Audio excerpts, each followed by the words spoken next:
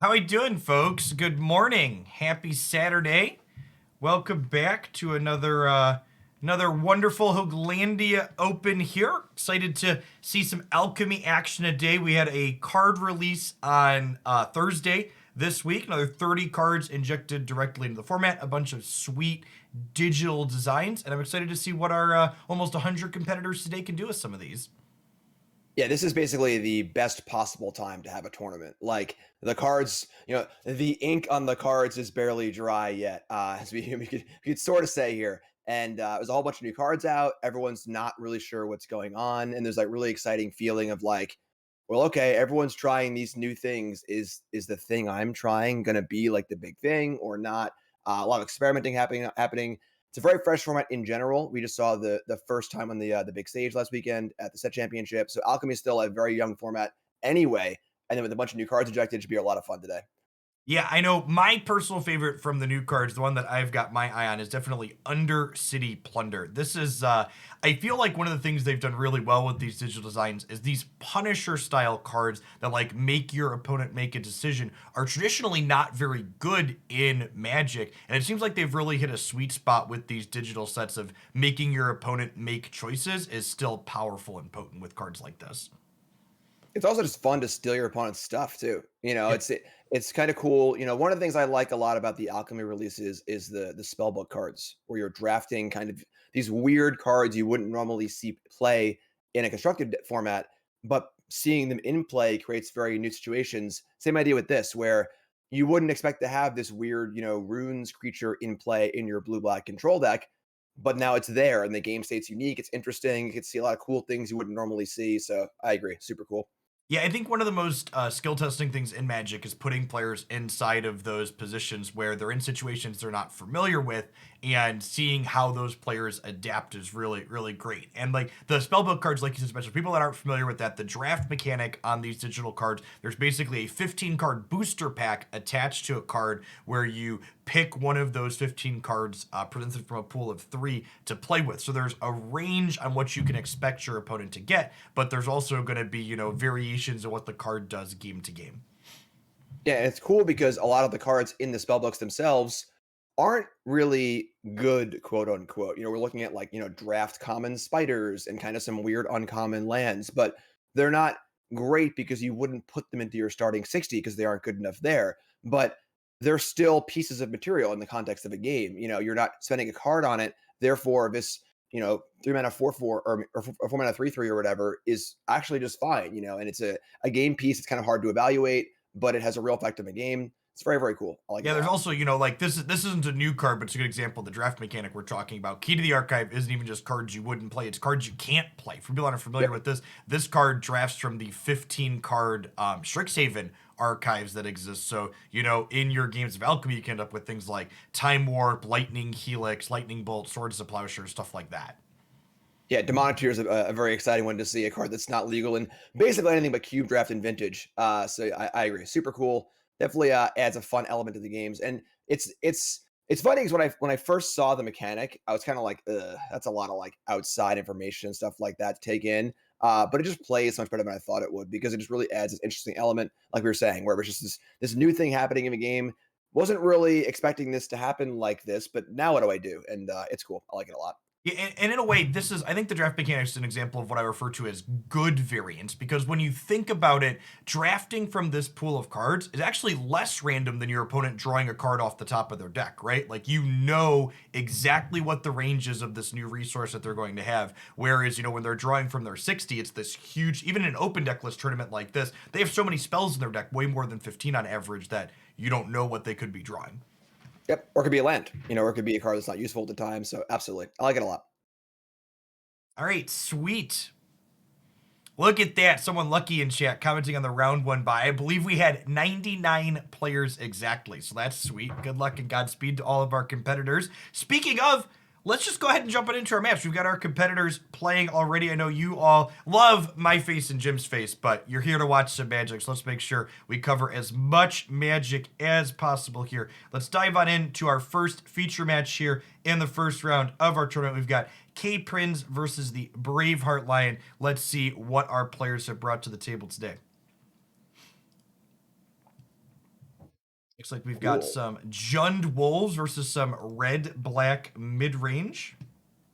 Yeah, Kiki Jiki, the Mirror Breaker, kind of the breakout card of the set championship last weekend. A card that, to me, even when I first saw it, didn't look particularly great. Has proven to be a really really powerful effect, especially in conjunction with City Soccer Connoisseur, which you see in hand right now.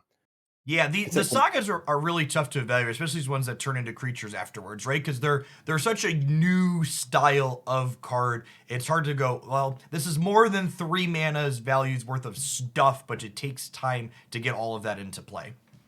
yeah, definitely a weird mix of like a saga and a suspend creature sort of. And you're right, you're getting a lot of material for one card. It's really hard to parse it because any one of this individual chapters on Fable isn't very good by itself for 3 mana. When you put the whole package together, it's quite the deal.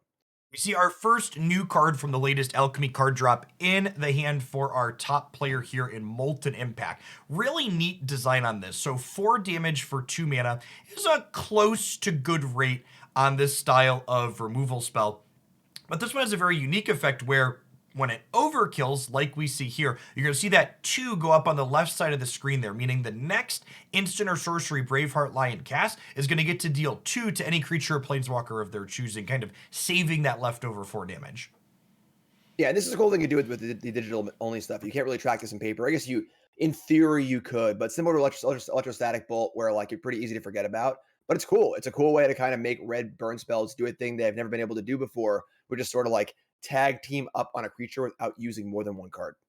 Yeah, and that's the digital design space that Wizards has chosen to occupy with a lot of their designs. They're not just variance-based mechanics or random like people expect when they think digital things. They've done a lot of stuff like this Molten Impact design where it's just a lot of busy bookkeeping in paper that's much easier to keep track of in a digital setting, so it's fine to explore the design space here. Yeah, and it feels just kind of right too. It's kind of cool. Oh, well, this spell just makes so my next spell is better. That's really cool. It's kind of a cool design. It's kind of intuitive, makes sense. So pretty sweet. We see choice of 4 drops here for K-Prince, Sorin, City Stalker, Connoisseur. We can also see a mix of 2s here, looking at that Blood Tithe Harvester.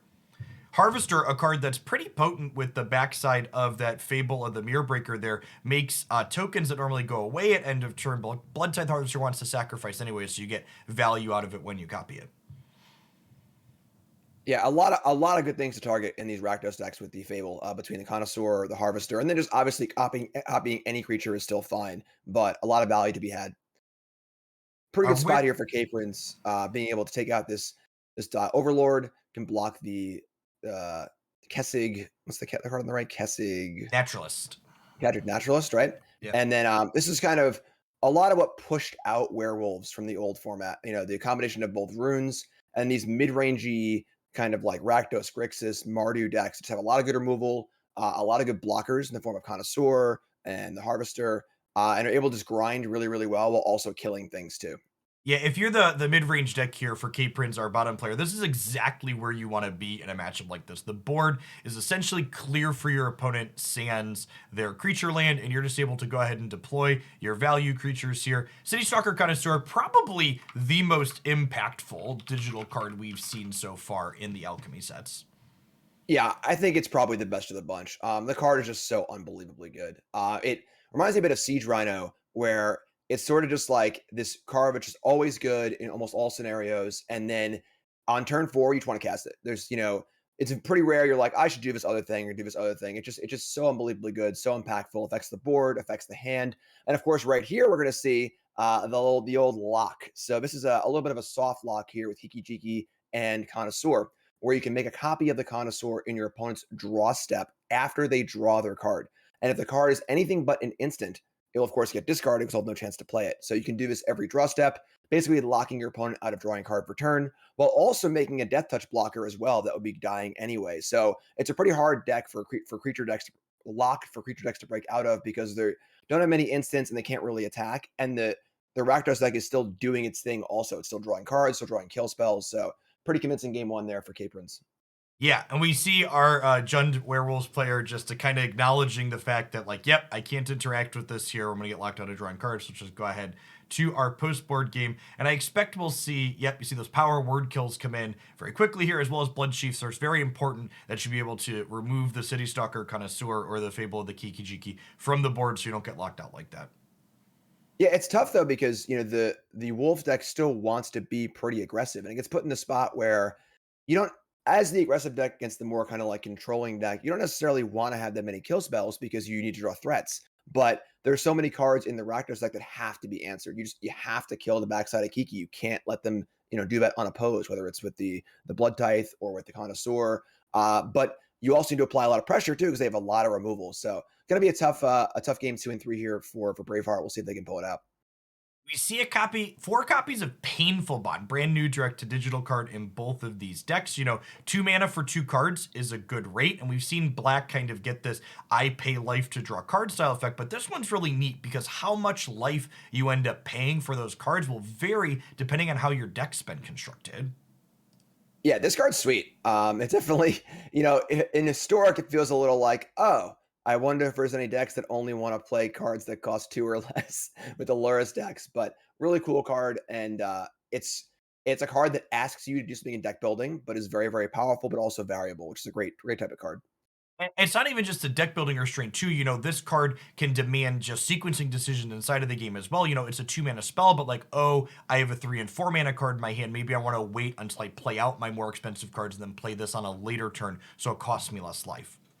For sure, a lot of risk reward and a lot of risk assessment in the course of a game. Against a control deck, yeah, sure, whatever, take some points of damage. But against an aggro deck, could be a liability. So I agree, super cool design. Probably one of the better cards in this Alchemy drop. You see here, Graveyard Trespasser coming down, choosing to deploy that rather than the Reckless Stormseeker here. That's probably smart in the face of all the removal that this red-black deck has access to. Graveyard Trespasser has that ward mechanic, which means you do get a 2-for-1 if your opponent decides to kill it.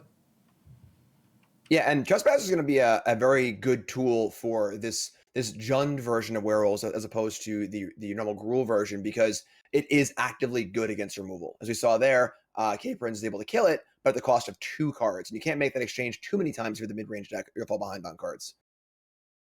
Got some choices to make here. Deciding to go ahead and Molten Impact the Blood Tithe Harvester here. Smart, because the Harvester is likely going to be able to kill the Reckless Stormseeker if you try and deploy that out first. However, we do see that City Stalker Connoisseur lurking in hand for Caprins on the bottom. Going to get to be a very powerful effect and discard that Stormseeker before it even gets to the board next turn now.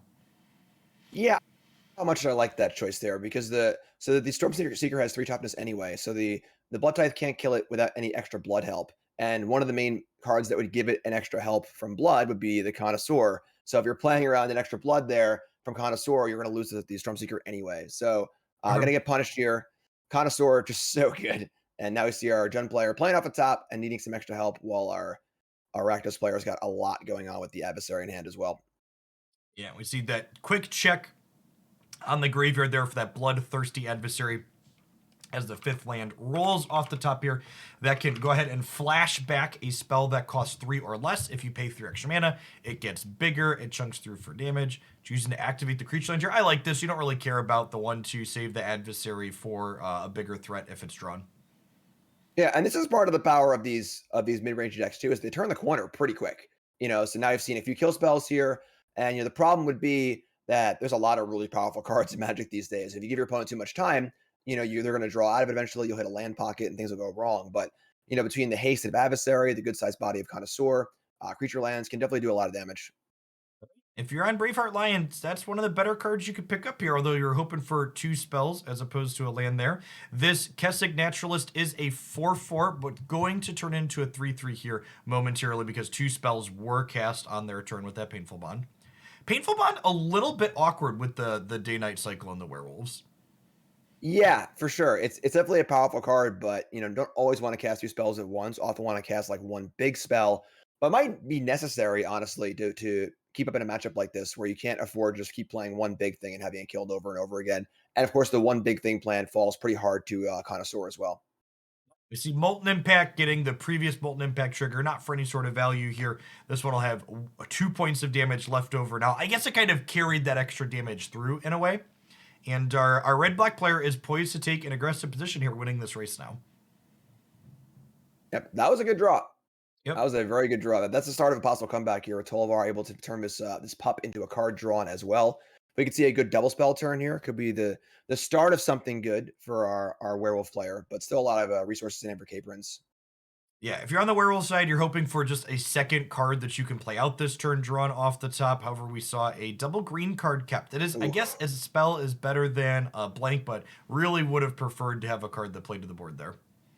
Yeah, and now we see a smart attack here from Caprins, recognizing that this attack forces the Tolvar to have to block. So this is sort of like killing it with a kill spell, but also getting it for a bunch of damage. You can close the game out.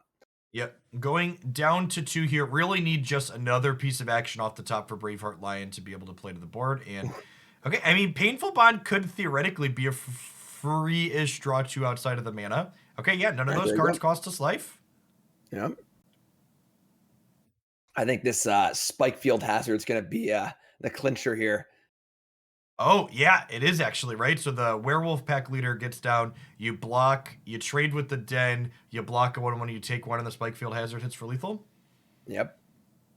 So it needs an extra mana for that. Of course, there's a little bit of life gain in the werewolf deck here. And even without the extra land here, I think I like taking the attack and putting them to 1. You're at 17. You can take the hit next turn. It's not a big deal. And then anything other than a Tenacious Pup off the top means they're still dead next turn. Even if they draw Tenacious Pup, well, then it's a 1/2, and it's like not a big deal.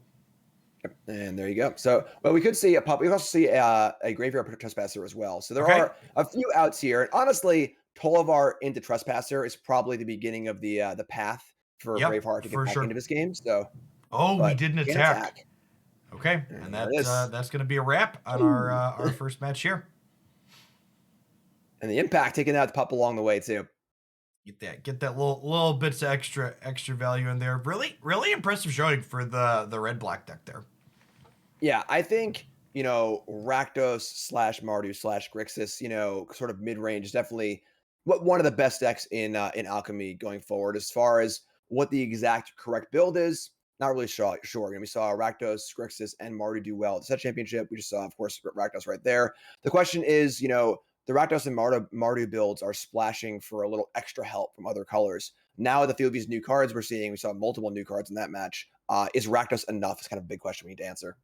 All right, for those of you that are new to the channel and the Hooglandia Open Series, we don't believe in much downtime here, so we're going to dive right on in to our second feature here of the Open, and we're going to just see some more red black. Actually, looks like we got some Painful Bonds and some Mirror Breakers here, and it looks like we've got the Mill deck had a pretty successful run in the Alchemy portion at the championship last weekend. It's interesting to see how these two play out here. We see Painful Bond in hand there for our Rakdos player again.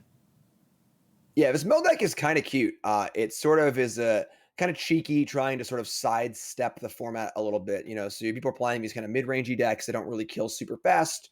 Well, then the Mill deck can just kind of chill and set up for this big turn where they copy Tasha's Hideous Laughter 3 times, just mill the entire deck, which is cool.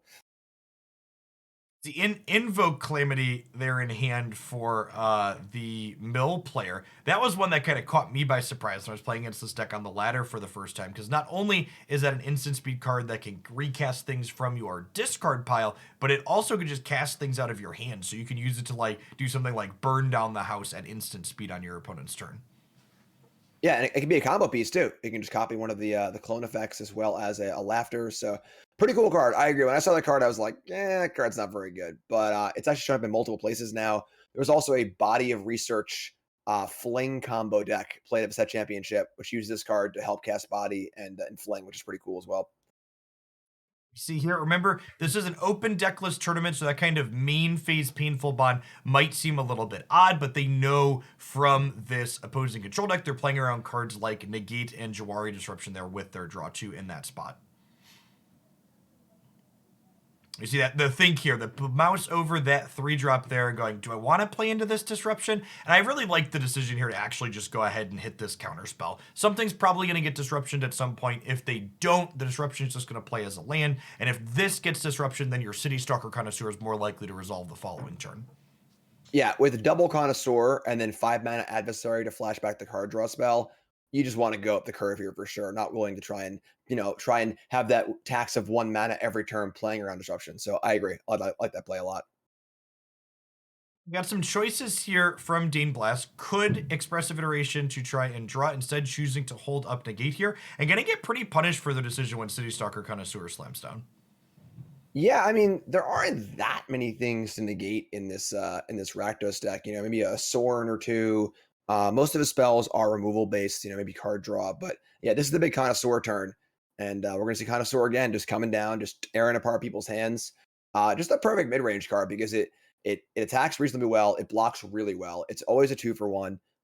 And then the blood token is really good as well because mid range decks have the problem often of kind of drawing the wrong cards at the wrong times. You draw kill spells against control decks. You draw too many clunky card advantagey cards against the aggro decks, and the blood allows you just to smooth that out. And Connoisseur would probably be good enough without the blood. So having this extra value in play is really really cool. Expressive Iteration here, getting to make some choices for our top player. A long pause here makes me wonder if we found a land or not. We'll see here momentarily once they pick their cards around. Okay, looks like there is Looks a like it. fourth land there, which is really what you're looking for. Going to get to probably Molten Impact this turn. I wonder if they'll choose to hold the negate up again. Choosing to again hold up negate and again going to get punished for the sequencing decision. Interesting. Yeah, I mean, I'm very curious what Dame Blast is so concerned with negating, honestly. Like, again, a lot of the threats are creatures. Um, not sure. Hackmage here pausing, maybe going to give them value on this negate. If the Bloodthirsty Adversary comes down with the untapped land, they will get to negate the draw 2, getting flashback from the bin. Tough choice here, because like I was saying with the Siege Rhino example, it just feels right to cast Connoisseur every single time almost. Like you just keep playing, just keep punishing your opponent's hand. And the fact that it also plays around Jawari Disruption here is also a nice little bonus as well. Yeah, They can leave mine up for the blood. yeah, I think that's actually the thing here. Like, do they want to play Stalker around the disruption or not? Choosing to go ahead and jam the adversary here. And at this point, even if the Painful Bond doesn't get countered, it's going to be communicate there's a negate in hand because the Bloodthirsty Adversary resolved very quickly, and this one tanks. I think you just snap off the negate here so you can stop being tempted to hold it up. Yeah, yeah. Then the thing is, it's still a big swing. Still 6 damage coming across. Pretty fast clock, all things considered. And still a lot of wheel spinning going on for Dame Blast here. A lot of good cards. They can draw cards and put things together, but needs to put something together sooner rather than later, or they're just gonna die to these 3/3s.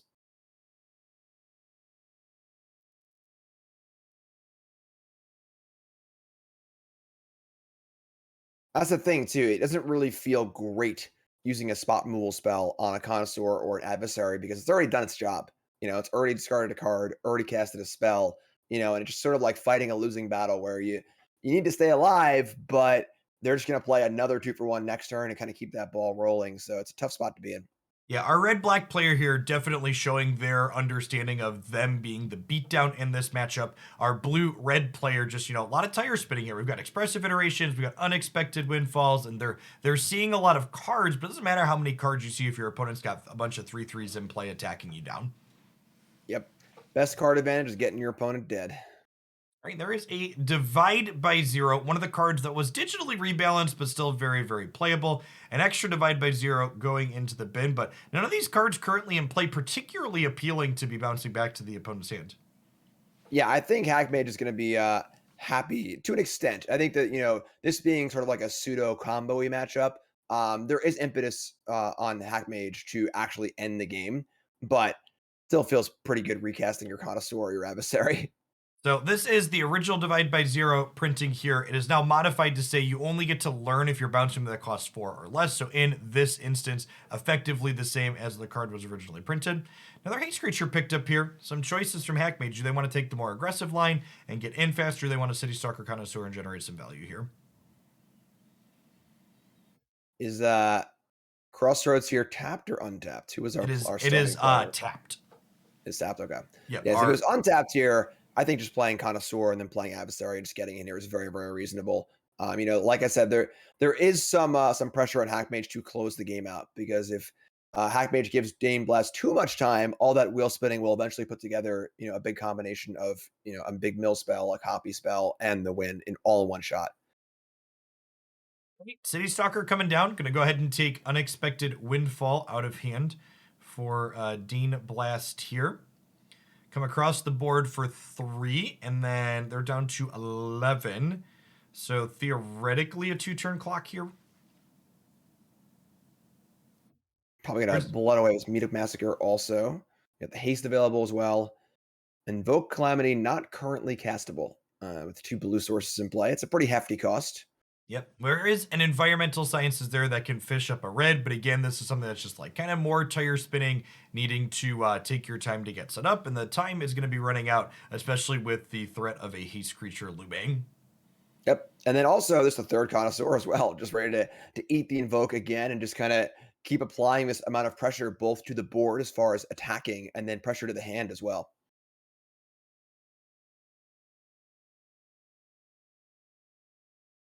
All right, so more card draw. It's a lot of card draw. A few kill spells in hand, between the impact and the divide is sort of a kill spell, but a lot of card draw going on. Yep. Unexpected Conversion, further tire spinning. It really feels like the way this blue-red deck is set up, it wants to be playing into other decks that are a little bit more slow to play to the board. Yeah, it's the connoisseurs here have just been, how many cards have been discarded? 3 at this point, and it always discards a very good spell every time too. So that's a lot of pressure, and Dane has been kind of putting it back together each time, only to see it discarded again. And the make some progress being made here. So now we see, the board taking up a little bit. 2 pretty big spells still in hand, but not quite there yet. Yeah, and even next turn, right? Like that Invoke Calamity is maybe the one of the cards you're depending on as a catch-up mechanic on Dane Blast side. And there's likely just another City Stalker Connoisseur coming down from Hackmage here. Yep. Ooh. The Invoke cycle. It's just, I really like this cycle. They did a good job with making all of these pretty close to playable, I think. Yeah, I agree. Just the right amount of power for the cost. Fun, splashy effect, but not so early that it feels backbreaking. Card's sweet. Card's a cool card. And this card notably does cost 5 mana, so that divide by 0 in hand for Dean Blast can kind of stall Invoke Despair. Oh, wait, it actually does. Is this? How close to lethal are we? We're just gonna Invoke Despair this turn while they're tapped out? Oh, we don't have enough black. Rip. Oh, it's a red Crossroads. Did we tap a black Crossroads to do that? We might have had a bit of a misclick there. It's funny because It's actually better off. Better, yeah. I think it's better for turn anyway. Like I was saying, it's kind of like Siege Rhino. It's kind of like, well, you should probably just play this Connoisseur because it's really, really good. So Invoke's still pretty good next turn regardless. Yeah, getting that really big effect out of hand for Dane is huge here. I agree with you. I think the fact that Invoke Despair was not castable there is actually quietly a big upside for our bottom player. Yep. It's interesting seeing these Molten Blast triggers. I actually thought it augmented the next damage spell you played. I was kind of just my assumption, but triggers on actually any spell, which is kind of interesting. Definitely makes your timing on your card draw spells and your counter spells a little more interesting. So Unexpected Conversion here, going to get to turn that Spike Field Hazard that was drawn into potentially something more useful here. I lied. It's a Fading Hope. It's more fun than 4 City Stalker Connoisseurs, 5 City Stalker Connoisseurs. Yeah, these bounce effects have not looked great, Jim. Yeah. Kind of a big difference between Standard and Alchemy too here is that the bounce spells have been prevalent in Standard now since they've been printed, honestly. Constantly Fading Hope your creature, Divide by 0 your creature, but just not very effective against this deck. See Invoke Despair being moused over here. We have 7 mana. I don't know, unfortunately, I know the leftmost Crossroads is red. I don't know if that second one is black, so uncertain if Painful Bond will still be available after we Invoke Despair here. I like just jamming it here, honestly. It's lethal. I'm going to guess it's red anything. Because it wants to tap the dual land. Wait, so does it say blue? They just moused blue. Over it. I thought it said blue. I wonder if there was a misclick there. It's a feature I would definitely like to see, having a little border around the M. I think I think on Magic Online, they actually had that back in the day. You choose your color on Query and Elves or whatever to give you a little border and let you know. I'm not a expert on the Magic Arena code base, but I'm going to assume the answer would be the technology's just not there yet, Jim. It's true. I've heard that before. Heard that before. All right, We're gonna Meat see Hook a Massacre. massacre for 0 here. This is kind of interesting because, now I feel like kinda wanted to play this adversary perhaps, Yep. pre-combat. I think the mana here being a little awkward, and that's kinda cool that there's a very powerful splashy spell in Invoke Despair, but there's a cost. It's not an easy card to cast if you're not playing mono black. So, with great power comes great need to have your lands be the right colors, I guess. That's how the line goes, right? So divide by 0 here, targeting the Meat Hook Massacre that was played for 0. Yeah, that was on blue, actually. I wonder if that was a bit of a misclick. Yeah, that's an interesting one.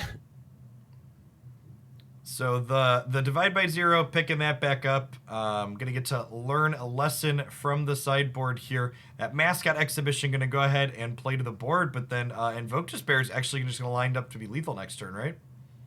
Yeah, it's pretty funny because bouncing the massacre when the massacre is like an answer to the exhibition a little bit. But yeah, this is gonna be Invoke Despair probably to close this one out.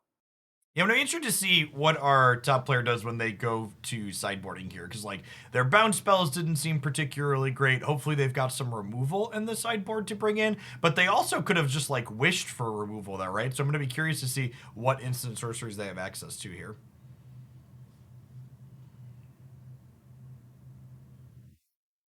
All right, if you're on Hack Mage's side, you're kind of licking your lips here. You know the game is over. Invoke Despair is going to get to drain for 4 because there's no enchantments or planeswalkers on Dane's side of the board.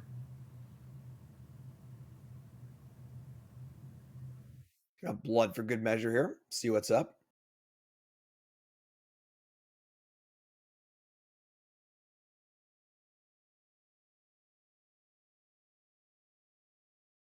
And Invoke to close it out. Slam it. There's no, even if they have Spell Pierce, I don't know if you have mana to pay for it. Blast first here, sure. Pretty much everything works here.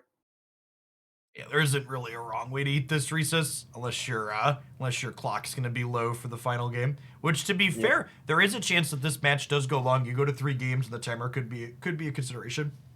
But there it is. There's the finishing blast. So got to pay the 1 life here off of the tax, but we'll finish it out. Needs to sacrifice an enchantment or a planeswalker to deny the 2 life, and that's not going to do it. A little old-fashioned lava axe action here. The cruelest of Catch. ultimatums available in standard or alchemy here, if you would. Yeah, huh? Look at this sideboard here from our mill player. There actually just aren't any extra removal spells here, and we see a pretty real cost to the way they've constructed their decks. They have Smoldering Egg to bring in as an extra threat, but they have all these lessons in their sideboard, and then they have a bunch of what look to be one-ofs to fish up with unexpected conversion on occasion, kind of limiting the amount of real cards they have to be sideboarding in and out. Yeah, and we've got just more bounce in the sideboard too. We see a Cyclone Summoner, which can bounce everything. But yeah, I mean, I understand the idea construction-wise. So as a combo deck, your goal is to kind of just stall the game until you can fire off your combo. But the problem is that this Rakdos deck is presenting so few things to bounce profitably, and that combined with how good City Stalker Connoisseur is, and now we see more cards coming in. We see Go Blank. Yeah. We have dresses here too. Yeah.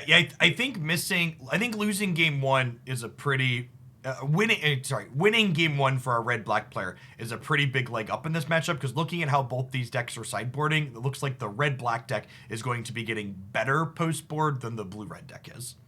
Yeah, a lot of stuff coming in here with the Go Blanks and so on and so forth. And now all that creature removal that was kind of dead in game 1's also coming out too. So this is going to be a pretty punishing gauntlet for our mill player to try and run through.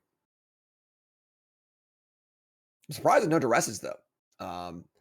Unless they're above Spikefield Hazard. It doesn't Well, seem to be you any will less than note there, 75. I talked about my favorite card at the start of it. There are 4 copies of Undercity Plunder for our red-black Hmm. players. So while not targeted discard, it looks like they're choosing to lean into the kind of discard 2 style effects here with this as well as Go Blank in their deck.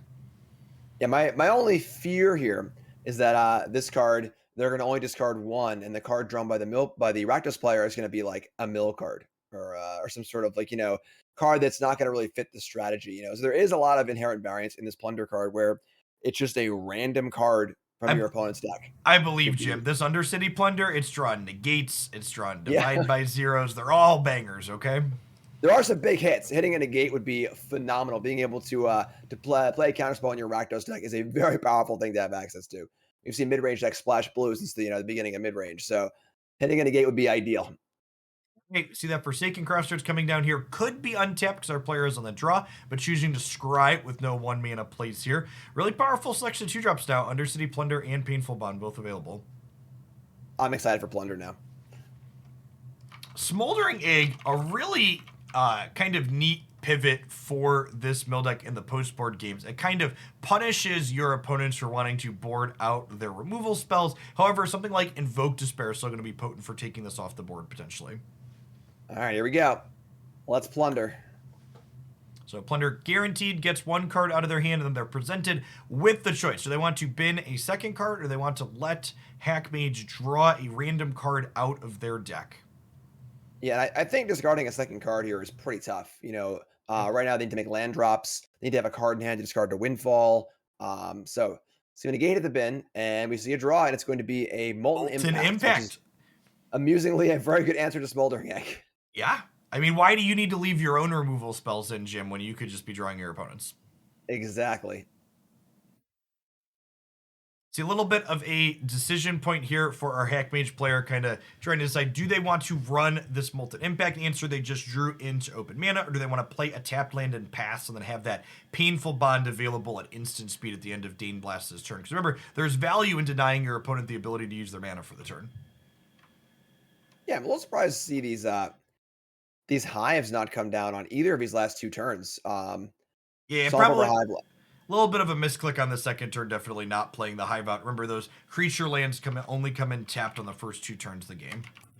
Yeah, and then even here, not going to be using this 1 black mana, so Hive on the last 2 turns would have felt a little more efficient. That might stumble up Hackmage's ability to cast Invoke Despair here. Yeah, I think I think on this turn explicitly, at least, playing the Swamp's a very conscious decision to try and play around the copy of Jawari Disruption that could be there.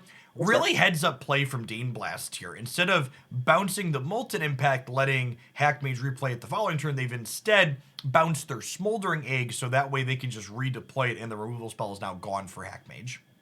Yes, it's important to note that that copy of Molten Despair is conjured. So it's not like if it's Divide by 0, it goes back into Dane Blast's hand.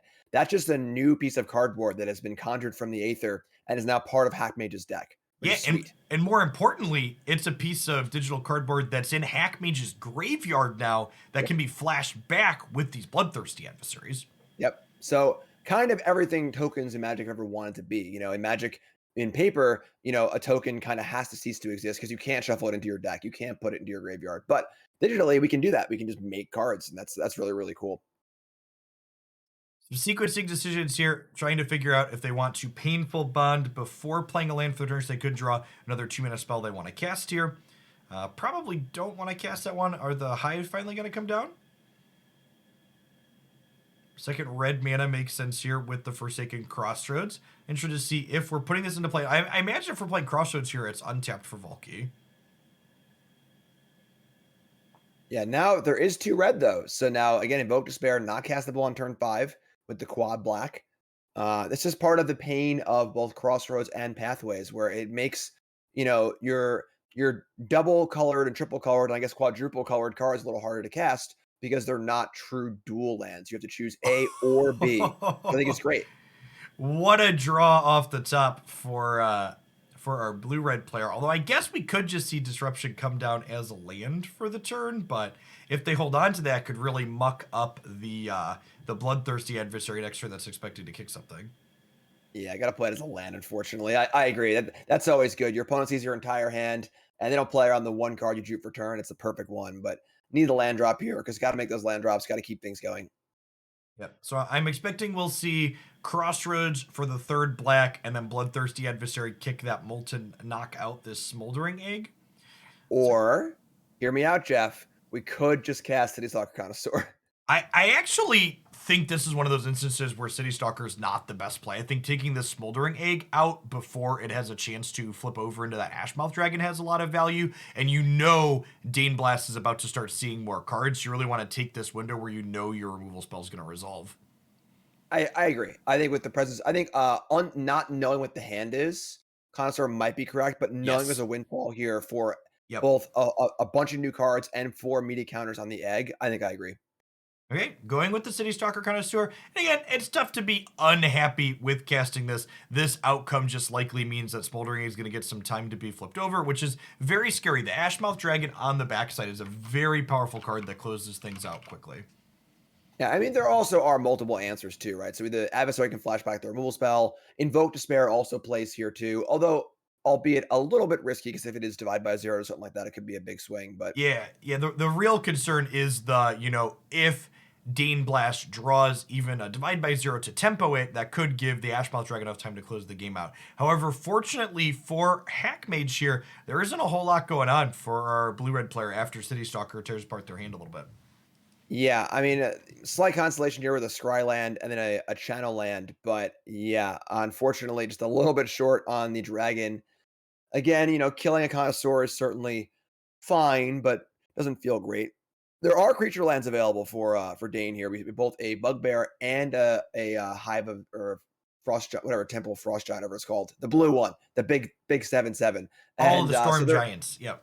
there you go, Hall of Storm Giants, and so there is some action in these lands, but there's a lot going on Hackmage's side of the board. There's just Ooh. even more card advantage coming up here. Uh, we have an untapped land potentially Forsaken Crossroads. Little tip for the viewers watching at home, that blue border around Crossroads means it has the option to be untapped. Leading on the attack here, it looks like. So I imagine that means this is the Invoke Despair turn as opposed to the Bloodthirsty Adversary. Yeah, surprised why it wouldn't be pre-combat. I guess the Bugbear can pop in for a block maybe, but you kind of would be happy trading Volky for Bloodbear for Bugbear anyway, so Yeah, I feel like we haven't quite given this Ashmouth Dragon the respect it deserves in the matchup. And our blue-red player is a little bit flooded, so they're not going to be able to punish for it. But generally speaking, prioritizing taking Ashmouth Dragon on a play is a good sequence. yeah, I think it's obviously a bit of caster vision here, right? Because we see 2 lands in a 4 damage spell, but Hackmage only sees 2 blank cards in a 4 damage spell, and there's a wide variety of counter spells to play around here. We see Jawari Disruption, of course, possibly Negate, Stroke, etc., etc. So, Hackmage, it's obviously much more difficult for them not knowing what these cards in hand are. Yeah, this is actually one of the most supremely punishing things that can happen to this Invoke Despair. So remember, Invoke Despair makes them sacrifice a creature, so now they get to throw away one of these 1/1s instead of their very powerful 4/4 in the future. Yeah, that's pretty cool.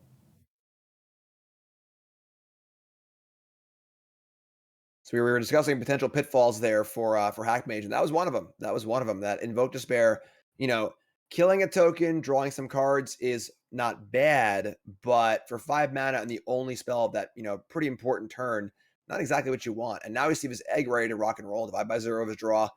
It's a lot of spells to be cast, and still plenty of resources for Hackmage, but this could be the beginning of a comeback for Dane. Yeah, and this is kind of the power of the Ashmouth Dragon is Ashmouth Dragon's a card that's capable of closing a game out so quickly. The game doesn't have to be about attrition from Dane Blast's side from here on out. You can just tempo them with cards like Divide by Zero and eventually run them down before Hackmage can play through all of these 2-for-1s they have in hand. Yeah, absolutely. All right, looks like we're going for a proactive Divide by Zero here on Volky, perhaps. This is the last 3 mana the Smoldering Egg needs to flip over into the Ashmouth Dragon. Yeah, this is a bit risky though, because of course Valky, another card that's not really great to bounce because it starts out as an alpha mirror, 2/1 for 2. But on the backside, there's a 7-mana Planeswalker, which is quite powerful in play. That can also minus to kill the Ashmount Dragon as well. Now we see the mouse over at Hackmage just say, well, this is a 7th land here. Can drop that as Volky next turn. There's the Teachings. Get to get that 2 damage upstairs. Hoping to draw another Divide by Zero, honestly, if you're on Dane Blast side. Some type of counterspell or negate, for example, in these couple of draws. Yeah, Dane is now the Delver deck. Got to just protect this dragon, get in for a few attacks, and kill quickly. And not a terrible... Actually, everybody played a land? Everybody played a land this turn. All right, that's rough. Yeah. So Volky is free to play here. Yep. Of course, and, the shields are down on Dane Blast's side here. So your board is clear, and they're knocking you down to 10, but you get to go ahead and deploy your very powerful Planeswalker next turn and take their threat off the board. Yeah, and there are no, it is open deckless, no spell pierces or anything like that. So coast is clear.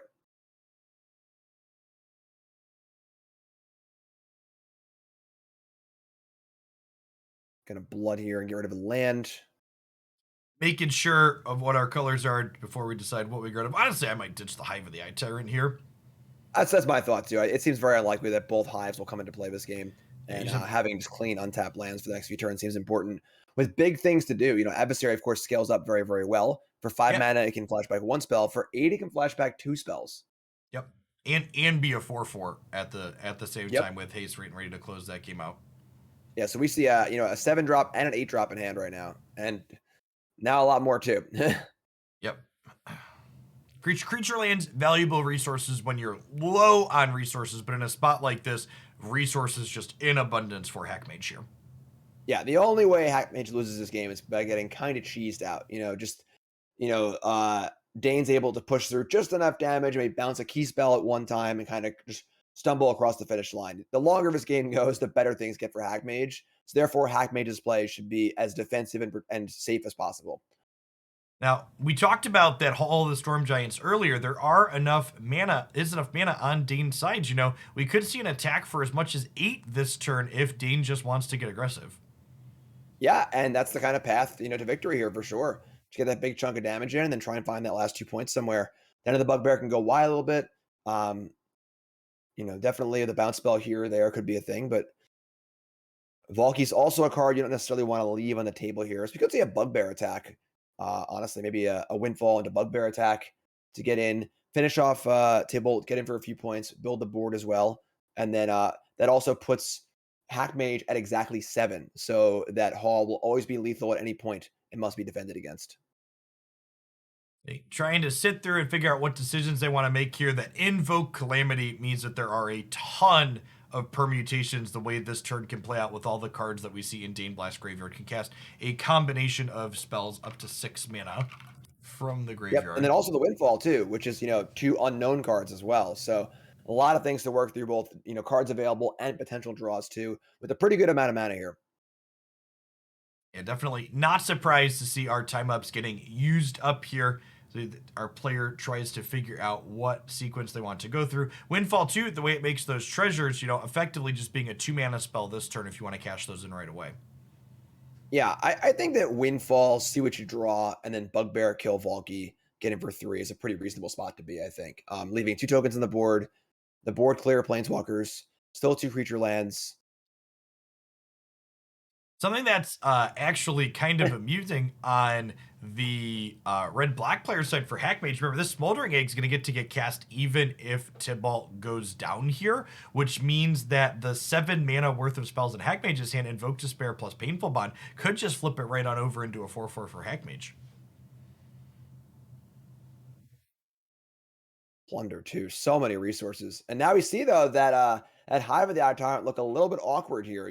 There's a lot of resources to deploy, and you want mana every turn to do it. And I kind of doubt we'll see Hive activated this game at any point. So even the one that's already in play. So let's see what this Plunder turns up. I have to imagine the Plunder is drawing a card out of Dane Blast's deck. At this point, you're looking at Hackmage's hand. You're like, you got 7 cards in hand already. Have an 8th. That doesn't really matter. Absolutely. And ooh, It's a pretty good one to get. that is a good one. Yep. Now there does need to be something in play for Hackmage here, I think, to try and push this issue a little bit.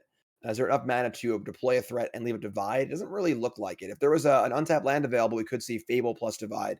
I guess we could see Egg plus divide. That works too. A lot of options. A lot of options. Yeah, this is kind of I really like the direction Wizards has kind of pushed this format with both their digital rebalances and designs. I feel like it's been a long time since a mid-range 2-for-1 deck like what Hackmage is playing has really been competitive in Magic's formats, and it's nice to see it really get to slog it out here. Yeah, and just a lot of cool, fun cards too. Like Fable the Mirror Breaker is just a really fun card. Just a lot of cool things. It's a pretty cool lesson in tempo. With the first token, a little bit of hand fixing, copying stuff's really really cool. It doesn't feel broken or anything like that, but it's just a super solid card. It's a lot of fun to play. All right, Invoke there's your Calamity book. here. Yep. So now, question is, does divide by 0 hit this or not? Now, of course, if it is divided, there'll be no learn, and the invoke can be cast on the following Well, turn. remember, Jim. Oh yeah, there's no learn because of. I was thinking they don't have a lesson, but this card's been nerfed. It's a 5-mana spell. There's no learning. Yep. Could have rummaged if it was the original version. A little discard draw, but unsubstantiate, still pretty good in this current spot. But it's going to resolve. So we're going to see Invoke is going to copy a Molten Impact from the graveyard and a Windfall. That is pretty good. Okay, and then are we gonna divide the Windfall then? Okay. Do So we now it's want to important to note rummage? that this casts the actual spells in the graveyard, not make copies of them. Like I believe Finale of Promise makes copies of them. So the Windfall will go back to hand here. It is available next turn. With the card drop for turn, we could see Windfall as well. But Great. it's another egg. Okay, yeah, But Egg here is one of the few cards you don't really want to discard to your Windfall. Honestly, I kind of like Egg into Smash with a creature land here.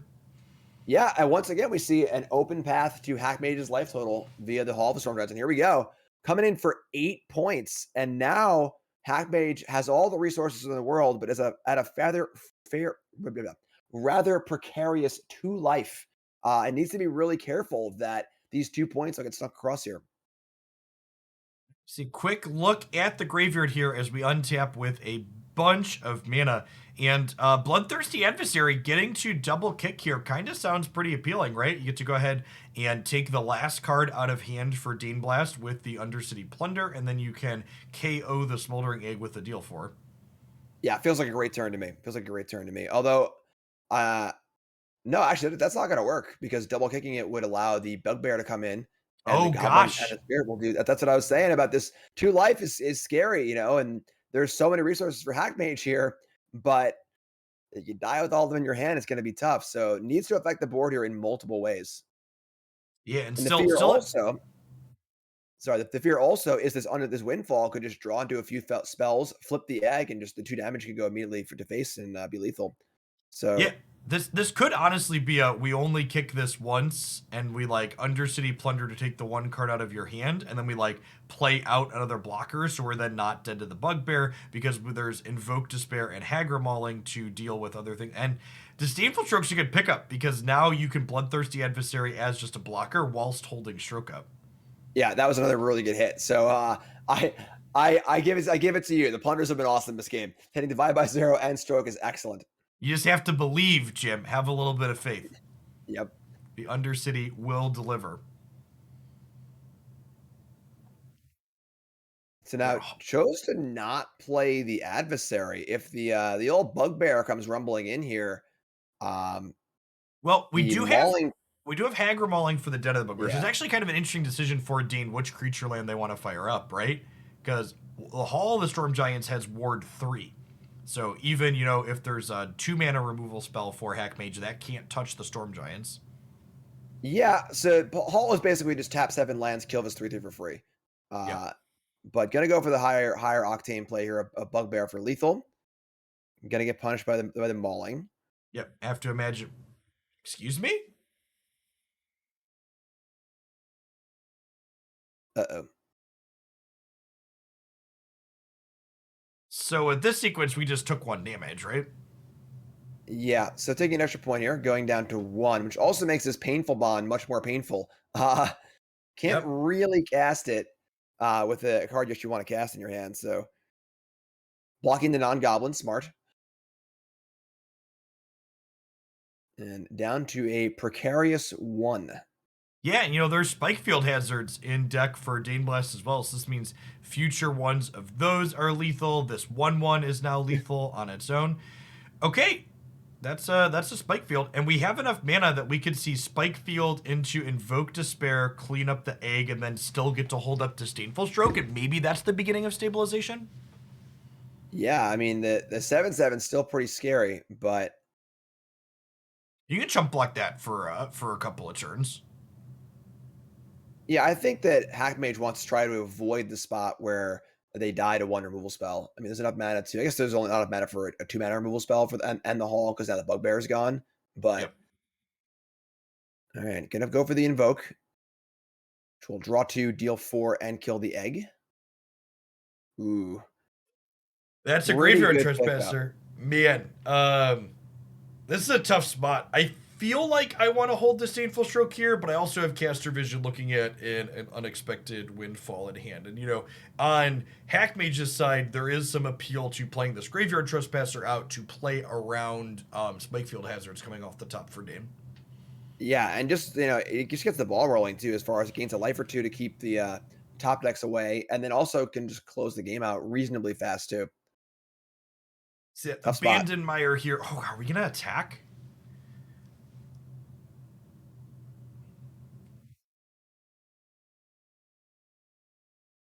We're debating on if we can get aggressive here, because they do need to close the game out.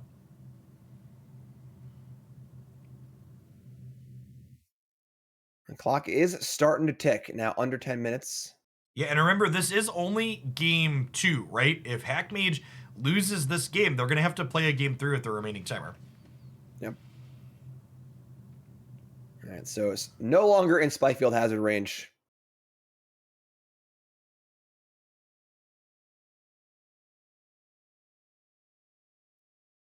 All right, we got some card draw here. So Dane still drawing.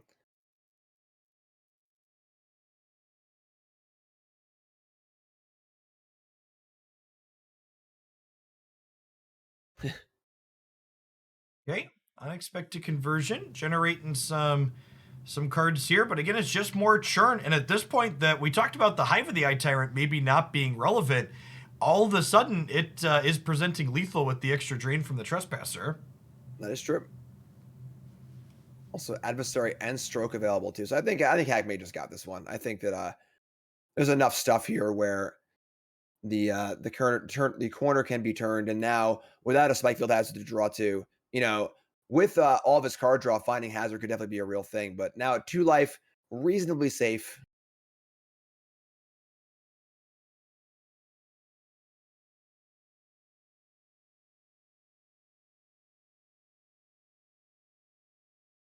Ooh, so a couple invokes that aren't castable, and an impact. Now this buys a turn at least, right? So now the impact can take out one of these 3/3s, and invoke is available for next turn, but that disdainful stroke is going to be pretty backbreaking. Of course, not often you play around a counterspell from your opponent's Rakdos deck. So this game is probably going to end on a big attempt at an invoke and a disdainful stroke. We'll see if that's what Dane Blast has in store for their future.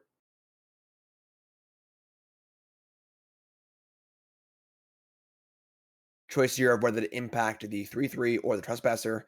Trespasser requires a discard, but also will stop some life gain, some extra damage.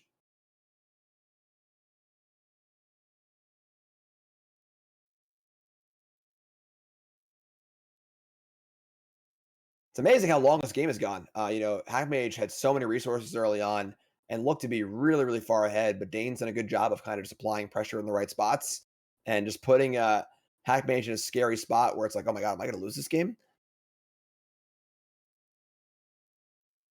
All right, decided to play the land and just kill the adversary as a 3/3. So Trespasser lives. Currently, it's actually just lethal on board. Yeah, so it's 7 damage on the board, and then the adversary in hand as well. That is 10. My math is correct. We have 5 for the hive, 5 for the adversary. So this should be lethal here.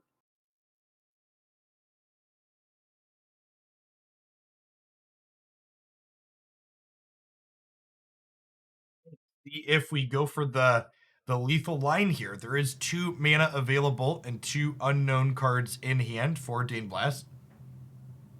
For sure. And then with the stroke actually in hand, there's definitely some like, okay, maybe I can just wait. I feel pretty safe with the stroke here. I don't need to go for the kill. So wouldn't be surprised to see Hackmage break it up over 2 turns here.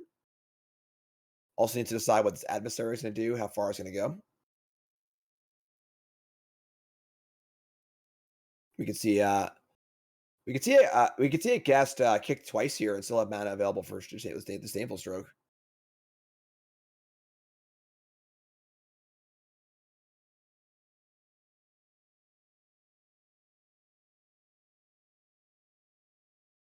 City Plunder, going to potentially generate a little bit more value here. Maybe just Spike Rope's Field going. Hazard for the extra 1. The rope's going. All right. Close there on the rope. So we'll see the windfalls that get discarded here. And I imagine a card will be drawn. It'll be all right, a little land. That's fine.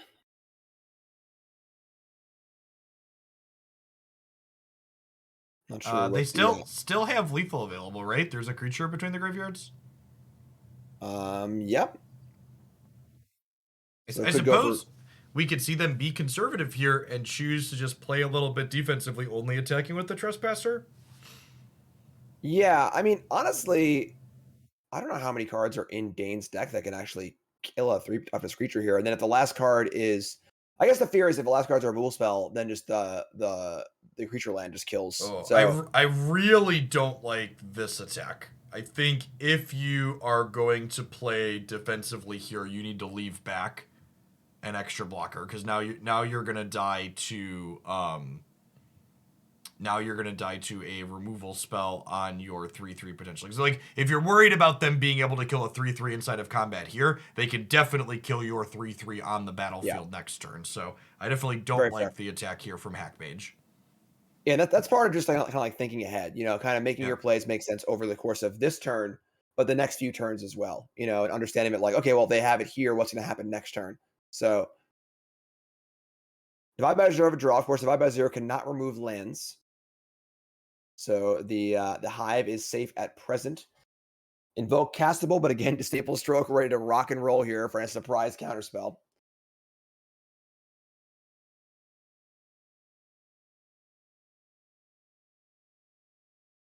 Are Dean Blast trying to figure out if they have a way out of this with that Invoke Calamity in hand. A lot of permutations the way things can play out. We see our red-black player again, double checking here.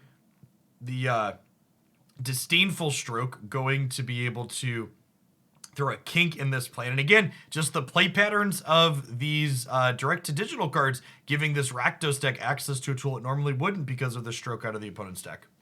Yep. And getting ready. I'm getting excited for this disdainful stroke being held back here.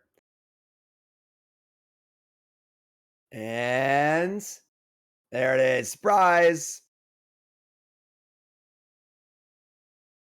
And that should do it. Stroke countering the invoke. And now there's a divide buzzer left over. I suppose the divide could bounce the stroke.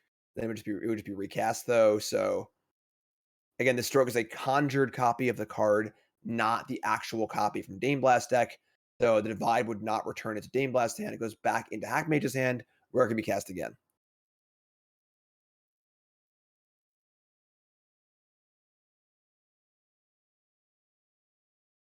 So could have divide by zero the invoke back to hand, but of course to have it next turn, there's not going to be a next turn. So this should do it here.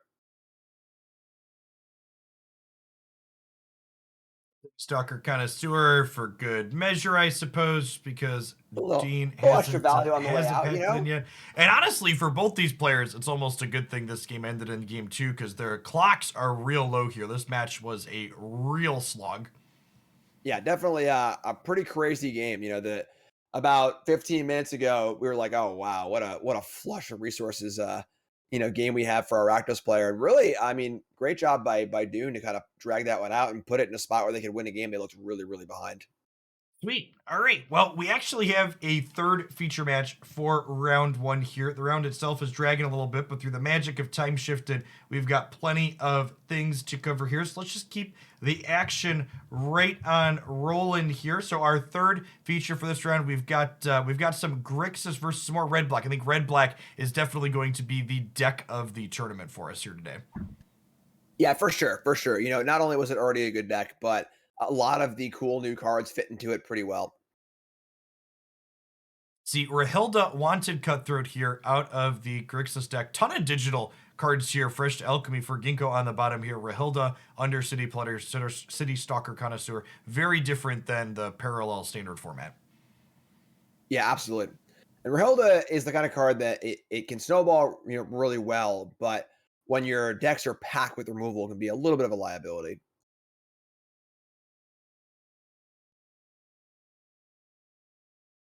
All right, so you see Plunder once again. And, I was saying earlier how Plunder can be a little awkward sometimes when you're drawing cards out of your opponent's deck that don't necessarily jive with your own game plan. Here in this sort of pseudo mirror, basically any card from Midguy's deck is probably going to be good in Gecko's deck as well. So a little more cost to giving your opponent a card here, but it looks like that's what they're going to do. It is. There you go. There's an adversary.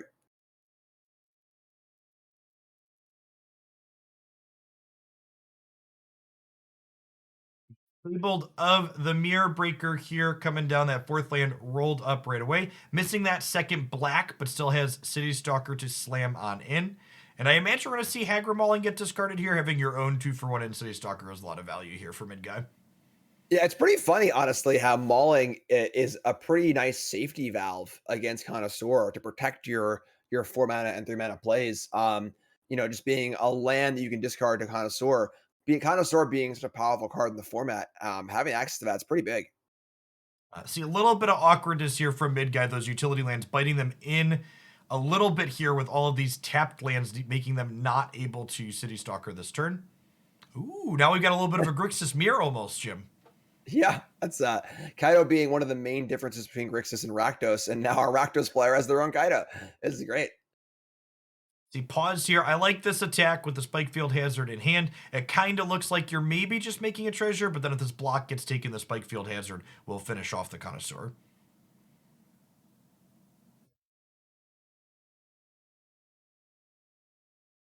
All right, we got so it looks like Ginkgo is a little bit ahead here. Has Sorin available, can't cast it just yet, but almost there. Now Painful Bond is good too, and then Adversary lined up as well.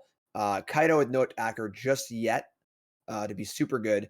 Although we do have the Fabled Mirror Breaker flipping soon, along with the Connoisseur. Hey, there's that second land here. The Sorin gonna get taken by the Connoisseur this turn. Just that powerful 2-for-1 style of effect. There is removal spells lined up here for Ginkgo, so at the very least, they're not gonna get locked out by that Reflection plus City Stalker interaction we saw earlier. Yeah, and then the Adversary looking pretty good here too, honestly. Being able to flashback that card draw spell. That's kind of the key difference between the Rakdos versions of a deck and the Grixis versions of a deck, where the Grixis versions rely more on Kaido for card advantage, whereas the Rakdos versions rely more on the Bloodthirsty Adversary. Pretty amusing to see the swap here, with each deck having its other card advantage engine in play or in available in hand. Right. And Bloodthirsty Adversary, a chance to make back up some of that card advantage here. There is that Painful in the graveyard for Ginkgo, so they could draw a couple of cards here. Or we could even see Plunder is a 2-for-1 that takes resources away from mid guy here, might actually be the line. Yeah, I think that's almost better, Yep. And this is, kind of the power of Undercity Plunder here. Mid guy chose not to discard a second card earlier and instead gave Ginkgo basically a 3-for-1 instead of just discarding a second card with what was drawn here. Yeah, now, and the interesting here too is that this plays poorly into Kaido, but Midguy shouldn't have Kaido because Midguy is a Rakdos deck, which is pretty amusing, So by making this play, now the Connoisseur can attack, and then Kaido can start drawing cards. But pretty hard thing to plan for when there's not any blue lands in play or Kaidos in the deck. Okay, Invoke Despair drawn off the top for mid guy. Gonna go ahead and deal with this adversary and draw some cards here. Yeah, pretty powerful top deck there.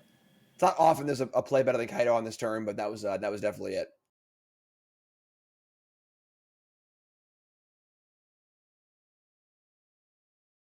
Great. Got two double spell turn here for Ginkgo. Actually going to end up working out in a way where Kaido does not get to draw a card. I guess potentially. Depends on if we open by sequencing the attack first on mid guy's side. You probably get the plus before, because there's not really not a strong reason to power word kill the connoisseur before the Kaido comes down. Right. If you know you're playing against Grixis here, you probably don't allow the attack to go through. But again, this is just a Rakdos deck. Like it's pretty unlikely it was like Kaido as the card taken off of the plunder. So we get to see Kaido come down here. This is a really big spot. I'm sure Ginkgo's a little like, oh, really? Yep. Come on. And Kaido comes down, starts drawing cards. It's protected for the turn. This is pretty good. There isn't really Ginkgo's deck and mid guy's deck in this match, Jim. It's just like our decks, really. It's a communal card pool. Right. They're definitely playing the game together. We see here Rahilda in hand here too for Ginkgo, another card that draws cards off of your opponent's deck in a way that's kind of sweet.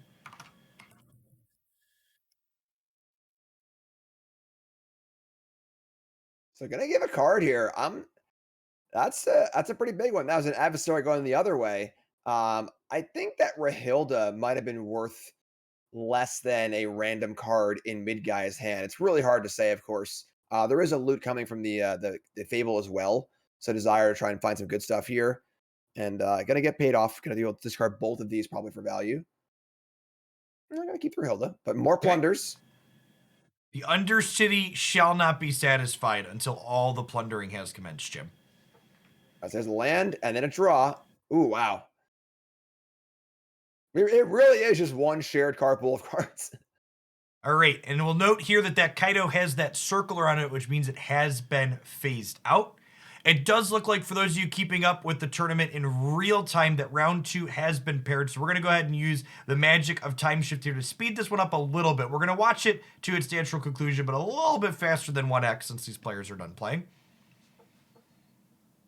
So their digital design here in Molten Impact, going to get to deal with this Rahilda. Interesting to see Painful Bond not happen. I might have wanted to see what other cards come off the top of our deck on mid guy's side before committing to. Oh, never mind. This triggers the. This is okay. Molten Impact is such a gas card, so the Painful Bond triggers the Molten Impact. Afterwards, ignore me. Mid guy is on the ball, and this is fantastic. Yeah, that's really cool. That's definitely a super cool card. Don't you like when your draw 2 also just like happens to shock the other thing you left on the board after your removal spell? Seems clean. Yeah, that's pretty awesome. And then also the floor just being a lava coil or whatever is also quite good too. So very very impactful card from the new Alchemy set. Speaking of our deck, Futurist Spell Thief here in hand enters the battlefield. Conjure a duplicate of target spell into your hand. So this targets spells while they are on the stack to give you copies of them. Yeah, your bloodthirsty adversary, our bloodthirsty adversary. Okay. And like now you have to make decisions with your adversary knowing that you're getting adversaried the following turn.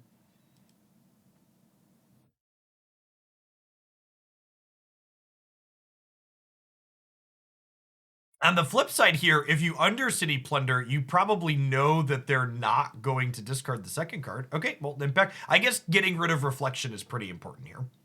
Yeah, reflection just really can't be allowed to stay around here, so it makes sense. Okay, and then the Ninja is unblockable here, and this lets Kaido tick up cleanly to draw an additional card, and you have your 3/3 to block in theory. Nah, I like the attack here because it could die to their bloodthirsty adversary kicking something. Yeah, because this point Kaido's done his job. Has made a creature, drawn a few cards. Losing Kaido here is not the end of the world. All right, there's land number 7. So now getting closer to the magic 8 mana for a double kick. Not Not sure if there's really time to put that together, but something to consider for Ginkgo. I think on Ginkgo's side here, you want to just go ahead and deploy this and get your value out of it because you really need to take this Kaido off the board because it's drawing an additional card just every single turn. Very true. All right, plunder away. Something to note for the viewers at home, you'll notice some of these cards have that purple text on them. That means a card has been perpetually modified on Magic Arena. The modifications at play in this game are the ones where you have to lose a life when you cast them, or like this Invoke Despair here can now be castable through mana of any color since it was conjured via Plunder the Undercity. Yeah, 5's a little easier than 1 black, black, black, black. just a scotch, Jim. Yeah. All right, so more Undercities happening here, and I got to imagine that this Despair is going to be kept here.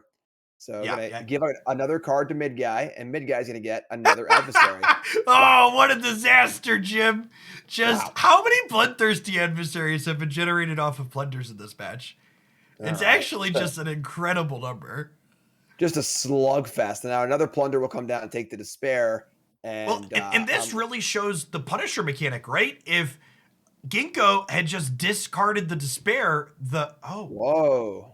Right, that's so, I guess they don't know what the last card is there, but they're going to be kicking themselves. yeah, so valuing the extra kill spell to kill the creature, but that allows the Despair to go off. That's a pretty risky play because the plunder was great there. The plunder was the last card in hand, and then another spell draw as well. I guess the life totals are relevant here, right? Yeah, because with this Hive of the Eye Tyrant fired up here, we actually have a chump block force. So I guess I kind of like this line, valuing ending the game here. It's fair. And my assessment of you want to get the last card, on the other hand, failed to account for the Hive of the Eye Tyrant here, which is really applying a lot of additional pressure. All right, down to 2. This comes in untapped. I believe so. Yeah, I believe. Yeah, I if it believe does was an untapped, untapped, yeah. and this is going to be probably the game. So another attacker here is very, very good.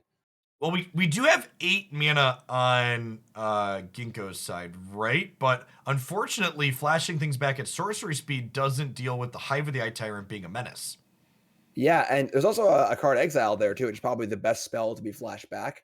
So looking at the graveyard here, there's a few kill spells for sure, but you're absolutely right. The Hive of the Eye Tyrant is very difficult to block.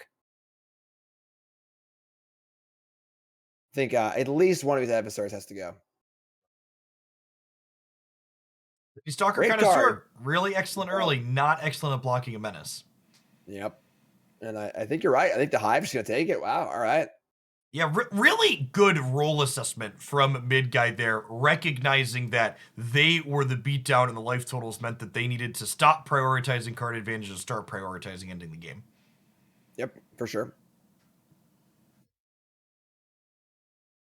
Is that an Ovar in hand for our Grixis player? That is an Ovar, and that is some spicy tech for the City Stalker Connoisseur mirrors. So Ovar has the ability where whenever it is discarded by an opponent's effect, How do you get to make a copy that card? of a permanent. Yeah, pull that one up. That's a weird one. So what you can do is you can make a copy of their City Stalker Connoisseur and then stalk them back. So yeah, whenever a spell or ability opponent controls or allows you to discard this card, create a token that's a copy of target permanent. So you discard this, and then you copy their Connoisseur, and then they have to discard. So it basically turns the Connoisseur into a major liability. Yeah, it's not even just good against Connoisseur in a matchup like this, right? Because there's all of those Undercity plunders we saw too that are making you discard. Yep, pretty cute. Like, oh, that's a card kind of card that ends up being good in a metagame. It's just brand new. Yeah, There's and this is saw it here first. Yeah, I mean, this card doesn't see any play through its entire lifetime in Standard or Alchemy up until this point, but just an example of how the power level of a card is very contextual inside of a game like Magic. And when these discard decks are popular, something like this is a very potent effect.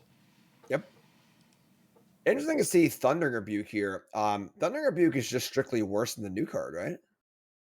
Does the new card like not target planeswalkers or? No, it definitely does. Are there 4 of the blast for Ginkgo? Maybe Ginkgo just missed it in their deck building. Maybe they ran out of rare wild cards, Jim. Thundering Rebuke is a common. Yeah, that's very possible. Very, very possible. It could also just be, something that you missed. Like a Flame Blessed Bolt was very comparable to something else, and for the first few times, these cards just came out on Thursday, so it's very easy to overlook something like that as being a strict upgrade if it's not on your radar. Yep. And great hand for mid guy here. Just a bunch of impactful, hard to deal with threats. Sit the Connoisseur ready to go. And See, unfortunately for Ginkgo, the hand's a little reactive here. Just not going to play well into all the 2-for-1s and ward creatures in mid guy's hand. See, the Fable of the Mirrorbreaker doing what it can for Ginkgo, got to filter 2 lands into some potential action here. And then the opposite happening for Midguy. Just seeing the power of this saga being this smoothing, helping you find the right half of your deck, essentially. Yeah, for sure. Interesting choice here. We could see an impact on Rahilda, and then it can the token can get in, make a treasure. This, of course, falters, though, if the token is killed before attack. So double spell will not be able to happen. Let's see Now, what... something that's interesting here is this land comes out, so you get to Molten Impact the Rahilda, and then Undercity Plunder is going to deal the last 2 for Molten Impact to finish off the Fable. Oh, are we missing it? I think we're thinking about it. Oh no, we're gonna do this. I usually go for Connoisseur here. Can always go for the impact next turn, right? It should be impact. Sure, yeah, exactly. This plays a little bit worse if there's a removal spell in hand for Ginkgo, because it means Rahilda's gonna get to connect, but no harm, no foul. Yeah, just a lot of lands here, unfortunately. Fable will clear his hand up. Okay, we're going to see the power of Molten Impact versus that Thundering Rebuke here yet again. Going to get to go ahead and knock out not 1, but 2 things, since it kind of splits up its damage as you cast these additional spells. Yeah, that card's real good. That card's a lot better than I thought it was. I was like, oh, that's cute. You can, make your next spell better a little bit. That's cute. I'll come once in a while. It's come up 3 times already, and we're already in round 1. Yep. Undercity Plunder. I wonder if we'll see them discard a second card or they're going to give him a random. They love giving him randoms just to land this time through, Jim.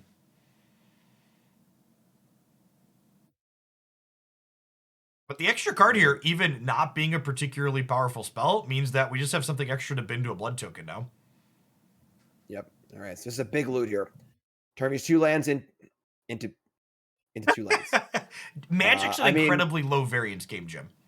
Yeah, there was an upgrade, to be fair. There's a hive, it's a little better, but now, unfortunately, we're going to see the Connoisseur Kiki lock here. Now, there are instant speed kill spells in Ginkgo's deck, so it's not a hard lock, but it is still a soft lock, and so still discard, many of the sorcery speed spells that Ginkgo would like to cast. For those of you at home that aren't familiar here, that reflection of the Kiki Jiki, able to spend 1 mana and tap to create a token copy that goes away at end of turn. So really exceptionally potent with effects like City Stalker Connoisseur that have these enter play effects, such as discarding and making a blood token. Yep, so we can see the effect happen on Ginkgo's draw step.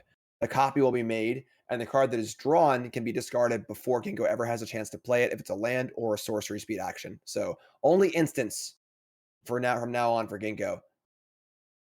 And the Graveyard Glutton able to trade with Rahilda despite its double strike here. Ooh, this is a big option to block here. I don't know that I'm in love with this attack. Yeah, if you're Ginkgo, you snap this off. You're like, yes, please forget don't lock everything me out. you said.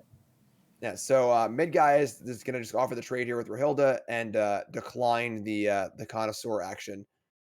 A bit surprising here. Not gonna lie, maybe a mistake not realizing that Rahilda is nighttime, but yeah. Oh, the nighttime is definitely, I think, something that potentially missed here. Yeah. So there's your trade. The lock is no longer in effect, but of course, still very very good shape for mid guy here. Copying Graveyard Glutton is also quite good. It's a big draw step. All right, there you go.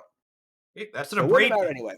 Now you have a Kiki of your own on Ginkgo's side, so you have just so many more live draws at this point to go ahead and allow you to stabilize this. Yep, and then once again we see this blood from Connoisseur coming in though, so mid guy sort of in trouble here, but gets an extra look at it, and then has the clock of the Graveyard Glutton going as well. Oh boy, this Invoke Despair card's pretty good, Jim. Yeah, kill your creature, draw 2, deal 4 is not too bad for 5 mana. I think Invoke Despair probably wins the prize for most aptly named card in Alchemy at the moment. There certainly has that effect for sure. Oh man, oh no. Gives you feelings, Jim. Yeah, and they ain't good ones. Glutton's gonna eat some stuff here, and now Ginkgo in a whole world of hurt. Although to be fair, mid guy bricked a little bit. There is an abandoned mire to pick some stuff back up, but a couple lands otherwise. I like the prioritization here. Ooh. I know greatness at any cost, Jim, but 4 is a pretty big cost to draw that card. Yeah, I mean, probably needs it to get out of this though, honestly, and I agree. I like putting Soren to 5 here. If you make a token and they just kill it, you just get nothing. So this forces an attack on Soren if mid guy wants to go that route, and then if not, you get at least something off of it next turn. Did we miss lethal? We missed lethal, right? Because the abandoned mire mills. So assuming there's 2 creatures, even 1 creature to exile, we could have graveyard gluttoned, exiled a creature, dealt 5, and then the adversary has haste. Yep, Probably not gonna matter. Yeah, with the known information of the connoisseur in hand too, it's completely safe as well. Yep. We'll probably still be good next turn though. And unfortunately, this game, a lot of lands drawn for Ginkgo means not a lot of variety in the spells in the graveyard for this adversary. Just an Abrade or a Plunder. Not only that too, but I don't know if you caught mid guy actually on their first graveyard glutton triggers actually exiled 2 useful spells out of the bin to play around that adversary. There you go. So declined that initial drain to deny utility if Ginkgo is ever in a spot like this and getting paid off for it. All right, here's the adversary. This might just be no, gonna flash it back and gonna go for the Plunder. Of course, mid guy not too unhappy with this, with a bunch of lands in hand and the ability to adversary next turn. So I believe it's gonna wrap this game up. Not sure what the what Ginkgo is looking for here, because Ginkgo is just dead to the triggers on the glutton. There's no way to stop that at present. So even the life linking vampire on Soren doesn't really accomplish anything here. Yep. And all of the info is face up, so gonna go down to mid guy there. All right, that game 1 was a game 1 for the ages. That was great. Both players shuffling the decks together and just slogging it out. It's great. All right, and it looks like our players are already into round 2, so we're gonna go ahead and just dive right on into our first round 2 feature match here with no downtime. Let's get it queued up here and see what our players have brought. I've been told this match is a Rakdos free match, which is good because we've had a lot of red black so far today. I imagine we'll see plenty more. Got some mono white aggro here versus some black white mid range. Still some more painful bonds and city undercity plunders though. There you go. Some more alchemy cards here. Inquisitor Captain, Sigardian Evangel, pretty awesome card. I'm interested to see how these black mid-range decks line up into this more aggressive shell. You know, these plunders and the plunders and painful bonds are very good in these mid-range matchups. When your opponent is applying pressure to the board, they're a lot less good when you're spending mana to not impact the board. Yeah, absolutely. You're like, discard a card. All right, attack you for 8.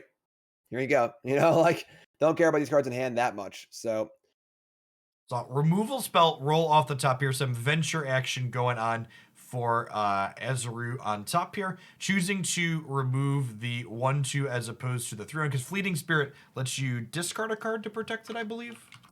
I believe so, yeah. Discard it will make it exile until end of turn. Yep, so smart to make sure you can get rid of the thing that you're actually guaranteed to get rid of rather than this, which just takes a resource out of their hand. Ooh, so 2 big hitters in a matchup like this here in the Inquisitor Captains. Big 2-for-1, very, very good against kill spells. Need the 4th land, but not a bad place to be, obviously. If you're just drawing spells, it's great, and the 4th land is great too, and a creature land too. I imagine we'll see the Sigardian here come down as a 3/1. Very cool card. It allows it to conjure more copies of itself into your hand to cast for the turn.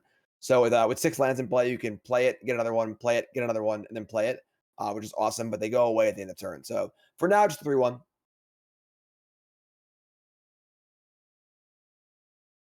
Restoration of the Aganjo here. Going to go ahead and fish up a basic plains. This is a pseudo piece of ramp for a white deck that can also provide a little bit of utility. Most notably there, that precipitous drop is in the graveyard, and the restoration of the Aganjo can bring back a card that costs 2 or less. Yeah, we're seeing a lot of cool stuff today so far, honestly. That's a pretty cool interaction that I had not considered. And that is, the drop was one of the cards that is cost reduced in Alchemy, right? Yep, it costs 3 initially. So one of those kind of So it interactions was a cool limited card. that's possible here, but not possible inside of standard, thanks to the ability to rebalance cards to be more potent. All right, so pitch a line to get that drop back. And then the drop actually just gets put on the battlefield. That could have killed the Fleeting Spirit without the ability to discard to save it, but decided to kill Thalia here and make sure the mana is not constrained. Yeah, killing the Thalia here has a lot of value because it lets you double 2 mana spell this turn now, which I think is pretty important. Because Yeah, this is a remember, big kill. yeah, another way around the Fleeting Spirit is if you just empty their hand, you're going to get around it. Yep, very true also. I think I would like to see maybe an upkeep verse on that Fleeting Spirit, force them into having to discard this card or keep it. Could also verse other things too here. The Goblin mat traps the Evangel pretty well. Probably see the verse on the Initiate here, which is fine also. Yeah, So I at like. 8 life, it's also important to note that the Restoration flips over into a pretty good creature. It's a 3/4 Vigilance, can make tokens, good blocker. Yeah, and second restoration of the Aganjo in hand, while obviously not going to get to do it immediately next turn, is in 2 turns going to get to bring that drop back and knock something out again. Yeah, that's a really cool interaction. Yeah, I actually haven't seen that before here. And again, this is just the types of things that you kind of have to reassess so many things that you know to be true as these other cards get adjusted, because something like Aganjo just gets more powerful when a key card that it can bring back, like drop, gets made into the range that it can bring back. Yeah, it's funny because drop was a big card last weekend in the set championship, and restoration was legal also. Just wasn't really in those decks. Just kind of a cool one. Makes you wonder if it was missed or it was tried out, wasn't good enough. Definitely. We're still finding cool interactions even with the cards that weren't printed 2 days ago. That's still a very very new format. Yeah, we see that 3/4 there. Now, knowing that it can trade with this Fleeting Spirit if it wants. Painful Bond. We talked about Painful Bond earlier, kind of having this deck building requirement, but also this sequencing decision that we see here where, if they put Thalia into play, Painful Bond is not castable. The flyer is also very appealing as well, though. Yeah, you can't really know here. You can't really know. I think taking the flyer makes more sense with the ground a little gummed up here and our Orzhov player at 5 life. Yeah, I suppose too the drop with a Ganjo is also on board as well, so getting Thalia is less appealing from that perspective as well. Yep, right fair. Now, does this thing make tokens on blocks or just It attacks? How does, does yeah. blocks do? Wow, card's good. Yeah. Very Brimaz adjacent. Brimaz, cool legend from a million years ago. I don't know. It Used to was play it. My blue someone heard us chat. How long ago was Brahma's standard legal? Oh, I see it on the card here. 2014, Jim, 8 years. There you go. It's There you older go. than my oldest son. Me and Brimaz had some good times together in Blue White Control back on the SG tour. All right, there's a Hagra Mauling picked up for the turn, so this drop gets to come in here and knock this out, and then it also adventures into the dungeon even deeper, so we get to gain a life here, go up to 6, and I have to imagine Mauling is going to go ahead and take care of this Archon. Yeah, pretty good spot for a Orzhov player. Dropping 3 times in one game, basically for free the second and third time, is pretty powerful. Here comes the Haven, but the Mauling's got pretty good things lined up. You can see a chump block here, and I believe we'll see a stabilization next turn. Still a Yeah, little ways to go here. we're gonna be a little bit close. So the restoration turns into a 3/4, which at least blocks properly on this board. Hive of the Eye Tyrant means they're not dead on board. Any spell here is obviously pretty good. It's just the plan. Yeah, so we still have Hive here and a Scry too. So it's on max right now to draw a Sigardian Tapper thing or a Banisher Priest effect, but does not. Decision to make here. Do you want to force the Hive to trade? And you really don't, right? Because the Hive trading means that your other 3/3 gets eaten. And kind of seeing that Luminarch Aspirant nerf here would have been able to make this a 4/4 and have a decent attack pre-combat. Now it just has to wait to get that counter end of turn. And there's a Death Toucher for our Venture player. Yeah, and trading with Hive's also bad because the Hive obviously costs mana to activate. You can trade with it, but if there's another Hive in play, it's almost like you didn't because they can't activate more than one Hive anyway. So Right here, very quickly put that City Stalker Connoisseur on top of the deck. Remember, while that City Stalker isn't going to have a card in hand to discard from Max, there is a blood token being generated, so he's going to get to turn this Plains into something. Ooh, that's very good when your opponent is at 3, Jim. yeah, that's a pretty good one, honestly. That's gonna require an answer immediately, and the answer is not currently there. Now, I believe we are in the third level of the dungeon, so an adventurer attack next turn will draw an additional card. So there are some looks here based on the draw from that, as well as the connoisseur blood, but need to find an answer. Yeah, creature land, such a very powerful aspect, and one of the upsides to being a monocolor deck here, we see our mono white player getting to play not only Cave of the Frost Dragon, but also that Faceless Haven, allowing them to push extra damage and potentially close this game out. Now, the thing here is that this adventurer is probably gonna have to block this captain. There aren't really any other good blocks here, so I guess we We could can see see. we could I see the like I like the Hive Fire up here. Hive plus the double block with the 3/4.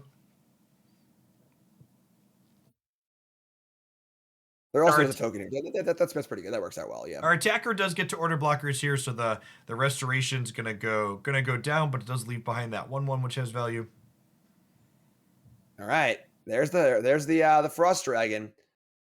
Gonna say yo. Now has two looks to find an answer to Frost Dragon, or this game is over. Yep. There's the adventurer coming across, gets to complete that dungeon and draw a card. Can we find a vanishing verse? Survey says restoration. And yeah, it has to be mostly verse, honestly. Precipitous drop, number of cards that won't hit this creature land. Power word kill will also not do it. Yeah. Cannot remove the dragon. Power word kill blanks against both of the creature lands in Max's deck, notably, because Yep. Faceless Haven shares all those creature types. All right, here it is. All right, the last swing. No, wow. Not gonna do What it, a Jim. steal for Max here. What an absolute theft. I guess that would also that's close to doing not really. It's pretty good. But Sigardian here, this is actually interesting. So Sigardian here represents 3 creatures tapping down most of the board. The problem is, actually, can it tap permanents? It can tap permanents, right? It's not just Yep, it could creatures. tap the Hive as well. Right. So we could see an attack for 2 here and put a whole bunch of stuff on the board. So if Max is afraid of a vanishing verse here, doesn't want to commit everything to the creature land, putting 3/3/1s in play and putting your opponent at 1 is also pretty good. So again, we see the coast is clear, but for Max, a lot of pressure. You fire up that land and get a vanishing verse, the game is over. Yep. But gotta go for it. I like this here. So we saw Max look over the discard pile for Azure, go, okay, there's already a vanishing verse in here. Deck lists are heads up. I'd be surprised if there's 4 of them in the main deck. I like making them have it here and just trying to close the game out. Yep. Smells blood in the water and closes it out with honestly a steal. I mean, that game was looking great for our Orzhov player, and I think it's the one copy of Cave of the Frost Dragon here, providing the evasive attack necessary to win the game. Yeah, and we see here on our adventure player side, there was only one more copy of Vanishing Verse and then a single copy of Infernal Grasp that would have been castable going to 1 life. Yep. So definitely agree there. You definitely don't want to play scared. If they have it there, it does feel pretty bad, but most of the time they won't, and you win the game. Whereas if the game keeps going there, you might end up losing a game where you were 80% to win if you just attack, or maybe more than that. Good mix of top and low end tier from our mono white player. Not only those 4 Inquisition captains fleshing out the top end of the curve, but also copies of Wandering Emperor. They're one of the powerful planeswalkers from the Neo Kamigawa release. Yeah, I'm surprised to see not all of them in. Wandering Emperor is very, very good in these mid-range kind of matchups. Just a really, really good card. It can be removal. It's hard. These black-white decks, and these mid-range decks in general, based on Connoisseur and everything, are kind of just blocking decks. Connoisseur is a very blocky card. You play it, you want to block with it immediately. And the Emperor punishes a block there pretty badly, giving first strike. It can make tokens. It can go wide. It can deal the creature. You also have an issue of the mid range deck has some things you really need to kill, but you don't necessarily want to have dedicated spot removals. Emperor does that as well. Just a very, very powerful card.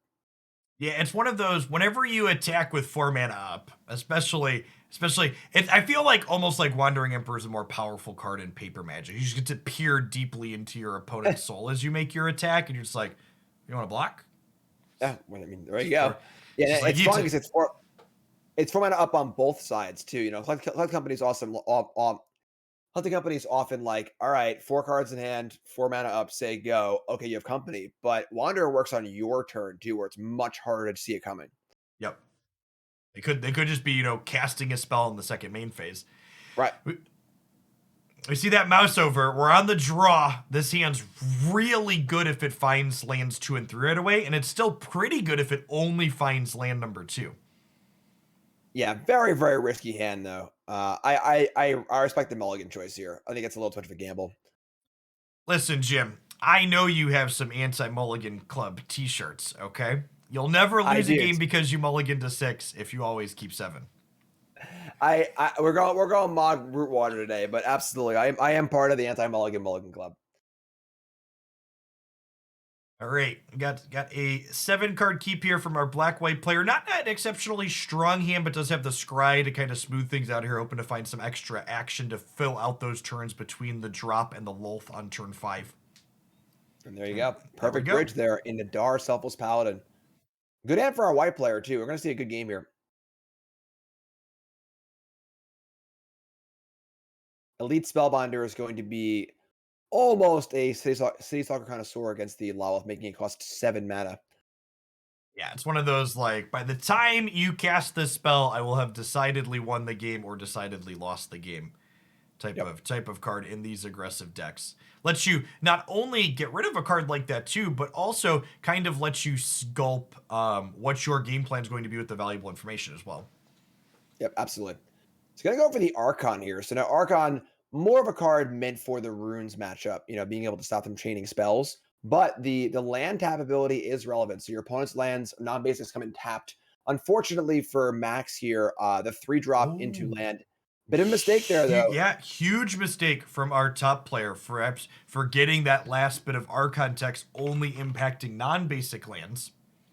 Yeah, so deciding to play the plains, and now Lalith is not castable unless a basic land is drawn next turn, which is fairly unlikely given the construction of these decks. Listen, This, Jim, this, I can't tell you the number of times my 5th land has come into play tap off of this, and it takes me a second to realize what has happened. yep, there. It's I like, was just going to call the pause. I was just going yeah. to call. We're going to see land tapped and then a pause, but recovers fairly quickly. Plays the adventurer, so still in a pretty good spot here. 18 life, a lot to work with. Right, this is still a pretty big tempo loss. Spending 2 mana versus spending 5 is a big difference here. Inquisitor Captain getting to put yet another evasive threat into play. All right, Lalith is big game though. So of course, Lalith makes blockers that have reach, can block the flyers, can grow things up. The board gets a little wide right now, so Lalith is a little bit of work to do, but there are other blockers available as well. And of course, that mauling hits the apparition. A 3/3 will come out of nowhere too, which is kind of Trying to cool. decide what we want to do with the Seat of the Empire here, eventually settling on this is likely going to be a spell this game, which I think I like. The mono white deck doesn't really need more than 4 lands to operate in a lot of situations. Yeah, the Seat of the Empire is fantastic. Just having a planes that can kill things in combat. You wouldn't necessarily want a what's it called, Gideon's approach or whatever in your deck as a card, but as an extra ability of your planes, it is an excellent thing to have access to. Yeah, Seat of the Empire notably able to hit things that are blocking as well. This Brutal Cathar going to clean up the 3/2 Spider really eloquently here, opening the window for the Archons to be able to pressure the Lolth off the table if they want. We could just Yep, see and them no go for counter the for face Lawless as either. well. Yep. So of course the good news for our Orza player is second Lolth here will be pretty good. And we could see an attack here with enough things to kill Lolth to the point where there are no blocks necessary. Just let Lalith die, maintain your blockers for next turn, and then play another Lalith on an even bigger board. Debating if they want to give them the option to save their Planeswalker. I mean, giving your opponent choice can be tough, and I agree here. The way these attacks are lining up, I think they're right from Max's side, but I also think on Azur's side, you're pretty happy with them. Yeah, absolutely. So let Lilith go, only take 3, and then play the new Lilith, and that was going to be a very wide board to get through. And the Spellbinder, unfortunately, just couldn't find a turn to come down and take the Spider Queen. And Lisa, That's a it's your big one. birthday. That's a big one as well. Lisa Forgotten Archangel, which has the wonderful distinction of costing 5 in a world of Sky Collaborations and also having 5 toughness in a world of Seed of the Empires. It's going to be pretty hard to remove. Yeah, this well, it is worth Wow. noting the Seed of the Empire does hit blockers, so we could see a Lisa blocking into the seat, dealing the last couple. We could also see that get sniffed out on Azure side as well, though, and they attack with these 2/3s. Be like, all right, no blocks, we'll take this hit, and then we'll get to lifelink it back next turn. Yeah, and even then, the trade isn't that bad. If you're trading, the Lisa for an Archon, a Seed of the Empire, and 4 life in a game where you kind of just want time to stabilize, it could be worse too. So Good long think here, trying to figure out exactly how they want to approach this turn. Notably, has found the 6th land, so Spellbinder plus Seat of the Empire are both available plays, because that seat is an activated ability being a channel, so you can still do 2 things even with Archon up. We also see the Faceless Haven being moused over here. Could see an attack with everything, because that Faceless Haven has Vigilance, so they'll still be able to seat after blocks.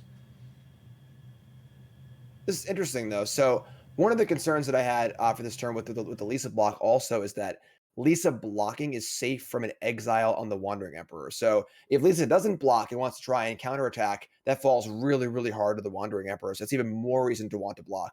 But now that option is off the table. So we're gonna see a big attack here, and we'll see how Azur wants to line up the blocks. I imagine Lisa has to be blocking here. Yeah, you're almost taking too much damage to not be able to. You just kind of gotta accept that if the seat is there, it's just kind of happening. A little surprised to not see a double block on something else with the other two to kind of make the seat of the Empire be like, okay, are you killing my 4/5 or are you saving your other thing? Big part of that though is just wanting this Lilith to have more blockers. So now this turn gets to be Lilith, and now the Vanishing Verse is a phenomenal draw Yep. because now the verse is available. Hit the Skyclave, make a 3/3 blocker. Now the board is really gummed up. Yeah, that's true. Having more things in play this turn mean Lolth threatens to gain more counters, which has a lot of value. Archon saying you can only cast 1 spell per turn, but that's not really nearly as relevant. One of your spells gets to be an instant speed on your opponent's turn. Wow. Heading into the Mad Mage, gaining a little bit of life. So interesting. The Mad Mage is the super long track dungeon. Usually for when you have a lot of effects going on, takes a long time to get to the end, but the end is very, very powerful. Drawing 3 cards, playing a spell for free, but it takes a while to get there. And only 1 venture effect at present. All right, here's a Faceless Haven firing up again. Just needs to kind of get in there. And this Vanishing Verse being a piece of instant speed removal is really going to kind of mess up the math of figuring out how much damage you're actually getting to push for how much you're sacrificing. Yeah, the first draw was absolutely huge because now the apparition goes away, a surprise 3/3 comes in, and this board's gonna get mopped up. Oh gosh, I didn't even consider the apparition providing a blocker here. Yeah, I think this is probably the play that sends us to a game 3. Yep, for sure. Yeah, this is just a phenomenal, phenomenal spot. Lala was already pretty good, but this is the kind of like, oh my god, this combat's gonna be a bloodbath. Also important to note here is that when this Face Slaven dies in combat, that will deny the ability to play a 3-drop from hand post combat. So this board's about to get pretty messy. Lolth is going to Um, gain plenty of counters here. yeah, many, many more spiders to come here. Another, oh my god. Ooh! Whew. Okay. What an appropriately named card, Jim. Perhaps a good thing that Max couldn't cast Spellbinder last turn. They'll never know that they should be tilted this came off the top. It's a blessing. Blessing in disguise, Jim. Yep, so X is 3. Mop that up, gain some life, make some spiders. Law's on While 7. Lolth So does many. theoretically have a ultimate ability. In general, her ultimate is just ticking down to make more spiders. The emblem, not particularly great in these mid-range decks. To be fair, Max is at 8 though. So that is the perfect number. So the ultimate makes it so whenever you deal damage, if you would deal damage, you would deal 8 damage instead, basically. Yep. So more spiders. There's also The a Hive of the old, Eye Tyrant hiding in there as well. the old 7 mana Hagra mauling your Thalia. Love it. Pure There's the efficiency. crunch. All right, that's going to do it. Send us to game 3 here, where importantly, our mono white player is going to get to be on the play for this game. Yeah, which is absolutely huge. Absolutely huge. See them mousing over some of their more expensive cards in their deck here, perhaps considering being a little bit bigger since they're going to have the tempo from being on the play this game. Yeah, the Fleeting Spirits are interesting. Usually good against removal spells, good against Meat Hook Massacre, but pretty bad against chump blockers. Yep. So it makes sense that those are out. Reassessing Archon of Emeria. Archon's static tech's not particularly good in this matchup. However, a 2-power flyer is nothing to scoff at necessarily. Yeah, I am surprised to see the Archons over the Spellbinders, though. While Spellbinders Yeah, are a little bit weak against the Meat Hook Massacre, it's still just a very, very good card. Because we saw that game, Spellbinder hitting one of those Lolits might have been enough to swing the game. Yeah, the information it provides is so valuable too. You know, there's so many different things you're playing around in terms of interaction of these black white decks that getting a peek to know how you should be sequencing is a big deal. Whew. So very fast mulligan of an ugly hand for Max into a hand that's not particularly great either. At the very least, does have one of the better cards in Max's deck for making up that card disadvantage, but this hand's slow enough on Max's side that we might be able to see Azure take a more aggressive slant in this game with that Triumphant Adventure into Graveyard Trespasser. Yeah, that's the scary part of these venture decks is that they can occasionally just like draw a couple of venturers and just pop off, and just really start venturing aggressively, kill a creature or two, and not the mid-range game plan you're really expecting. Okay. So I assume we're just gonna go ahead and drop it like it's hot here. Yeah, and then of Down. course with the restoration, drops all teed up for 2 turns from now as well, which is pretty powerful. Yeah, we saw that really come into effect in game 1. Wasn't quite enough to swing that game with the evasive flyers coming off the top, but no play on 3 here. And if you're on Azure side, you're like, yes, please. Yeah, this is it's a tough one for Max. A lot to fight through here. I like Pretty doable deploying here. Graveyard Trespasser here. Just get on the board, start draining them, start exiling that graveyard. Yeah, pretty amusing that the Sigardian Evangel does conjure another copy of the card. Even if you don't cast it, you still discard it. So there's an extra creature in the graveyard because of that, which is kind of funny. Okay, I mean, we get to turn this Plains into a way to deal with the Trespasser. I have to imagine you Skyclave Apparition here because you don't want to Brutal Cathar, lose it, and then have them have the Trespasser in play again. I would agree with that, yes. Fortunately, giving them a 3/3 is also kind of rough too. Skyclave is not particularly good against these mid-range decks because you hit their 3 mana spell, then just get a 3/3 back later. So we saw in the last game, the 3/3 blocks pretty well, and you're not really picking apart any synergies like you would be against like runes or stuff like that. You're kind of just like hitting value creatures, but then giving them more value as well at potentially devastating times. There's a Wandering Emperor there is that Altar card coming off the top for Azure. A lot of different sequencing decisions we can see here. I like the Restoration coming down here because we have the Precipitous Drop already lined up in the bin. So this means next turn that drop's going to get to come back and drop the Skyclave Apparition. Okay, another captain is about as good a draw as you can hope for on Max's side, I think. Yeah, it's pretty good, honestly.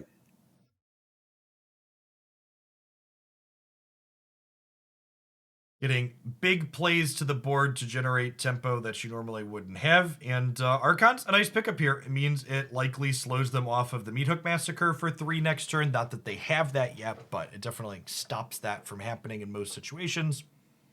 Yeah, Hopeful Initiate, while it could deal with the enchantment creature, that's pretty slow. But gonna go for it. Okay. I guess kind of an acknowledgement from Max's side that they don't have the means to end this game quickly, so we need to take this because as the game goes longer, we're going to need to get through this 3-4. For sure. Then choosing to play the castle here, which I kind of like because of another landish draw. We can see 3 Sigardian Evangels come in. Yep. Restoration discard. The drop happens here. A 3/3 gets generated for Azure. See the next point in the dungeon happen. Get a 1/1. Just plenty of board stabilization here as Nadar slams in. Gets to go ahead and put a counter on something. Love this as a 4/4. Yeah, Okay. well, there's the land. So paid off for playing the land last turn. Can tap the entire board here and get in for a nice healthy 8 and put Not, a lot of stuff in play too. yeah, not only that, but this gives a window for the innate to train up properly that it otherwise wasn't going to be able to have attacking into these larger threats. Yeah, so very heads up play playing the land last turn. It looked a little weird because like, well, you're gonna play your spell land as your 5th land in your white weenie deck, but heads up play, like it a lot. Yeah, Evangel here, just really sweet digital design. One of those cards that you could like kind of have happen in paper, but not really in the templating is a lot messier.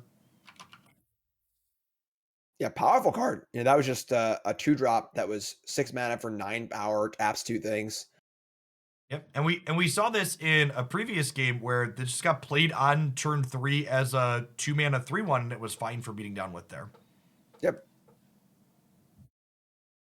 Is it going to be enough to get through this? If you're on Max's side, you're almost kind of hoping for another Sigardian to roll off the top for you here, I think. Yeah, I mean, for sure. It's a great top deck. So, Wandering Emperor ready to punish a double block here. If there's a block here, we could see a post-combat Bloodchief Thirst too. Oh, yeah. Oh, this is going to be a disaster. The Emperor not only gives a 1/1 counter, but also gives first strike in a spot like this, meaning that you will cut down that first Inquisitor Captain before it can deal damage, meaning that your Nadar gets to survive here. And even blocking with more isn't really profitable because these things all only have 1 toughness. So if Emperor comes down, you'll just cut through all of them. Yeah, and this is the power of Wandering Emperor. This is completely concealed. There's no way to really like play around this unless you just want to play around it in general because there's no signifier. Now, one of the big things in Magic, you know, when you're playing around cards, is there's some kind of signifier for okay, they had this turn or did this action that was a little weird. Maybe I can sniff out what they have, but just playing land number 5 and attacking before playing a creature is totally reasonable. So brutal Wandering Emperor here. And this board state here is very different than the first game where Max came back to kind of steal it at the end. This is a board state where Azure is still at double-digit life totals. They've got a really big board presence. There's no creature land or flyer coming off the top from Max to sneak this game out. Yeah, and kill spell in the chamber as well, and then of course Sorin can make flying blockers that can gain life too. So I think basically all angles are covered here. It's the I writing is suppose on the wall. another We'll use the magic of time shifted Guardian here this turn to pick up would have allowed for a decent attack, but I still am not sure if it would have been enough. another counter as this Nadar just keeps getting bigger and keeps basically getting free attacks on the back of the first strike that the Emperor provides. We've now got some big life linking tokens that are flying and pushing damage and stabilizing life totals. Just everything you want to be doing as the Dungeon of the Mad Mage hits that scry level and eventually is going to draw some more cards as if Azure didn't have enough going for them already. Yeah, pretty good spot here. Pretty good spot. More lifelink flyers, gonna cash in Sorin, like that play a lot. Put it on the Yep. board. There's Just isn't get really a kind of card in the white deck that can punish for this. Yeah, kind of an acknowledgement that like, okay, how do I lose this game? I guess they draw Sigardian Evangel and then they're super wide and we lose from there. So just playing out to the board doesn't really need more cards than Swords Uptick could provide. Yep, so impressive showing from a really cool version of his Venture deck. Of course, when Venture won the set championship last weekend in the hands of Ili Kassis, but seeing some new adaptations here, the restoration being the really cool one there, you know, bringing back drops, turning to a cool creature, providing a little bit of mana fixing as well. That was cool. Super cool version of a deck. All right. We're going to go ahead and dive on into our second feature of this round. We're going to go ahead and see some red-white versus green-white here. Let's get this queued up. So we have H.R. Beck versus Jay Gravy. Jay Gravy, a previous Hooglandia Open winner here. See some mono green action from them. My notes say green white, so perhaps there is a little bit of a splash from Jay Gravy. We'll see here as this plays out. We've got some red white mid rangey stuff. It looks like here from HR Beck. Yeah, cool new card here. An artillery enthusiast. 1 for 1. When it ETBs, you can discard a card. If you do, seek a card with the same mana value. So you see there, discarding a spellbinder and then drawing a random 3 drop in the deck, which ended up being Fable, which is pretty good. We got Showdown now. We got Fable going. Pretty interesting take on the mid-range deck for HR Beck. Artillery enthusiast here, make sure modified creatures have menace. So that modified keyword means if they have some kind of counter on them or have been perpetually modified, I believe as well, right? Yeah, and then also interesting is actually, I don't think perpetual counts as a modification because Okay. it's not like templated in the ability. But I can see a lot of cases of this card to be played where that text wouldn't matter. But with Showdown have a Scald, it actually matters a lot because most things will have a counter on them and be modified. So pretty good start for HR here. Pretty cool looking deck, honestly. We see Electrostatic Blast, which is a card I am in love with. It's a wonderful design. 2 mana for a shock. Then the next instant or sorcerer you play, you flip your top 3 and you can cast 1 this turn. So it's a powerful card, but you see here, the timing on it can be awkward. So play the land first, can't play a takedown as a land, and Yep. can't play any of these cards. So it's a really cool card. It's very, very powerful, but requires some pretty precise timing too.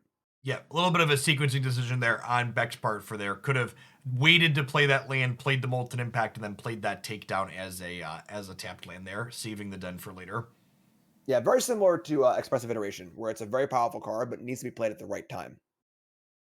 See, Showdown of the Skulls coming down here, going to generate some card advantage and then modify some of these cards down the line on chapters 2 and 3. Wandering Emperor, another card that's very good at modifying your cards. That's true. That is true. Cool list here. I'm trying to get the this deck list loaded here. Take a peek at it. Jukai Liberator in hand for J Gravy. It is a new direct to digital card here. Lets you seek a land or non-land card of your choosing, and Ninjutsu obviously letting you pick this pup back up when it goes unblocked. So you have to crack in for 3 here, and I imagine draw a spell based on the texture of the J Gravy's hand we have already. And Old Growth Drill, we see that counter hanging out from Tenacious Pups. This is going to be a 5/5 with Vigilance and Trample here. Yeah, Liberator and Tenacious Pup are best friends. Really, really cool little 1-2 punch. We've got some choices here on Beck's side. These cards that are exiled at the moment are only castable until end of turn, so we're probably going to see at a minimum the Emperor fire off here. Yep. Debating if they want to exile the Jukai Liberator or not here, it looks like.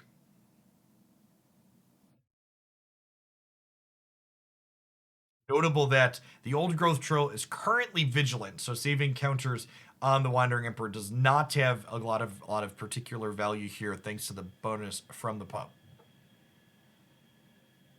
Yeah, the pup definitely makes your next one very, very potent, and can backfire if they have a lot of kill spells. But in this case, right now, this Old Growth Troll is huge. Yeah, Blizzard Brawl here gonna punish the holding the 3/3 back, potentially wanting to be able to protect their powerful Planeswalker, but gonna be unable to thanks to the removal spell and now the trample. Still in good shape though. Honestly, we got the Showdown counter still available for next turn. Fable the Mirror Breaker coming down, a couple creature lands.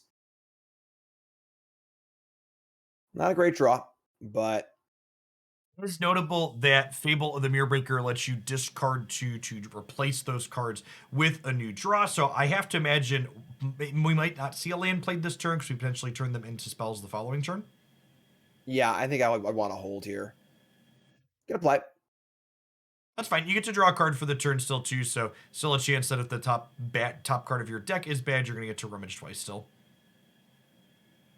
Yep. The second brawl is a little bit brutal here. Now, our red-white player did have a pretty good start to begin with, so they do have a little bit of life total to utilize as a resource to start at least. Yeah, the brawl there is pretty aggressive. It killed basically a 1-drop. And then now the shields are down for anything HR Beck can pull off the top here. It's going to be pretty big and powerful. Could maybe get some blocks going, but that Old Growth Troll is quite large and only getting larger with the Ranger class lined up. And even though Jay's got nothing else behind, Chapter 3 of the Ranger class is looming as well. Big draws coming up for HR. Get some selection here. Yep, and there's another break. HR just in tune at the top of their deck, knowing that another land was coming, so it was fine to play it out last turn. Wandering Emperor is a good one, but again, the vigilance from this Tenacious Pup just being a powerful impact on the board with this Old Growth Troll. Yeah, and it's cool to see. It's cool seeing, the holes in cards where cards have blind spots. Wandering Emperor is a really, really good card, but Vigilance is good against it. Kind of a weird thing to say Vigilance is good against something, but that's sweet. And then another brawl off the top. So Jay Gravy was not out of removal, apparently. Right, and there's chapter 3 on the Ranger class that lets you look at the top card of your deck and deploy creatures directly off of it. So no hit this turn, but eventually you're going to find some of those, generate some card advantage with the Ranger class. So there is enough mana to activate the Bugbear. So we will see Jay aware of that on attacks, which could work out in HR's favor based on where the counter from Ranger class is going to go. Right, and that, previously high life total for Beck is dwindling very, very quickly here. This is an attack for 7 with a creature that is trampling. So going to highly prioritize the Vigilance attacker, not going to attack into the Bugbears. This also plays around the Emperor as well. We know, or Jay knows, that HR did draw a bunch of new cards last turn. So the Emperor was definitely a possibility of his turn, playing around it. Emperor gets to make a token, but 7 is a lot. Ooh, we're going to see some blocks. Are we? And remember, like, with this just soaks 2 damage, I suppose, we don't see a double block there because that Blizzard Brawl makes it indestructible until end of turn. And just the awkwardness of these answers in Beck's hand. Emperor can't exile this because it's Vigilance, Portable Hole, unable to deal with the 3-drop. It does at least take the Ranger class off the board to alleviate some pressure in that manner. Yeah, I mean, there's the Den of the Bugbears are available as well. Emperor can maybe make a token too here. So there is, a little bit of hope as far as getting things through. Obviously, Kiki Jiki is very, very good. So any big creature up the top to copy could be huge. Yeah, I think Like I think there's a path here for Beck. We're a little bit behind, but the fact that Ranger class is now off the board at least means you're not about to get buried in card advantage. So they just have to worry about dealing with what's currently on the board. Yeah, and Reflections is a huge, huge card to have access to. It can't do anything really just yet, but one big draw, Skyclave in particular would be phenomenal. The 2 Skyclaves would be awesome here, but even any creature, is pretty reasonable. But The fact that Lair of the Hydra is threatening lethal on its own throws a real kink in all of these plans. And you have to remember that Old Growth Troll, it is a pile of text on it, Jim. Should that actually be removed via combat, it's going to go enchant a forest and then make another 4/4 down the line. yep. Yeah, so it looks like Kiki might have to block here, right? So the 6/6 has to be chump blocked. Something has to go on Old Growth Troll to soak some stuff up. Cave can block the 2/3, but the trample damage from the troll means that this last wolf is lethal. Yeah, I think you got a triple block. Yeah, I think these are your blocks that are kind of the play to win line. And I imagine the Cave of the Frost Dragon just gets left there. Oh, we're killing that. Okay. Yeah, I guess that kind of makes sense. There's other creature lands in play, so I'd kind of be inclined to leave it and take out the creatures that are holy crap, Jim. That's not too shabby. That All right, so we also have is the plus from the Wandering Emperor as well, and Vigilance available, and the Molten Impact. Forgot about that one. It's only 1 damage, I guess. It's not going to be too good, but yeah, this is something. And of course, the Ignition can pop off next turn as well. yeah, I like making a token here because even if you life gain for 5, you're only at 7, which means you would have to chump block the Lair of the Hydra because the Old Growth Troll is giving it an extra mana at this point. Very fair. Very fair. And that Angel Fire Ignition threatens to flash back. So there's going to be a 12-point swing again next turn. This 4/4 now means the 2/3 and the 2/2 have to stay home.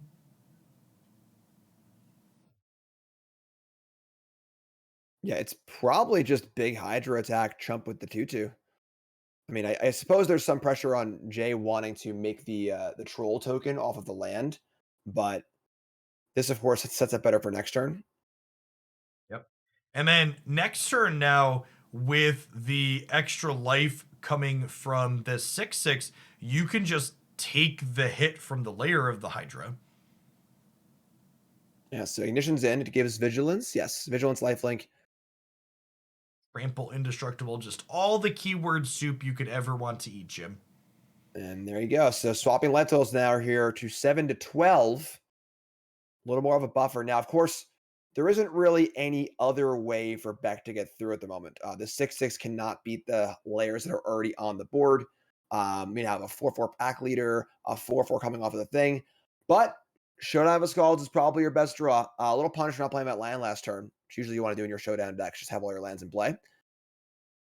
Yeah, and there's exactly the punishment you're talking about. Had that mountain been put into play here, we could have deployed another 4-drop this turn. Yep. Kind of goes against what you're trained to do as a Magic player. I always want to hold that last land in hand. Usually you don't need it, but because Showdown draws so many cards, you want to have access to as much mana as possible and as many land drops as possible. Okay, Intrepid Adversary, notably having lifelink here, no good attack with the 6/6 means that Jay Gravy gets a little bit of reprieve here to go ahead and make their 4/4 Trampler. Yeah, the good news is that there is 8 mana available next turn. So next turn can just be Showdown and then Emperor, which really puts a lot of stuff in play. But it's mostly going to be on HR to survive this turn because there's a lot of trampling damage coming through. Pack Leader's going to draw a card, which is of course excellent. Oh boy, that's even more chunk. Interesting. This block feels maybe we missed the fact that this has had trample there. We saw a quick mouse over on it there. I think perhaps expecting to have been chump blocking there. Yeah, and once again, just vigilance, just clowning this Wandering Emperor. The poor Wandering Emperor just can't do anything. All right, big showdown. Again, probably should have played the land first, but it's neither here nor there, really. Draws all spells anyway. There you go. Okay. Important note that the March can't exile cards from exile to make it cheaper, unfortunately.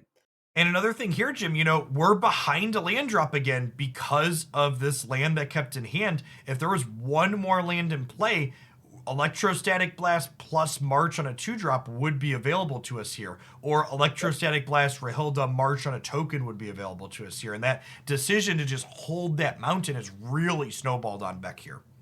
Yeah, for sure. For sure. Now, the Wandering Emperor is the card that must be played this turn or it goes away. The rest of the cards are also available next turn. And I'm a little worried here is that both. Oh my God. All right. Yeah, that Snakeskin Veil is a phenomenal draw. So Lair of a Hydra is available. And now the flip on the Oddity is available. There's enough mana to flip the Oddity and protect it with the Snakeskin Veil as well as everything else attacking. Pretty good spot here. I think this is I don't want to call it lethal too soon, but it's a lot. It's a lot. Udenwald Ulvenwald over. Oddity here is about ready to show you its belly screen, Jim. It's got to be really angry and mouthy. What's that card called when it flips over? I don't know. Uvenwald, bigger, madder, oddity. Not Primordials. Behemoth. I've got all the Uvenwald Ulvenwalds Behemoth. in front of me. Someone in chat. Behemoth. There's his belly screen. Nailed it. Yeah, so that is an 8/8 trample. It also gives other creatures you control +1/+1 trample and haste. So I believe flip and then the protection spell isn't even necessary because there's no way to kill it regardless. But can protect the token from March. I believe this is going to do it here. Yeah, and if you're on Beck's side, the fact that Lair of the Hydra didn't fire up for this attack know that this Behemoth play is coming. Yeah, yeah. And can blast it like post damage, but that assumes there's a post damage world to look forward to. 4, 8, 9, 10. This is just lethal anyway. I guess there's the March on the token. So no reason to Snakeskin Veil here. Yeah, well, it's lethal even through this March, right? Like you're still just lethal because this is giving everything else 1/1. So we have 5, 6, 7, 8, 9, 10, 11. We needed to, assuming the Snakeskin Veil's not there, we needed to Electrostatic Blast the 2/2, which still loses to the Veil. Yeah. It's a lot. I can't count past my fingers. It's definitely more than 10. It's definitely more than 10.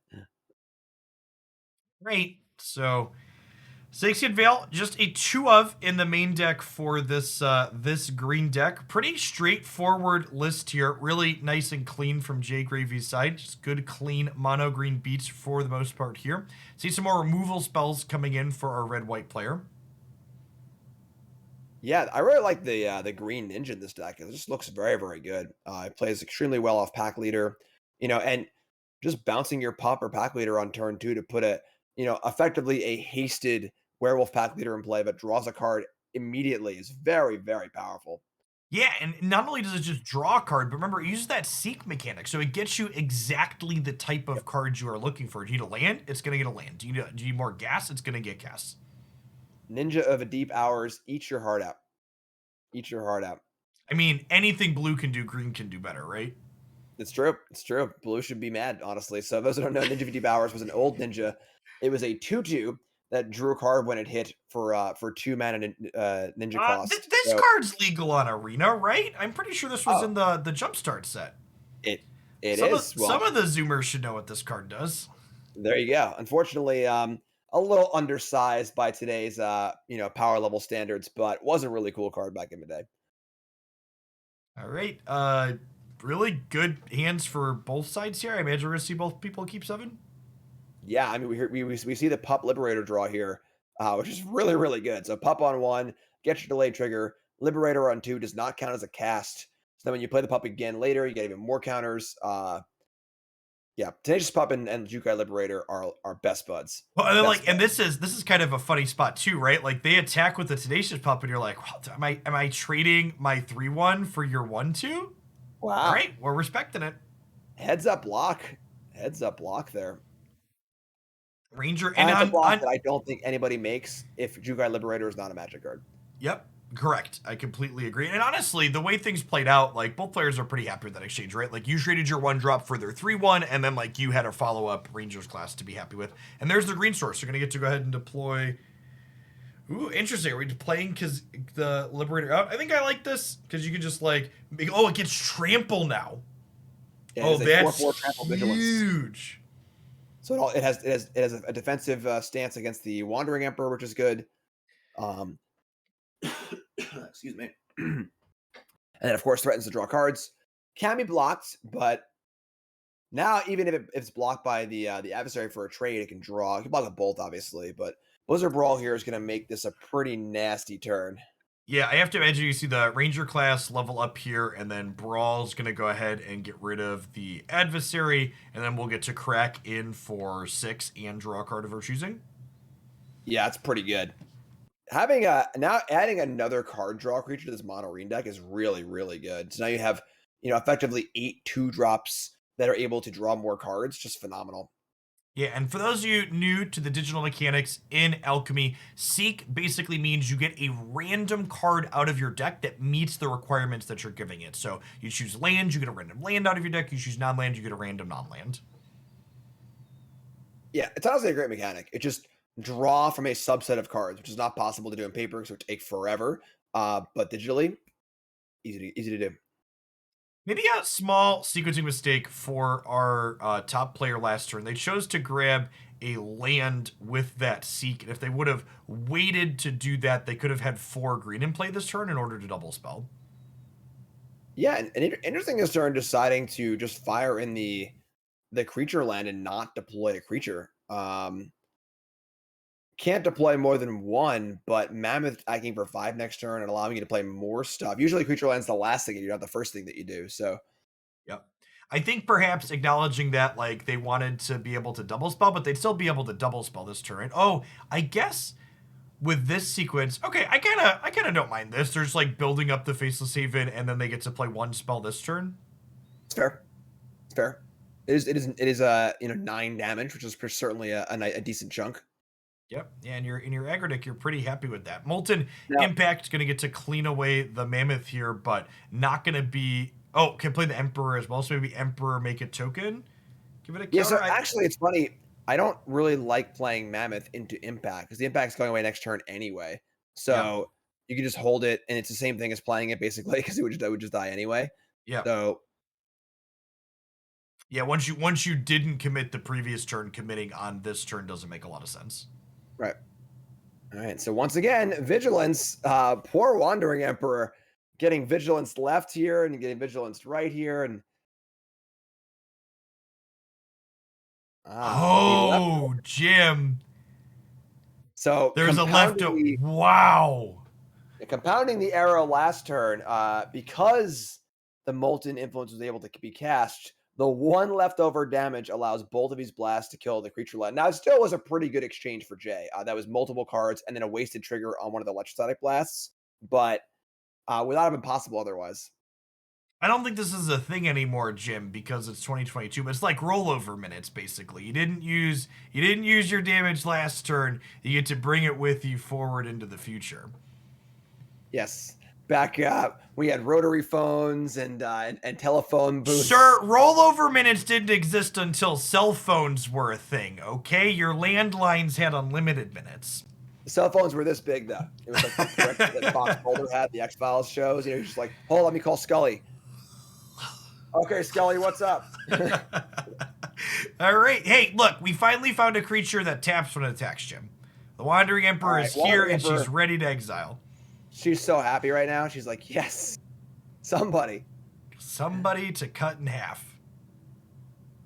All right, but we see all this resource, resource drawing that this green deck has done, leaves the green deck with plenty of resources behind here. And then, of course, the dreaded double pack leader turn, which tries to draw 2 cards next turn, but Showdown's a perfect counter draw.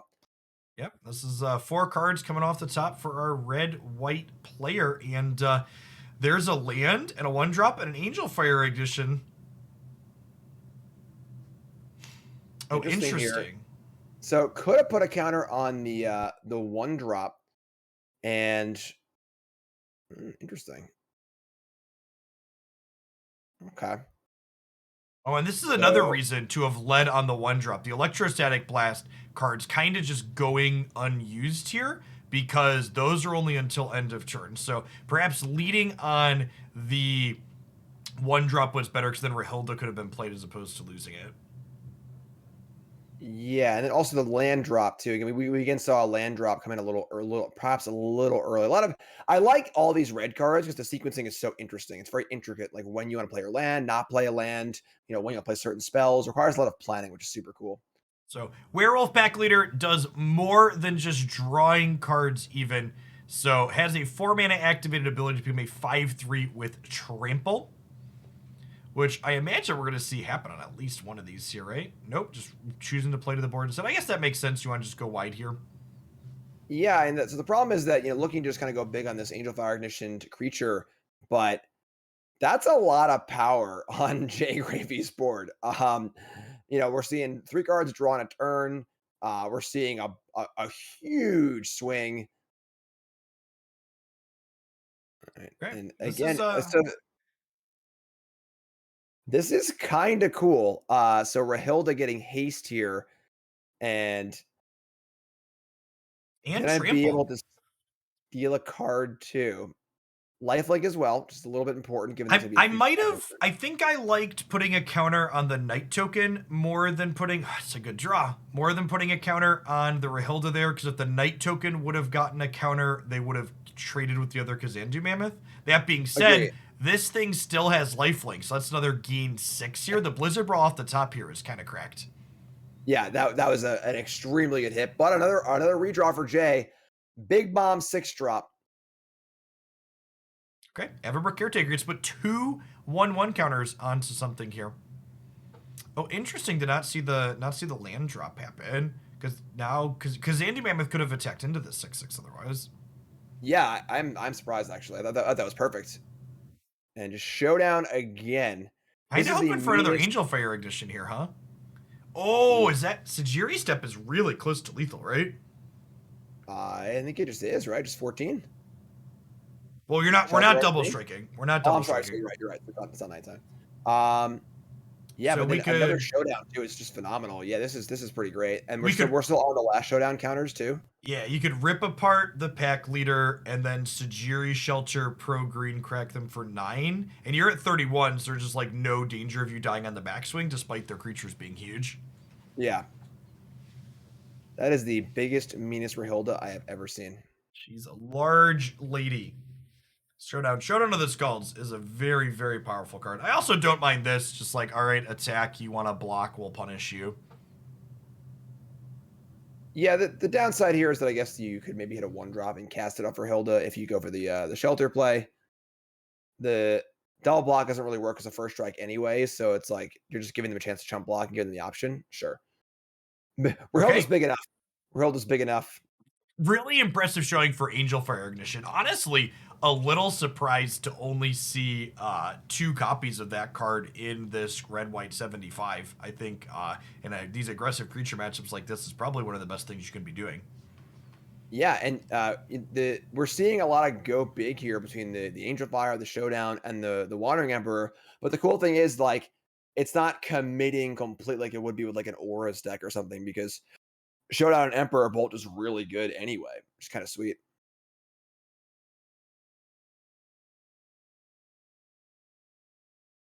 Quite the variety of spells in this Boros deck. Yeah, a lot of smattering of these cards are better or worse in particular situations. Valorous Stance versus Electrostatic Blast versus March all have small edges under certain conditions and are worse under others. And it kind of speaks to the how you need to play some of these cards too. You know, Electrostatic Blast is very good, but at times requires a little more delicate timing. So if you have a wider variety of cards, you have more options and therefore can kind of like plot out a little better rather than just having only Electrostatic Blasts or only something else. Fastest keep here ever from J Gravy. 2 lands, Pup, Jukai Liberator. Let's go, Jim. Yeah, this hand's really, really good. This is. Oh, I'm interested to see. Wait, do we see a keep? Oh, it's Tajiri Shelter. It's so hard to parse these spell land hands still at a glance, even a year. And I was like, do we just keep a 1-lander? No, we kept a 2-lander. Yeah. Then we might have to see a pitch cast on March here just to get rid of his Liberator, because you really can't let it hit you more than once. Yeah, I mean, Which is this super thing, awesome. and even just drawing once is still really good, right? Like, next turn, we're going to see Pack Leader come down as a 4/4, and then Tenacious Pup replay to make the Ovenwald oddity of 5/5 on the following turn. Yeah, this is a disgusting draw from Jay. Because remember, you see that little reminder square in the upper left-hand corner there by Jay's board, meaning that we have that Tenacious Pup trigger waiting for the next creature that is cast, because that Ninjutsu trigger is not a cast from the Jukai Liberator. Okay, so drew a white card that wasn't Showdown or Emperor, so you can pitch that to the March. It's a little bit of a nice one. I don't Although know. I guess Honestly, I think you probably want to pitch the Emperor in the face of like these Tenacious Pups and stuff. that's true. I guess if Pup's hitting everything to make it with Vigilance, that is very reasonable. The Valorous stance has a ton of value into these larger threats that are being deployed here. Yeah, I don't know that I'm in love with deploying the 1-drop to chump block rather than using the March plus pitch to just exile the 3-drop. March of Otherworldly Light. Exile something that costs X, but for every white spell you exile, your X costs 2 less. So could have used 2 mana and pitched a card to exile the Liberator. Another one of those interesting side effects of Ninjutsu there too, where they got to get a 3 mana card into play for just 2. Yeah, for sure. It's pretty interesting here, though. The Wandering Emperor draw is pretty good, but now we're a mana behind because you can't march. You got to pitch 2 cards to march and kill the Liberator, which honestly might just be necessary. Yeah, I think you probably, and honestly, you have to decide now. You get rid of the 5/5, right? And you just let the Jukai Liberator draw another card so that way your Emperor can exile the Liberator the following turn. Yeah, I think it has to be that, honestly. So pitching 2 cards to march just feels terrible, but you got to do what you got to do, I think. Yeah, Pitching Showdown feels. It's like the thing is, like, the one card you want to pitch is Rahilda, and the one card you can't pitch. is Um, Rahilda. Yep. yeah, you know, you want Showdown. It's the best card in the deck, but you need Emperor to kill this Liberator here. So Yeah, and Jukai's drawing a spell guaranteed here. And even if you hit the land to play the Emperor to exile the Liberator, the Emperor goes to 1 loyalty to exile that, meaning the Tenacious Pup gets to clean it up. And we broke on the land anyways.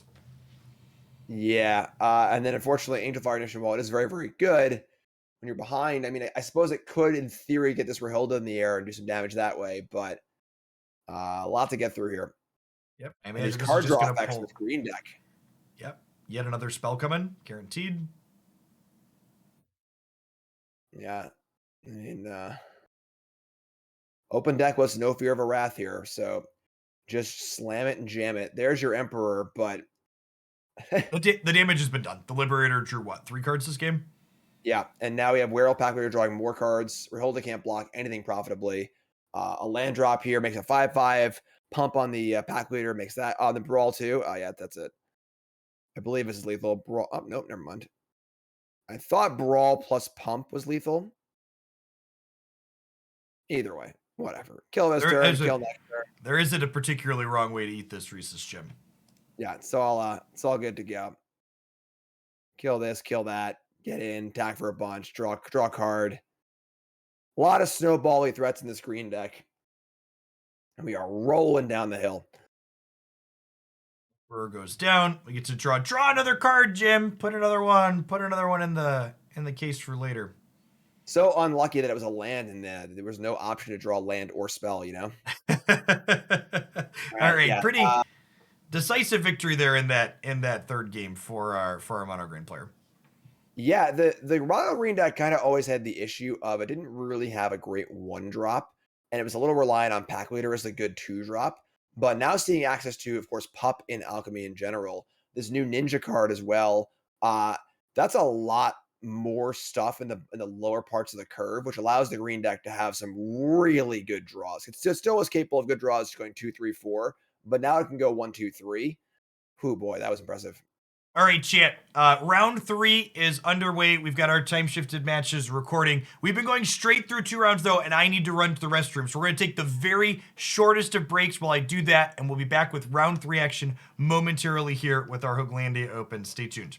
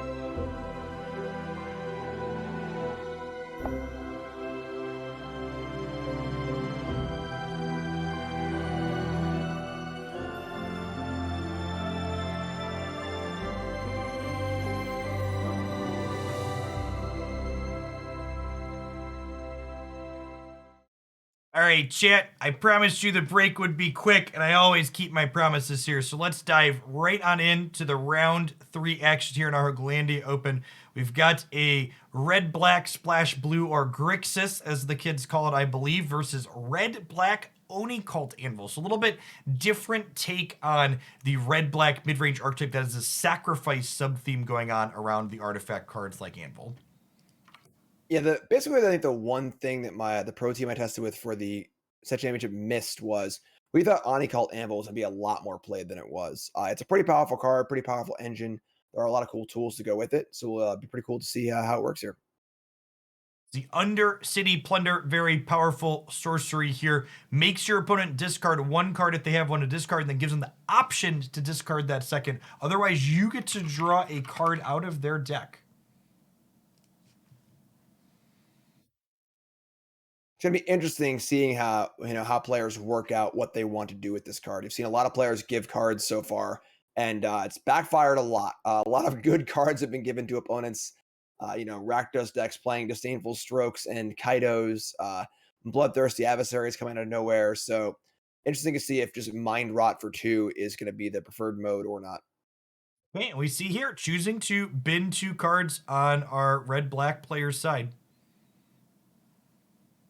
So gonna get punished here. Playing the Anvil on 2, where normally it would be pretty safe, but the Abrade in hand, with the ability to shatter it, and then for basically no value, you got to make that Deadly Dispute look pretty bad too. And resources whittling away here, and of course the Connoisseur is ready to come down next turn and take the to win the die roll Connoisseur battle, which is kind of frustrating, honestly, that the player on the play gets the Connoisseur first.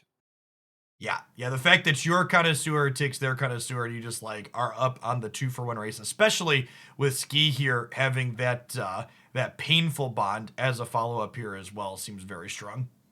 Yeah, it was a great draw for our Anvil player though. Epicure was about the best possible draw of his turn, turning on the dispute and getting things rolling in that respect.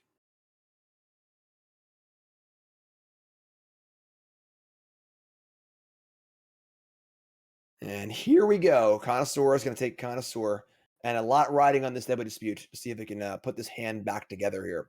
Yeah, if a second Connoisseur comes off the top for our Anvil player, that's going to allow them to take the only remaining spell out of Ski's hand. Yikes. Okay, a spell on the third one at least. Yeah, good news, of course, is that one of these lands is also a pseudo spell with a channel land, but not particularly great. Again, like we were saying, Ski ready to reload over here. Got 2 creature lands, a blood, and a card draw spell, and the best creature on the board right now. Painful Bond. I think Undercity Plunder as well as Painful Bond are probably the 2 biggest / most popular cards we've seen from this latest Alchemy card drop today. Just really potent effects that generate 2-for-1s at a mana cost that you normally don't get a 2-for-1 for.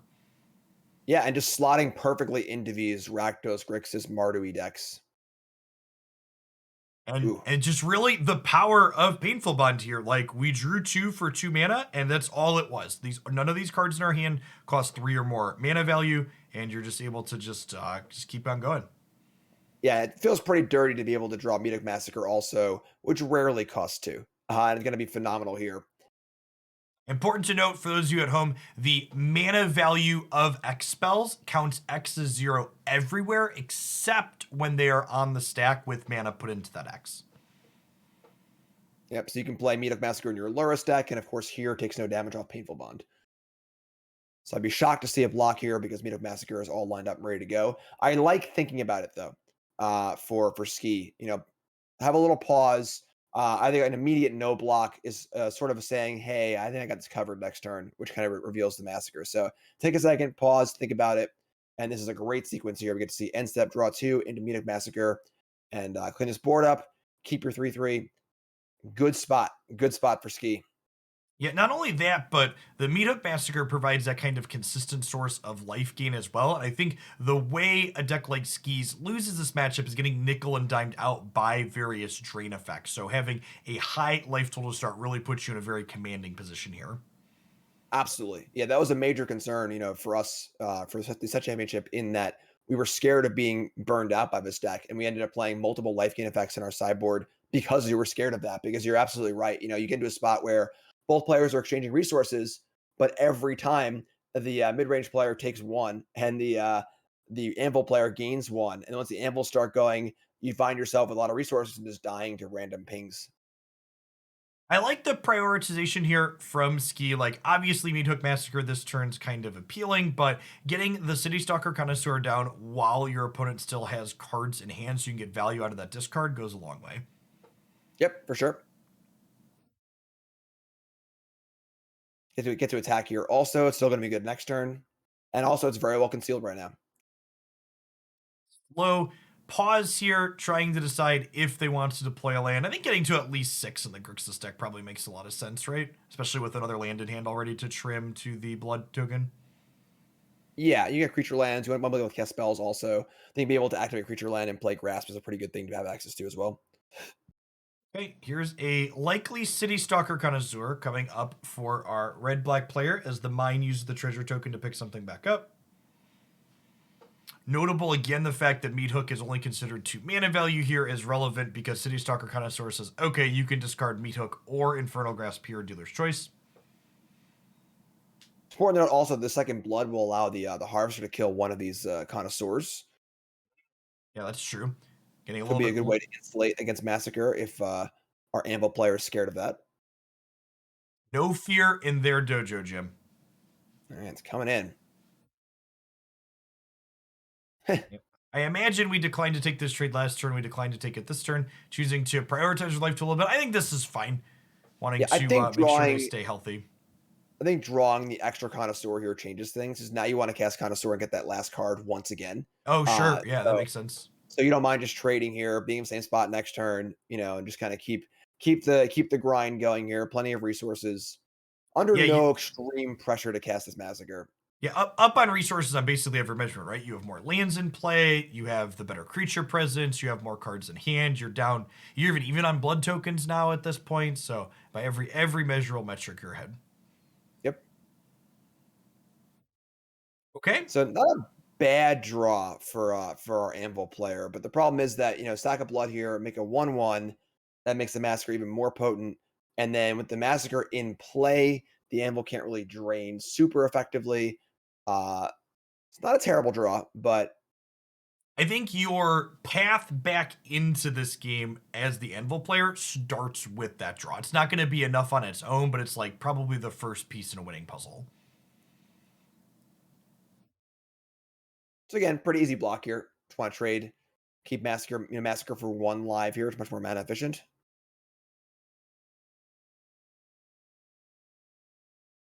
Remember, Oni Cult Anvil only makes that 1/1 once per turn and only on your turn. So we'll see that get used proactively to kind of convert that blood token into a drain plus a 1/1.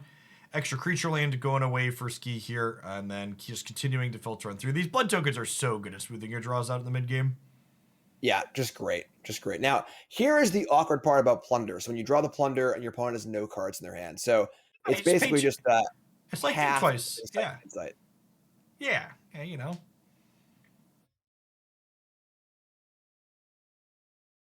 I love Siphon Insight, Jim, so I'm happy to cast half of it. It is a very fun card. I will give you that. So gonna make the blood, gonna hold back on his massacre again for a turn. This will, I mean, I assume our Anvil player is likely going to convert this blood into a 1/1, and then you just kind of clean them out fully with that. Yeah, that's reasonable. We could see a bugbear attack here too, honestly. We're gonna blood the land instead. Get a token this way. This might be a meat hook for none, just so you like can drain them a little bit. Yeah, I mean, that's definitely a path, unfortunately, Ski's Massacre is gonna negate it, but at 12 life, there might be enough here to start kind of pushing that through. Bugbear is also worth 2 creatures as well. Anvil can keep sacrificing the 1/1s. And realistically, I don't see I mean, maybe if you feel like you need to reset the board next turn, you can maybe wait on the Massacre, but interesting choice here. Yeah, and the massacre staying in your hand is kind of insulation against them having their own, right? So like if Ski massacres for 1, then our Anvil player just needs to draw a 5th land to clean the board out to almost be at parity creature land to creature land. Yeah, the problem is that the 2 creature lands are available too, and not really enough mana on the top side to use the lands as effectively. And then after Massacre, a big swing comes with the Bugbear, but still a lot of life too. Definitely an interesting spot here. Both players have Massacre. Both Massacres are fine. It's pretty good for Ski, but can take another look here. The Thirst and the Impact are only okay at present. As another Plunder. And We we can flash back cast that to this life in turn, play. right? We get to plunder and meat hook here. So this is the huge punish to not just playing your meat hook out as a naked card here. Yep. So goodbye, Massacre. Hello, Anvil. Look at me, Jim. We're the Anvil deck now.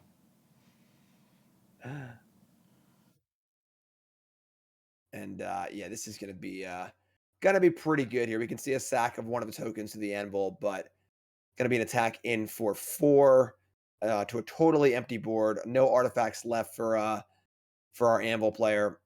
And again, having a Meat Hook Massacre in play insulates against a lot of what the Anvil deck is able to do. So gonna hold back against the Bugbear, I suppose. Yeah, I don't know that I love not attacking there just because they have the Hive of the Eye Tyrants as well. So, like, you're theoretically stopping them from making a 1-1, but you're also just, like, not guaranteed to have that be a thing that's going to happen. All right, Yeah, I'm pretty Sanguines. good draw here. Yeah. So Brushstroke gives a Blood Artist and an artifact for the Anvil. Now that ball's rolling a bit, but still just absolutely flush with resources in the bottom. Sanguine Brushstroke here. One of the more powerful cards in the previous Alchemy drop as well. Really pushing these black decks with these digital card releases. Makes you a Blood Artist, gets you a Blood Token, and then makes it so when your Blood Tokens get sacrificed to anything, they drain your opponent for 1. Yeah, and again, having Massacre in play for Ski is massively important here because otherwise, every exchange, a little life is lost, a little life is lost, a little life is lost. And all of a sudden, you're at 3 life, and you're like, oh my god, I have all the resources. I'm just going to lose the game to life. So having Massacre in play is absolutely huge. Yeah, trying to just basically avoid getting nickel and dimed out of the game here. And then the Mirror Breaker plus the Unicult Anvil of their own here means that we're really ready to turn the corner here on Ski side. Yeah, pretty cool that the Goblin can make a treasure, which can turn into an Anvil food, which can turn into a token, and then get the Anvil ball rolling. Once you have one artifact creature in play with the Anvil, you can sacrifice it every turn, kind of cat oven style, and what's even better with the Meat of Massacre in play as well. Here is a deadly dispute, but the game is slipping away very quickly here. Voltage Surge will allow water to continue to be treaded, but still slowly getting pulled under on the Unicult side. Yeah, I mean, pretty good draws up top, but just like too far behind, it feels like.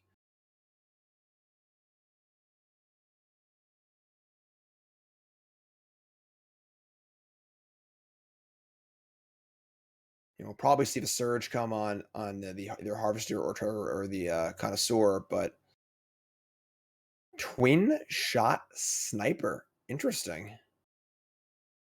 This is a card that I haven't seen in Constructed a ton. So one of those channel mechanics that can be a little bit of value in the mid game because it enters the battlefield as a 4-drop and shoots something, or it can just be a shock that is mostly uncounterable. Yeah, it's just a little play in Legacy Goblins actually as an uncounterable shock for like Delver and stuff you can tutor for, but haven't seen it in Alchemy yet. Jim would know what's being played in Legacy Goblins chat. For those of you not familiar, he is a goblin expert of sorts. I have played Twin Shot Sniper on Mog Monday, so. Now, notable here that even though there's that treasure token again, the Oni Cult Anvil only makes 1/1s on your turn, so unable to make a second blocker here, even if they wanted to. And honestly, even if they could make a second blocker, the Twin Shot Sniper kind of throws a wrench in that plan. Yeah, this is a huge attack. Just turning the corner here, probably in 2 turns. Yeah, dropping down to 7 here. More importantly, these trades and such are going to make Meat Hook Massacre keep churning along, draining our Anvil player and gaining life for Ski on the bottom. So now I'm going to sack the token of the Anvil there. Maybe a little slight misstep. I doubt they're sacrificing the treasure, so down to 6 and looking pretty grim. Well, if there's a draw that starts a chain of events in this game to get things back, that's probably the first one. Yep, Synthesizer here goes ahead and finds a brick. Not the second one. Brick by Glorious Brick. So the Synthesizer can be sacrificed to Unicult to draw yet another card and make a 1/1, but I think, like Jim said, we kind of needed both of these to be live to maybe have a shot. And honestly, with the twin shot sniper in hand, I think even if they were both live, we're probably still a little bit too far gone. Yeah.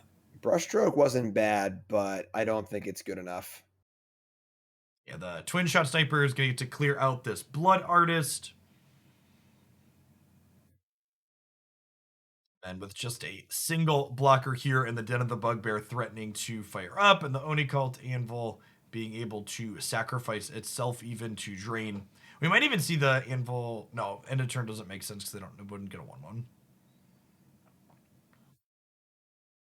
Debating if we want to twin shot something here for our bottom player, I would imagine. Yeah, it could cast the sniper on in the main phase also, but channeling here allows for a creature land activation, which seems better. So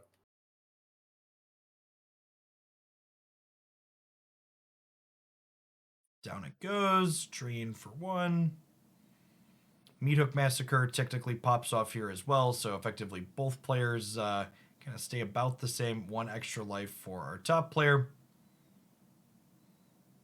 As if the existing board wasn't already enough pressure, we've got the Fable, the Mirrorbreaker flipping over into a 2/2, threatening to make copies next turn. We can block a 3/3 and then take 7, and that makes the Oni Cult activation lethal. yep, Anvil's the last point. Gain 1, sack Anvil, deal 1, and there you go. Main deck Meathook Massacre coming in clutch there. Coming in clutch.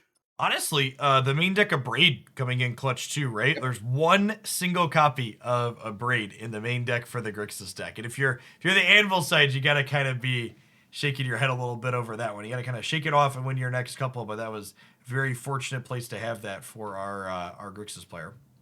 For sure. For sure. If that was an Infernal Grasp, game could have looked pretty different. Our Grixis player bringing in an extra copy of a Braid. We've got an Ovar there for the discard spells, extra meat hooks for some life gain, and then 3 copies of Sorin coming in. Again, the life linking tokens from Sorin really very powerful in this matchup, being able to prevent you from getting burned out. Yeah, the life gain is really, really, really important. It is, the mid-range deck can definitely hang. It has more powerful individual cards, but it can't afford to just sit there and get, dinked over and over and over again from Blood Artist, from Meathook Massacre, from Anvil. It needs to be able to keep that life total reasonable so the more powerful cards can come through and take over the game. Now remember, As you saw, chat, if you're playing with Sorin the Mirthless in paper, pre-order any Streets of New Capenna from CoolStuffInc.com to get your Jeff Hoogland themed Sorin token. ooh, cool. Link to that in chat. See, our players trying to figure out exactly how they're sorting things out here. Valky, kind of an interesting one. Tibalt on the backside, technically another way to interact with artifacts on the board as well.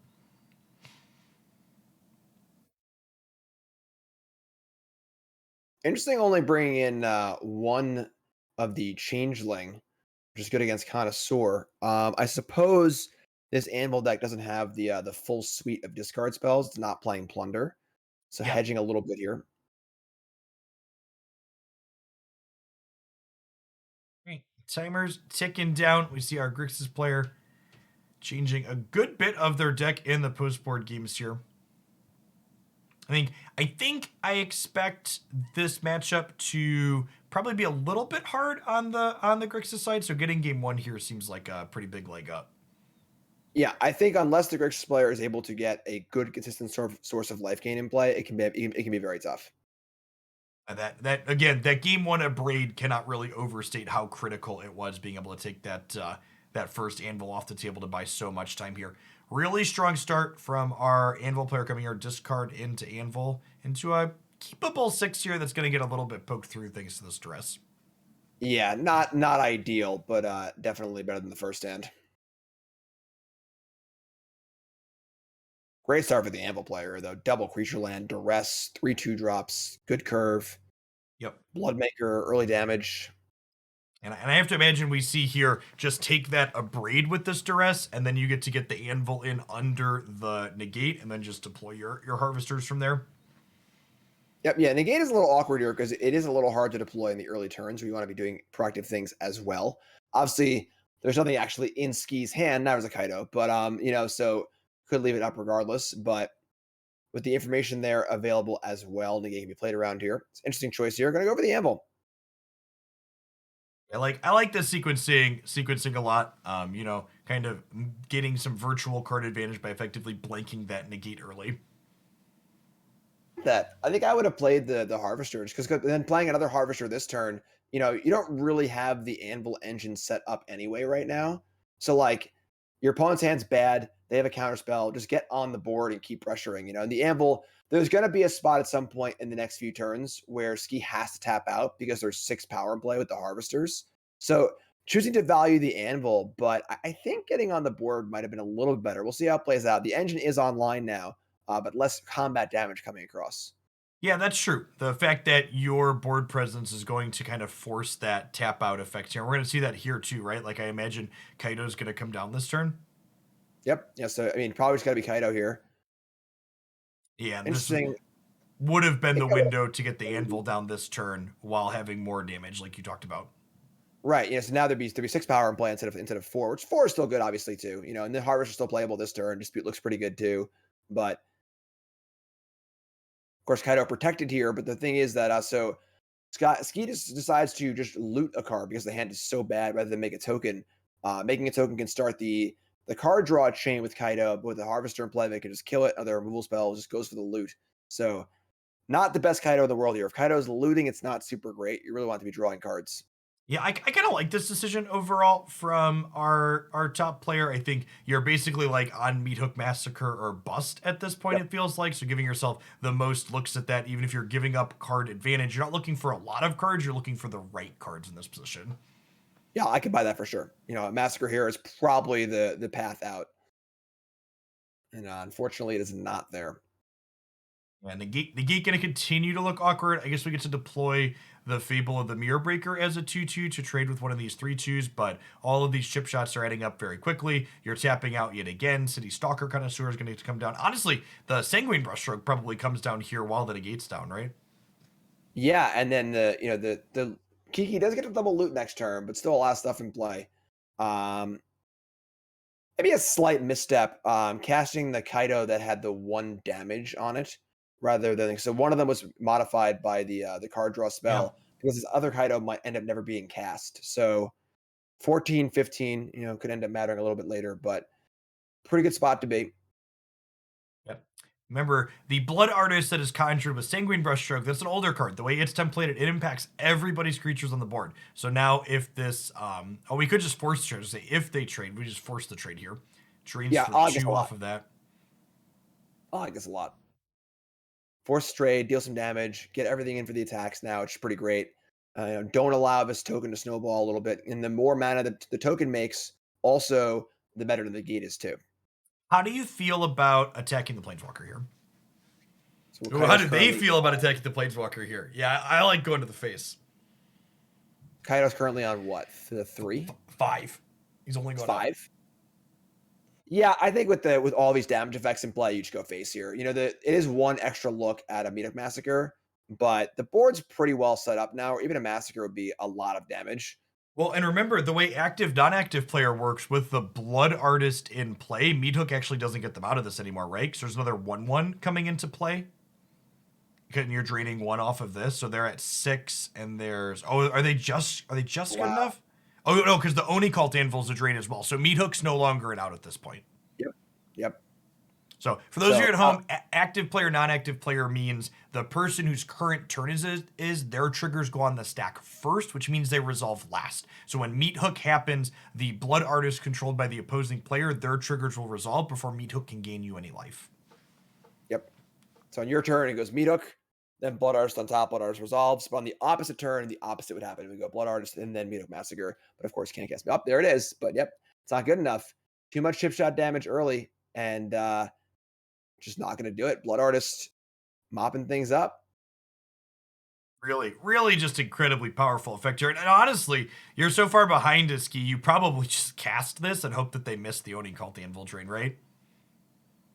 1, 2, 3. They can screw it up potentially. Yep. There's actually 2 sacks here too with the treasure for dispute and the shit, that doesn't matter, never mind. But yeah.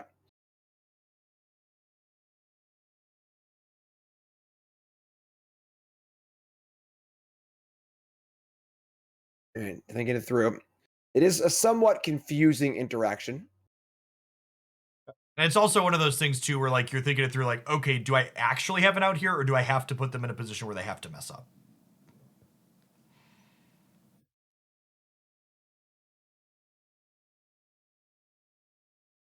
I think we're coming to the realization that there is no line other than hoping you mess up. Yep. So here's the map. Oh, this is cute. I Oh, guess massacre. this technically doesn't get us out of it though, right? Because they just get to untap and then Oni Cult Anvil again. Yeah, it was also creature lands in play too. So uh yeah, this not killing the 3/2, and then you can play the adversary as a blocker for the 3/2, but there's still a bugbear, a Hive of the Eye Oh gosh, Tyrant. there's a creature land. I forgot about the creature lands too. Yeah, you're Yeah, right. so So this line with the meat hook technically means you're not dead on board, but you're still mostly dead. yeah, so Surge, Duress. So Massacre is gonna come down. More Anvil stuff, sorry. So hold on. Anvil first. That is 4. That is 3. And now Massacre comes down. Okay. The fact that they sacked the creature instead of the treasure means they're technically not dead this turn, but as Jim pointed out a moment ago, the creature lands mean that this is all but over, and the untap on the anvil. So you see the immediate Massacre ability to trigger. They go on the stack, and the Blood Artist will trigger. They go on the stack on top. Artist, then Massacre. So at once, they'll survive back up to 3, but now a block comes down, and the Hive of the Eye Tyrant just finishes it off. Yep. It's also a Even rule spell here, too. So yeah, there's really no wrong way to eat this Rhesus. You know, this 2/1 is going to turn back into a 3/2 here momentarily. There's Den, there's Hive, it slices, it dices. We're going to a game 3 here. yep. No real reason to play this end step because you rather get a token on your turn, and it's just you don't untap pressure anyway. But either way is fine. So Yep. there you go. Interested to see if the negate stays in the Grixis deck for the game 3 here. I don't think it should. As you saw there, it's just really, really awkward. And one of the problems with bringing in a card like Negate against a deck that's playing Duress is once they see it, it's pretty easy to play around, you know? So Yep. you really want your cards to be proactive. Even if the Duresses weren't present, I think it's still kind of awkward to find a good spot to play it because all the cards in his Amble deck are so cheap. But Yep. especially because of Duress, I would not want Negate in my deck. Yeah, it's very difficult to trade tempo positive on negate in this matchup. And even when you do, like, Sanguine Brushstroke isn't a huge tempo increase. You're trading 2 mana for 3 mana. And because your deck is kind of so tap out focused in Grixis, when you're passing with negates up, it's kind of telegraphed. Yep, absolutely. And the thing is that even though Brushstroke is really, really good, you'd love to be able to counter it. There are other tools. There are other ways. You know, you can try and get some life gain going, get your massacres going. You know, finding another avenue to deal with it is preferable to just having this really awkward counter spell that's going to be spotted by Duress. Maybe you can't leave it up.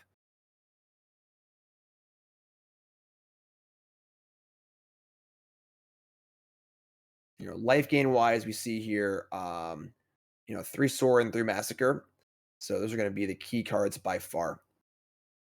You know, I went as far to play 2 copies of Nighthawk Scavenger on my board for matchups like this because I just really, really wanted to have the extra life gain effects.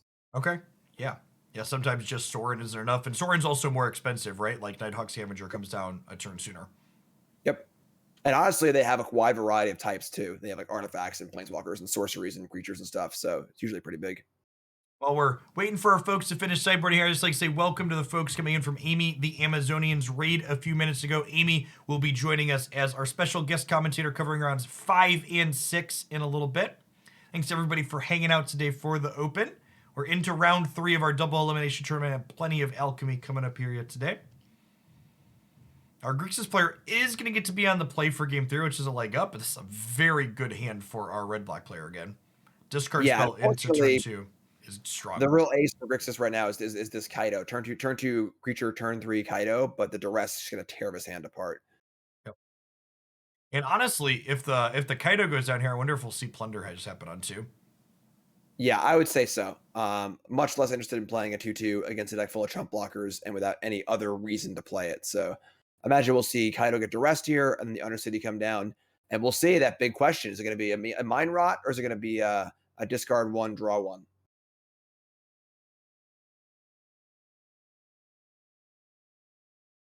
There's plenty of lands in hand for our Anvil player. I honestly wouldn't be super surprised to see just like Shatter Skull plus Swamp go down here. I agree. I think that, so far today we've seen that giving your opponent a card off plunder has been pretty devastating. So seems pretty safe. Hand's still pretty good. Little lack of engine going on here. There isn't really any like big engine cards, but Chooses to ditch the Meat Hook Massacre, which I think is fine. You want that as like a catch-up card in the mid to late game, but early on it's kind of mediocre in this matchup. yep, valuing the lands for the bugbear for a little more pressure. All right, there's your naked adversary just as a 2/2 on defense.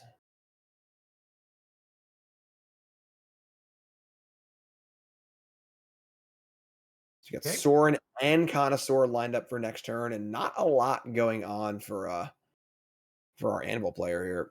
The red black deck is a lot less impressive when it's not nickel and diming you with every action that is taking. Yes, absolutely. It's very important those engine cards get online. They are hard to remove once they do, but they need to actually show up.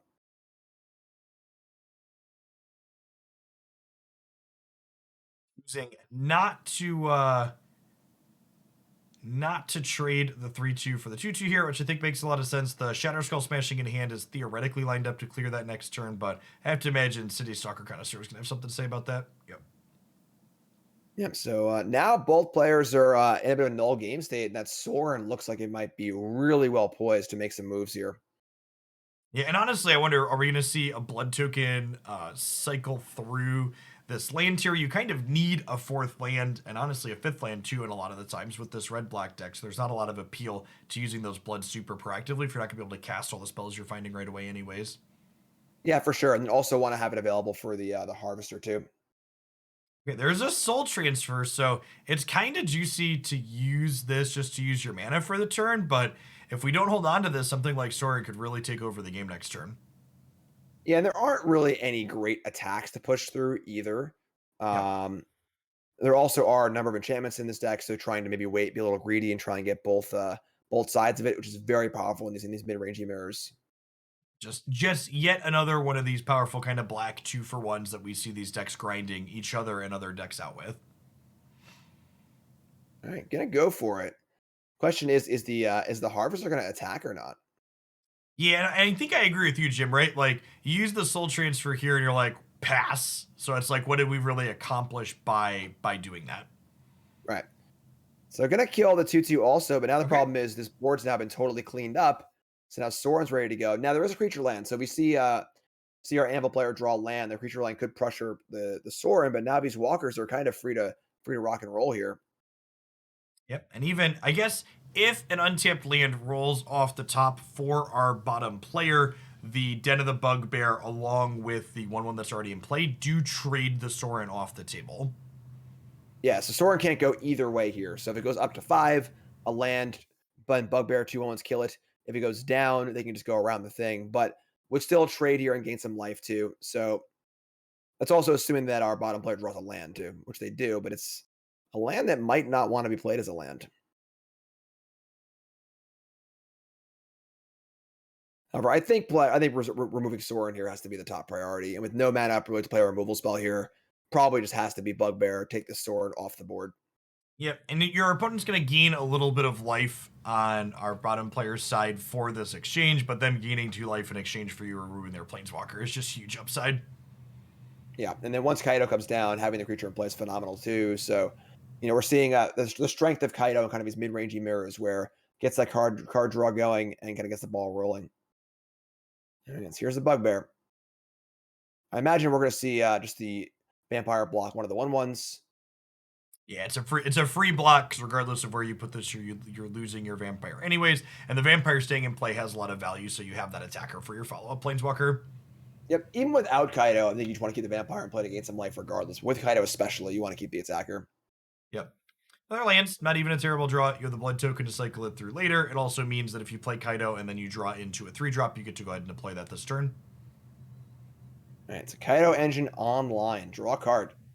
A Braid is pretty good. Of course, Yep. Kaido goes away anyway. But getting to clean out the Den of the Bugbear is great. Basically, eliminates your opponent's threat and then also eat up their entire turn. Yep. Have to imagine this Blight Step pathway is going to stay in hand with the 2 blood tokens our bottom player has. Going to potentially look to be cycling that into. Oh, okay. Just going for this right off the bat. I suppose for its creature land. I guess you don't have any good attacks, anyways. I don't Yeah, I mind mean, you this. definitely just get in, make a token, you can do some damage regardless, but can't attack Kaido just yet because it has Ninja banished. So, There's the Shatter Skull Smashing. That can answer the Vampire next turn in a pretty inefficient manner. Really kind of seeing the power of Saurian being just multiple for one here, right? Like we spent resources taking the Saurian off the board. We're going to spend more resources taking the Vampire off the board later. And they've already gotten in some damage and gained some life. yeah, and the fact that Kaido's, going to draw another card next turn, now Kaido's up 2 cards. There's a Hive of the Eye Tyrant hanging out too, which can be more card draw with Kaido. And Kaido's loyalty is always also going up too. It's going to be up 5 next turn. Pretty hard to remove, and a lot of cards still coming.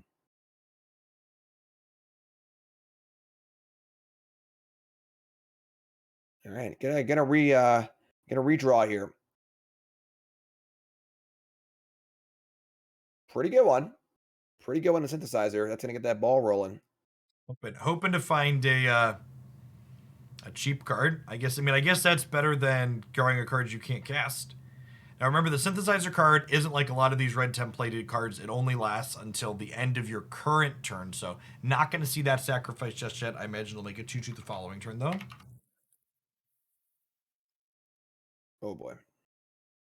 So Saga Blood, pick up a Connoisseur. Got the Connoisseur available now. The Kaido draw available also. And as long as Ski can just keep a creature in play attacking every turn, this advantage is going to be, almost insurmountable. Just drawing 2 cards a turn, blooding some things away, keeping the ball rolling, gaining life, which is important. Uh, Yep. Things are looking great right now. Even Yeah, Connoisseur here with no cards in hand, just a good solid body. yeah, a lot of this Anvil deck's routes back into the game tend to involve draining your opponent out, so being at 23 makes that an incredibly unlikely possibility. Although Unicode Anvil's probably one of the better draws, especially when you have Synthesizer in play already. So looking for more cards that draw cards off of these pickups for sure. Yeah, pretty good. Starting at the engine online. So Synthesizer will reveal something good here. Just a Hive. Just a Hive. Not great. And unfortunately for our Anvil player, they are not aware that there are 2 Abrades lurking in hand, but this Anvil is not long for this world currently. Yeah, these Abrades cover both the Anvil and then the first creature land that wants to is brave enough to test the waters here. And unfortunately, pushed into action because you can't just sit here and let Kaido draw 2 cards a turn. Yep. Right, and there down goes the Anvil.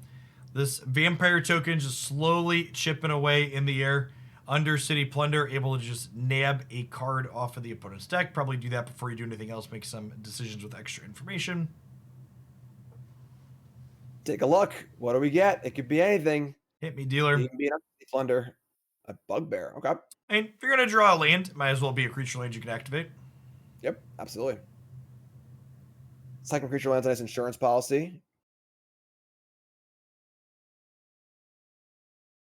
Yep, I'm just gonna keep rumbling along here. And again, like we were saying earlier, the life gain here is pretty important. 24 life is a lot. And the Anvil deck does have the ability to kind of invalidate all these cards that are drawn by just killing the opponent. But life gain is strong here. Life total's high. If you're our bottom player here, when the City Stalker Connoisseur attacks, you kind of slump into your chair a little bit Yeah, because you don't make that attack if you don't have a removal spell to clear out the creature land in most instances. absolutely, absolutely. And I like Ski taking the aggressive slant here. Just want to take this game and close it out here before the Anvil player can put anything together. You're ahead by every measurable metric. Let's just end this before that changes. Yep. And dispute here it's I suppose possibly the start to something. We can see the den and fire up here. If it's killed by the Abrade, we can see the dispute sacrifice it for a little bit of value, but still a lot of work to do. Gonna bond first. Grr. Maybe you find a different removal spell and that lets you save your braid for a different artifact later rather than a creature. Yeah, I agree. I like that a lot actually, because the braids have a lot of value to take out these anvils. So You go gets ahead tapped and again, so a tiny bit of value there as far as mana efficiency goes. And that's yep. a pretty good pair of cards, honestly. Yeah, we get to attack the Planeswalker here. We're going to have a chance to deploy these next turn, and we are down to just lands on the other side for Ski, although they will have 2 draws coming here. All right. Well, I will give you that negate looks very, very good when you've got an active planeswalker and some threats in play, and it's turn like 12. Absolutely, absolutely, it does look good there. It does look good there. It is. It's definitely a better late game card than early game card, right? Because I agree with your assessment earlier that like you're tapping out frequently in the early turns, but in the late game, having it as like this kind of insurance policy basically definitely doesn't seem bad, like you said. For sure. Like yeah, the brushstroke is partly the beginning of a path out. Once it is negated, the game will probably just be over. Yep. Not to say the game wouldn't have been over anyway, though, because things are looking quite good for our Grixis player. But yeah, negate basically just lets you like check off a box. When you're in a position like this, like the Grixis player, where you're really far ahead, you just want to be like kind of building that mental roadmap. Like, okay, I'm ahead. What does my opponent's path back into this game go? And negate basically checks off a lot of the boxes on the paths that your opponent has potentially back into the game. Hey, the percentage chance they're going to win is a number. You want to make that number as close to 0 as possible. Yep. Figure out what are their lines, and then what are your lines to make sure they have fewer of their own. Sure, meat hook too. Love it. All right. I mean, it's funny here. Double brushstroke is definitely part of the path. So the negate here actually is looking pretty good. You could see, double brushstroke here would have been, 2 blood artists in play with some trump blockers in play. I guess there is only 3 life available. So between the menace, maybe the damage gets through anyway. Obviously, Masker's lethal too. So it doesn't really matter that much. But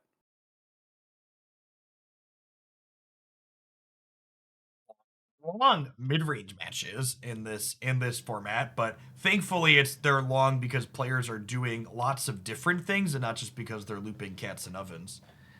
yeah, yes. Do some more experiments.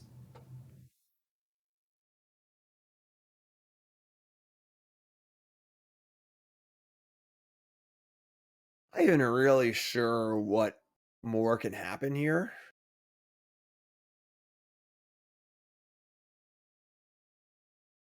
I mean, I guess there are enough blockers where the menace creature can be blocked at present. We could just see a Meat Massacre for lethal, obviously, too. This guess doesn't really matter that much.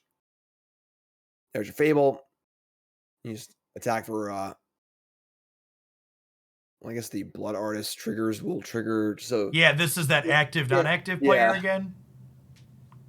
I mean, if the creature land just fires up and everything attacks, then everything has to block in kind of a bloodbath. Blood Artist will die, Connoisseur will live, Kaido draws a card, nothing left on the board for our Anvil player.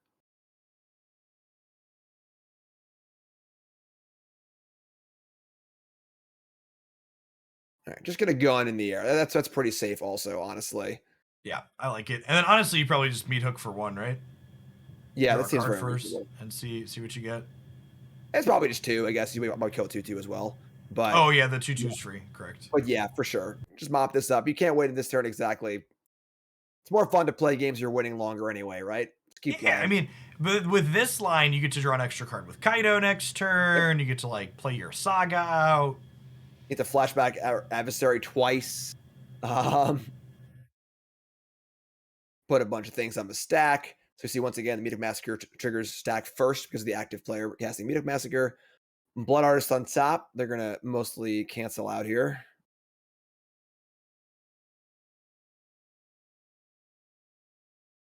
When all is said and done, I believe our bottom player will be at 5, I guess. Good math, Jim. 27 to 5, though, still looking pretty good. Looking forward to the big adversary cast next turn for 2 spells.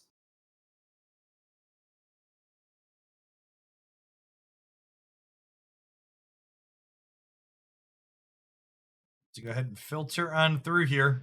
The little dings from this brushstroke, not particularly relevant.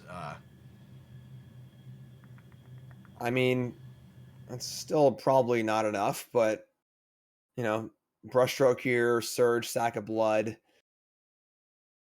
kill something. Not really enough. Not really enough. You can see though how while this game is pretty much out of hand, you can see how the Anvil deck wins these games though. Because Yep. if the totals are much closer and the game wasn't so lopsided, these life effects really start to add up. And just two from Blood Artist here, two there, two from a couple Bloods, dink here, dink there, and it really does start to add up. Of course, this game's a little too far out of hand to matter. I think that token's gained about 10 life already, but so we get double kick on the adversary. Love it. Love it. Cast those spells. Plunder, Braid, just cast them all.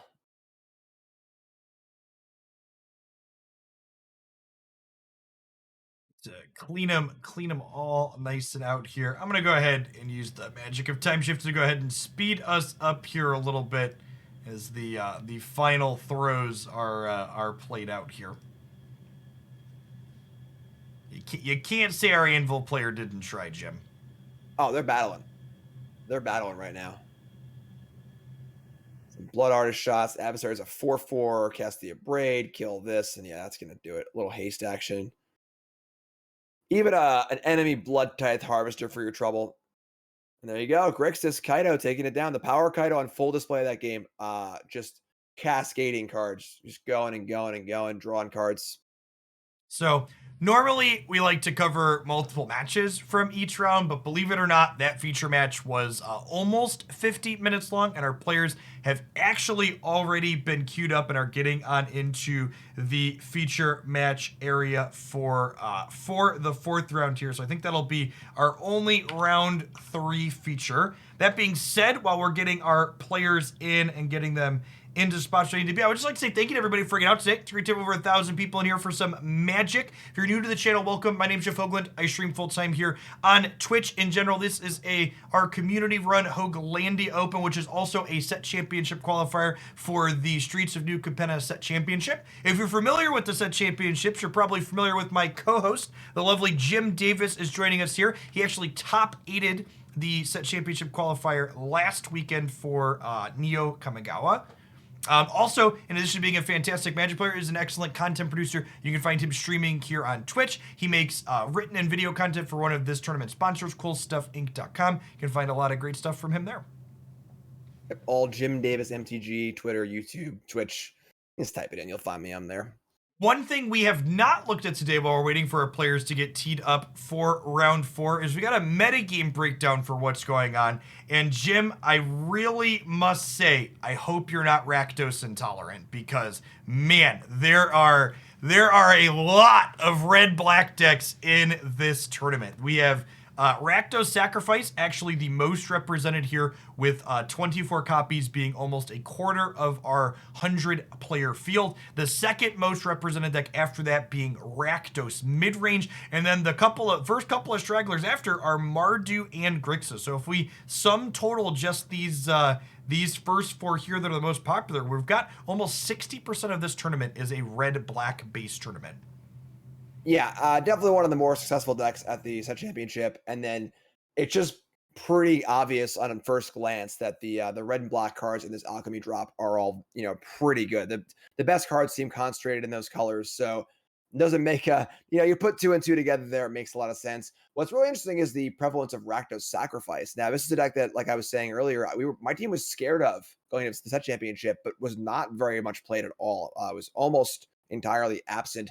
I think part of that was due to a poor Runes matchup. Of course, Runes was the talk of the event going into the set championship.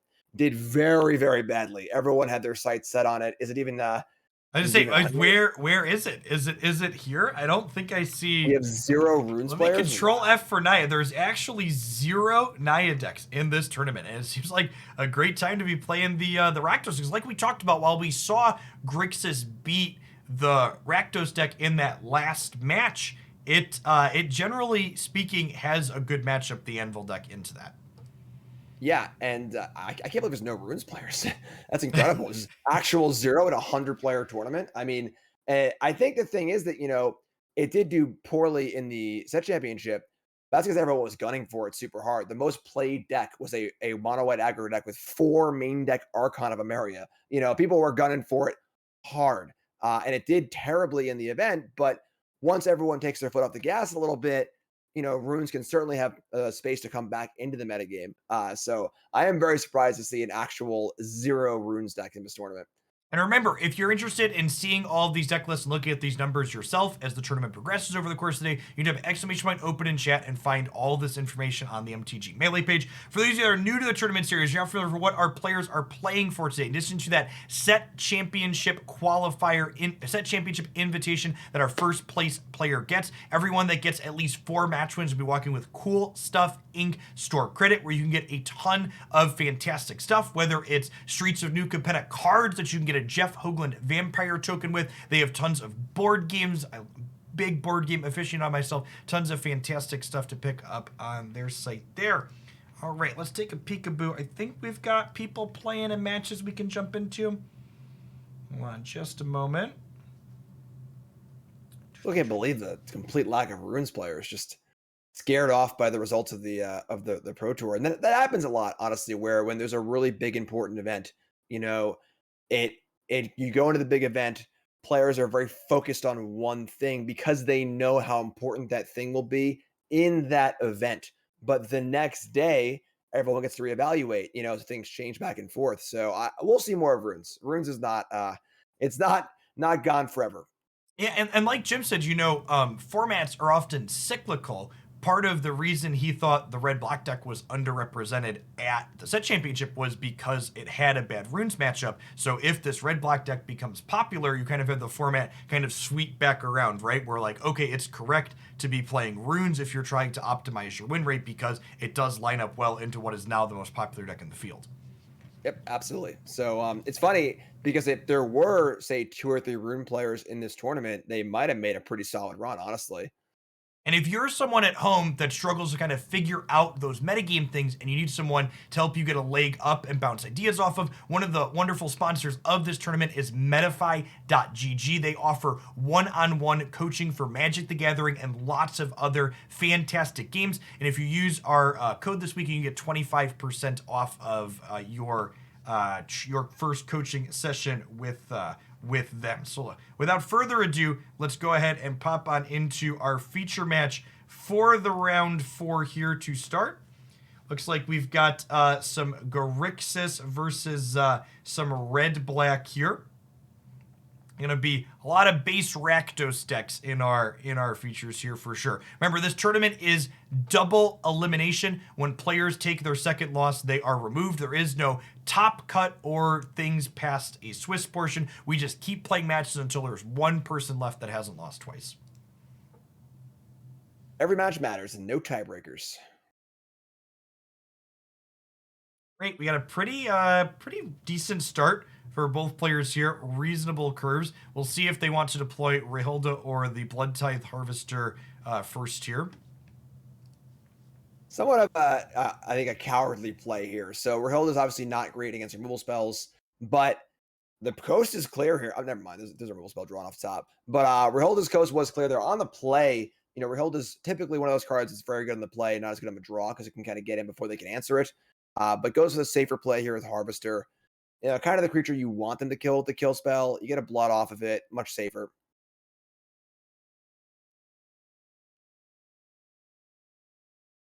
See that Molten go ahead and deal 2 damage here. And we see that reminder in the top left there means the next instant or sorcery that gets cast is going to deal an additional 2 damage. And we see the Undercity Plunder there. Going to go ahead and get to take cards out of hand here and also finish off that Rehilda with those rollover minutes.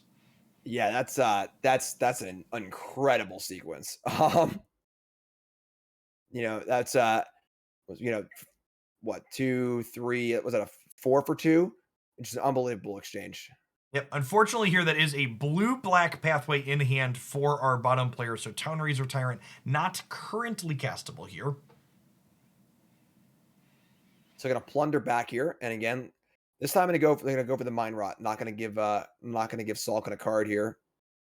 Yeah, Undercity Plunder, easily one of the best cards in this card drop. It is a big part of what is powering Rakdos to popularity, I think, here. Just a 2-for-1 for 2 mana is just so clean and efficient.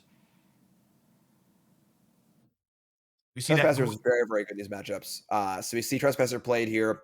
We've already seen the cards taxed to mean discard spells, and now a break and kill Trespasser, but it will cost another card. Yep.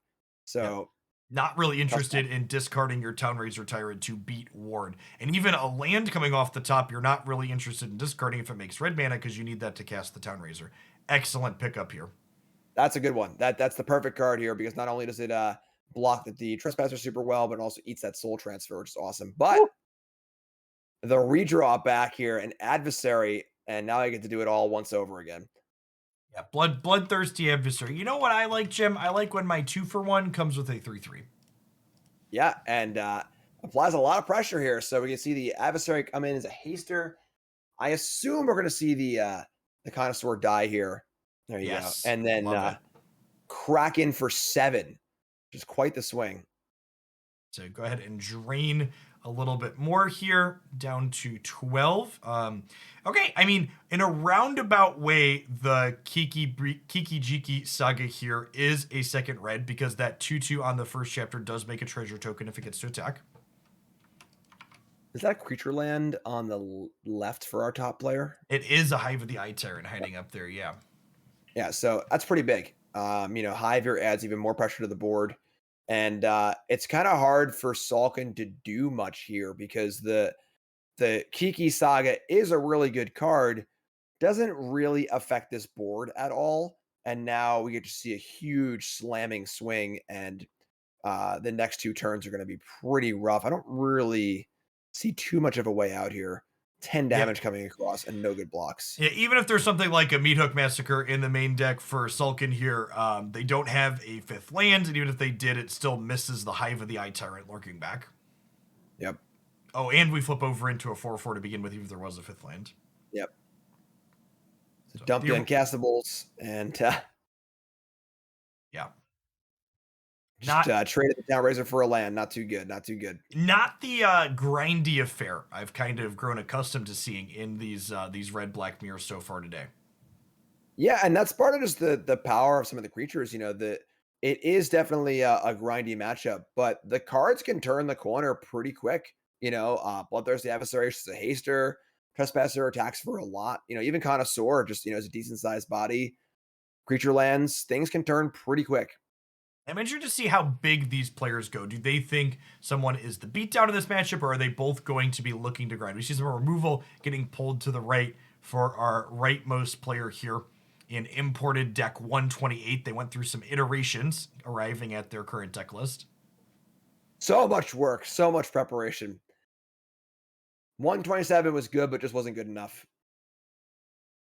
You see Reckoner Bankbuster in the sideboard, in addition to some Planeswalkers for our leftmost player. Rahilda, notably a card that is coming out here. While that card's very powerful and able to generate card advantage, it also comes at a bit of a risk, right? Like, it could just eat a removal spell and then not do anything. You have to be connecting with it in order for it to be getting you ahead.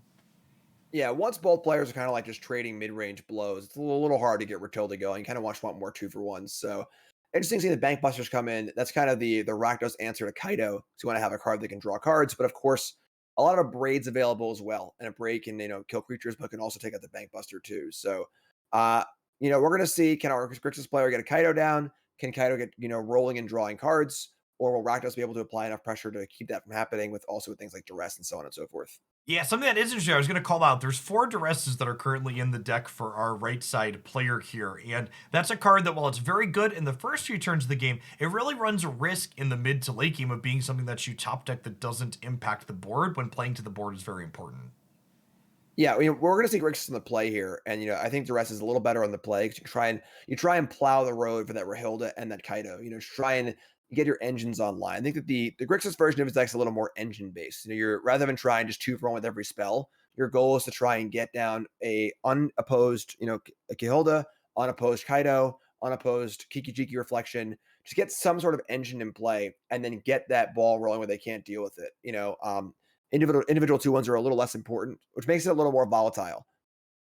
Okay, this is a really good start here, and exactly what Jim was talking about with this duress on one, going to kind of get the card advantage party started. Going to get to curve into the Undercity Plunder and then right out into Kaido here in a nice 1-2-3 on the play. Oof. Oof. Okay, One sure. good turn deserves another. I think this duress is a lot better for our Rakdos player than it is for our Grixis player. So without Kaido now, his hand's looking a little bit ugly. Alaska there very cleverly leaving their duress on top of their library, so it was unable to get duressed by Sulkin on the bottom. Just good play. Just good play. Okay, and this is kind of the risk of leading the Undercity before your duress for our bottom player here. If this deal 4 gets binned, then this duress is pretty likely to blank. Yeah, which is actually pretty funny. Now, of course, it is known information, so that the fact that there's 2 of 3 cards here that the rest does not hit is visible, and you get in that awkward spot where you're like, all right, now what do I do? So the first duress was very, very good. It did the job of trying to get Kaido rolling. It failed, and now the second duress is not looking very good. Now, these decks have a lot of bloods in them, a lot of ways to loot. Kiki can loot cards, bloods can loot cards, so you can kind of cash the duress in for later, but the hand is just so bad for Salkin here that there's not a excuse lot me, going on. Jim. The Kiki Saga rummages, it does not loot. My bad. And speaking of Kiki Saga, what a draw for our top player here. Couldn't ask for a better draw. This is I actually like firing off the duress here going into their opposing turn 4, because if that face down card is something like a Sorin, for example, you really want to stop that before it can happen. Yeah, and also if it's a kill spell, you want Reholda to be able to block this goblin token too. So I agree. It feels bad to miss, but missing means that this turn's probably going to be all right.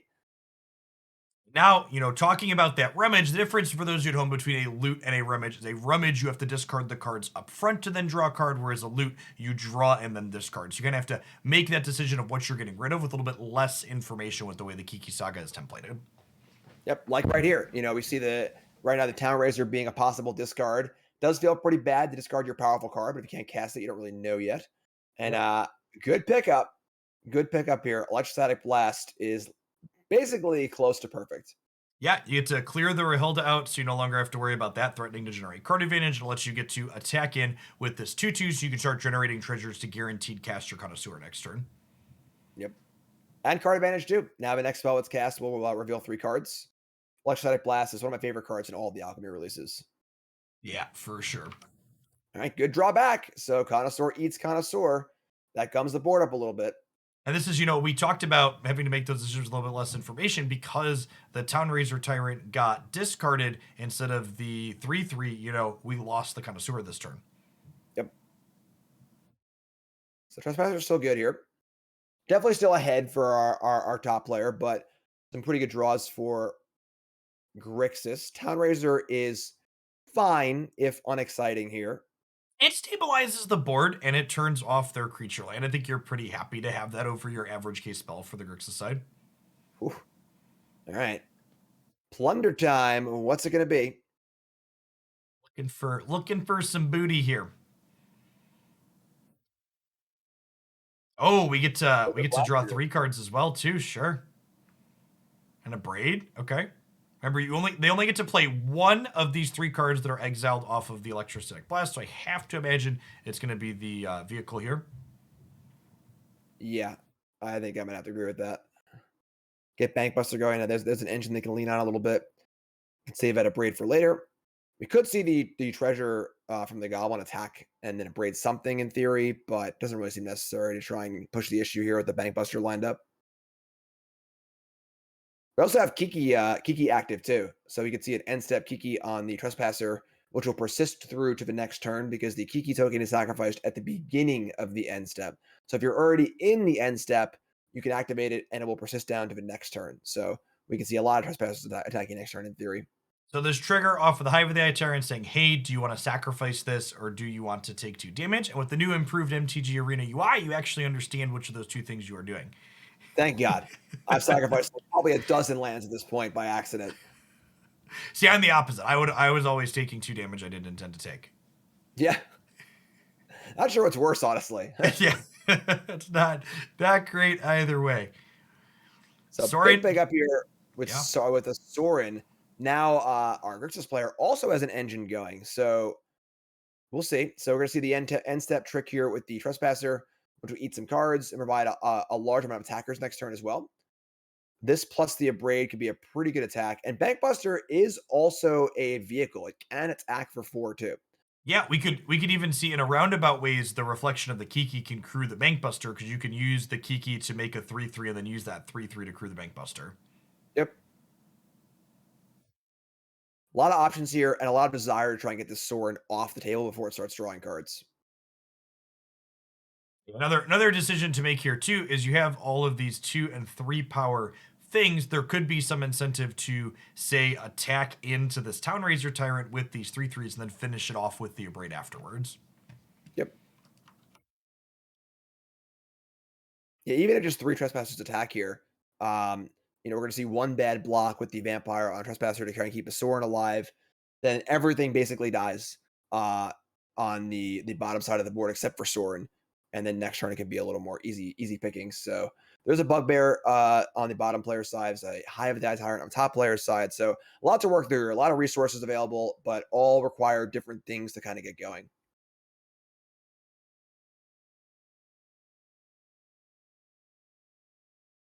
All right, just gonna go over the pre-combat Abrade. So this will guarantee Sorin's death at the cost of the Trespasser. Well, I suppose the copy could copy the Trespasser, and it could be copy Trespasser attack, Goblin attack, all 3 attack Sorin. This works too. Bankbuster going in.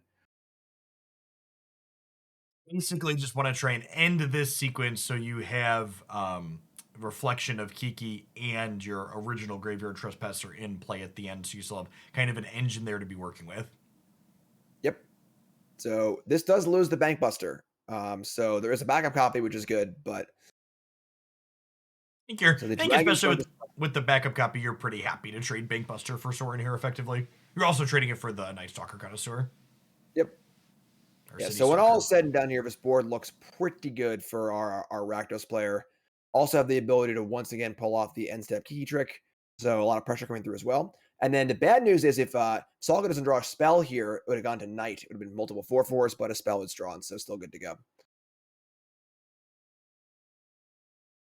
And I have to imagine that with both of our players near 20 life, if we see a blank come off the top for Maska next turn, we'll probably see the Bankbuster start.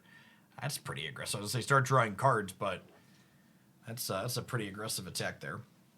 Yeah, I'm surprised to see the land sacrificed, honestly. I feel like with the Bankbuster in play, you kind of want to have a little more access to mana. And 15 is, reasonable. It would have been 13 on the stack, but getting some life off Trespasser. Honestly, with the Kiki copying Trespasser, it's even more life. So, gonna see the end step trick here once again. I believe there are still some creatures to eat. There's one.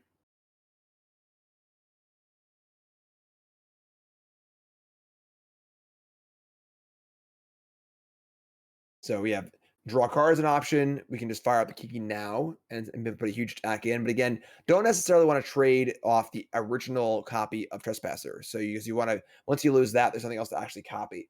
So I think I like opening on drawing with Bankbuster, I agree. but it's close. There aren't many other actions to take aside from that. So I think that the first thing we just got to do is draw a card and see what's up. Yeah, you basically got to decide, like, are we just trying to pure race here by crewing and attacking, or are we going to try and accrue some card advantage? Okay, sure. This attack's free. Your token's going away at end of turn, and you might as well crunch in with it. There's probably also, creatures running out here. So there's probably 1 or 2 left. But, for the most part, these are going to be 3/3s pretty quickly. Now, going to Knight here is interesting because, both players get a 4/4, but then, of course, our top player has multiple 4/4s because of Kiki. So, Yeah, Bottom player is unable to attack in with their Trespasser because there's just a 4/4 token waiting to get generated on defense. It has been getting made at end of turn, but it can still be made inside of combat if it's more profitable to do it at that timing. Yeah, and then of course the with an active Kiki, there are just many, many, many phenomenal draws for our top player, and we're going to be seeing a draw off Bankbuster, a draw for a draw stab. We could also see another draw off the Bankbuster on the next main phase too. So Siren peeks in, but The crack for 4 doesn't look. I don't believe there are any creatures left in the graveyards. We have one Town Razor Tyrant spoke too soon, so can gain a little bit of life. And that life gain is going to be relevant here because the difference between 12 and 13 is an entire turn cycle with the Town Razor Tyrant in the air. yeah, I'd imagine the depends on what's going to draw off of this Bankbuster, but the corner is going to be turned next turn. We see a draw here. It's going to be it's a swamp, but now we see the old end step Kiki trick. And honestly, if we see a removal spell draw, it's actually just lethal. I guess it's not lethal with the chump block on the bugbear, but it would be very, very good. It's enough that it probably wraps the game up. Yep. So Grabbing the Town Razor Tyrant out of their own graveyard for the drain, grabbing the spell out of their opponent's graveyard to cut off any type of recursion that way. Go ahead and start their turn here. They have enough mana at this point that they can draw. Sure, yeah, that's perfect. there you go. So now the problem is 1 mana short here. So enough mana. I'm sorry. Never mind. Not drawing a card. I have drawing a card Bankbuster also. So yeah. So we can kill this.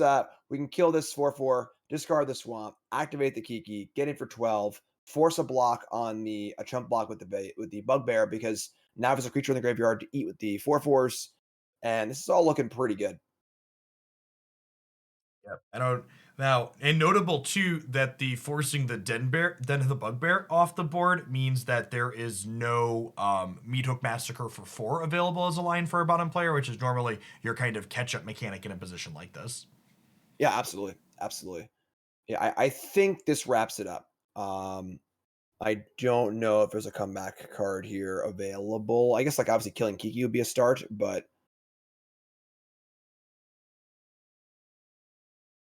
exile a whole bunch of stuff. Even if the Kiki goes away though, you still have your Bankbuster for the top player and a Graveyard Glutton to just like the Town Razor Tyrant. All right, 3 to 12. That's a land, and that's gonna do it. Rakdos looking pretty good there. And I think one of the big questions players are gonna have to ask themselves, both Rakdos and Grixis have a little bit of popularity in this tournament, is the blue splash still worth it, right? Because like when you played this deck at the championship last weekend, you had access to a lot fewer cards, right? Like we got not 1 but 2 really good black mid-range cards this most recent Alchemy drop. Yeah, and the big thing is that both of these new cards play very well with the adversary. Whereas the adversary had fallen off a little bit. I had played it way back when I qualified with the Rakdos deck, but once Kaido came out and those new cards came out, they're not spells. You need to have a certain critical mass of instant sorceries in your deck to play the adversary. But when you don't, it doesn't really work. But now there's 2 new spells. They're only red black. Makes adversary a little better. Makes everything a little bit cheaper. And then the black card draw spell, giving you kind of the card draw that Kaido provided you in on color, works out very well too. So big question. Is it going to be Rakdos? Of course, Mardu also did very well at set championship. Grixis also available too. I don't know. Not sure which one's the best one yet. All right, let's go ahead and dive right into our next feature match for the round. We've got some mono green here versus the Rakdos. I'm guessing from the Brushstroke and the Voltage Surge, the Anvil deck. Let's take a peek at how this plays out, huh? Yeah, it looks a little more anvil here. I must say I am quite impressed with this green deck, which I know it's not really like just a green deck, whatever. But the adding this ninja creature alongside the wolf, because the 1-drop pup it's fine, but it feels kind of hokey at times where you just kind of like you play this 1/2, you play your 4/4 pack leader, they kill it, and you're like, all right, I guess I just have this 1/2 left over. But now getting the extra value, being able to ninja it makes it so much better, and now you're not just kind of relying on these really good nut draws where if their removal doesn't line up, you're in good shape. Now you have his ninja element as well. So his green deck is honestly really impressing me. You have a little bit of a speculative keep here for Tristram on the bottom. They do have another draw step and a blood cycle to try and find their second land, but okay, hitting it naturally is good here. If they didn't hit the land naturally, they were going to be pretty out-tempoed. I don't know. Look right to me. And we see that rollover damage here going to allow Voltage Surge to kill the next 3/3 that our mono green player deploys. Yeah, this card's unbelievable. This card's just really, really good. Yeah, Jukai Liberator, normally unanswered by Voltage Surge without sacrificing. All right, so gonna be a little greedy here. The greed flows deeply through Tristram, and they will never be punished for it, Jim. Never wrong, never wrong. All right, so wanted to keep the wheels kind of spinning here. Needed to draw a red source, pulled it off, and now things are looking phenomenal. Yeah, there's another Voltage Surge here even, so knowing how Tristram's running, they're going to draw untap black here. Now, to be fair, there is a very exciting card in the hand for our green player here. It is the green Invoke. Yeah. And it is quite the top end card in an attrition game. It makes 2 4/5 tokens that either have trample, vigilance, or reach. And those are huge. So Meetup Massacre can't really touch them. They also trample. But unfortunately, we got no land draw. So Yeah, the fifth point of toughness is so relevant, right? Like we have seen 2 different deal fours out of this red black deck. Yeah, it's honestly huge. So big draw step next turn. Can our green player find that last land? Being able to kill Blood Artist is pretty cool here, but a lot of work to still do. Thinking about just meat hooking? I don't know that I'm in love with that one. Perhaps cycling a blood token. Yeah, I think the second meter feels very redundant.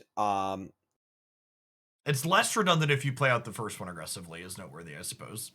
Yeah, is that worth it? I guess it's also value. You want to save the blood for the voltage surge. So Hey, Forceful Cultivator, new green card here.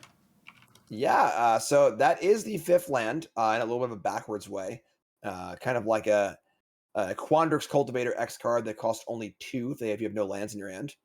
But every turn is like a turn that they can just draw a Sizzler Connoisseur, and thankfully for our green player, they have not. Yeah, and that was honestly, it might have been, I'm not going to say strictly better than a land because it put them a turn behind on it, but it was a card that got them a land that also gives them board presence ultimately. So long term, it might end up being better, even if it wasn't in the short term.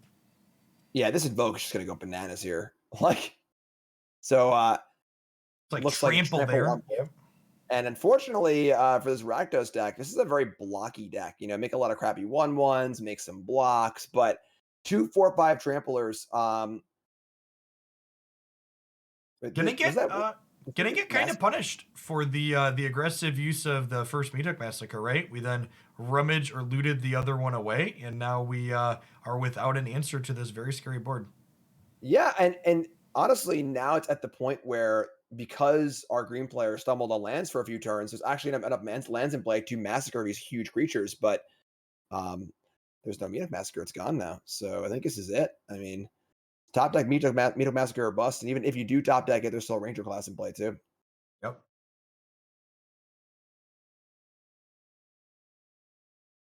So I think we're just in Meetup or bust territory. There's no other Oh my god. Oh my god. All right, well, across the is this good enough? Oh yeah, it is for 6, right? It's for exactly 6. Close. It is big enough to kill everything. Now the problem, of course, is Ranger class is still there to draw creatures.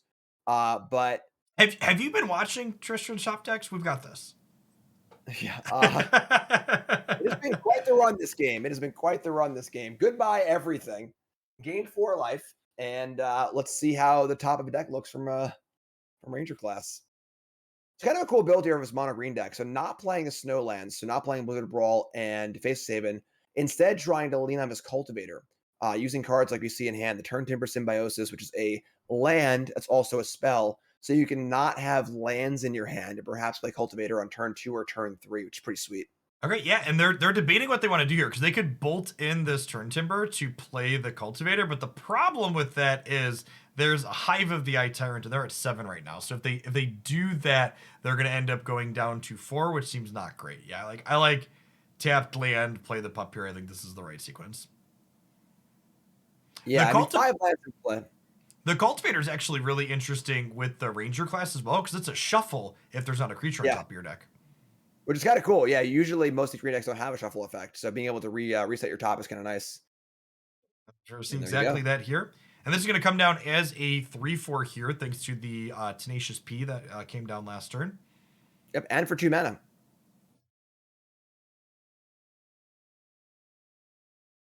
Can't imagine there's any other play than just popping the cultivator in here. At 5 life, though, Meat Massacre available and the Brushstroke available. Certainly rather precarious. Get that shuffle on. Top card. Ooh, that's a good one.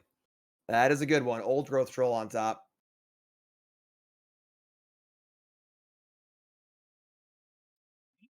And honestly, if you're on Mako's side, you're probably pretty happy to see that just deal with your 1/2, right? Because like if there's an artifact shows up, it could deal something larger. And man, okay, the hits This is keep bold. coming. Some heavy hitters here. Jeez. Man, I can't believe our red black player is going to lose this, Jim. I thought they were all for it. I thought Yeah, that Massacre was a pretty insane top deck, but Ranger class has been very, very kind. yeah, and not even just that, not even just the ranger class has been kind, like just good deck building, right? Like if the forceful cultivator hadn't been there to shuffle, this ranger class would have bricked off last turn. Yep, absolutely.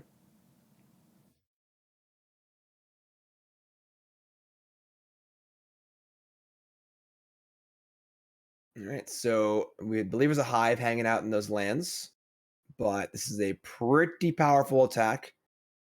3/3 back on defense also.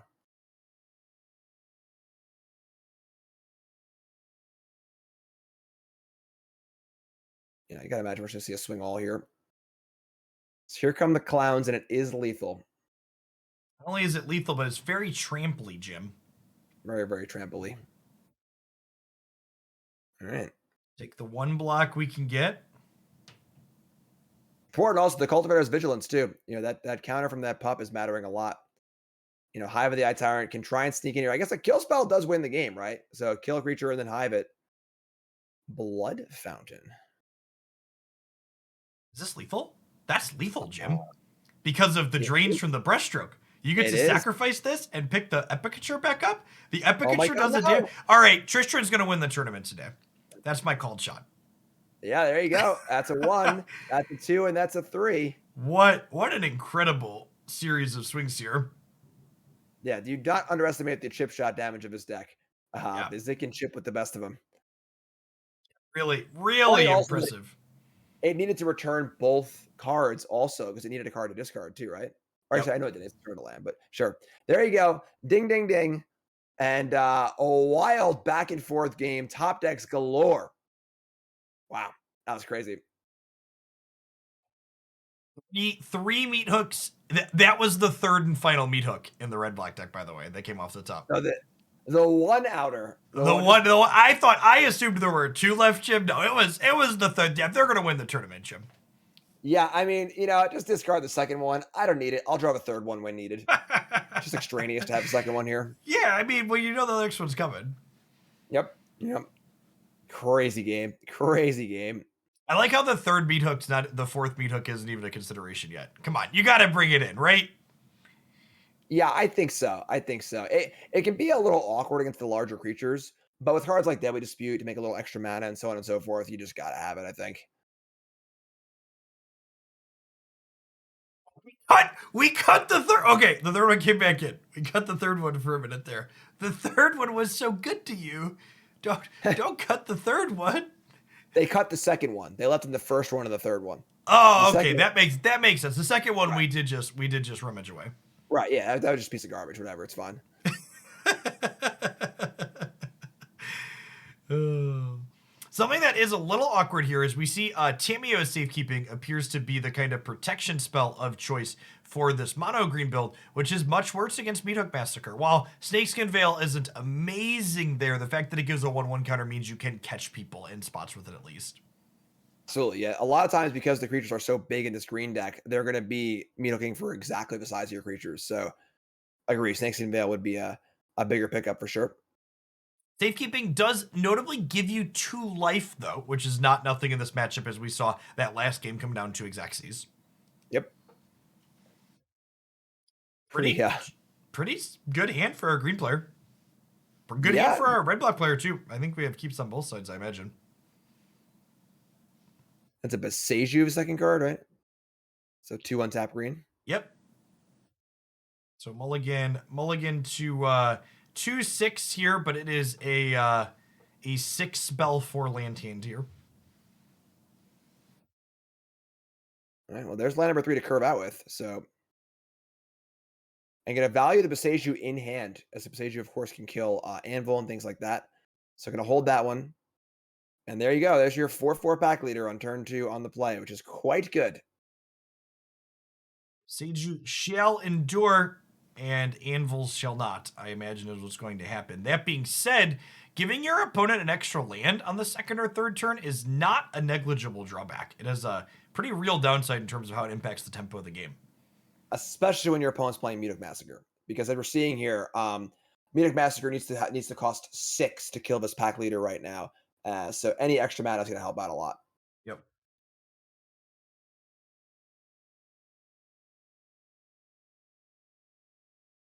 Another Turn Timber, which could again be played untapped and play a Mammoth at the cost of 3 more life.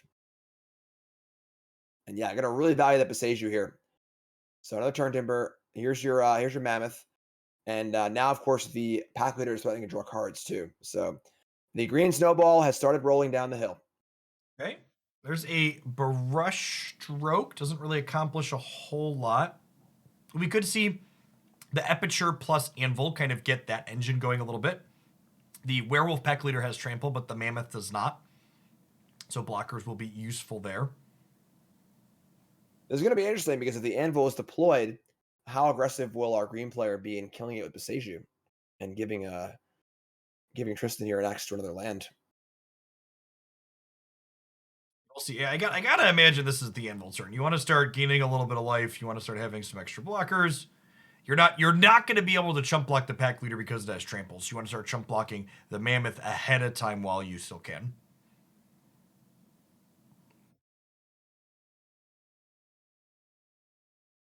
Very interesting spot. So both lands in hand have other utility. You kind of want to landfall Mammoth. You kind of don't. It's going to get chump blocked anyway, probably. Kind of want to kill this Anvil, but don't want to give them an extra land. Want to draw a card off this pack leader. Could trample. I guess you could. Pack leader already has trample right now, right? With the counters, so don't need to spend mana to trample the pack leader. But there you go. Hey, there's an extra Beseju. And honestly, both of these might live to be spells this game. I like this attack. I think we'll probably just see Kazandu Mammoth played. We may or may not see a Beseju Cap played out as a land. Yeah, I mean, the super aggressive play is Beseju as a land, pop Mammoth, and just really get the big boppers out there. But no, gotta kill the Anvil. And again, this is pretty risky. Now we see land number 4. And of course, Massacre just waiting to mop things up here. Yeah, and we have land number 5 in hand already. And like you mentioned earlier, Jim, the tokens for our treasure are nothing in terms of ramping up as well. So we have guaranteed 6 mana next turn if we want it from our red-black player. Yeah, and the cards are flowing. Yeah, that Beseju play, I think, might end up losing our green player of a game here. Oh, and now we just have the 6 land naturally, right? So we get to go Swamp, cast Brushstroke off this treasure, and then still be able to just be in the clear next turn. This is really, really good. You know what's better than just meat hooking a full board in general, Jim? Meat hooking a full board while you have Blood Artist in play. It is better. It is better. The numbers do go higher. Thinking about it here, though, looks like doesn't want to cast Brushstroke, which is kind of weird because it's obviously going away forever. And maybe a slight fear that a card like Ranger Class could come out and pump this pack leader up to 5 and maybe like get out of range of the Meathook Massacre. But I think I like it. Yeah, for a I lot. like jamming too. I think if there was already 4 lands in play, I'd be a little bit concerned. But the fact that they need Ranger class plus a land. All right, I mean we get to draw a card here on our green player. So I draw 2 cards. Sorry, I suppose is the case. So you get to block there. Is this lethal? Yeah, 3, 4, 5, 6, 7, 8. We're really close. yeah, there's your ninja. Sneaky, sneaky. Ninja vanish. And down to 8, then up to, or down to 2, then up to 3. Yep. This meat hook But is going to Massacre gain still, so much life. Especially if this pup comes back into play, which I have to imagine it does. I guess yeah, they might wait. Playing around meat hook with this is fine because like next turn you can play it and then.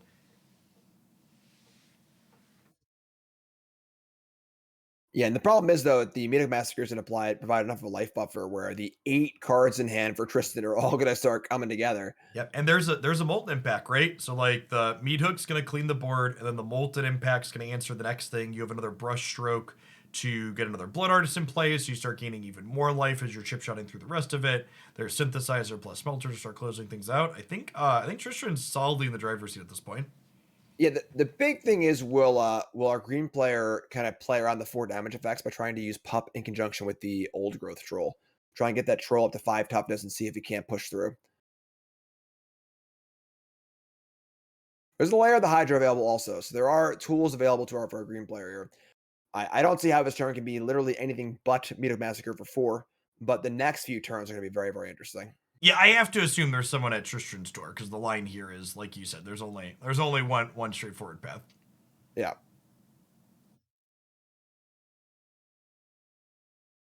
Uh oh. Like, Uh oh. No. uh-oh. It's the only thing that can stop the power of Tristan's top deck's the disconnect. The Domino's Pizza guy is here. Oh, there Oh, we go. okay. Whew, whew. Click the buttons. All right, we're gonna need a massacre here. This is this rope is our last one. Quickly. 4. All right. Whew. All right. All right, we're there. Almost narrowly avoided the disaster. Yeah. So this is gonna be 8 life, 9 life, 8 life, 9 life gained. Yeah. 9 life gained, some damage dealt. And it's important to note also, damage adds up this game. We saw 2 turn timbers bolted in, so 6 self-inflicted damage for our green player. And now gonna be some more points here, down to 7 with Yeah. a massacre in play and a brushstroke in play and a bugbear in play. Yeah, the next brushstroke too, those stack up, right? So every time a blood gets sacrificed to anything, the brushstrokes drain for life. We might actually see the pup. Okay, the pup gains, and then oh wait, are we only playing mammoth? Oh, this is kind of a disaster. They really needed a 5/5 to play around the molten impact. Yeah, I mean the safekeeping is available to Oh, okay, protect, sure. Yep. but there's just gonna be so much stuff in play this turn. Yeah, like I have to imagine we start brushstroke, right, to get the blood artist into play. I don't even know because you should get started on synthesizer also. Um, Yeah, and this is one of the reasons why I think this red black deck, in addition to being good, is popular. It has a lot of permutations in how the games play out. So yeah, it's a difficult deck to play. It's one of those decks where every card costs 1 or 2, so every turn you can play every card, and it's there's no clear path necessarily, you know. All right, so another brushstroke. things are actually getting kind of close to lethal here again, because remember that mammoth has trample, and so does the pup, and there's a layer of the hydra lurking here. Oh wow, yeah, the giving the trample to the mammoth is actually insane. Yeah, Uh that's fine. I believe that there's a meat hook in the top 3 or 4 cards of the deck here for Tristan. So it's been working out so far. Sure. well, let's start it right here. Believe we missed trample there, so still gonna go ahead and take 6 here. Hey, look, there's 2 more looks, Jim. Painful Bond and Deadly Dispute all in the same deck is a lot of card churn. Yeah, that is a lot of velocity. All right, there's your troll. Now, good news is that if the Meathook does come off, we can see an end step Forest Sacrifice off of the thing. Is that just lethal? That's just lethal, right? That's actually Yeah, just lethal. that works too. Yep, because this puts a third blood into play, and then every blood drains for 3 when it's sacrificed to anything. So we have a drain for 9 here. Yes, the only fear would be if there was another copy of Tameo safekeeping to gain 2 life. That would be the one extra A life. Besage you in response to this one could have also kept you off it as well, right? That's true. Yep. So going the smelter route, I suppose, is reasonable also because now the smelter token can attack. So you Yeah. sack 1 to the token. I like this play a lot. This is a heads up play. Yeah, the Very, blood very heads artist, the blood artist gets to drain here as well. So Yep. So now this plays around Tameo safekeeping where this thing has to be blocked. It will die. It will drain for at least 1, and then both tokens finish it off. yep. Yeah, really, Excellent. really good line on Tristan part, seeing here that they have the ability to beat safekeeping in this instance. And it's important to be able to beat safekeeping because you are going to die on the backswing to all these tramplers. Yep. And there you go. Well played turn. Well played turn. Really, really clean game from the red black deck that second game. Really kind of highlighting, I think, some of the struggles of creature decks that are trying to attack and block into these meat hook mid range shells that are very popular.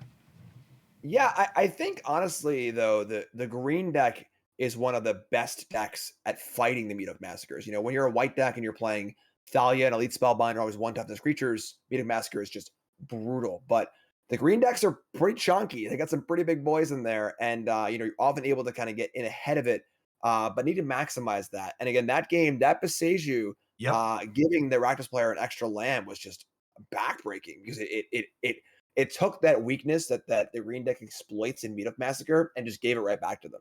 Yeah, anyone who played with Assassin's Trophy a bunch knows Yep. the real drawback to that kind of effect, and that's exactly what we saw there. It was able to answer a card that was problematic, but it created a different problem in another direction thanks to how Meat Hook scales up against the green deck. Absolutely. All right, chat. It looks like we have our round 5 features being called already and getting filed in to start their matches. So rather than starting a third feature, we are going to take a short break. When we return, I will be joined by Amy the Amazonian as my co-commentator for round 5 here, and then Jim Davis will be back for round 6 through the end of the tournament. Thanks everybody for watching, and we'll be back real soon. Don't go anywhere.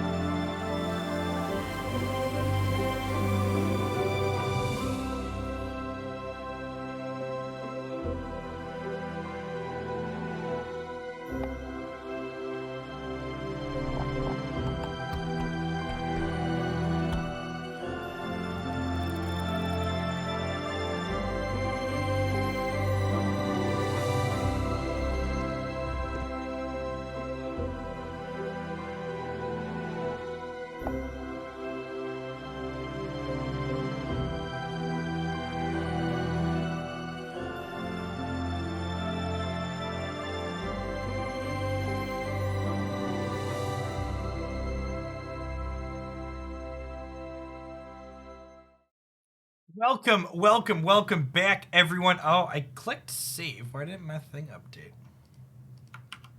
Because Maybe I it didn't click doesn't save. I feel typed it in and like I didn't save the text file. Welcome displaying back. my name. But look, there it is. There's my name. That's not Jim Davis. And we are in round number 5 now for our Hooglandia Open. I'm joined now by Amy, the Amazonian, will be our guest commentator for rounds 5 and 6. How are you doing today, Amy? I am doing wonderful. I caught most of the last round. Looked like some fun stuff. Lots of Rakdos, and that last-minute win against Green was something to see. Seeing all that drain happen, just like, I'm gonna sacrifice a couple blood and 1, 2, you're dead. Yeah, the Anvil deck is definitely a deck of inches rather than miles, and it counted up to Xaxes against their green opponent.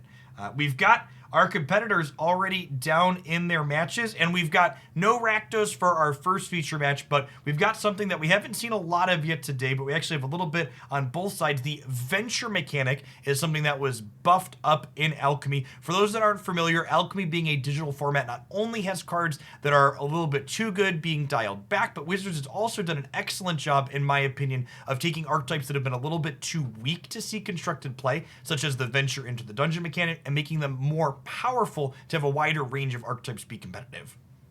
Great. Maybe you have a pet deck like Venture into the Dungeon or Zombies, and Wizards of the Coast is looking out for you because they want you to be able to play those decks. Yeah, I really like the big sweeps. And one of the things that often happens in Magic is, they design not only for just constructed, but also limited, right? And a lot of these mechanics are constrained to try and make the limited environment balanced and enjoyable. But then once that limited environment is gone, they can balance those up to bring them up to constructed. So without further ado, let's jump on into some venturing into the dungeons here today. Oh, I see a beautiful Orzhov hand over here on the left. And on the right, gotta get that a little bit of extra blue in there for Kaito. It's going to make the deck a little bit more flexible, but you do have some color requirements that can be harder to hit, especially with lands that might be coming tapped early. Undercity Plunder, definitely one of the A new all-stars of today's tournament. A 2-mana, sometimes Mind Rot, if your opponent wants it to be, or you could let them draw a card out of your deck. I love this. As somebody who's a fan of what I like to call crime in Magic the Gathering, which is taking your opponent's cards, this is just one of those perfect things where it's like, oh, well, a Mind Rot for 2 mana is phenomenal. But making your opponent discard one and then getting a card from your opponent's deck, oh, that's even better. Because I get to play your deck, and it's probably better than mine. Yeah, and not only is it fun to play with your opponent's cards, but it also kind of mitigates that drawback that those Mind Rot style of effects have, where Undercity Plunder still has an effect in that late game scenario where your opponent no longer has cards in hand. No matter what, you're getting a card from their library. And we're seeing the decision made here of, I don't see any of my opponent's creatures. I already have removal, so I'm going to throw this Precipice down to the bottom of the deck and let my Nadar chill here as he ventures into the dungeon. And of course, Lost Mine of Fandelver, that's the place to go. First dungeon, best dungeon. Yeah, you'll often see these venture decks choose Pandelver as their first. Sometimes they'll choose Tomb of Annihilation if they're on that kind of beatdown roll. But generally speaking, you want to complete one of the 4-step dungeons first because your cards like Nadar, for example, get more powerful when your dungeon is completed for the first time. It's a good buff to get, and gotta go through the fast dungeons to get it. We see another possible venturer here, the Triumphant Adventurer, and with Nadar able to step into the dungeon again and make a treasure, we could see a double spell this turn. We could see something like Kaito and Triumphant Adventurer, or we could actually just see Liesa come out. Now it looks like we're going to start with the card draw off of Kaito. Since Nadar has attacked, there's no discard required. And the Triumphant Adventurer, who has been buffed from a 1/1 to a 2/1. This is actually a really big change for Triumphant Adventurer, I found, as somebody who was running a Venture deck, because the way you would kill a 1-power Death Toucher is you would double block it if it has First Strike to get around that. But if it has 2 power on that first strike, you gotta triple block it or you're just losing everything. Yeah, and even if you're triple blocking it in that instance, you're still getting 2-for-1 by it, right? And on top of Yep. that 2-for-1 on your blocks, it also got to venture once or twice beforehand. And we're going to see this fully pop off here. So -4 attack here on the City Stalker Connoisseur, finishing the dungeon off to draw a card. And now there's no really good blocks here aside from bouncing off the 1/1. And as a bonus, we're seeing the +1/+1 because Nadar has finished a dungeon. Yeah, I'm The really Triumphant seeing Adventure is doing damage. Yeah, seeing how these first couple of turns have played out for our Esper deck, I definitely see why this player is finding success in this tournament that's largely dominated by mid-range decks. Such an incredible amount of 2-for-1s and value cards in the way they've chosen to build their deck. So, Jeff, I know that you and I have both played our fair share of Legends of Runeterra. And does CD Soccer Connoisseur remind you of any card, maybe almost identical in its ability, some travelers who happen to be aloof? Because I've noticed that it pretty much gets the same amount of play. Oh, can I play City Stalker Connoisseur? Oh, I'm playing City Stalker Connoisseur. This is my aloof travelers. I am making my opponent discard their best card in hand. And we saw here how big that was. Right now, Forrester is sitting on a hand of only lands. Yeah, and we see that first dungeon is completed, and we have 2 ventures kind of in the tank here for our Esper player. I honestly would not be surprised to see them go back into the Pandelver again, because remember, the second chapter in that dungeon is making a treasure token. Oh, the Hagra Mauling's only 3 mana. Okay. Ooh, there are no basics out on this battlefield. Yeah, actually 0 between the 2 players. That's kind of hilarious. There's 1 swamp in Forrester's hand, but that's it. And it looks like we're gonna see a potential swap into Dungeon of the Mad Mage, kind of going for that long-term value. 2 venturers are on the battlefield, that Nadar and that Triumphant Adventure. So you're gonna be going through this dungeon really quickly. And Mad Mage, like Amy said, there is really the long-term value dungeon from the ones you can venture into. Not only does this generate a Scry 1 and a Scry 2, but the Gemstone Caverns lets you effectively draw 2 cards, and then when you finally complete the dungeon after you Scry 3, you draw 3 cards. So you effectively generate almost 10 cards worth of virtual card advantage and actual card advantage between your progression through this. Yeah, and you do get to cast some things for free, which is just a little bit of bonus value there. Now, I do see that this Vanishing Verse is being highlighted because it could be used on that enchantment to make Nadar go back to his regular size. Bring him back to being a 3/3 if need be. I kind of like holding the Vanishing Verse as a bit of a surprise here. Is if Forrester goes to complete their dungeon, you could do it as a kind of gotcha, but you also could just deploy more threats and save this Vanishing Verse for one of their potential threats down the line as well. And the dungeon's not quite done either. We're not On anywhere Forrester's near side. anywhere near Yeah, and that's completing the this dungeon. second room, I believe, was Yeah. making that goblin, taking the leftmost path. Oh, look, spare Nadar, even better. And Kaito is actually getting awful close to ult. You don't usually need to ult him. He just generates enough value by creating unblockables and drawing a card every single turn. Yeah, But it is worth bringing it up. usually by the time he hits 7, you've buried your opponent because you've drawn what, +4 cards at that point, and they're gonna have a hard time keeping up. And here's another venture into the dungeon. This is a treasure token. We're gonna get 3 more ventures on attack, and yeah, quickly moving to the second game here. We're going to check out how these 2 decks want to sideboard. They are both on the venture game plan, so they know which kind of threats they need to be on the lookout for. They're both creature-based decks, but it does look like a Forrester with the blue splash is running some counter spells on the sideboard in case of a more controlly mashup. And the Marduk Ventures, it's only red for the fake Kiki Jiki. Has a bit more like hard removal, graveyard hate, and anti-runes cards in the sideboard. Yeah, 2 very small splashes and very different directions for these 2 archetypes. See the disdainful strokes coming in from the Esper player here, kind of acknowledging that like those City Stalker Connoisseurs and the Wandering Emperor, really high impact cards that are worth having counterspells for, even if there aren't a large number of them in the Martyr deck.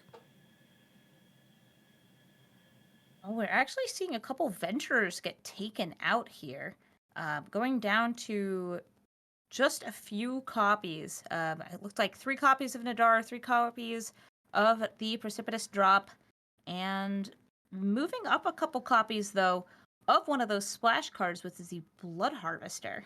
Yeah, we see our Mardu player doing kind of just trimming around the edges here for sideboarding. A lot of their cards pretty good in different situations. You just kind of want to hedge your bet so you can have the best chance to draw the one that comes up in the spot that you're currently in. Mardu player going to get to be on the play here since they lost the first game.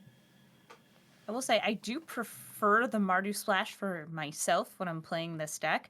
But a lot of that's just because this Fable of the Mirror Breaker is a hugely good card, both in Standard and in Alchemy. There's so many good targets to copy. Yeah, a tapped white-black land here. Really good pickup on the first turn for Rosenthal when they didn't have anything to deploy. Anyways, gives them the ability to play Triumphant Adventure on 2 and then have that Crossroads be blue for later, potentially. That's a good way to set up that fixing. The Hive of the Eye Tyrant only comes in untapped on those first 2 lands. You do need to get it out early. There's a Venture Source out, and Forrester has the choice. Do I want to kill it or do I want to start setting up? And it's going to be a setup turn. Going to get the Fable of the Mirror Breaker out. Efficient mana usage. I'm interested to see if our Esper player here prioritizes taking the Treasure Maker off of the table here, or if they're instead going to prioritize being able to hold up blue mana. It looks like with the Forsaken Crossroads coming into play, I imagine we're scrying here. Yeah. Drawing and just leaving enough for removal. We're going to see the Precipitous Drop on the Treasure Maker. The Goblin token is Gonblin. To start heading on into the dungeon here, losing a little bit of value on this scry. Oh, perhaps a bit of a mistake from our bottom player here. Could have played an untapped land and made a treasure and removed that 2/2 while also holding up Disdainful Stroke. Yeah, we did see a bit of extra value kind of placed on that scry, but of course there's already that scry from the dungeon.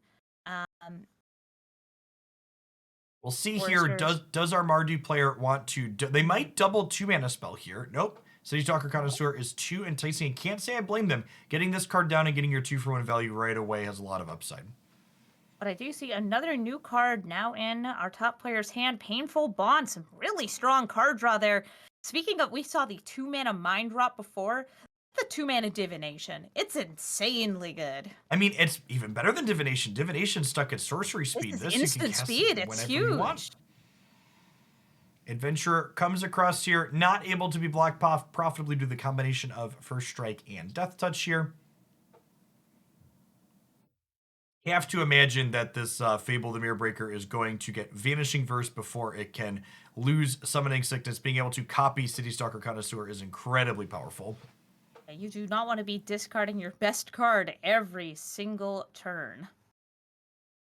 We could, if nothing gets deployed that gets Disdainful Structure, which it can no longer, might just see Wandering Emperor come down to see it start adding pressure to the board. Can always Vanishing Verse next turn. The Reflection of the Kiki-Jiki is still Summoning Sick here. There's no rush, and it's not like the City Stalker Connoisseur is going to be attacking, and unless there's just kind of a, hey, come at me, I'm a -1/3. So we're seeing the pass straight through to the end. And now it's time for the Wandering Emperor. The Wanderer is going to come out here and going to make a token. This is a 2/2 Vigilant Samurai. And look, ooh, a spare.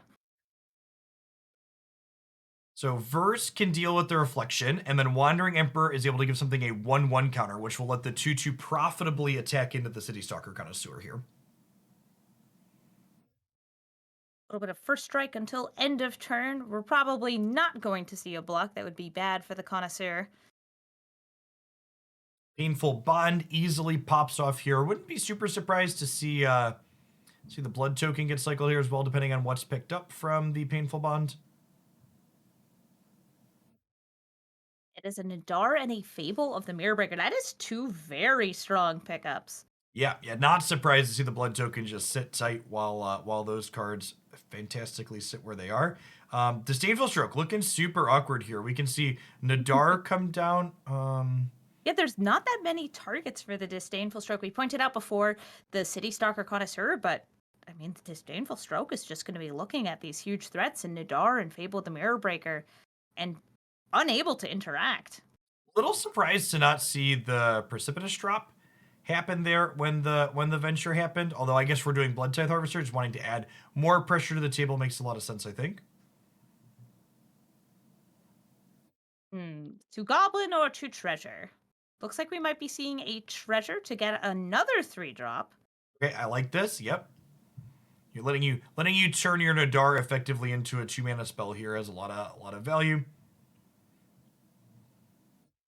And the pressure's back on. There might be a Planeswalker out, but that Planeswalker is not particularly good at dealing with Nadar because he does not tap when he attacks.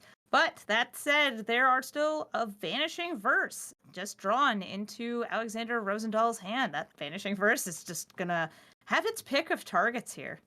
Yeah, unfortunately for our Esper player, making a token with Wandering Emperor is not going to work out particularly well. They can Vanishing Verse the Nadar, but the drop's going to go ahead and knock out this 2/2, which is going to let that Goblin token from the Fable of Kiki-Jiki finish off the Wandering Emperor.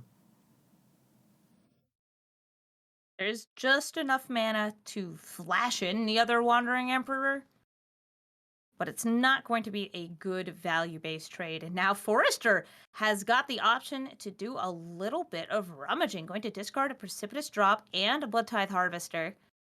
Ends up with 2 lands, but that is not bad, especially with a Lolth as an eventual follow-up in hand. Yep, and now this drop here, a land has not been played for Forrester yet, so they're going to be able to do this and then play a land, and then this Goblin's going to make a treasure when it attacks, so Lolth is still going to get to come down this turn, which is pretty good. Yep, and Lolth is going to spit out her Fabled Spiders. Little 2/1s with Reach and Menace. They're very spooky. She's a good spider queen. 2. Stroke finally going to get a little nibble of value here as Lolth hits the stack. Rosendal did hold up that mana the entire time, which means that at least there's 1 fewer threat on the other side of the battlefield. The Wandering Emperor is definitely able to get enough value to come back here, but there's another good draw, the Wedding Announcement, able to spit out 1/1s, which aren't going to do much for the next turn, really going to let Forrester get a couple of easy swings in, or you can hold up for Hive of the Eye Tyrant or Wandering Emperor. Little interesting to not see Wedding Announcement come down here. While obviously the Wandering Emperor is a little bit more mana efficient, Wedding Announcement's a card that really takes a couple of turns to get online, so the longer you wait to play it, the longer it takes to realize its kind of full power. You might just end up with a couple tokens, but it can give you some card draw. Those could be blockers to help protect you or your planeswalkers. So we're going to see now Forrester swinging in, just with Hive of the Eye Tyrant. Going to be very conservative here and let the 2/2 stay back. Well, noteworthy here that there is a Hive face up on our Esper Yes. player's side as well, so didn't want to quite It would run have been a into good that. block. Yep. Emperor gets to come down now and take care of the Hive of the Eye Tyrant should it choose. We can also just see it make 2/2s if they want to apply pressure themselves. And I kind of like this being aggressive line here because our Forester is only at 12. Don't need to prioritize removing that creature yet.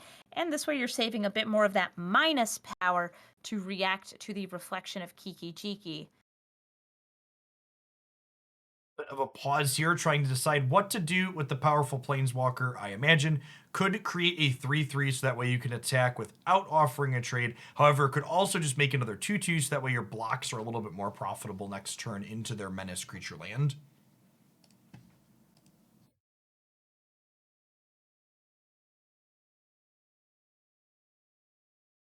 We're going to see the 2/2 buffed up, given a +1/+1 counter, and first strike until end of turn. It's pretty much a free swing here. There's nothing at 1 mana that Forrester can really do now. And On there's the- no purpose in blocking. On the Esper side, I think we're a little bit behind, but every amount you pressure their life total makes your Hive of the Eye Tyrant that much scarier. Just trying to whittle them down a little bit so you can sneak in those last couple of points with your evasive threat. Here's that Blood Tithe Harvester, going to come with another blood, and this Blood Tithe Harvester is going to be posing as removal this turn. because the copy is being made. This comes with another blood token and the ability to sacrifice itself to give -6, -6. There Really, goes that token. Ooh. really big swing here. I wonder if we're going to see one of these blood tokens cycle this land out for the turn, I imagine. Yep. Using the reflection of Kiki-Jiki to turn your creature into reusable removal is huge. And I love that because the token gets haste, even though the original just came out, you can use it right away. So we'll see this 2/2 attack in here on the Emperor. We could see a chump block. Chump blocking here basically turns into extra 2/2s down the line, so that's probably pretty good. The treasure token that's generated here means that that abandoned mire is going to be able to mill and then pick something back up. This also gives Alexander a time to use that Wandering Emperor's -2 to get rid of the reflection of Kiki-Jiki. That way, we're going to see no more clones being made. And also, 2 life. Always good to get a little extra stabilization. All right, and here's that attack, like I talked about here, just trying to whittle them down low enough that the Hive of the Eye Tyrant can kind of finish things off here. And I wonder, depending on what we see targeted here, we might see the Mire happen in response. I think we're fine with that happening. Takanuma is being used in response, but probably for a different target. Yeah, I would. Ooh, a Volky just hit the I min. saw that Volky, and at 7 mana exactly, Forrester might be getting a very scary Tybalt out next turn. Yeah, we've Sorin is a talked. bit better for like stabilizing here, but like this guy, this is big. We've talked a lot about 2-for-1s. How about a 2-for-1 every time you plus your Planeswalker? And a Sorin came off the top as well. Just an embarrassment of riches for a Mardu player at this point. There's more land, more ramp removal after that. Sorin offers stabilization because of that life-linking token and a bit of evasion to work on taking out things like Wandering Emperor.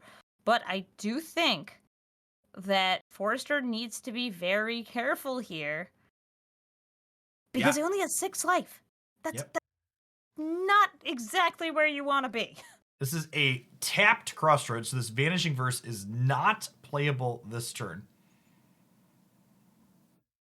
City Stalker Connoisseur is able to take out the Sorin, but if that happens, we're not going to see an attack off Hive of the Eye Tyrant. Yeah, I think if I was on the Esper player side here, I would just fire up the Hive and get them to 2. You want to just try That gets you card draw off the wedding announcement. Yep. It's a pretty big swing, and there is not a good way to deal with this Tybalt on board. Yeah, you're basically just hoping on the Esper player side, your route to victory is basically punking them out. You're not going to grind this game out. They've got a Tybalt. The Sorin is just like whatever at that point. Although I suppose the Sorin does make life linkers. I don't know. I think I'd be pretty surprised if our Esper player can wriggle out of this current situation.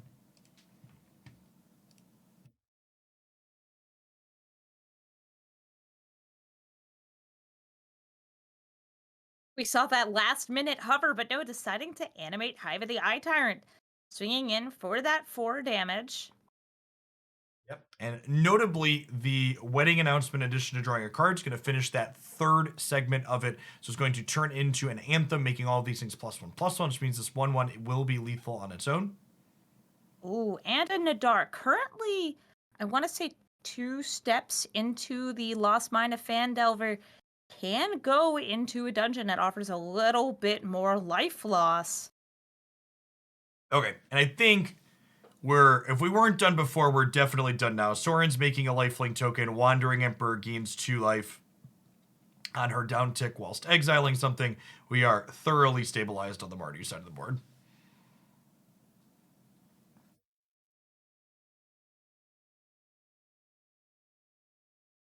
Yep, more mana.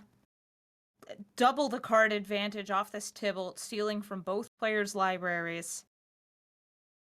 And a precipitous drop would offer a nice play here, if not for that Wandering Emperor.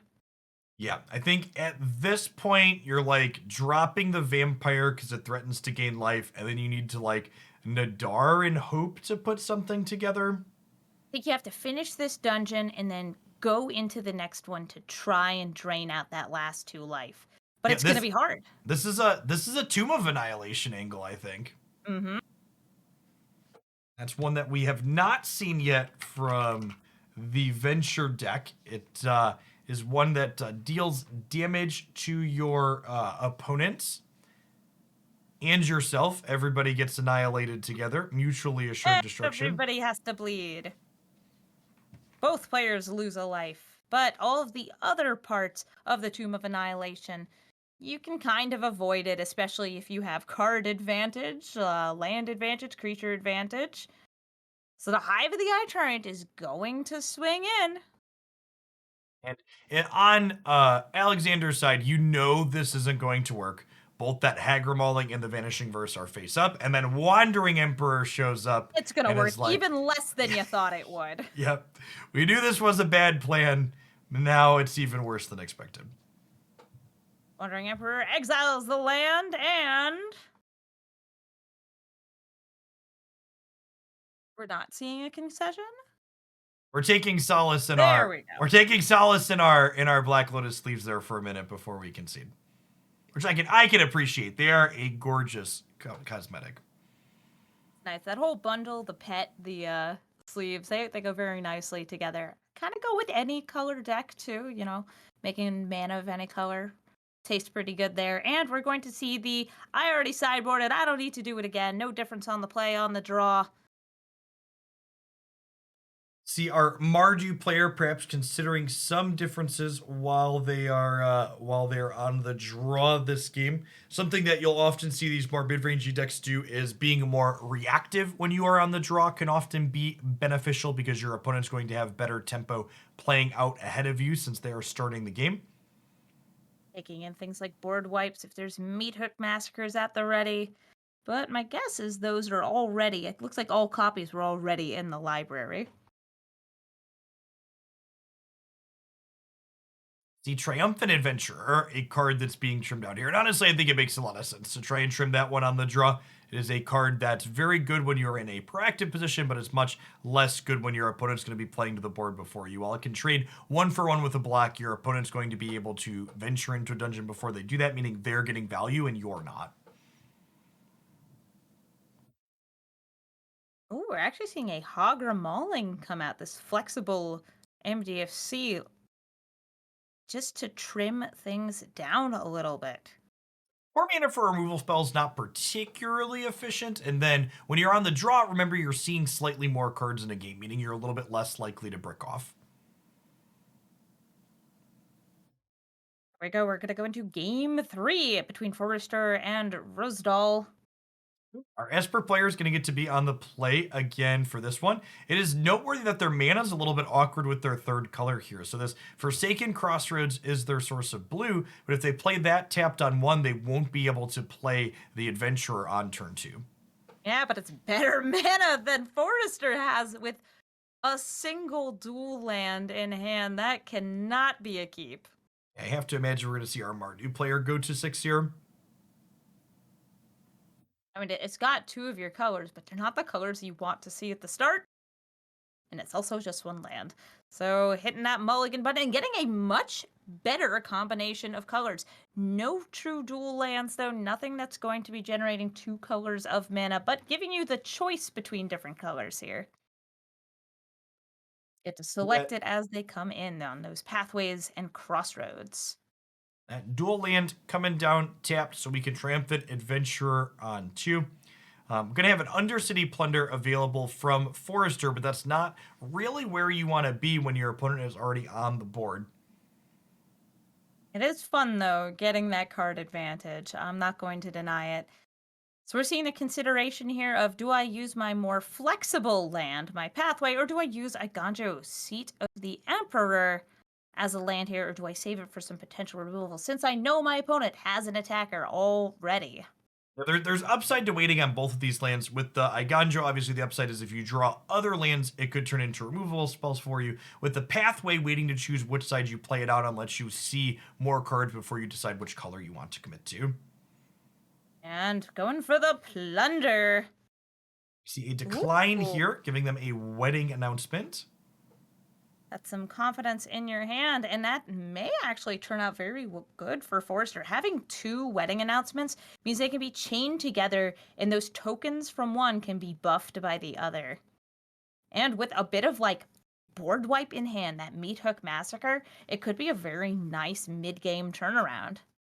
Now, is noteworthy that we'll need, I suppose, the Forsaken Crossroads could be second black, but if that second black, then the Fable of the Mirror Breaker will be missing red for Forrester.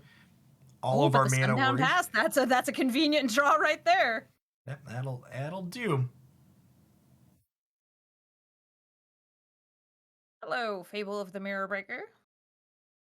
See here, have a decision with this Vanishing Verse. Do we want to wipe out the 2/2 or do we want to get rid of the enchantment itself? I gotta imagine we want to get rid of the enchantment itself to start.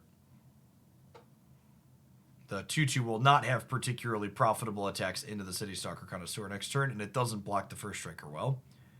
Okay, disagrees. Maybe we're just going to Vanishing Verse the other one as well. I guess we get to make a treasure token with Adventure, and then you can Kaido plus first this turn, which is pretty nice. Gets you card draw and takes out that Fable of the Mirror Breaker before it gets to Rummage. Yeah, Kaido getting down sooner rather than later means you start drawing 2 cards a turn sooner, so a lot of appeal in this, and if you can cast the other one. Okay, well now there's a kind of a decision to make here. Do you let them Rummage so you can hold up Stroke this turn? The answer is yes, I like this.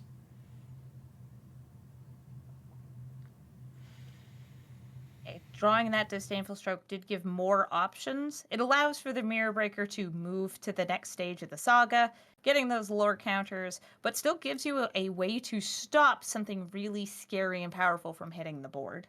Yeah, losing your City Stalker Connoisseur to their Connoisseur this turn if you're Alexander would be kind of a disaster, so I like letting them Rummage here, giving up a little bit of equity in that aspect to have the chance to play around getting your powerful card discarded.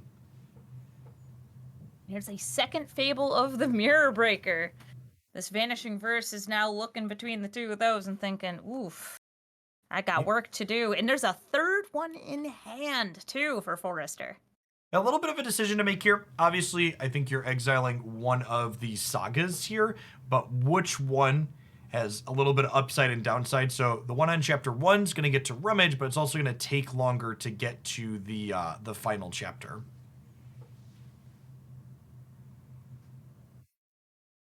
Swinging in here, going to go for Probably preventing damage or draining. it could go either way. If you plan to City Stalker Connoisseur, you probably drain them. I have to imagine with this line, we're probably just playing like Wedding Announcement this turn. Wedding Announcement, maybe verse. I think it depends on the draw. Well, getting a second City Stalker Connoisseur is nice. But Wedding Announcement allows for holding up that Disdainful Stroke and Vanishing Verse again. And that's exactly what we're going to see. Undercity Plunder is a very powerful pickup here, especially considering the 5th land is already in hand for Forrester. While holding up Disdainful Stroke does play around some things and has felt pretty good on Alexander's side, they have been missing out on resource efficiency here, whereas Forrester has been tapping out and spending all of their mana every single turn. Ooh, we see that Meat Hook Massacre pull up. Are we going to go for this and get got by this Disdainful Stroke? Oh, wait, we can Meat Hook for just one, right? No, it could be just one. Yeah, your opponent's creatures all have 1 toughness. But yours are looking pretty good. I think we're going to see a lead with the Undercity Plunder. Gonna offer that 2-for-1 here. Going for the Mind Rot? Nope, just dropping the City Stalker and letting the opponent get a card. The card happened to be Hive of the Eye Tyrant. Getting a nice land. It will come in tapped, but that is a great card to have. And X equals 1 on the Meat Hook Massacre. Taking out both those little critters. Yeah, really fantastic turn here for Forrester. Just in a commanding position here. Everything other than Kaido is going for them, and the reflection of the Kiki-Jiki. This doesn't have attack on the Goblin Shaman, but it gets to make a treasure here still. Totally worth it. Love making treasures. And there goes the reflection of Kiki-Jiki. But there's another one coming. Turn. Unlike actual Kiki-Jiki proper, Reflection of Kiki-Jiki is not legendary. Kiki is reflected in lots of places all over Kamigawa, so you're going to need to answer both of those.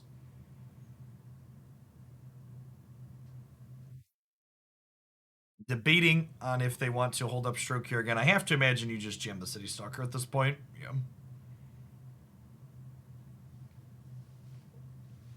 City Stalker Connoisseur is well timed here.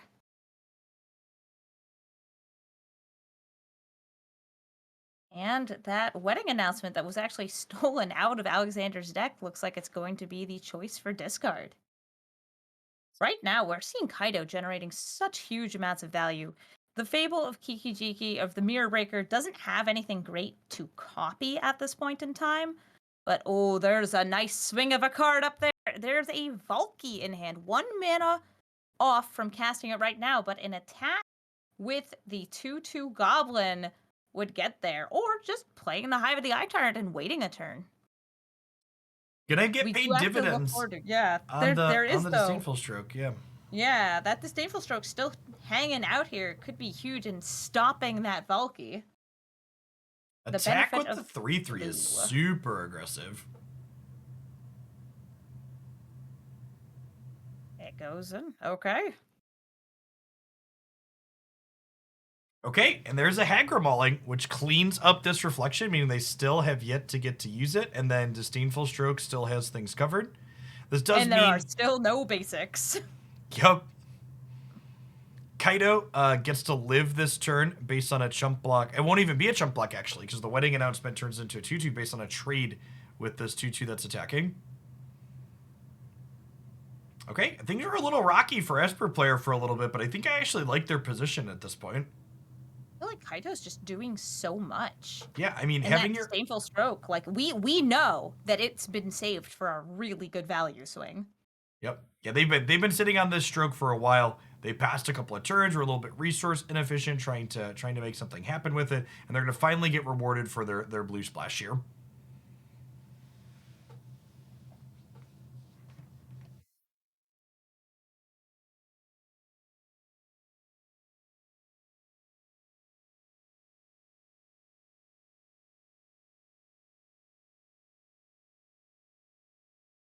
Do love the look at all that treasure.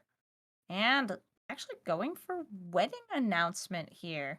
I think that's just a way of holding up Hive of the Eye Tyrant, getting your card draw, and seeing what they have, not playing into that Disdainful Stroke. That's a big brain move. Got the City Stalker in this coming across, and you know, Forrester, their life total is not particularly high at this point, and that Ninja is unblockable, and that Painful Bond is has potential to live up to its name. 1 damage at a time from that Painful Bond could cause some trouble. There is a little bit of life gain that's been happening off the Meat Hook Massacre, but might not be enough. Oh, there is a Nadar and a land drawn off it, and then Sorin for turn. I think that Sorin is a very good pickup. But of course, Alexander has a lot of reactive cards in hand, Wandering Emperor and Disdainful Stroke. I have to imagine, regardless of what gets cast this turn between Tybalt and Sorin, it's just going to meet a Disdainful Stroke. If you're on Alexander's side, you've just been waiting for something to do with this card, and you're happy to take it on any powerful plays. They have... Ooh, do we have enough mana to do both this turn? With 3 treasures and then a 4th. They do actually. With the Yeah, Sunbound Pass, yeah, the Sunbound Pass was going to come in untapped. We could see the bait coming out with the Sorin saying, this is my lower value target. And then a follow-up with Tybalt. So here comes the Sorin. If this Sorin I resolves, they have yeah. way more discipline than I do.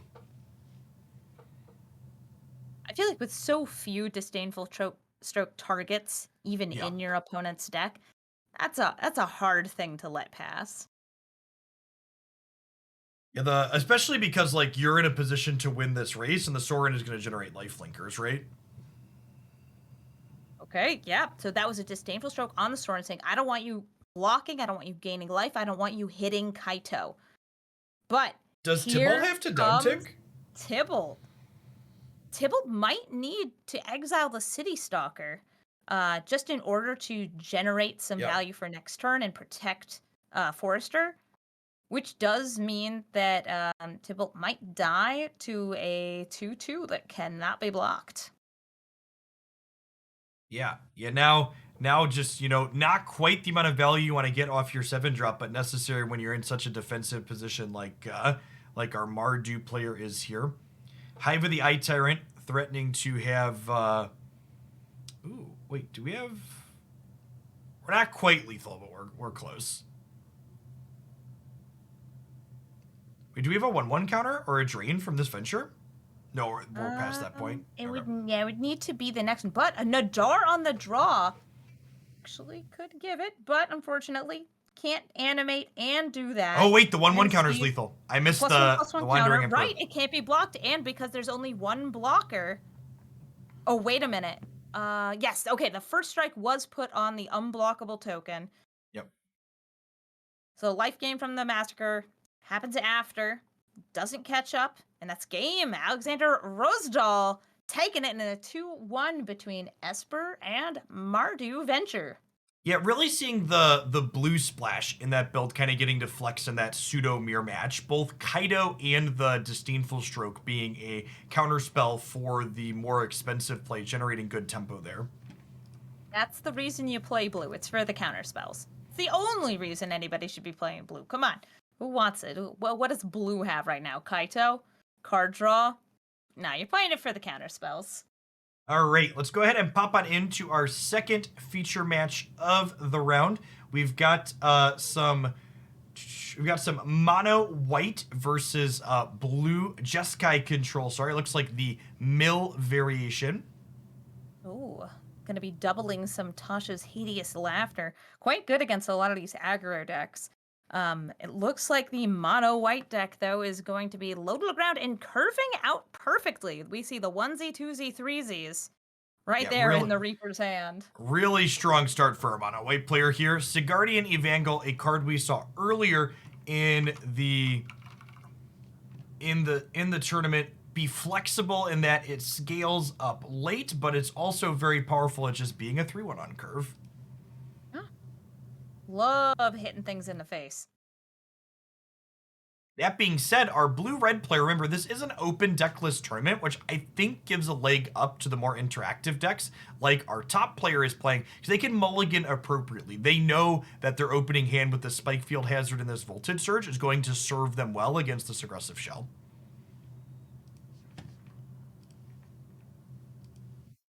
Evangel is at the ready. We're going to see if he gets sniped down by that Spike Field Hazard.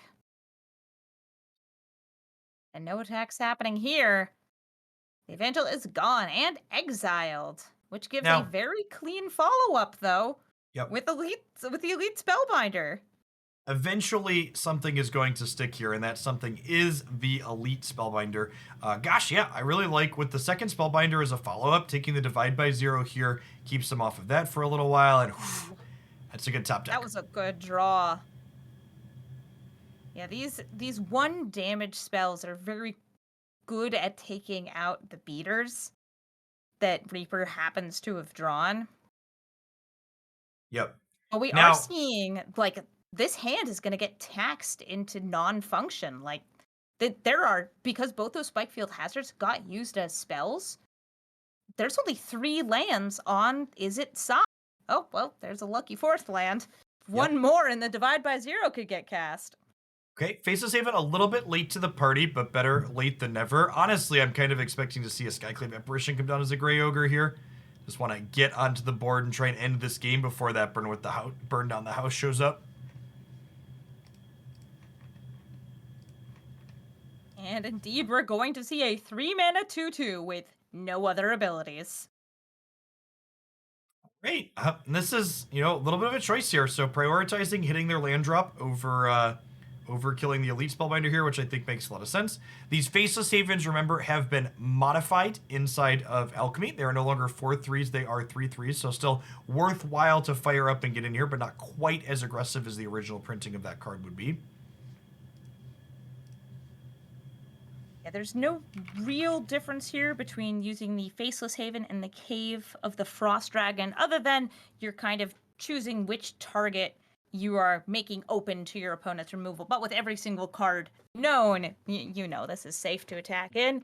Get yourself your damage, and that's going to be a swing for 8, bringing Geigerton down to 9 total life. It will be a lethal swing next turn if nothing happens. You see that next land enter hand there, but that burn down the house being tempoed all the way up to 7, not quite good enough here. Divide by 0 could buy a little bit of time, but at that point they've taken enough damage that the burn down the okay. Thalia puts the burn down the house down even further. I love this. Things like Thalia, Rudan, and Elite Spellbinder are so good at delaying these board wipes. Yeah, one of the things that is certain in Magic is that people will try to make White Weenie work, and when Thalia is legal in the format, it's definitely a little bit more likely to be successful than not. Now, I wonder I love that card. I wonder who we're gonna see get divided by 0 here. Worth noting that the Faceless Haven is vigilant, so it's gonna get to replay this 3-drop afterwards. With the opponent at 2, we might see the priority given to Thalia here. Yep, there is Thalia, Guardian of Thraben, coming down and further taxing those spells. That's going to be game 1, going to mono white, piloted by the Reaper. Now it's time for sideboarding, and I do think that there's a lot of sideboarding that happens for one of these players. Izzet probably has a pretty big game plan to go up against these weenie decks. Typically, you see the complete sideboard out of the Tasha's. That's what we just saw. No more mill game plan. Time to go more mid-range. Something that we've seen from, we saw this mill deck earlier. It pivots in the postboard games into this Smoldering Egg game plan, not only because it's a good blocker in this white aggro matchup, having 4 points of toughness, but when it flips over into the Ashmouth Dragon, it is a very powerful interactive tool that can also close games quickly. Yep, 2 damage is enough to kill almost every single creature in the mono white deck, or just burn face. It only takes 10 hits from that to completely wipe out somebody's health. See, our mono white player looking at a giant glut of 3-drops, trying to figure out which ones they want to remove. Remember, deck lists are heads up, so this kind of pivot on the blue-red side of, okay, I'm going to be bringing in Ashmouth Dragon's postboard is known, but it's still good because it puts kind of this awkward tension on the white player during sideboarding. It's like, okay, I know Ashmouth is coming, and I need to be able to answer it. So, like, we saw Cyclave Apparition be very bad in that first game, but it's a card that's very necessary in the postboard game, so you don't just get run down by an Ashmouth popping off.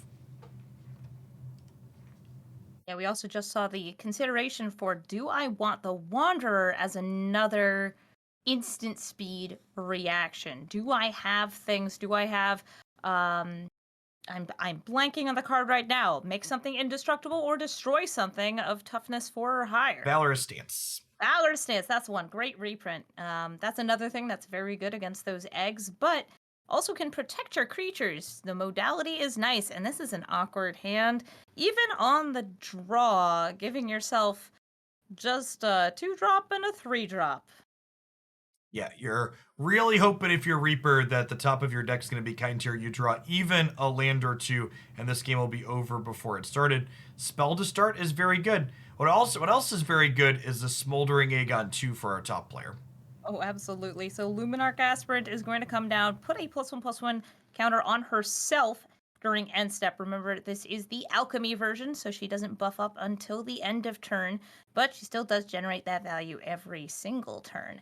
So we see the choice between, do I go wide? Do I play the Adeline? Do I hold up a Ganjo, Seed of the Empire, and try to goad them into blocking? Or do I play Elite Spellbinder and get information? Do I check out what my opponent is running? And it's going to be Adeline going wide. Yeah, I think I like getting Adeline down here. Waiting on the Spellbinder has value because your opponents, most of their really impactful cards cost like 5+, so you can give them another chance to draw one of those before you take one. And you might even want to just wait and hold up Guardian of Faith if you get your board presence established ahead of time.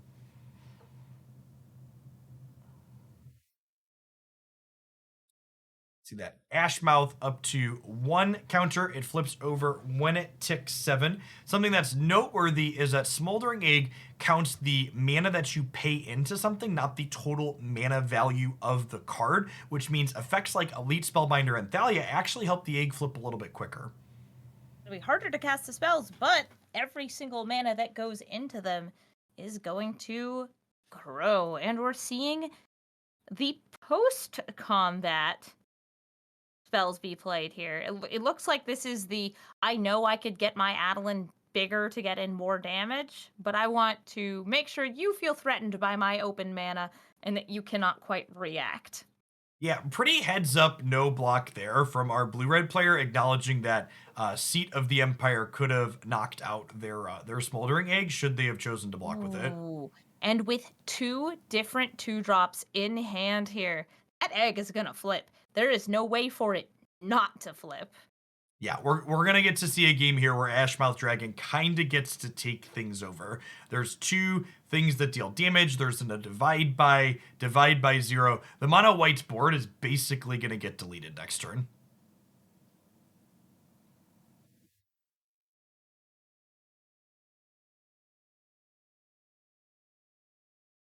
We're going to see Divide by 0 text. It's a very frustrating card to deal with, and that learn value can be pretty big. But it doesn't even need to wait until next turn. It's time to start picking out targets. Drawing a land, could see the Abrade to lead, followed by the Pyre, maybe Windfall in the middle, maybe just go for Divide by 0 on something like Adeline, take out the other targets. There are so many choices. We're actually just going to see the path. Play a land and say, hey, you okay. know, I mean, this is going to be an Ashmouth Dragon. It can block. The holding up the Divide by 0 is really good into something like what was just drawn here for Reaper in Skyclave Apparition. There's Thalia. She is going to be further taxing those spells. But Skyclave Apparition wants to exile that Smoldering Egg because it is only a 2-drop. 1 red, 1 colorless. And now, with the Thalia coming down, our Jeskai player actually is unable to play 2 spells this turn if one of them is Divide by 0. So we might see like Cathartic Pyre plus a Braid here inside of combat, but that'll give our mono white player a window to Skyclave Apparition the Smoldering Egg in the post-combat main phase.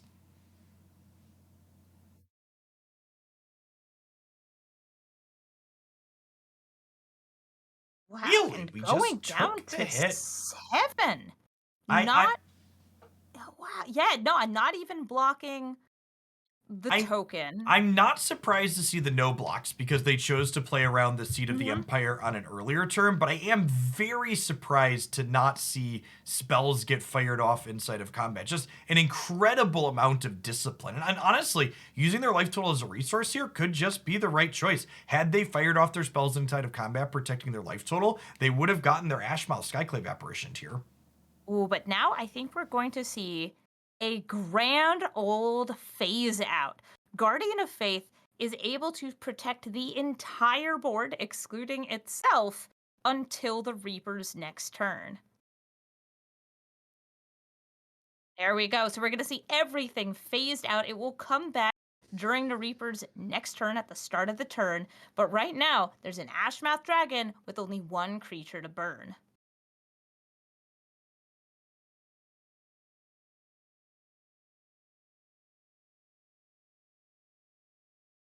That Thalia's just going to get to phase back in next turn. They can at least clear out that 1 blocker.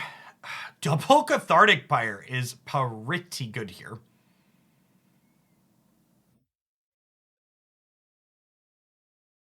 The land being played out here means that both these Pyres are playable through the Thalia that's phasing back in now. Both players are going to be left on almost empty here once the Pyres pop off and clean up this board a little bit, because I assume the Ashmouth Dragon is finally going to have to block here. I like this Skyclave Apparition pre-combat, actually, I think. Yeah, I like saying, well, now at least the combat step will be more predictable because you won't have as much mana, or the dragon will be gone. Finding out what they have. There is some concern with Skyclaving pre-combat, I suppose, because if they kill your Skyclave, they then have another 4/4 blocker. But you can just Seed of the Empire that 4/4, and if they're killing your Skyclave after it's taken the Ashmouth Dragon, they're not getting an Ashmouth trigger off of whatever killed the Skyclave. So The clock is ticking. We're seeing the timer get burnt through and passing into combat. Before attackers can be declared, we're going to see 3 damage dealt using a Cathartic Pyre, and then the additional 2 damage off the Ashmouth Dragon. So the 3 damage is going to Thalia. The 2 damage is going to the Adeline. And now the second Pyre is going to clean up the Elite Spellbinder and the Adeline.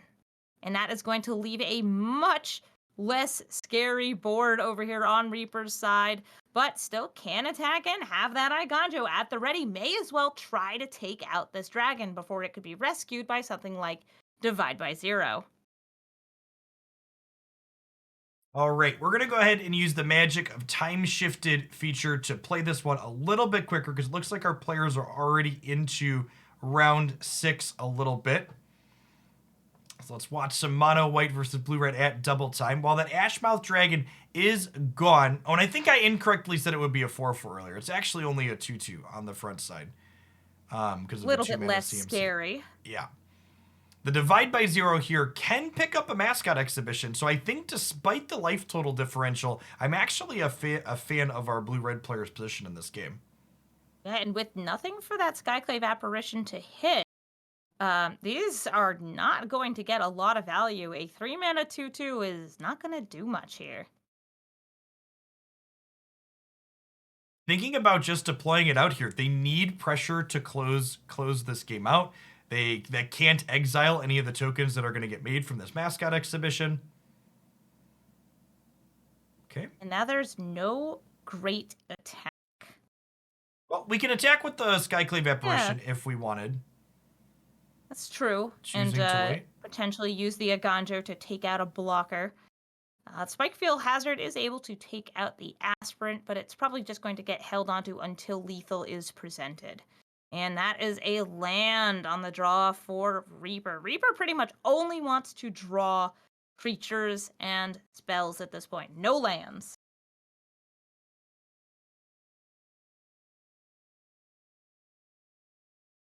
Smoldering Egg, a lot less impressive when you're empty-handed at the closer to the end of the game, but also just going to be a fine blocker here. 0/4 holds down the board state just fine against mono white.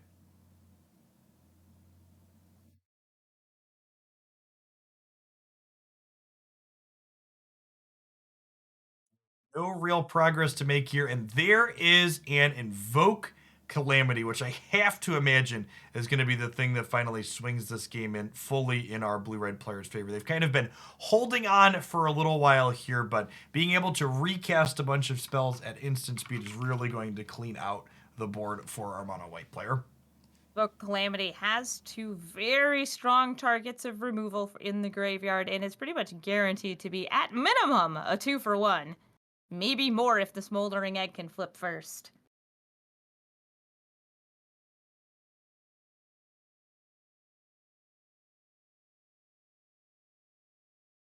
Okay, Unexpected Windfall, another fine pickup. And again, there's no rush for our blue-red player to do anything here, right? Like, they've got the board stabilized, they're slowly winning the fight in the air, they're amassing a pile of very powerful spells. It's up to our mono-white player to put something together that's threatening here before our blue-red player is finally forced to react.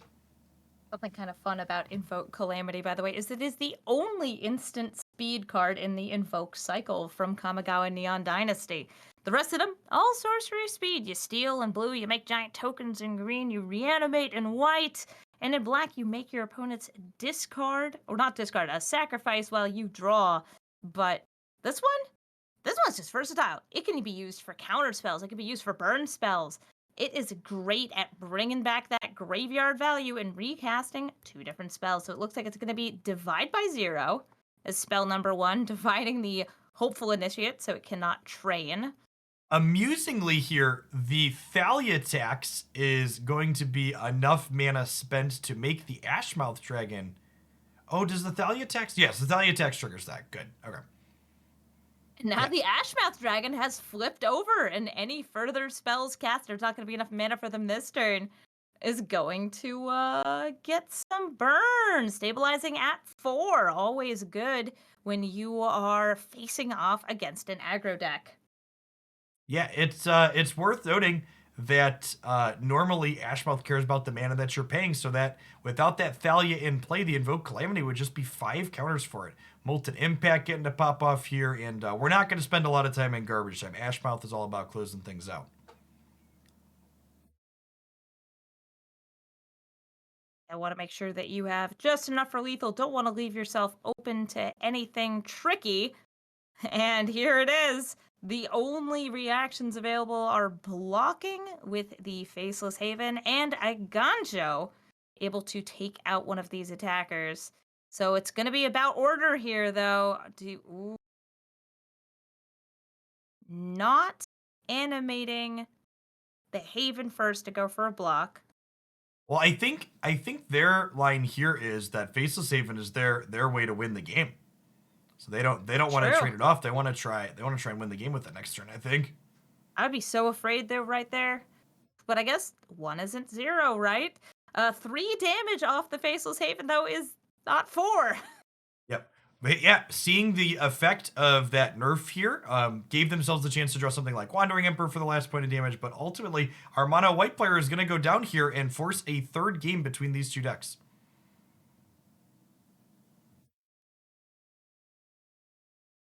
Going back into sideboard, mono white will be on the play during the next match, which is where it wants to be. It's very good at getting those cards out quickly and beating face with them. And we're seeing Brutal Cathars get brought in. That's another good way to reset the egg. The Ashmouth Dragon can be kind of retransformed when it leaves the battlefield and comes back. I think I saw an Eberhart considered there. All of the Skyclaves just for that evasion, that flying, getting in with a little bit more damage. And now time to trim the 3-drops. You brought in some exile, gonna take out some other exile, moving out a Skyclave Apparition, saying, maybe on the mall. Maybe not on the mall. No mall. Okay, but the Redans are there saying no board wipes. I want those to cost 2 more. Archon of Emeria is kind of a mixed one for you because you might want to be casting a lot of spells per turn, but you also don't want them triggering their dragons too often. But that flying aggro does a lot of work. And looks like that's just about it. Hey, I mean, my philosophy is 61 is fine. I don't think you need to trim down to 60. We're going to watch some speed magic for this game 3 because my dinner is here and I can smell it. Ooh. So And going I down think to that the wire for a mono white player. Jeff should get some dinner because you have been casting for 5.5 hours straight and setting up for even further before that. You deserve some food, some fine cuisine. Hey, pretty reasonable hand here for our top player, but really good hand for our bottom player. Most notably, no 1 mana removal for our blue-red player in this hand to start, with Thalia on the play is very powerful. Yes, this means that it's going to take at least 2 hits for Thalia before she can even be removed. Or hit and a half. Going to have to use that removal early just to deal with her, while we see something like Archon of Emeria going to stop a lot of card filtering. And it puts this land into play tapped here, so that Thalia is going to get to live for yet another turn here. Other than these monocolored decks, players really don't run many basics in these formats because there's so many great utility lands. These scry lands, these creature lands, these dual lands. Okay, so Thalia can finally go down here, but, you know, we see that burn down the house land. Even if it goes down to 5 mana, you're going to need an explicitly untapped land to get it into play next turn. And speaking of untapped lands, here is a 4th untapped land for Inquisitor Captain for a mono white player. And that's going to give the 2-for-1. And notably, Inquisitor Captain does not cast. Inquisitor Captain puts into play. So we're going to see... Ooh, Elite Spellbinder! Goodbye, Burn Down the House. You are going to cost an additional 2 mana. There might not be a Thalia that cause you to cost more, but Spellbinder is going to do the job just as nice. And we have so many 3 damage swingins right here on the ground. Could kill one of them with a command or an abrade. Abrade's the only thing there's mana for off of those castles because the pathway came in. The farewell is there for next turn. The but Adeline's this is exactly lethal through the removal. This is lethal. It doesn't matter if you abrade one of these 3 damage attackers because Adeline's coming in with the token. GG, that's going to be a win for the Reaper on mono white. I would like to give a shout out to the mono white player for getting me to my dinner that much sooner. All right, chat, we're gonna duck out for just the quickest of ad breaks, 2 minutes, so I can grab my dinner from outside the door and get things flipped over. Amy the Amazonian and Jim Davis will be covering round 6 with all of y'all in just a couple of minutes. Be right back.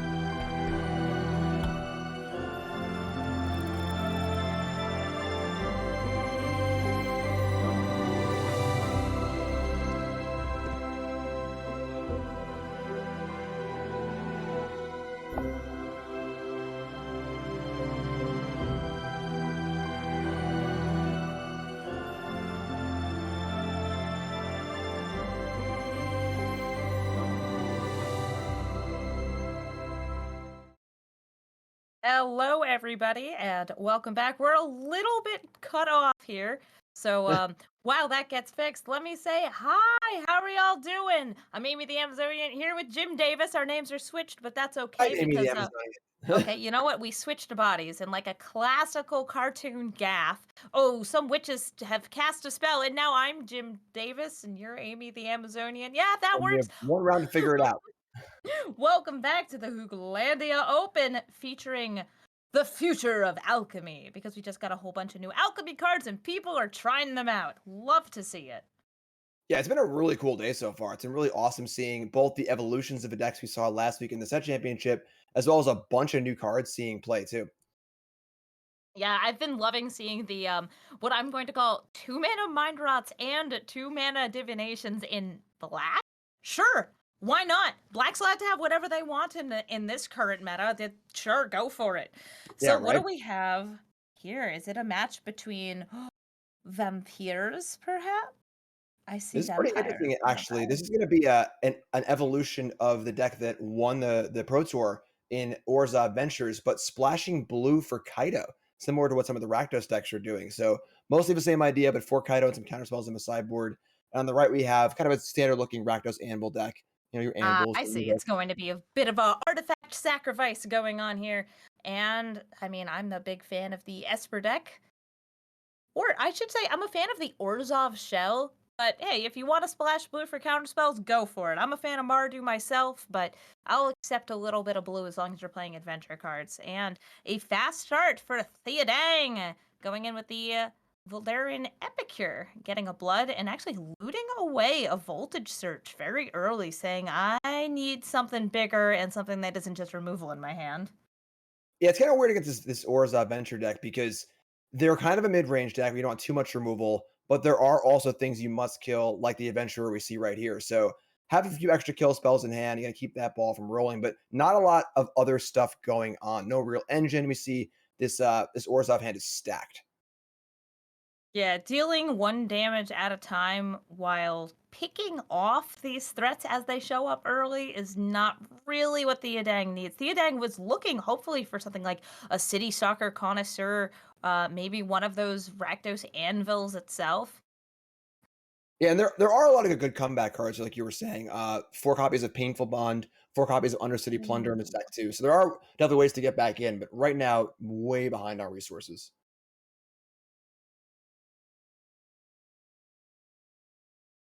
And even with this Nadar coming down and getting Infernal Grasp, you're still down 2 life and a scry off that because your opponent does get value on enter the battlefield. Now, Meathook Master could prove useful in the future if it doesn't get discarded next turn. Yeah, there's that fourth land. I guess the silver lining here is that Dang has so few cards in hand that the connoisseurs are only going to be able to do so much. But that means we're going to need to see the top of the deck be pretty hot here. And it also gives a kind of gross reveal. It just gave the information to Alexander that the biggest card I had was 2 mana. It was Yeah, the Meathook Massacre. for sure. And another meat hook drawn here, probably going to hit the bin as well as double connoisseur gets rocking and rolling, or not, actually. Oh, gonna be holding up for the Wandering Emperor, looking to play a little bit more reactively. And Takanuma currently has no targets in the graveyard. It would be all up to the mill. But here comes the Wandering Emperor, ready to exile. You can actually Or see maybe a make tweak a here. knight. Okay, that's actually very good for Thea, who is hoping to maybe use up this Meathook Massacre. Yeah, so now you can actually see a little bit of a swing here with the master coming down and killing the board, but unfortunately, there's still a whole bunch of gas in hand. Although, like we said, those connoisseurs don't actually have any cards to discard, but they're still good. Actually ended up using Takanuma to bring back the Epicure. Yeah, so a little bit of a whiff there, maybe hoping to get something better off the mill. Maybe trying to milk this massacre a little bit and figuring that the best way to get back into this game would be a huge massacre, but Connoisseur says no to that. And a massacre in the bin is not worth as much as one on the board. That's going to be denying some future gain and drain if more removal is drawn, or just trades within combat. Yeah, and of course, Oof. the problem here also is that the multiple massacres are down too. Massacre being probably the only card that can come back here and really clean this board up. And even if it is drawn, there's still a lot left over. Now, we got a new one here. We got the Plunder, which is, of course, discard a card, and then the option Alexander will have is to discard a second card or give the Dang a random card from their deck. Or just blood it. Don't even cast it. Okay, Try yeah. something new. Going to dig. Look for anything. And the thing was a land. Thedang knows that that's not going to be enough, not against that board, and goes to game 2. Yeah, the thing there was the concede button, unfortunately. Tough, Right. I mean, tough, tough first game. Tough first game. it's like the best spell you can cast, concede. It turns off the entire stack, really just lets you take the next action in the game, and you know it's going to be the final action in the game. Close things out on your terms. It's powerful. It is powerful. So that game was a bit of kind of what the issue that this venture deck presents, where on the one hand, you kind of need to kill their creatures. You can't leave Triumphant Adventurer and Nadar there to keep gaining value every turn. But if you have too much removal, you're kind of just trading one for one. All the heavy hitters come online. The Connoisseurs didn't even see Kaido that game, but Wandering Emperor and just far too many two for ones, far too many resources. Yeah, and a lot of that value is enough to cut you off in mid game and stop you from ever coming back. Especially those connoisseurs, hitting the cards in your hand is very, very valuable. So we see a very, very quick sideboard from Rosendahl. Still some considerations being made, though, on this Anvil deck, looking to try and figure out what game plan do I want to take against this opponent. And we're seeing, I think, a big shift in which removal the Volt Surges are coming out. Yeah, it's tough. The grass are staying in. It's like some meat are coming out too. And how much do you want to leave in? I gotta kill the adventure creatures. The meat are pretty cool because they do tag the adventurer pretty well, which is nice, being one toughness. And they do play well in the deck also. You just want to have these death triggers going off and so on and so forth. But it's a hard line to walk.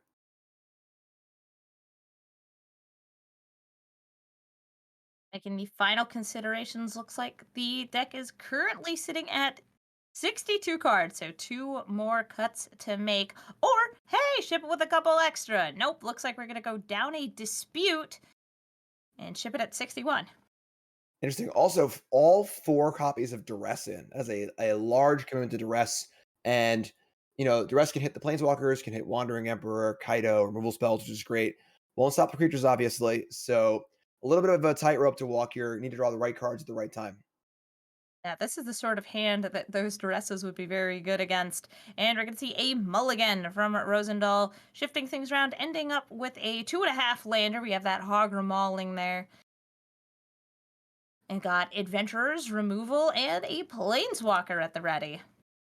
Here Yes, no comes white the just yet, but the drops can help scry and of course clean things up. And here comes the Oni Cult Anvil. This is kind of the namesake of the deck. This is what this deck does. It's going to sacrifice the blood and make a construct while gaining and draining one life. Yeah, we didn't see this in game one. There was no real engine ever set up, and Dang is well on the way now. Got the anvil, got the brush stroke, looking pretty good. And even though that first construct is gone, and Anvil only triggers on your turn, there's another blood which can come out next turn through the Sanguine Brushstroke, as you said. We could also just see, like, Plunder, Bond, but I really like keeping this engine online. It's very much just this early start, getting so much damage in, and if you can land something like a Meat Hook Massacre, I think Theo was down to one Meat Hook Massacre post sideboarding, then that damage just gets doubled and you are in such a good spot. The Yeah, drop can also only take out the blood artist. It's like, oh, I can't let that blood artist hurt me. I gotta get rid of it now. the little chip shot damage here is huge because it kind of circumvents the mid range, value game where both players are kind of just valuing left and right. If one player just dies, it doesn't matter how many cards they have. So all these little chip shots really, really add up. Now there's a 2/3 with Death Touch on the board, the Tainted Adversary. But maybe some removal gets drawn for it. Nope, but a Duress is still good removal for the hand. Yeah, the rest is pretty good here. Kaido's just waiting to get online here with no white source available and now an attacker in play. But now with the Kaido gone, no actual castables, and then not really much of an engine for the Orzhov deck except for this Nadar, which is vulnerable to many creature removal spells. Oni Called Anvil gonna continue to get value. There's another Tainted Adversary at the ready, but like Theodang is still over 20 life. Yeah, the chip shots go both ways. It definitely lot to push through here.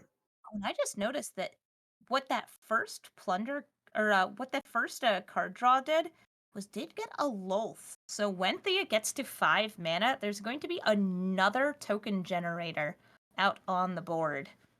Ooh, hey, we found where the white mana went. Thea did Dang find- just took it straight out of Alexander's deck. You got to play it on white now and flaunt it too. You know. Yeah, just be like, hey, what's up? You want this? Yeah, I know. Looking for this?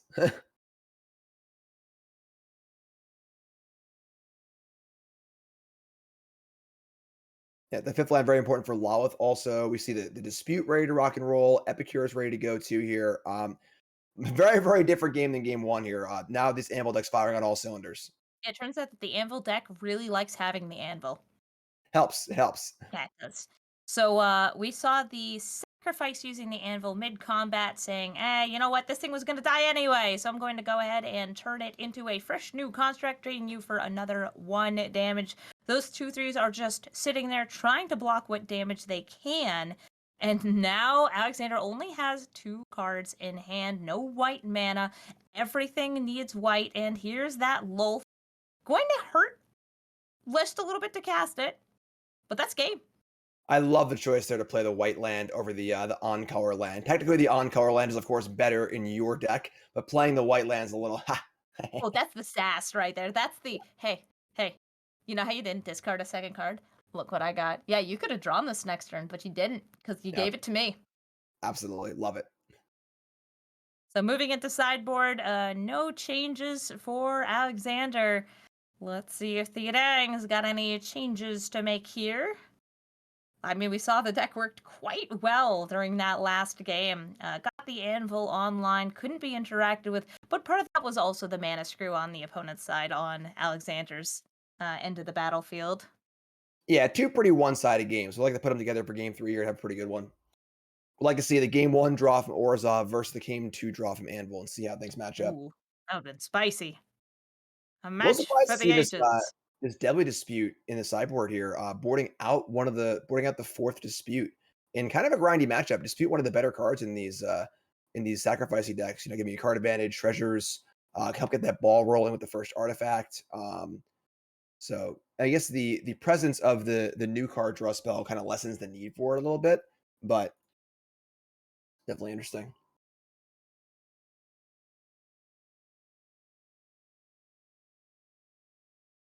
Looks like we see a Ray of Enfeeblement coming in. Also, the anti-white 1 black removal spell, trying to make sure that the don't lose to one of these venture creatures on the draw. Ooh, and we saw a snap keep there with a good batch of mana for Alexander Rosdahl. Got removal, and then eventually the Connoisseur. Whereas Theodang has Ray of Enfeeblement. That's not something I'm that used to seeing. Very good at killing white cards. Gives a -4/-4, I want to say, to white creatures, and -4/-1 to anything else. Yeah, definitely a nice insurance policy. You just don't want to get run over on the draw. You know, Adventure or Nadar kind of just popping off here. And there's a Nadar. So Ray's going to look really, really good here.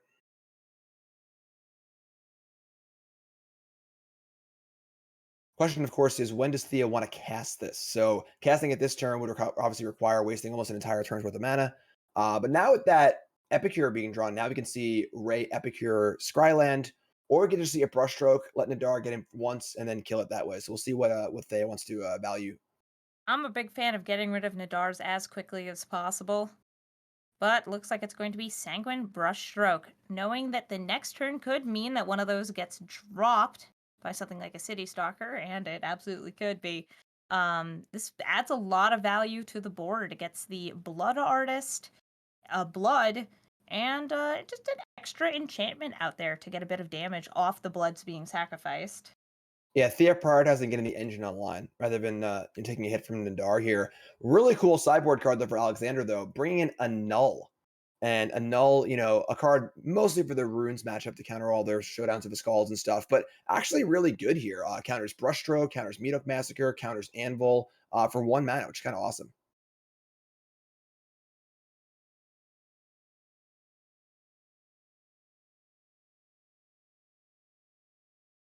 There's another blood now on the battlefield from the Epicure. 1 damage to face, and the Ray of Enfeeblement is going to snipe that Nadar. Blood Artist doing Blood Artist things, of course. Everybody loves a good Blood Artist. Whew, that's a big one too. Lisa, Forgotten Archangel. Important for a couple reasons. One, obviously, it's a big threat, but most importantly, it can gain life. One of the good ways to beat these anvil decks is to make sure you're constantly gaining life, so you don't get nickel and dimed out of the game. Also, as an exile clause, which I believe will muck up the Blood Artist effect a little bit as well. Massacre works too, though. Meathook Massacre, very, very good at taking out those 2/1 toughness creatures. But we are going to see, before it comes down, to reduce the value on the Meathook Massacre and get that Blood Artist drain, a little bit of removal on the Connoisseur. Yeah, and this is a pretty good spot for Alexander, where now the board is clear and there's a null just hanging out ready to counter the next thing that comes through. Of course, Duress will take a peek and see that. There isn't honestly much else going on. There's also a Bugbear here as well, so we can see a Bugbear attack.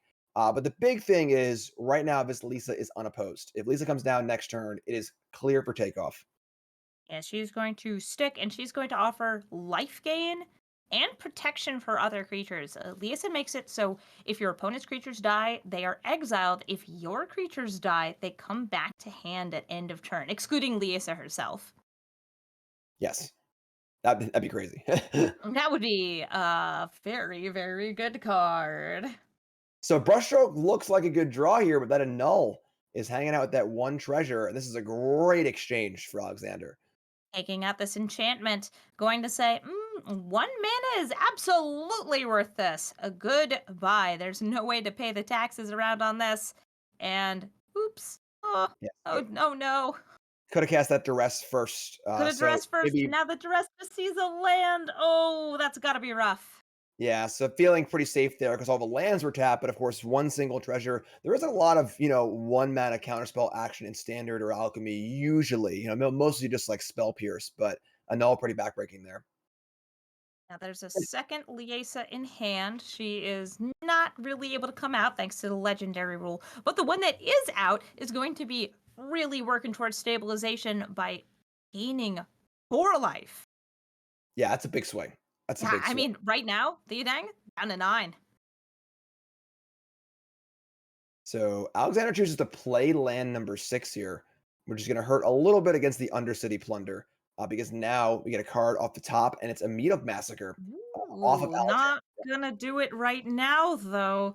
And you don't quite die next turn, but it's close.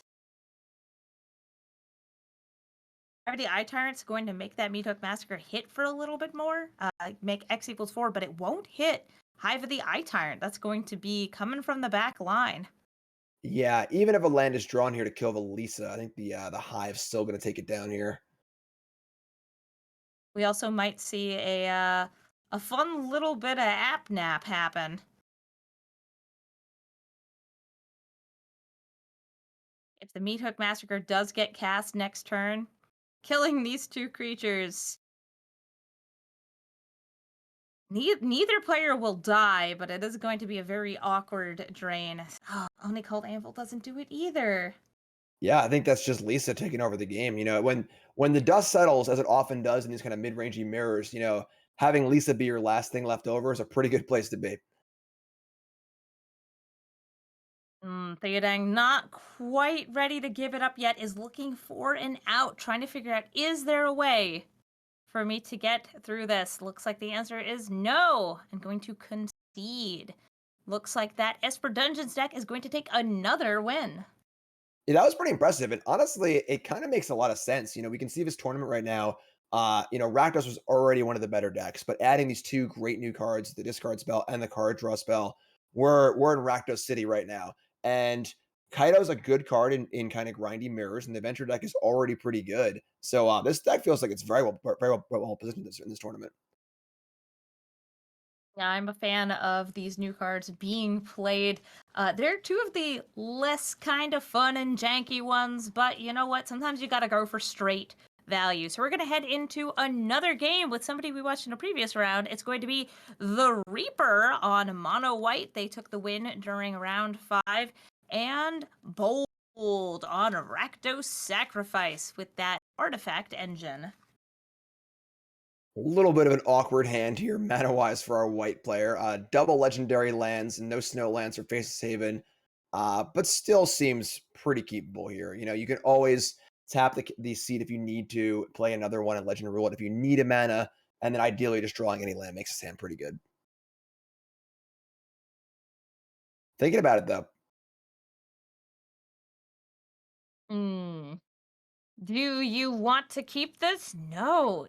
Mulligan to try and find a more aggressive hand. Yeah, I'm a little surprised by that, honestly. I mean, that and it wasn't bad. It definitely had things to do. It had sort of a fail state of like, all right, if I don't draw land 3, I can at least double up on these legendary lands and make an extra mana. And if it draws a land, the hand is actively good, but didn't think it was good enough, sends it back, and we'll see how this works out. Their hand, Reaper's hand, is pretty weak to Meathook Massacre right now. Yes, it's a 2-drop city and 1 toughness city. Gonna need Yeah. those Luminarch aspirants to start chunking themselves up, but they're gonna be racing against and scaling removal. And when you're on the draw, you're gonna be 1 land behind up until some of the later turns. Yeah, I imagine we'll see Bull take out this Aspirin here with maybe not actually. No, we're just see we're see some aggression. No, Wow. it's 3-1 time saying, Oh, love it. hey, you didn't even play something on turn 1. You know what I'm going to do? I'm going to hit you right back. Here comes a 3-2 and a 3-1, turning that blood into pain. Yeah, this is pretty awesome actually. You know, the massacre is in hand, but kind of just smelling blood in the water and just firing in for a very impressive attack on turn 3.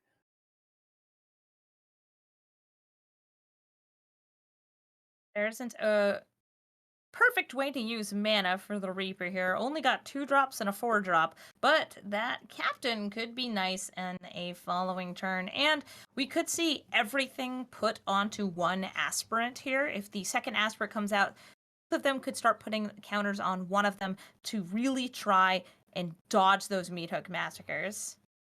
Yeah, and also big here is that it can just block, you know, so it kind of let's pump the brakes here a little bit because Bold's coming out swinging. Bold got an experimental synthesizer, going to exile a card from the top of the library. It's a swamp. It can only be played until end of turn. And now is sitting on Meathook Massacre, Deadly Dispute, and a wave of attacking creatures. Yeah, maybe a bit of remorse now for the last turn. That Harvester could have taken out the Luminarch Aspirant when it was a 2/2, but now it's a little big. It's kind of pumped the brakes a bit. You know, we can see the synthesizer get sacrificed here, but a lot of 3 power creatures into a 4 power or 4 toughness blocker. If we see a kill spell drawn, then sure, this game is just going to be a blowout. But for now, this 4/4 is holding the fort, and when Captain comes down next turn, that's a lot of bodies. We're seeing another spell exiled off the synthesizer, and it is Saganuma, the Crucible. It's going to be unplayable, though, because already we saw the swamp come down, and it's going to go away. And there is no way for it to be channeled. Even if there was red mana, you can only channel from hand, similar to cycling. I love Oh, this. actually, wow. So we are just seeing the attack with everything and deadly dispute on whatever's left.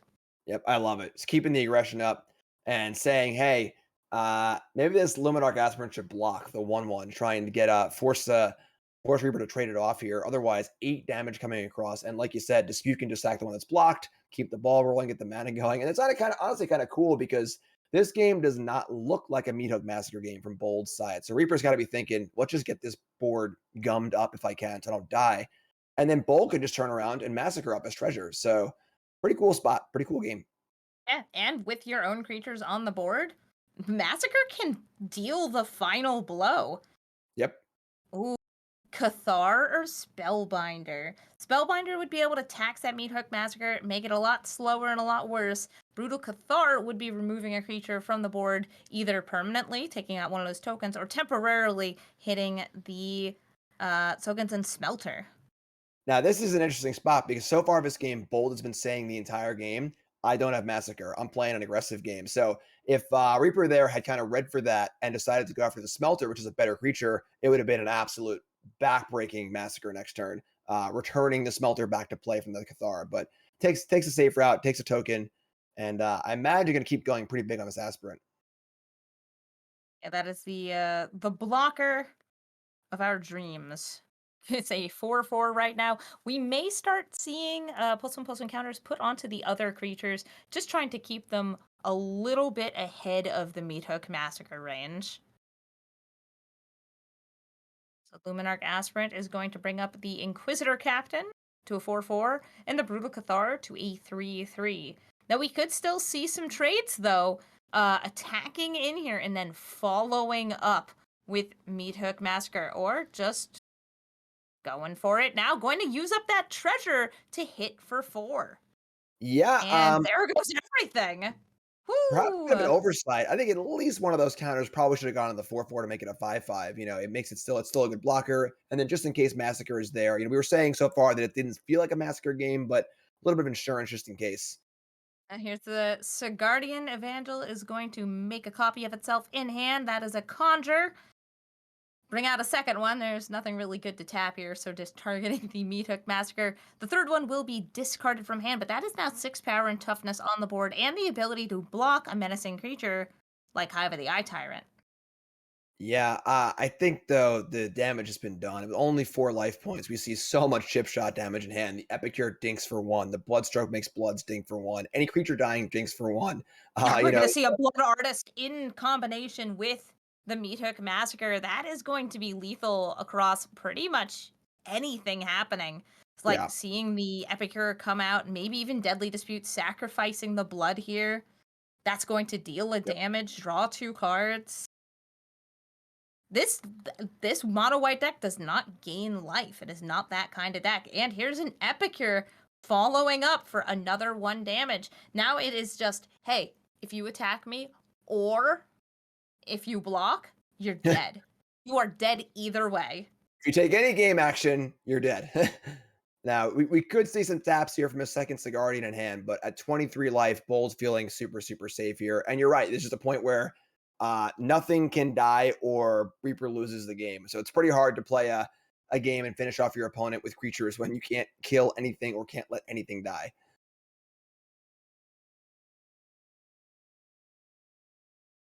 Here comes the second Evangel. This is so nice, by the way. It's a great card to have when you are sitting on a lot of mana. This is one of those things where in a normal, like, just game where you are mono white, you run out of steam. Nothing you can really cast to catch up. Something like maybe Starname Unleashed could fill up your board, but Guardian Evangel really does the work of giving you the creatures, opening up for some big attacks. It's not going to be enough here, but I've seen a lot of games closed out by this card. Yes, I've seen one too many as well. It definitely is a cool combination of a your guys can't block this turn effect, and then also just like if you don't have a board, Ooh. it's just a couple 3/3 ones, which is great. And now it's just time to, I don't know, swing in with the Epicure. Yeah, You block it, you die. You don't block it, you die. yeah. Just dead Maybe on board to just, the Bloods also. I I would have think loved to just be honestly, like the sassy blood sacrifice, like, oh, you didn't block? Boom, there we go. yeah, I think honestly we could have seen upwards of almost double-digit damage that turn from various sources too. So that was exactly the kind of game that this sacrifice deck wants to play. Now both players do have a win here. Or no, it was just a win, sorry, from the Rakdos deck going into game 2, not game 3. I feel like because we just saw this mono white player last round, I had it like in my head like, oh yeah, no, they're just playing the same match again. So instead we are seeing I love watching people's sideboard techniques, by the way. Both of these players are doing I'm going to add in everything that I like, and then I'm going to trim out what I maybe don't like as much. Rather than having like a pre-written sideboard, rather than like chipping away first and then adding back in, bringing things back up to 60, both of them have the same sideboarding method of big pile, trim it down. They're on the good ones. These ones are definitely good. That's honestly the hardest part of sideboarding. It's usually what's coming out. What comes in is usually pretty clear. I want extra kill spells against the creature deck or duress against the control deck. But what comes out, you built these 60 cards for a reason, and now you gotta cut some of them. So Nobody ever wants to let go of their wonderful, delicious cards. That's why I play best of one, because then I never to sideboard. I just play my same big pile of cards. Though admittedly, sometimes if like I get mana screwed 3 games in a row, I'll like go to the deck and be like, I know this is wrong, and I'll just take 2 lands out. Like, the deck deserves this. I'm all about that. The tilt, lose, tilt, cut a land, all about it. Yeah, All about it. especially in limited. Oh, If you could even absolutely. do that in sideboarding where you're just like, I'm sorry, deck. Was I not allowed to have white mana? I'm just gonna add in another plains right here. This is for you. Yep. This is for you, deck. It's interesting to see we're seeing the Skyclave apparitions actually cut here. And Hmm. while they're not often great in mid-rangey matchups, this is one in particular where they do tend to be very good against synergy decks. So of course the Anvil deck's trying to put together this package of like an Anvil and a Medoc Massacre and a Blood Artist and everything else like that. And turning those into just generic creatures is quite good if the Skyclave is killed. So a little surprised to see that, but we'll see how this game plays out.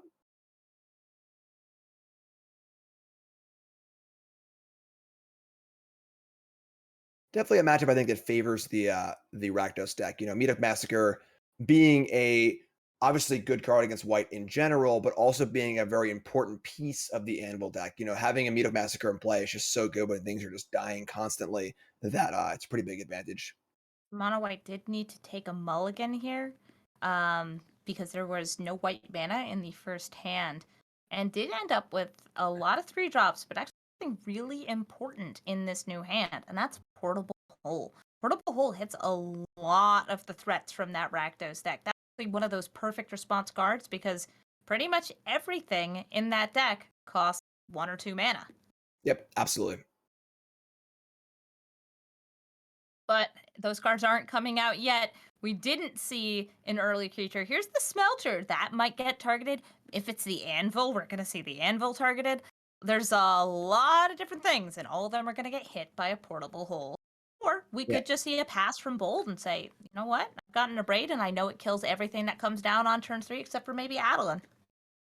Yeah, now it's just a slightly awkward spot because now that the first 2 turns have passed, Reaper goes into turn 3, really wants to play a 3-drop this turn. Can't really afford to play Portable Hole, I don't think, as far as tempo goes. So, I think it's Bold playing the slightly worse thing, playing around it, and then Reaper going to be like, I got to just play a creature this turn, I think. So it's going to be very interesting next turn to see if Reaper wants to go for the 4-drop or wants to go 3-drop and Portable Hole. Ooh, here comes the Arc of Ameria, going to limit both players to 1 action per turn and make these lands come in tap. That's what so the Haunted Ridge normally would be untapped. There's already, a bunch of other lands out here, but nope. Archon of Ameria says it's time to turn sideways. Yeah, definitely an annoying little effect. Yeah, this Braid is also could have come down first, taking out the Archon of Ameria to follow up with something else, but not happening here. And now Blood Tide Harvester gonna out a blood token. Yeah, and Archon's gonna be pretty good here, honestly. You look at the hand here of 1 mana spell, 1 mana spell, 2 mana spells. One of them being Synthesizer, which wants to play more than 1 spell in a turn for sure. Mhm. So Archon could be mucking up the plans here a little bit for Bold. And plans are about to get further mucked because here comes Thalia. Most of Bold's hand right now is non-creatures. So they're all being tapped. Thalia is going to say, you know what? You don't get your mana on curve because it's all coming in tapped. And now you have to pay an extra mana if you want to do anything. So Oni Cult Anvil costs 3 here. A Braid, which would take out the Archon, also costs 3. Could go for Soakins and Smelters, sacrificing this blood, turning it into a 3-1, but that's not that good against something like Thalia, who has first strike. Yeah, this game is playing out kind of weirdly, where the start wasn't necessarily super fast for Reaper, but all these effects have really put the wrench to Bold here. Kind of just slowing things down. You can't do this. This land comes in tap. You can't do that, and really starting to kind of turn the tides here. Thalia is now gone from the battlefield, which means that we're going to see the blood turned into a construct, and the 3 power creatures are going to swing in, trying to break through this Inquisitor Captain's line. Yeah, and this is a cool little shift here. Again, we think of the Rakdos deck as the control deck more so as matchup with all the massacres and stuff, but recognizing, hey, you attack for 2, I'm gonna attack for 6. Just do numbers, math, add it up. So we can see a little more pressure here. Synthesizer can sacrifice, make another 3-1, braid the Archon. A lot of potential aggression here. One of my favorite things about this Rakdos deck is that the basis of it is just what is the best draft deck that you can get in Kamigawa Neon Dynasty. And it's when you get those Sokuzan smelters with the Oni Cult anvils and you feel like you're just king of the world because you're like, and I'm gonna get a 1/1 this turn, I'm gonna get a 3/1. Oh, and I just got my second anvil out, so now I'm gonna get 2 of these. And it feels so good when you get to make that happen in limited, when people just pass you the red and black uncommons. Yeah, one of my early drafts was a triple smelter deck, and it was pretty awesome in the format. I was like, "Ooh, this is a fun format. I like this one." Yeah, It is a fun format. It might be my favorite limited format of all time. it's a really good one. It's really, really deep. A lot of cool stuff happening, and it's cool because we're seeing that in constructed too. There's a lot of really cool build aroundy cards, a lot of themes. It's a very dense set. My first few drafts, I was like just trying to read the cards. There's so much going on in the cards, but there's a lot of really cool things happening. It's really, really awesome seeing them play out in both limited and constructed here. Yeah. And we're seeing a lot of those same synergies arise. But right now, we're going to see this kind of cautious attack leaving back Archon of Emeria and following up with Brutal Cathar. Nice. Just want to make sure you have lots and lots of blockers because you can only play one spell per turn. This is a symmetrical effect. We couldn't see, let's say, Portable Hole as a follow-up or Hopeful Initiate, but I feel like this is a very strong block of blockers. And if you somehow choose to pass your turn through, it becomes nighttime and a Cathar gets even better in first strike here. Here comes the Abrade. Is it finally time for the Archon to die? It is. Yeah, step one here has got to be get rid of this Archon. With Synthesizer in hand, we got to just start playing more spells. It's funny because the Archon was actually really holding Reaper back last turn. Would have played 2 more spells most likely. But get things going here. Much more of an engine setup for Bold. We see the Synthesizer, the Smelters. That's a card, and then a 3/1, and then a card, and then an Anvil. And realistically, there's just a 3/3 and a 2/2 in play for Reaper for the most part. So things looking pretty good for Bold. I think Reaper needs to draw some pretty big ones here to get back into this game. No artifacts to sacrifice, but you can try and bully them into a trade here, saying, you want to trade the 2/2 or the 3/3 for my Blood Tithe Harvester? Neither? All right, that's fine. Giving them the choice of attacking, and though means that you might have a bit more control, or it could double block with something. Here comes a land for Reaper, and now that the Archon's off the board, we can see some double spelling. Yeah, I'm surprised to not see the Synthesizer cast last turn, honestly. Look at I could have gotten a lot of things going there. Second Smelter has no food to really munch on, so the first one isn't even doing anything. But now I can see Synthesizer go off, double Anvil in hand, and things are about to start going crazy Oh, here. triple smelter. Also, nighttime. Reaper just chose to pass all the way through the turn. Just said, you know what? It's better if I have a big first striking creature and the potential to exile something off your board next turn. So here's Yeah, that I mean, smelter coming from exile. the way Bold's deck's constructed, there's almost no chance they wouldn't play 2 spells this turns. I really like that play from Reaper a lot, recognizing that the Brutal Cathar is almost assuredly going to flip here back to or flip from the whatever it is now to back to Brutal Cathar and exile another permanent. There's no mana up, so these smelters are just going to chill. And with a first strike, 3/3 first striker, there's nothing you can really hit. Brutal Cathar is now going to exile one of these creatures. Take your pick. Do you want the 3/2 or the 2/2s? What's interesting here is this could just happen again. Reaper could just say go again, go back to night, flip it over, and then Bold kind of wants to play multiple spells, and we can kind of get in this weird, game of chicken of who wants to blink first. Now there are kill spells in Bold's deck, so it's a bit of a risky line to put a whole bunch of stuff under Brutal Cathar and then have it possibly be released later. But this is a pretty interesting game state. Yeah, and the choice there for the 3/2 means that the biggest creature is now off the board for Bold, but it's also the only creature that has an enter the battle effect of creating blood. Yep. So a little bit of a potential blowout here if it's Brutal Cathar, kind of putting all your eggs in a basket and hoping the basket doesn't collapse. Ooh, but here's another Inquisitor Captain. Gonna get that 2-for-1.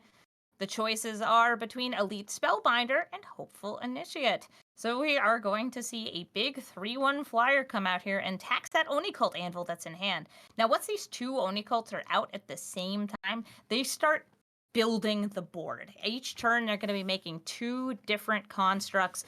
Those constructs can help feed the smelters, and it's really gonna turn nasty on bold side of the battlefield. So this is actually a very big play because it's going to slow down that Oni Cult Anvil and how much mana is open next turn.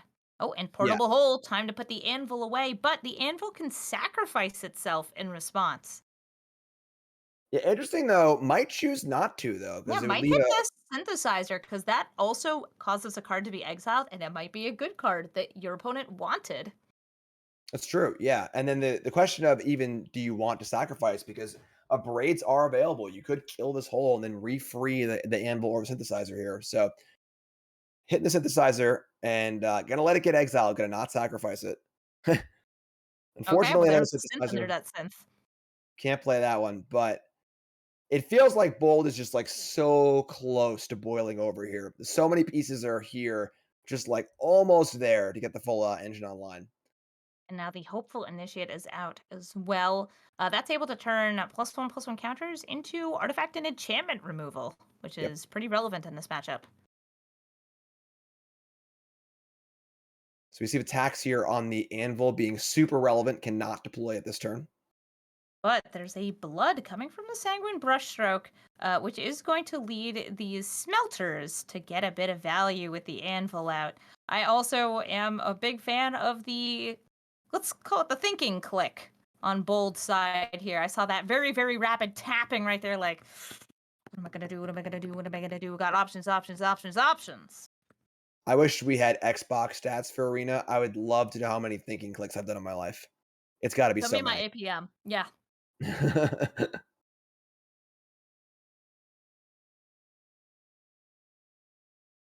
All right, it's a tough spot here. We can see Smelter sacrifice a blood into a 3-1. We can see the anvil go off. There's a lot of different avenues. First Sokens and Smelter is going to pay for its ability, sacrifice that blood, and turn it into a 3-1. Now that's going to make a 1-1 construct, which the second Sokens and Smelter can sacrifice and turn into a 3-1. And there's nothing with first strike on the board, so these 3-1s could sit back defensively, or they could swing in, threaten even more of that backline damage from things like the Blood Artist. Yeah, and it's kind of cool because every attack step now, even if it's just 1-3-1, you can just keep sacking it to each smelter, making a new one, and triggering your Blood Artist to kind of keep that drain going. So we see 12 life now for Reaper. That's going to start going down pretty quickly. Urukathar is now able to take out that Blood Artist, saying, ooh, the amount of drain that you are offering is way too much, because it really is. Yeah, huge draw there, taking Blood Artist out of the picture. The Elite Spellbinder is free to swing, and it's going to train the Hopeful Initiate. Gonna make it into a 2-3, which will need to trade into something, or just gonna leave that back. Yeah, you're not getting that much out of training it here. There's only one +1/+1 counter. You can't then use it to, say, destroy the Brushstroke or the Anvil. A scary spot here because any Meat Massacre off the top here is going to be unbelievable. Both wiping the board as well as returning the Blood Artist and the Blood Tithe Arbiter to the battlefield. So there are a lot of big draws available to Bold.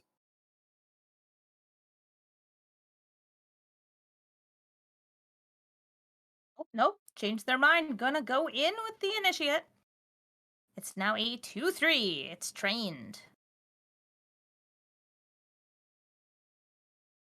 We're going to see a double block using new smelters. 3 smelters when you only have one anvil out, a second one coming up. Don't really need them, so I think that that is a perfectly fine trade. Now, Ray of Enfeeblement is able to hit one of those werewolves or take out the Spellbinder and free up the air. Yeah, pretty good draw there. I think we're going to see Blood Artist come back into play here. And I like that block too. Recognizing that the third Smelter is just not that valuable given the current board stage. Get the thing out of here. Don't let it get the second counter on. Start just disenchanting these things. Now, with these 2 anvils out, I actually really want to see at least one of these 3-1s attack in here. Yeah, with no first strikers or whatever, this is free 3 damage. If they block, great. The anvil's trigger. If they don't block, just sack it to the anvil. Get some 3 more stuff. damage to face, yeah. Yep. 4. This damage is going to add up too between the anvil and the Blood Artist. This chip shot damage just keeps chipping in.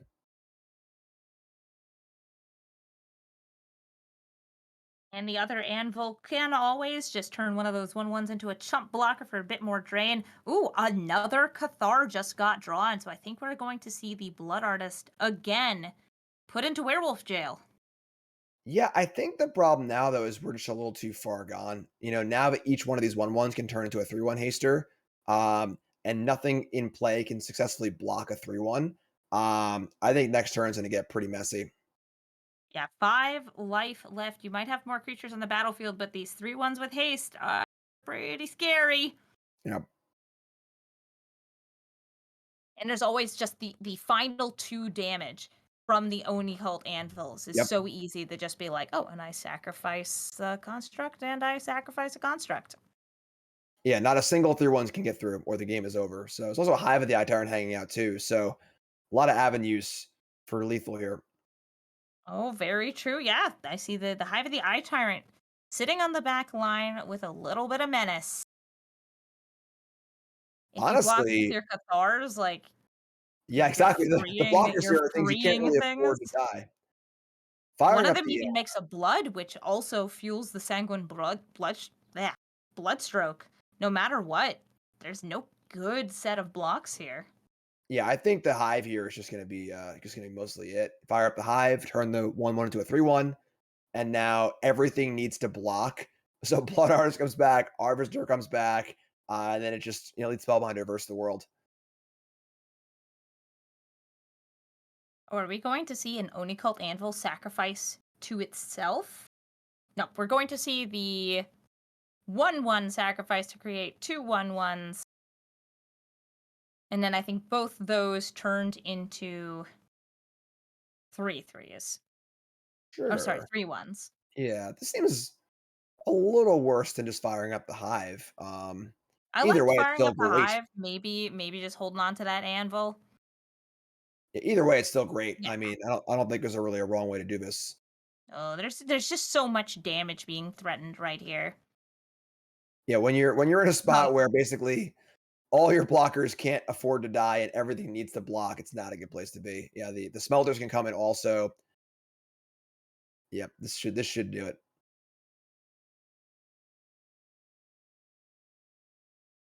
Draper's gonna have to think through a couple different lines of blocking here. The ideal is that, you take these trades and you free things post combat, but it's not too bad. But this Hive of the Eye Tyrant is gonna do work.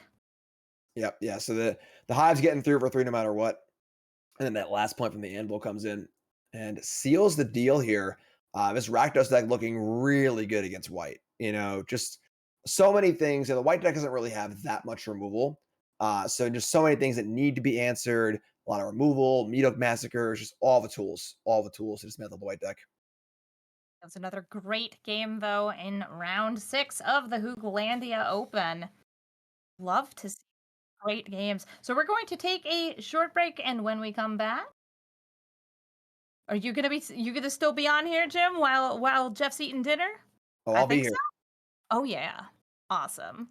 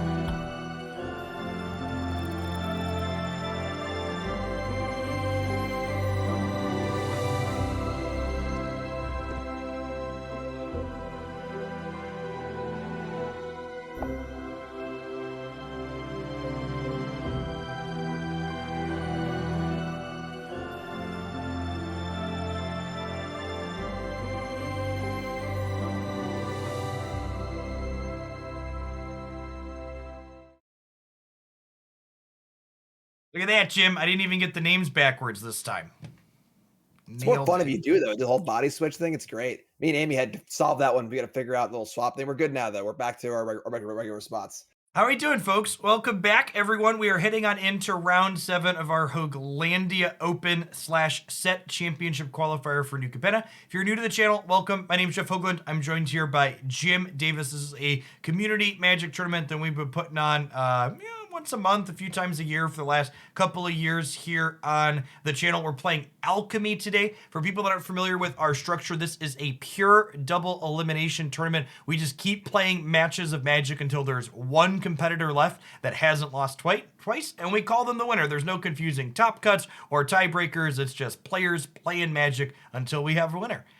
These players today, in addition to playing for the set championship qualifier for Streets of New Capenna, are also playing for Cool Stuff Inc. store credit. Shout out to Cool Stuff Inc. for being one of the wonderful sponsors of this tournament. Wouldn't be able to put it on without any of them. You saw some of the others as well during that last ad break. Metafy.gg is the place to help you up your game, whether it's Magic the Gathering or any one of the many other video games that they have professional coaches for. You can work one-on-one with folks there, and using code MTG25 off, you can get 25% off of new coaching sessions there this weekend only. And then the Academic, the deck box designed by Tolarian Community College. That guy knows something about deck boxes, so I think his product looks like it's going to be fantastic. And they've blew through. They had a $50,000 goal on Kickstarter, and I think they're currently sitting at like $1.3 million in backers or something. So there's a lot of faith in him for a reason there. And their commercial was really fancy. Just talking to Jim, I was like, man, whoever did their animation quality is like super slick. Yeah, it looks real nice. Probably getting a good review on the old Professor's channel as well. I mean, who better to make a deck box? It really is just a no-brainer idea. You hear about it, and you're like, yeah, that's gonna be a good product, just no doubt. At any rate, we started with a little over 100 players. I believe we had 101 competitors in this tournament. We are down to just 11 competitors. We have 1 undefeated left, and then 10 players who are X&1 playing for their tournament lives. Let's head on into our feature match area for round 7 and take a look. This tournament is incredibly dominated by Rakdos decks, which is actually a little surprising to me. I was expecting these decks to be powerful and popular, but not quite to the degree that they were. The big thing Jim and I have been talking about too that really surprises, there were 0 copies of Naya runes registered in this tournament, which is actually has a pretty good matchup into this sacrifice deck, and it's pretty reasonable into the mid-range variations as well. So it's pretty surprised by that metagame. Yeah, I mean, it definitely got crushed at the Pro Tour, but as we were saying earlier, formats are cyclical, and it got crushed at the Pro Tour because everyone's trying really, really hard to crush it. Now everyone saw it was crushed in this tournament and decided that they can, go a little more lax on it, and nobody played it. If we had a few runes players in this tournament, I would not be surprised if they were near the top of the standings. Have a little bit of a speculative keep here from our Mardu player, bottoming the second Skyclave apparition, but no white sources in their hand for the other Skyclave they have here. Yeah, not a great hand for Grixis ready to punish either, though. It's going to be going to get into a little bit of a sloggy game here. So no 2-drop for Kaido to draw off of. Connoisseur, great pickup, of course. We see a white source here to start things off for our Mardu player. They're halfway there to Skyclave apparition. Although, realistically, Skyclave isn't particularly great in this matchup. It can tag things, but killing a Kaido and then giving your opponent a 3/3 later is kind of tough. Skyclave, this Mardu deck was played at the set championship, was one of the most well-performing decks, but again, felt like a bit of a response to the Rune Menace, where Skyclave was great against them, Archon was great against them, and then it also has the good Rakdos mid-range cards too. So we'll see how it fares in kind of a more of a mirror match. We see our bottom player deploying the Tainted Adversary, just a 2/3, kind of acknowledging the need to get on the board and start applying pressure. Kaido comes in, no strict card draw, but does still get to loot, and then he phases himself out there. I kind of like this deployment of Valky here ahead of the turn 4 to kind of stop the City Stalker Connoisseur from coming down on curve. Yeah, and then it works out well. You can play the crossroads are white. Now the mana is fixed, a little bit of a scry, and then enough things in play to pressure his Kaido as well. And Kaido has no friends right now. There's nothing in play to attack with, so Kaido makes a ninja next turn, goes down to 2 loyalty, which is kind of tough if it wants to loot. Looting Kaido is not a good Kaido, so Kaido a little bit lost at the moment. I like how they gave us a Planeswalker, and I really like the design on this card overall, where it's not just a card that you can like shove into blue-black controller, a deck that wants to turtle. It's a very specific requirement in order for this to turn into a source of card advantage for you. Yeah, Planeswalker design of his set, unbelievable home run. Kaido and Wandering Emperor are just phenomenal Planeswalker designs. Really fantastic sequence here. Molten Impact knocks that out, has 3 rollover damage here, which then Painful Bond is going to allow us to go ahead and hit back. Maybe a little bit. No, the sequencing would have been the same regardless. The City Stalker was always going to be there. I was going to say, could we sequence that in a way so the City Stalker doesn't get the 1 life on it, but I don't believe so. Yeah, that Molten Impact is unbelievable. I really glossed over the spoiler. I think I thought it only added damage to future burn spells, similar to how the red super works. But Yes. having that trigger on any spell is just unbelievable, as we saw right there. Amazing card advantage. Yep, and we're going to see some rollover damage queued up here again. I think the Molten Impact's going to go ahead and knock out the Skyclave Apparition. Now we've got just 2 points of damage just ready and waiting for the next time an instant or sorcery gets cast for Ski. Yeah, and this is what I was saying about Skyclave being pretty bad this matchup. So Kaido is gone, yes, but we just saw, the 3/3 and our removal spell. The board's not great now for our Mardu player, and Mardu player is just running out of cards. Like there's just not a lot left to go off of here. One big blocker, which right now, to be fair, does not have a way to be currently removed, but now it's kind of Sore available, Plunder available. Not going to see much of a hand left for our Mardu player, and they'll be playing off the top here.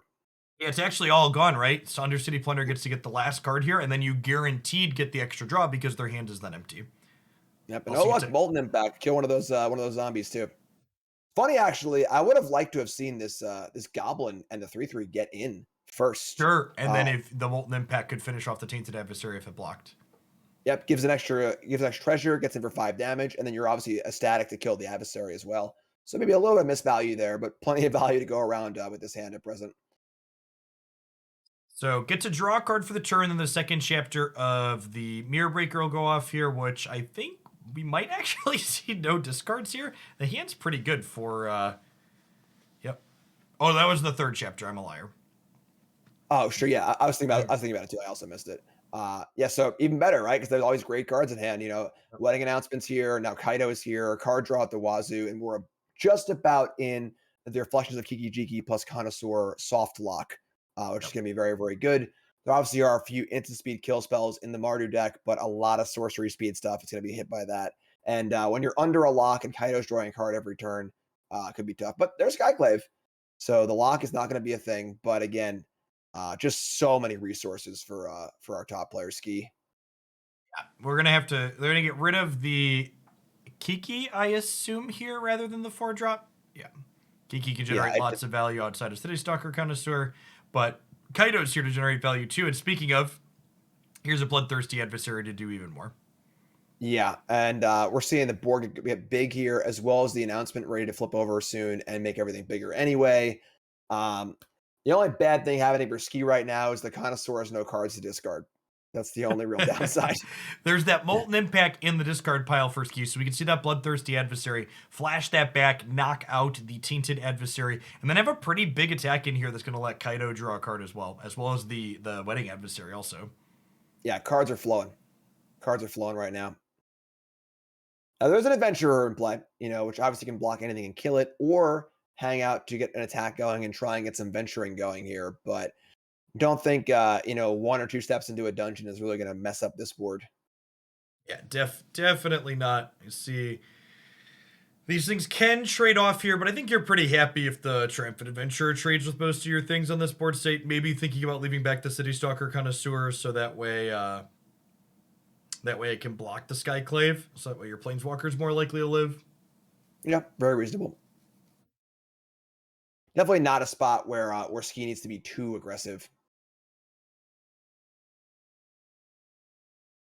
Gonna leave back the adversary as well. There is a Hive of the Eye Tyrant in the mana base for draft, so perhaps just wanting to make sure that they can block if they need to. Yeah, I like this. Conservative, smart, to keep the Kaido alive, keep the ball rolling here. Keep your life total high too. Like if they decide not to pressure a Planeswalker, but instead go after after your face, like you're firmly in the driver's seat on the Grixis side, your deck doesn't really gain much life, so just making sure that you don't accidentally get punked out has a lot of value. Yep, for sure. Now we got a little bit of painful bond action here. Draw some more cards. Yeah, it's looking. Oh, how about a Tybalt also? You can top you off here a little bit. Kaido's pretty okay when it comes to generating cards every turn. Valky is very good at generating cards every turn. The old plus draw 2, no big deal. Yeah, you can elicit a concession here probably. No, Daff wants to keep playing. All right. How many you have the deck list usually? How many planar cleansings are in Daff's deck list? Let me look for you. We'll see. There is a planar cleansing legal, right? Isn't it like white? Ondu. Oh yeah, there's like legitimately ones, right? There's Ondu inversion too. There's a version, but yeah, there's all planar cleansing legal. Unfortunately, the white one's a bit of a stretch. Or it's white 2, I think. Something like that. Yeah. That would do it here. That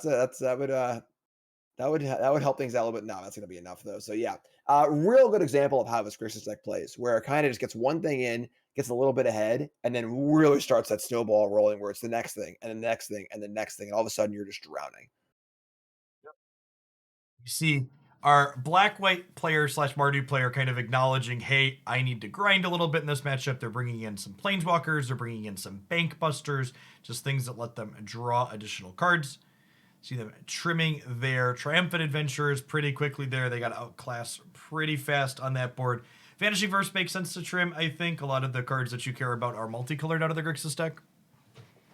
Yeah, interesting cutting the Adventurers. There's a real kind of squeeze in this Venture deck where it plays a pretty normal, grindy mid-range game, which you don't really want a lot of removal against.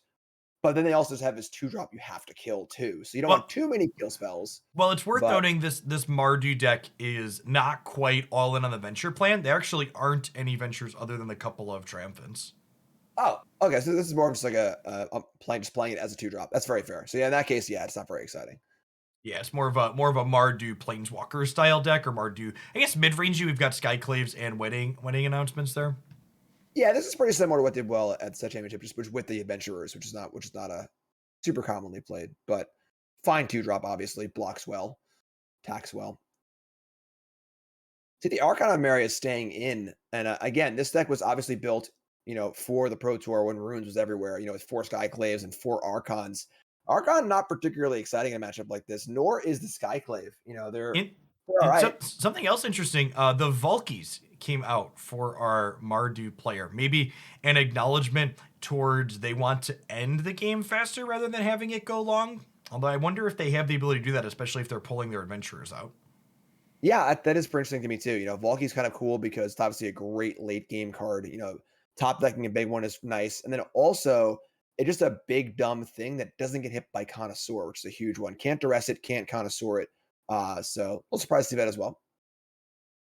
All right, we got some choices here. Could get the Bank Buster down and going, but could also be deploying Duress. They probably want to Wedding Announcement next turn, so it kind of feels like if you're Bank Bustering this turn, you're committing to not Duressing until turn 4 potentially, which is a little bit late.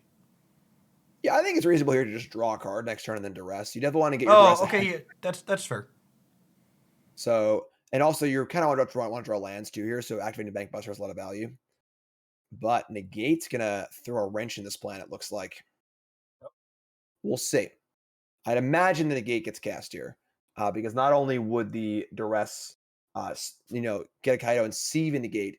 What's it? That's what I guess. It would see the Negate. So now you see the Negate, it's there. It's going to resolve. All right, so Negate gets a lot worse, as we saw earlier, once your opponent knows about it and is able to kind of work around it. These mid-range decks have to cast spells at sorcery speed. This is not a draw-go control deck. We see almost every card in hand is a sorcery. So gonna find a spot to be able to play on this Negate at some point now, knowing it's there. I'm a little surprised to see the Negate not counter about Duress, given how important Kaido is as well. Yeah, Painful Bond, like the the one other instant speed a type of effect. And like Jim said, now that that's been cast, we just have a giant grip full of sorcery speed effects here. And looking at the hand for Daft, we know that the knows that negate is there now, so it's very easy to just like play Archon as their spell next turn instead of a card that can get negated. Yep. And then on top of all that, there's a Bankbuster in play. So obviously Daft doesn't mind just chilling. All right, if I don't have a good creature to cast, I'll just play nothing and just draw a card off Bankbuster anyway. So Yep. And then next turn, if City Stalker Connoisseur comes down and takes the Lilith, that gives them a window to play the wedding announcement. So yep. pretty good, clean sequencing in and out around this negate, trying to effectively make it a dead draw. Yep. Archon pretty cool here also. Would it deny an untapped land for Connoisseur? As well as being a flying threat, which is good too.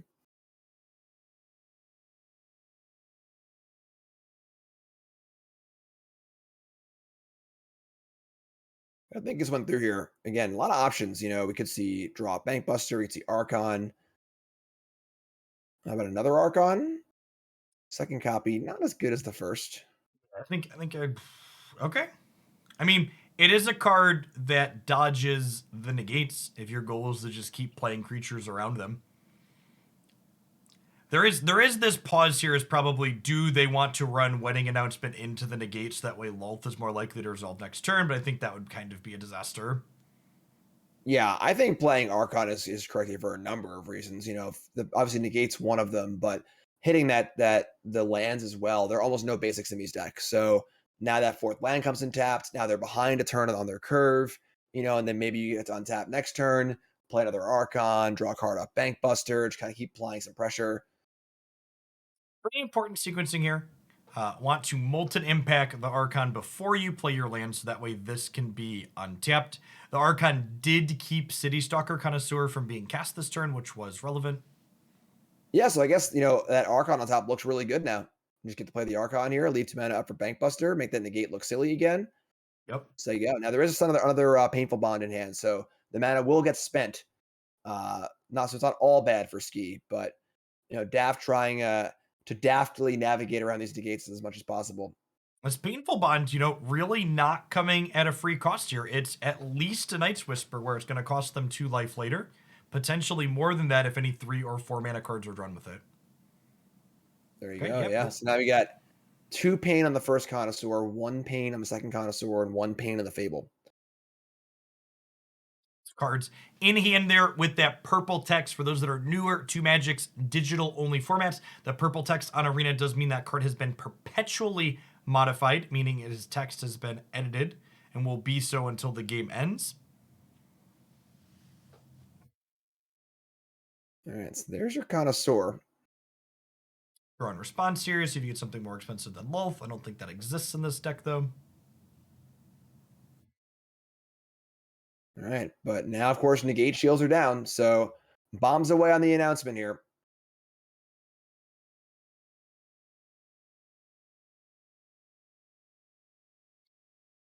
Now they have to decide the Skyclave Apparition. It's probably just pass and draw a card, right? The Skyclave doesn't have anything meaningful to take. Yeah, hitting a 4-drop that's not even that good with Skyclave is a big no-no, I think. You're just upgrading their 3/3 into a 4/4. Yep. We'll have a decent target in the Fable of the Mirror Breaker here momentarily. That Bankbuster doesn't always make it to that final chapter. Let's pull that one up. It does generate something that can crew itself once it makes it all the way across the finish line, removing that last counter. Yep, so you get a card, treasure, token, a lot of things going on. Get a life loss here. Painful Bond showing its ugly head a little bit more.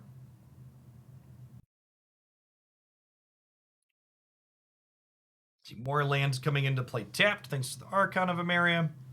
I imagine this 3/3 Death Toucher is getting ready to just trade with the Bankbuster when it comes in next turn. All right, another Buster's pretty good. Keep that Buster train going. There's still negate up, of course, but not too hard to sneak in. A go blank as well. Okay, go blank gives you the perfect window, right? I guess it depends on what you value. If you think the go blank's more important than the Bankbuster, you lead on that. Which of these 2 spells do you think you'd rather resolve here, Jim? You can even do neither, honestly. The negate's there. You can just kind of wait and try and find a better spot, and tap mana for something else. Now it's 6 lands in play. Ski's got a little more maneuverability around these negates. But gonna value the apparition first. I imagine you want to see some attacks here. You want to try and see if you can get a kill spell out or some other spell going. And attacking with 2 things this turn means that the wedding announcement will let you draw a card in end of turn to create more value that way. Yep. And then trading the Bankbuster for the Connoisseur is not great, but it's fine. It's fine. Interesting. Yeah, I think that the Bankbuster has more value than the Go Blank. So you could see like a post-combat Go Blank here, to kind of like eat one of the negates. But the problem is now more mana gets untapped, and then another Connoisseur comes down, and the negate's still up. I almost think that it looks like Daff is committed to just not playing a non-creature spell this turn. I think if you're not going to play both, playing one just allows a Ski to use their mana this turn, which you don't want to do. Jim, Archon's one of those symmetrical hate cards in 2022. Chat's got us. Chat figured it out. Just 2 old men ranting and raving about impossible things.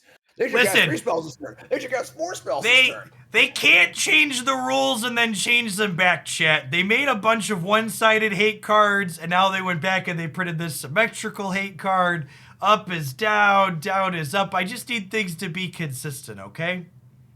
Definitely. All right. Good draw for Ski. Their own Go Blank. So hand is under a lot of duress here between the Connoisseur, the Go Blank, and then the awkwardness of negate, being able to kind of answer certain things at certain times.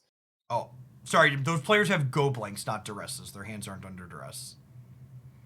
Their hands are under blankness. Very blanky hands. The Archon, thinking about that card as the text box reads, which is wild, actually makes the negates kind of better in this matchup, right? Because you can pass with 2 mana up and you possibly get the chance to stop their only spell for the turn. Yeah, the rule of law effects do play pretty well with counterspells. You saw it. That's like an old control deck thing. I have this rule of law effect in play. You play a spell, I counter it. You play a spell, I counter it. Okay, sweet. So Meetup Massacre has happened, so all those lines Jim and I have been talking about a moment ago are now back on the table. We were just thinking in the future, chat. You all are living in the past. Yeah, we're just way ahead of the curve here. All right, so the Treasure Negate is still up, and then the 3/3 again. I think Skyclave's pretty bad in these mid-range matchups. It's especially bad against Meetup Massacre. I believe in 3/3s everywhere. All right, so we're gonna start on a Go Blank, which I imagine will draw out the negate. Then I'm interested to see, I feel like, well, you could play Bankbuster and draw with it this turn, but I'd be kind of inclined to just get my hand empty here. They haven't played a land yet for the turn. That artifact is a treasure token. I just want to get my hand completely out against the counterspell City Stalker Connoisseur deck. Strong agree. And of course, Daft doesn't know about Go Blank, Negate, or Connoisseur, but just played around them all perfectly because that's a good thing to do here. Very, very heads up play, understanding how many of those effects exist in this Grixis deck, and just saying, all right, you know what? Here it is. Here's all my cards. Can't deal with all of them. There's no Meetup Massacre for enchantments, and artifacts and creatures and everything else. So no planar cleansings here. Great. There's a Skyclave Apparition. I imagine this one's going to clean out the Bankbuster before it gets an opportunity to draw anything. Yeah, I think so. That's a pretty big pickup. And now shields are down. There is no negate up at present. Gonna blood away the Go Blank. Obviously, hand is empty. Makes sense. Could have used the thirst on the Goblin. Declines to. Okay, it's another wedding announcement. We could technically throw away this 2/2 to draw a card if you wanted. Yeah, I think I would have liked to have seen the Goblin attack first. The Goblin and the Hive could have attacked together, right? Oh, and then the treasure token from the Goblin would have cast the wedding announcement post-combat. Yeah, I think I agree with you that line is better. Yes, we could have gone Goblin attack and Hive attack. Get in for 6, if there's blocks, whatever, it happens. Then use treasure, play announcement, draw a card off that, and keep building. Yeah, it's a good catch. There is some impetus though to want to make tokens rather than draw cards. I find that Wedding Announcement's the kind of card where there are times where you just don't want to attack. You actually want the token, especially with another Wedding Announcement already in play. So these are now 2/2s that are going to be 3/3s. All right, that's a Tybalt. Timbers is pretty big here. Going up to 7 loyalty. A removal spell off the top for Daft will allow them to deal with the Tybalt this turn. If you can kill the Skyclave Apparition, they have 7 between the Hive and their 2/2s. Not a bad attack, though. You can threaten to kill it.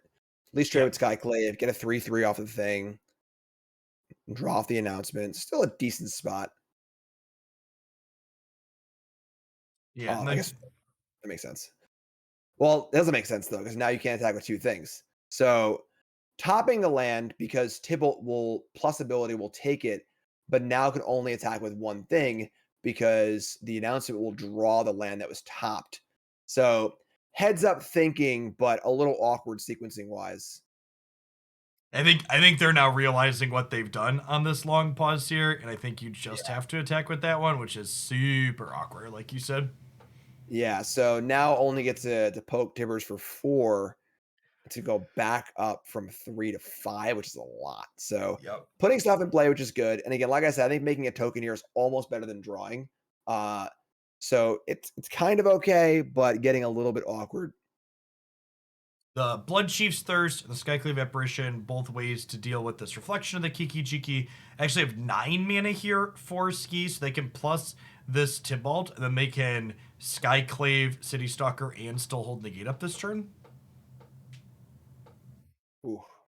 There's like This Kaido. Kaido great at the moment.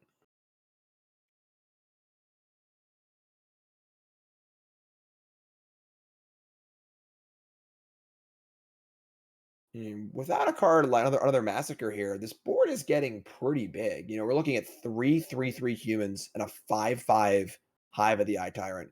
And then, of course, any card off the top for Reflection of Kiki Jiki could also be huge as well. So, pretty interesting spot here where, usually a Resolve Tybalt is a pretty clear sign the game is going to end very soon. But the board here for DAP isn't too bad. Wedding Announcement is very, very good in these sort of creature mirrors, or mid-range mirrors, I mean. Yeah, there's a lot of just like miscellaneous little bodies lying all over the board, and being slightly bigger than theirs makes sure trades inside of combat just so much more efficient. Yep. It's also especially good when your opponent has Skyclave Apparitions here. Obviously, Ski is just playing the cards that they've drawn off of Daft's deck, but honestly kind of showing why it's awkward in the matchup, right? Like, if the Skyclaves die, they're going to get things that then get powered up by Wedding Announcement. Oh, that's interesting.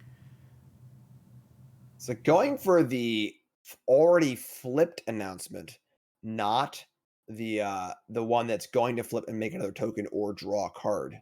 So really trying to make this turn a turn where Tybalt is safe, which is actually a pretty interesting play. Yeah, I like it. Tybalt is +2 cards every single time you untap with it. So just like taking this line that like gives your opponent a little bit more value, but is less value than you're getting, is a pretty profitable exchange overall. Yeah, I like this play a lot. Very, very non-intuitive, but I think a very, very solid play.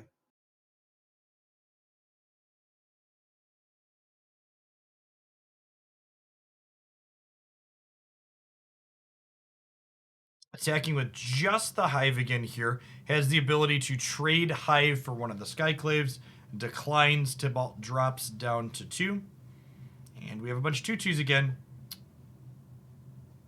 So Massacre obviously very good against all these 2/2s, but super awkward with the Skyclaves in play. So of course he's going to try really, really hard to get rid of these Skyclaves as soon as possible before casting the Massacre. Yeah. The problem here is the Tybalt is, I guess with Ovar and City Stalker kind of stew, your Tybalt's not really in danger anymore, huh? Yeah, there seems to be like enough stuff in play now. The constant stream of resources from Tybalt, of course, and draw steps has been a lot. It's been a lot. This might just be play another 4-mana 3/3 here, and then you have the negate up as well. You have your board nice and defensive in the face of theirs. You're going to get to untap with Tybalt again, so gotta be feeling pretty good if you're on Ski's side of the table here. Yeah, looking pretty good. Looking pretty good for sure. And I'm not really sure how many big pickups there are for Daft, especially with the Tybalts in Daft's deck actually just not there anymore. Sideboarded out, so it's kind of lacking that big top card to draw to. Yeah, and I think the way we're seeing this game play out really makes me, I question that when it happened during sideboarding. Pulling a card like Tybalt out of your deck says you are saying I'm the beatdown. I'm going to end this game before a Tybalt can be relevant, and I just don't know that that's the case here. It's definitely Yeah, not the case it's definitely not the case in this particular game, and I would wonder if it's the case on average in the matchup. Yep. All right, actually presented with a little bit of a choice here. Do you ditch the negate or do you ditch the Meat Hook Massacre? My gut says the negate. Yeah, and they agree. Tough because the board is theoretically going to be better for Dafts because every creature draw is going to be bigger than your creatures. So you might eventually want that reset, but negate does cover some of the good draws. They don't. Ski doesn't know that both Tybalts aren't in the deck anymore for Daft. Correct. Yep. So definitely a tough choice there for sure.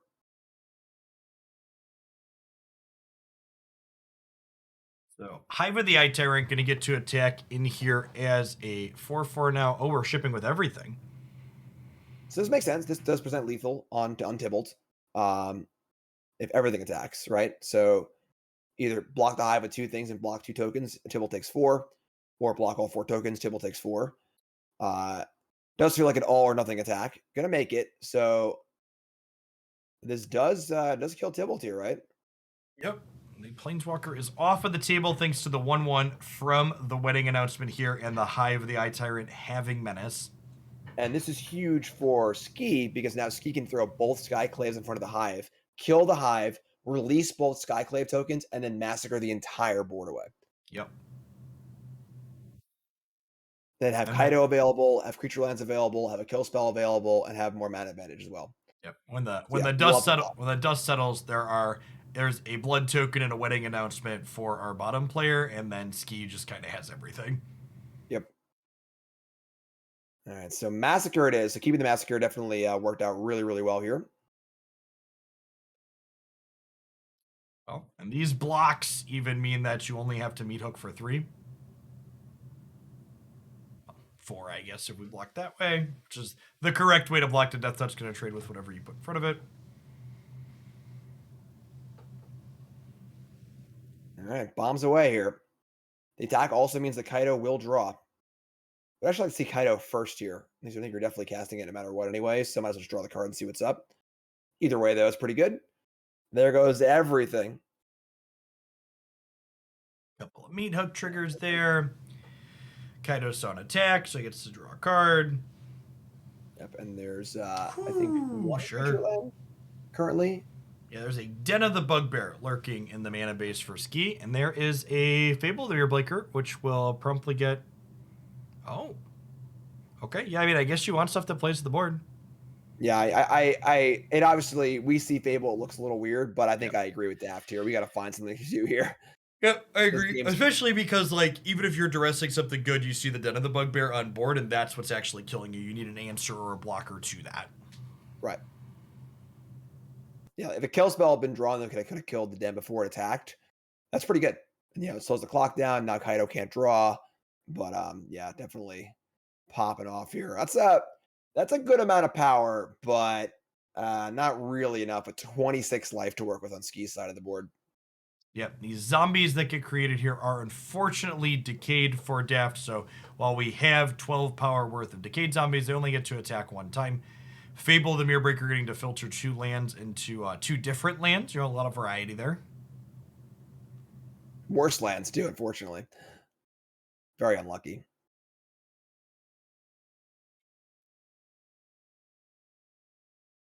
Yeah, I mean, at 8 life for Daft, we've got, 4, 7. I think this is just lethal, right? You just kill, or it's extremely close to lethal. You just kill the adversary, fire with everything, and now Daft's at 1 with a Meat Hook Massacre in play. So yes, they are one short here on this attack for 7. So down to 1, 27 to 1. Kaido can draw. Sure. Good time to get flooded, good time to get flooded. You already basically got it all. Even have a game to give up if you were flooded, Jim. Yeah. All right, and that's going to do it. Looks like our Grixis player is going to be triumphant over Mardu here in round 7. Yeah, Kaido is good in these kind of mid-rangey mirrors. It kind of sits there.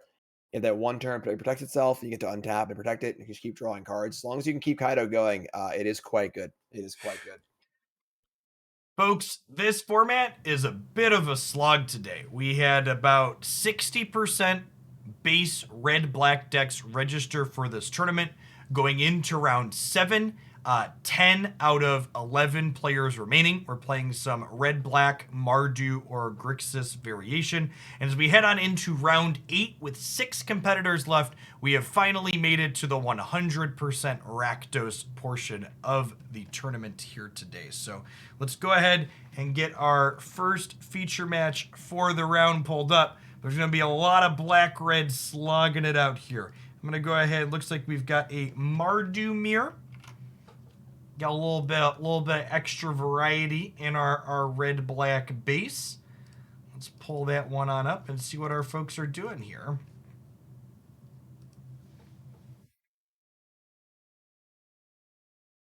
Got Rakdos Sacrifice. Looking like fairly different lists. One list is leaning on the Smelter, make some 3/1 tokens. The other list, a little more stock, mostly what you'd expect. I think having a Massacre in play is going to be very, very important here.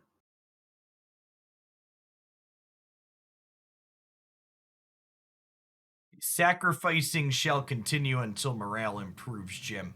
Whether it be Yes. synthesizers or 1/1s or the anvil to itself, somebody's getting drained out here.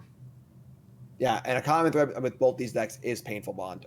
4 copies in Supreme Phantom's deck, 3 copies in Bold's deck.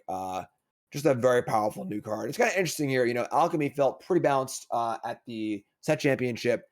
However, now adding a lot of really good black and red cards to the format on this Alchemy drop. It's interesting to see if this Rakdos theme persists over the next week or two. It's obviously been a real format now for like 2 days.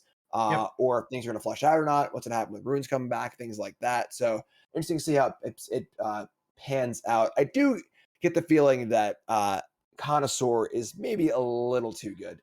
Yeah, really I would not be surprised if we saw something like, say, a stat line adjustment on that card.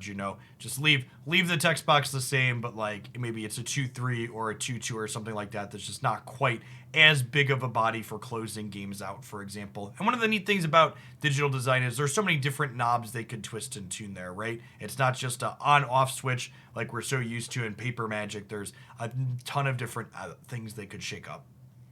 Yeah, which is really cool. I think Town Ranger Tyrant came in a little hot. And I think where it is right now is perfect. Yes, I power. completely agree. Like the 3, this is the 3rd iteration of Town Razor Tyrant, and I really think they nailed it at this point. And honestly, where they ended up with the design, like people asked me constantly, Jeff, what would you change on Town Razor Tyrant? And none of my suggestions or things I had ideas for were where they ended at. I think where they ended at is a fantastic power level. Yeah, strong agree. It's gone from being an almost oppressively powerful, like aggressive tool to more of like a good threat, and then also kind of good answer to utility lens. All right, we see Anvil online for both of these players. Take a quick peekaboo at the deck lists here and see, are there any ways to interact with an anvil? With an anvil. I see some There are braids in the sideboard for one, all in the sideboard, it looks like. Yeah, Yep. each of these players. Yep. So these anvils are just hanging out in play once they get there, which I have to imagine we're going to see this Infernal Grasp fire off on the Blood Artist. It feels like having that card in play is such an incredible leg up in this mirror. Yeah, we've been seeing a lot of sacrifices versus other decks today, and it's been a lot of sort of, okay, sacrifice is going to get a lot of chip shots in. What can the other deck do? Can they kill them before the chip shots add up? Or Can they find some way to gain life and kind of like negate the chip shots? But here, both players are chip shotting. So who's going to have better chips, basically? Who has the Blood Artist in play and the Anvil? Who has the Meat Hook Massacre and the Double Bloodstroke or whatever? So who can get more stuff in play and who can keep them out? Resource wise here, Phantom's got a fan of lands here, but he can kill the Blood Artist and of course has some card draw too. So advantage bold at the moment, but definitely things to take apart here. Yeah, and both players are gonna be drawing more cards, right? So the dynamic of like what's in players' hands is gonna change relatively quickly here. Second, Anvil I think probably gives the leg in Bold's favor, even if both players had similar amounts of spells. Having the correct spells here is pretty important. Yeah, the engine's gonna start humming here for sure. We actually see a pause here, thinking, do they want to Deadly Dispute to sacrifice this? Instead, choosing to let that extra damage happen. Probably going to see Deadly Dispute happen on, well, honestly, I'm a little surprised. Okay, we're going to second main phase. I assume the Blood Tithe Harvester are going to come down here, and then you sack the blood to drain them for a bunch. Make it some Yeah, more this is 1/1s. pretty That interesting, works too. honestly. Could have disputed the token, could have played the blood and sacked the blood. Um, could have sacked Blood Artist also, just like a little bit extra value. But declining on all of these, just gonna pass with the dispute up. Okay, there's a second Anvil here. Little bit behind where our top player is, but definitely not in a spot where they can't catch back up. They would love a Sanguine Sacrament of their own. Blood Tithe Harvester, also pretty good. Gonna go ahead and get to make a blood token, which can be sacrificed to the Anvil down the line. All right, clang, clang, clang. The sound of the anvils. And there was no other play from Bolt here, so I assume we're sacrificing something to dispute here. Yeah, it just feels a lot worse as a sacrifice now than the other points that the sacrifice was possible. If you know you're casting dispute anyway, why not sack Blood Artist? Or Well, like, letting the Infernal Grasp resolve did drain 2 life from Supreme Phantom. So I don't know that I necessarily disliked the Blood Artist not being sacrificed, but I think I probably would have played a different 2-drop out there rather very fair. than disputing. Yeah, very fair. At 13 life, at 2 damage, it could definitely count. So we see that Blood Tithe Harvester. We've got Blood Chief's Thirst. So many different sequencing and activated decisions here. We said this format's been grindy, and there's just so many not only game actions but also permutations and the way that those game actions can play out here. Yeah, so you can see if his blood turn into some tokens. I'm just gonna sacrifice it as a blood. Gonna go for it that way. Okay, and there's another blood token. Remember, with that brush stroke there, every time you sacrifice a blood for any reason, you get to go ahead and drain your opponent for 1.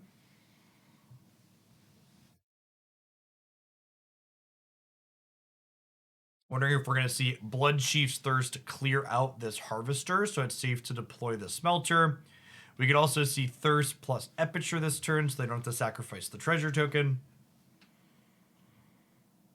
Yeah, I mean, Thirst Epicure looks pretty good to me. I think you want to kill the Harvester, remove the agency from Supreme to kill whatever they want to kill. But gonna pass once again, not playing anything, leaving up 2 mana. I have to say I'm a little bit surprised, honestly. Painful Bond, getting to basically just be a draw 2 for free, no cards that cost 3+ in hand for Phantom.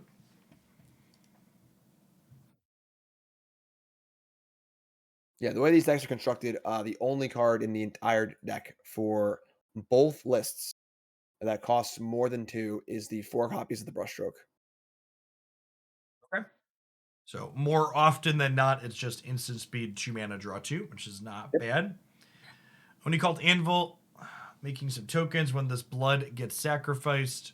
Honestly, I wouldn't be surprised to see the Harvester get Infernal Grasp here, so they can start applying pressure with their 1/1s.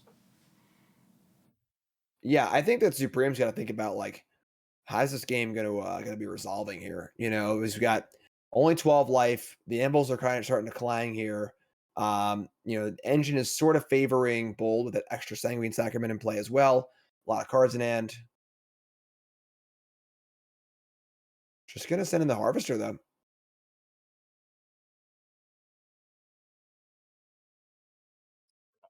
Chump and then Drain here.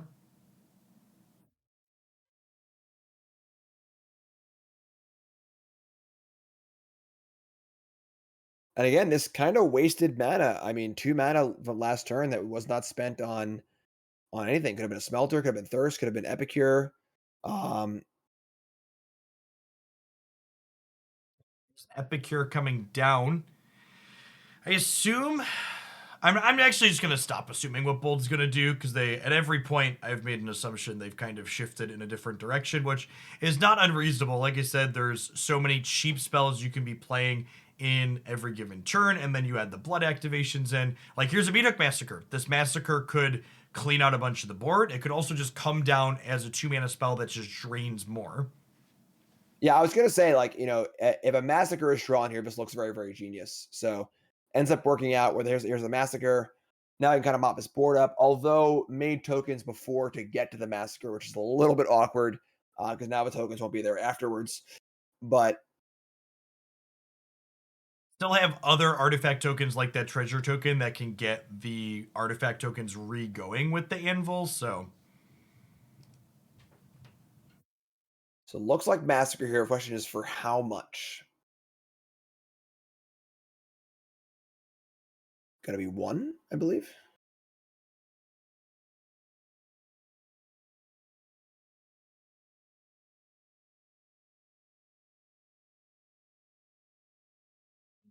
another. And then I assume in response to this trigger, we're going to go ahead and, yep, we'll see that anvil sacrifice in response, waiting for the Meathook to come into play and then responding to the trigger, so that way the Meathook static text gets to get those couple of extra drains in here. All right, so many, many, many, many triggers here. Bada bing, bada boom, some stuff dies. Still left over with multiple harvesters, though. I assume we're going to see this harvester wander across the board here. Although, looks like we're thinking about using the treasure token here. The treasure token would allow 2 damage to get pushed for a bold, but it is their last non-anvil artifact, which means they need to be counting on drawing another artifact next turn to get things going, basically. I actually like this a lot, though, because there's also a Den of the Bugbear in play, too. So this deck puts Supreme down to 3 life with the anvils going and then the Den of the Bugbear going, and any artifact drawn can finish the job here. But Hey, there's a voltage surge. We have an Infernal Grasp. I almost feel like you gotta use the surge and then start attacking just so you can try and close this game out. You don't have any life gain in sight for Supreme Phantom, so you just gotta be racing. I'm gonna offer the trade. This Infernal Grasp looking pretty awkward here. At a precarious 5 life. And again, like I was saying, it's kind of about who can stack up more things. And right now we see the Brushstroke and the Massacre on one player's side and neither on the other. So the anvils kind of cancel each other out a little bit, but Brushstroke and Massacre are going to provide a lot of drain here on a pretty lopsided life total.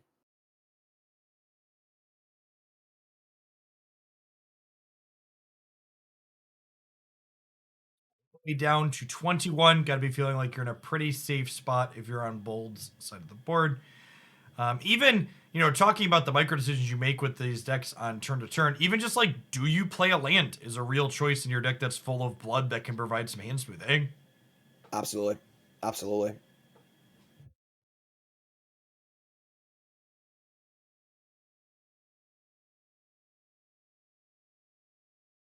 All right, starts smelting.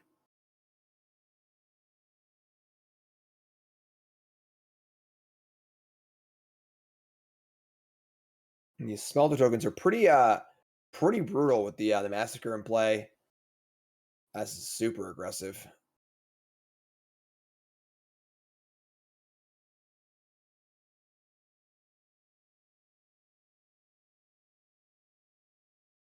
Okay. See the surge coming in response here. So being able to kill the smelter before combat, so the ability can't go off to make a 3/1 is pretty good here.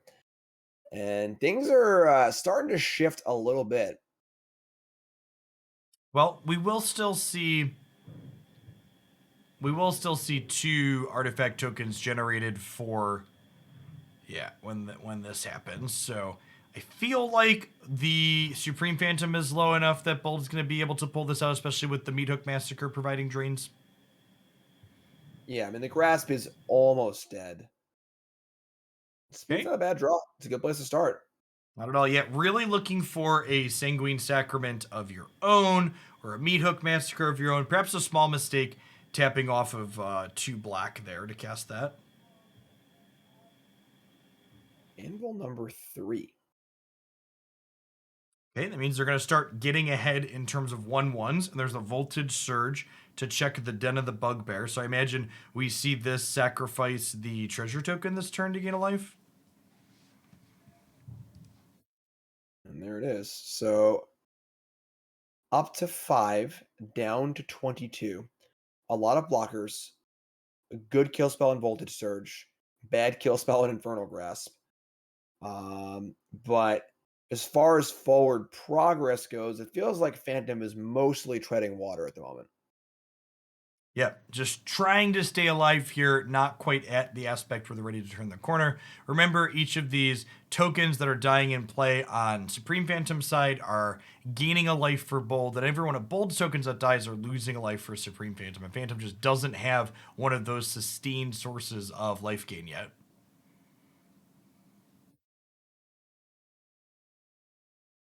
And you're going to keep it going here. That's Yep, down to 3. I like this really aggressive sacrifice here. I wonder if we see Voltage Surge happen on we're just going to gain some life response here. Yeah, I guess you kind of have to keep the Voltage Surge for the Den of the Bugbear at this point. Yeah, be enough blockers. I agree. I kind of like killing the artifact here and Yeah, putting it down. it's the last one, and then if they break, they have to sacrifice a anvil to itself to keep going, which doesn't seem great. Tough call, though. It's tough. Very, very tough call.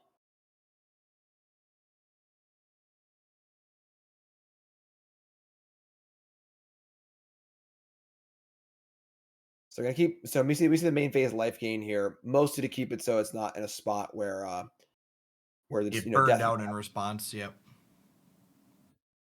Found another artifact. Is that lethal? That's got to be lethal, right? So you put the anvil into play, and then you sack a token, which effectively drains for 2, and then you make 3 tokens, and then you sack 2 more tokens that each drain for 2. Yeah, the harvester could also attack or sacrifice as well. Yes. So that's another drain for once. We have effectively 7 here. and token. A dink. A bada bing, a bada boom. I think that's it. Yeah. Yeah, one player having massacre and one player not is a monumental advantage. Yeah. Yeah, that well, obviously the deck we're calling Anvil wants to have anvils in play on top of having anvil in play. Some source of sustained drain is a really big deal. And while Blood Artist is obviously the best sustained drain, it's also the easiest to interact with. Yeah, and it's funny because it falls into the massacre, which makes the massacre, even better in that respect too. So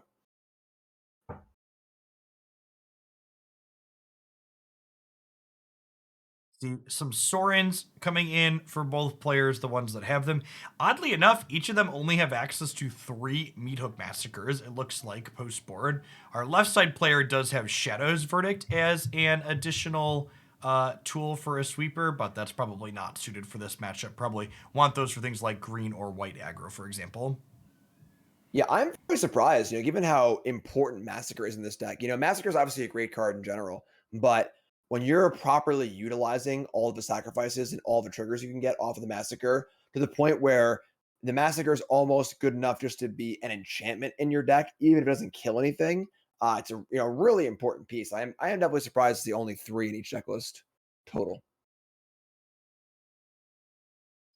See our player on the right mousing over a couple of things, trying to decide if they like what they've got here. One of the things that really strikes me about these decks too is they almost remind me of the kind of blue decks you see in Legacy a lot of the time, looking at just how much cheap card selection that they have here. Like, look at this deck list here that's still up on the right. There's 4 Synthesizer, there's 4 Deadly Dispute, there's 3 Painful Bonds. You effectively have 11 cards that just lets you see more of your deck. Yeah, and since the synthesizer costs one, dispute basically costs one because you get them one of the mana back, and then painful bond. We've seen Night's Whisper see play in Legacy. Various 2 mana draw twos in Legacy before. So yeah, kind of a great honestly. And it's kind of an engine deck. It sees a lot of cards. It kind of does a lot of massaging. Where Legacy decks are very good at kind of just like I'm gonna draw this, I'm gonna put this here, scribe this there, and kind of just find the things that I want to do. So yeah, I agree. A lot of power in having your deck be almost all cheap cards. Duress here. Got to decide, do they care about the Meat Hook Massacre? And they do. After watching how that first match played out, I'm really inclined to agree with, yes, we care about Meat Hook Massacre, having that enchantment in play as a way to kind of get ahead. Something I'd actually been looking at a lot of these different anvil lists, and something that I'm a little surprised not to see more people doing is that some of these builds splash white for Rite of Oblivion and or Vanishing Verse to have a little bit more counterplay to removing problem permanence in some of these matchups. Yeah, Rite of Oblivion's really good in these decks. Just 2 mana, essentially vanishing first effect with no targeting restrictions, and then you get to flash it back again later, deal with whatever else you want. Super flexible, super powerful card for sure. Deadly Dispute, going to go ahead and turn this blood token into a treasure and 2 cards. Let's get that critical mass building up here. Yeah, good way to undo those 2 duresses for sure. See, a Braid in hand for Bolt here. We mentioned both players have 2 copies of that in their sideboard. No Rite of Oblivion or White Splash here, so those are the only 2 ways these decks have to take something like Anvil off of the table, and no way to interact with things like enchantments. Yeah, and the anvils are going to start coming here. This anvil can sack the synthesizer, which can draw more cards, we can do more stuff. Or just this works too. I guess we should fire up another copy of anvil here. So double anvil. And then you sack the 1/1, get another 1/1, start the drain train going, and next turn sack synthesizer. Meat of Massacre is ready to go. Definitely, advantage so far for Supreme as far as getting these pieces on the battlefield. A little bit of a decision here for Bold. Do they play Synthesizer, try and get their land, or they just like guaranteed to get the Braid off here? How greedy do they want to be is essentially the question they need to ask themselves. The problem here is that like if you fire up the Abrade, you're spending your whole turn to get rid of one of their pieces, but they still have another one, and you're kind of like still behind in the piece race. So maybe you want to get your own anvil and play and get that ball rolling as well. Making a land drop here is also pretty important. So synthesizer and dispute look pretty appealing. Um, Tough choices here. If you fire up the dispute and sack the blood, now we're a little lighter on artifacts. Do you want to sack the treasure and play the synthesizer? Do you want to save treasure for the anvil? You can see how many different paths there are in this deck and how complicated they are to play.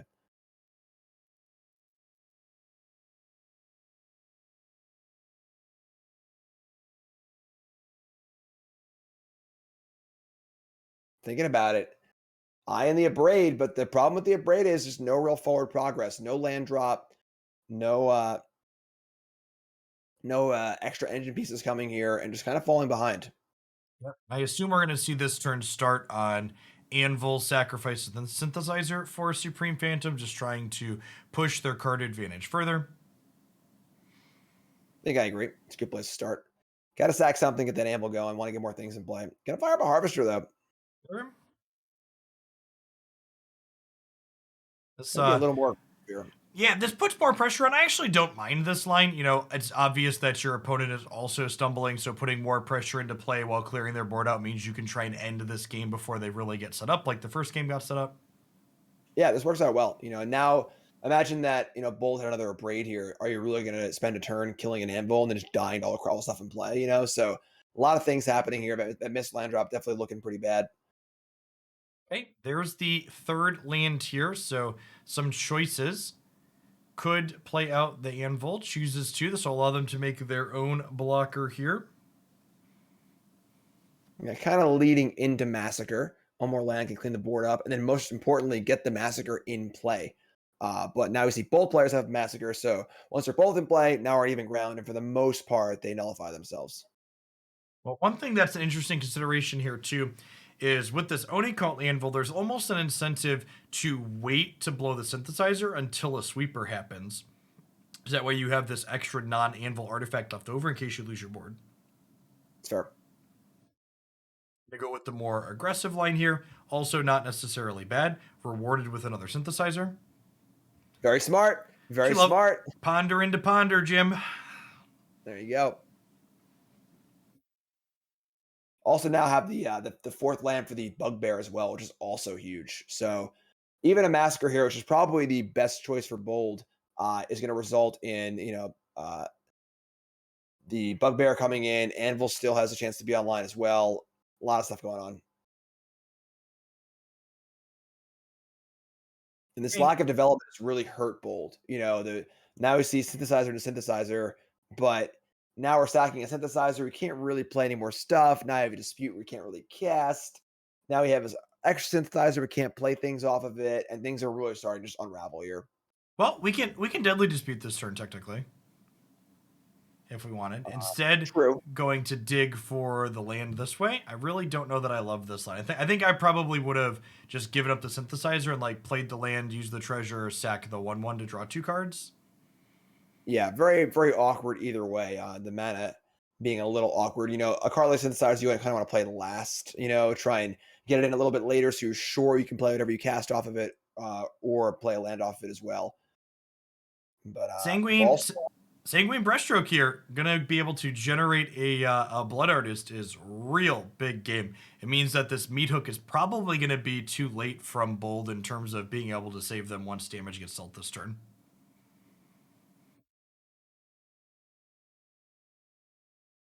And deciding the sequencing here is pretty difficult. Do you want to synthesizer Anvil first, and do you want to Brushstroke first? Are you even playing this land? Bugbear's on the table as well. Even just activate Bugbear attack is still pretty sweet this turn. There's your Brushstroke. And starting to pile up here. Assume the troops go marching in here. This is tough. We'll trade some 1/1s off, or we'll chump. Yeah, and even this, right? Like they're taking 4 here. They do get to drain, I suppose. The Blood Artist negates the Onyx Anvil drain, and 3 damage comes across down to 8. You sack the blood to make 1/1, or sacking it just to sure. Not blood. I'm a little surprised by that, honestly. The fourth or fifth land seems pretty good here. So now you can see a Massacre, but it will result in death. Because we will Oni Cult Anvil sacrifice itself, and then active, non-active player comes up, and there'll be 6 Blood Artist triggers on top. So Bold has lost. Oh wait, this still works out, right? This is 2. This still works out.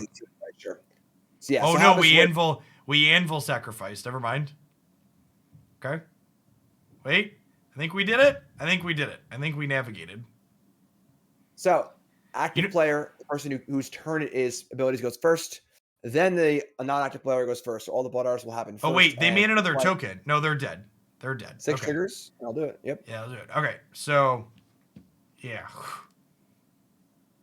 Yeah, so kind of a weird one. So Massacre will not save you in that spot if your opponent has a Blood Artist in play, as long as the Blood Artist can deal enough damage to kill you before you gain the life. So honestly, it felt like that Massacre waited a while to be cast from Bold, right? Like they had some opportunities where they could have swept up a little bit earlier in the game, and they like kind of waited to try and get more value out of it. It felt like ultimately they waited too long.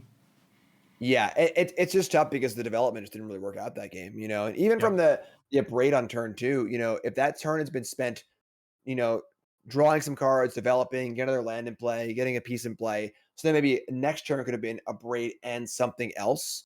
Maybe then the boards could look a little more even. But taking that turn off, not making a land drop, made the rest of the hand very, very awkward. Great. Really good hand for our left side player here. Not so great 7. I assume we're going to mulligan on the right. Yeah, I mean, pretty bold keep, I think, on the play. Tap land, one land hand. Good news is that these decks have a lot of card draw. So a mulligan or 2 is not going to hurt too bad. Once the engine gets online, when you start drawing cards, can make up for it. Like you were saying, Synthesizer and Dispute and Painful Bond is a lot of card draw. Yep. Wait, did we? All right, Jim. They believe in the heart of the cards. Oh my God. Bold strategy, Jeff. Let's see if it pays off for him. I hate mulliganing more than you do, Jim, but I think I even would have tossed that one back. Let's see if Really? Because I hate mulliganing a lot. So wow. Yeah. And All aptly right. punished. So no land drawn. Duresses are going to be all right here, but again, we saw this last game. It's when both decks are trying to kind of get an engine set up, develop a board, kind of build this machine. They can have all these parts going in and out. If you're just putting one piece on at a time while the other person's just building really really fast, you're just not going to get anywhere. So duress is nice and all, but you got to play your lands. And you got to develop. I mean, Even though to be fair, Supreme Phantom is not going to develop anything meaningful anytime quickly because they took the duress. I'd almost be inclined to take their duress here because it's their castable spell. Then you like play your Epiture, and then even if they spike the land for the anvil, you can just abrade it. Oh, yeah, I don't know. Interesting.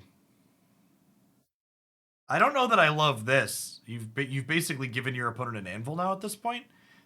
Yeah, and then there's a land right on time, mostly. So better late than never, but never late is better. But now these painful bonds too, we see a couple kill spells in Phantom's hand, but not a lot of those again, engine-y, card draw pieces. So not a lot of velocity in Supreme Phantom's hand. Yeah, and they know that the abrade is there, so they just get to go ahead and pass the turn here. They'll painful bond, hopefully pick up a land, and then they'll get to duress plus painful bond the next turn, most likely. Absolutely. Yeah. So paying off for Bold. Bold keep is paying off. Bond now for Phantom though. Now Bold selected their username for a reason, Jim. Seriously, yeah. This is not I'm gonna be super careful about my keeps username because that would be a terrible username.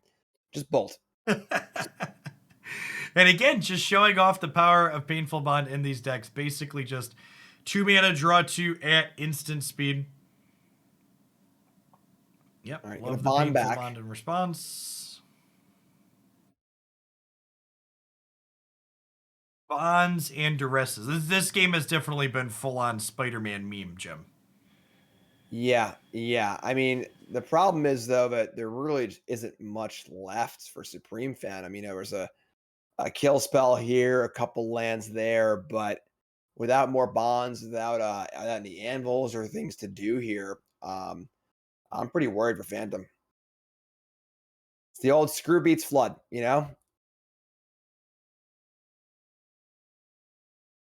Long pause here, perhaps wondering, do they take the duress or do they take the abrade? The downside to leaving them, I actually kind of like this line because now you can just painful bond again, or you can kind of just chill on your Oni Cult Anvil until you find another duress, because I assume they're on 4 of those.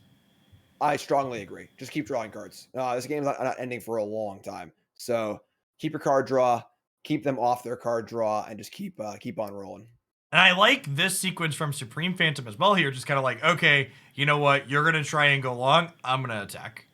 Here's 3 attack. Go. There's a Sorin. But the abrade is face up. Oh, something kind of cute here is you could play Sorin down tick, and then if the abrade eats your vampire and kills the Sorin, then the abrade is out of hand and your anvil could maybe get going. You could also see Sorin uptick here, I suppose, and then you trade for voltage charge, but that seems a bit worse. Yeah, the attacks also make the make the Sorin feel. I mean, it gains a few life, but I don't think format it gains some life, and the rest of voltage charge feels too good here. So gotta go with the old smashing for 2, kill some 1/1s and mop things up. Yeah, this makes the Sorin potentially much better next turn. Although I guess voltage surge hits planeswalkers too, right? Correct, yes. I'm really glad all these cards don't just hit creatures anymore. It's nice that they can deal with the more troublesome permanents. Strong. All right, so Brushstroke picked up as well. Pretty interesting here. I mean, I what order you want to play these cards in? You're gonna start with the Brushstroke. There's a Blood Artist. I think I might be inclined to play the Oni Cult Anvil at this point and just like sack the blood. Yeah, it does seem pretty reasonable. You just gotta start swapping some resources. Soren's the kind of card you usually want to play when both players have exhausted their resources. You play this Planeswalker, and that's just it. No creature land in play for Phantom. So they're going to abrade the Synthesizer with 4 mana up. Oh, is the token making things sorcery? Oh no, what a disaster if you're on bold side of the board. It is a sorcery, yes. So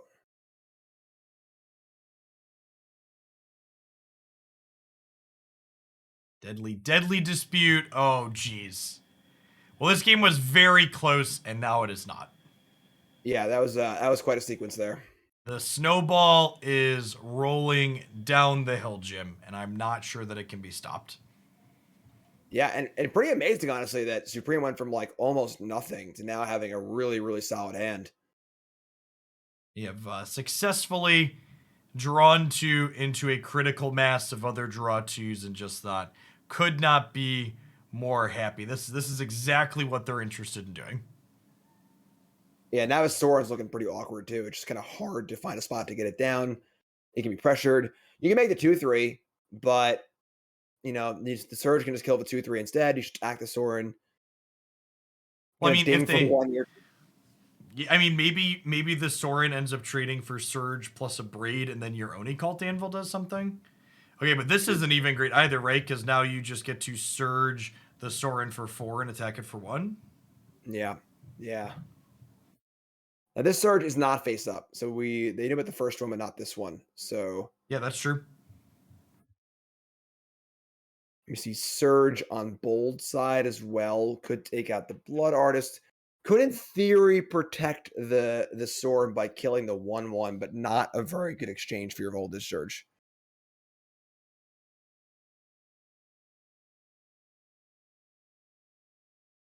Oh, just the value.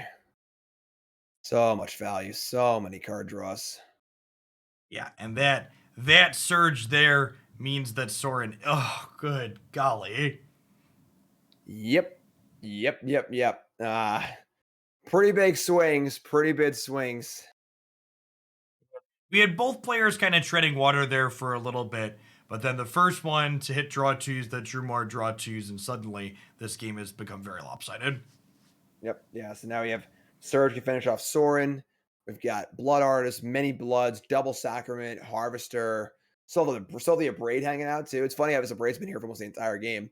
And now it's Soren gone. There's a high with the Eye Tyrant over there, but not much else. And another land. See some blood action, but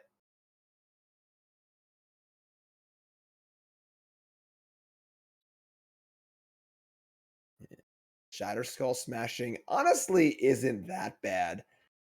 Just take out the board, but still plenty more to work through here. And every blood and play right now is worth 2 damage. So Yeah, effectively down 8 life when you consider the Blood Tithe Harvester in yeah, hand, and these drain another 2, right? So they're going to 11, so they're kind of at a virtual 3 at the moment. yep. You see blood, sack, discard a land here, draw land, blood again. Yep. And that's assuming nothing else happens, right? Because while you're draining them, you're also sculpting your hand with all of this. Yep. It's a good one. I think that's actually the ditch here. Yeah, I guess I agree. But Synthesizer. Sure. I don't mind waiting either. It's only 1 mana. Sure. Yep. Put a little meet up for 0 here to get that enchantment in play. And yeah, Harvester, Bloods. I think I would have maybe liked a blood there on the Massacre, maybe another land drop or see what else is up, but this is all looking really, really good here. Kind of just coming down to who can stack up more stuff, you know? You know, Jim, I was joking about planar cleansing and stuff earlier, but a deck able to leverage Farewell in this format is probably in a pretty good spot if you could figure out how to be okay against other things. Being able to just and let's reset all the artifacts and enchantments. Yeah, the card's super sweet. It's pretty close to planar cleansing, obviously. Leaves Planeswalkers, which is a little awkward, but the card is sweet. Now, it will run afoul a bit of the bluer versions of these decks that are playing like Kaido and stuff. Sure. But yeah, definitely. The rest is present, but you resolve it farewell, you're probably in really good shape. Okay, and then this game is over. Not quite on board. Only 2 for the blood so far. Miscounted there by 1. Draw some more cards and figure it out. There's a Yeah, handful. it'll all work itself out together. Yep. Finally found a duress to deal with the Oni Cult Anvil.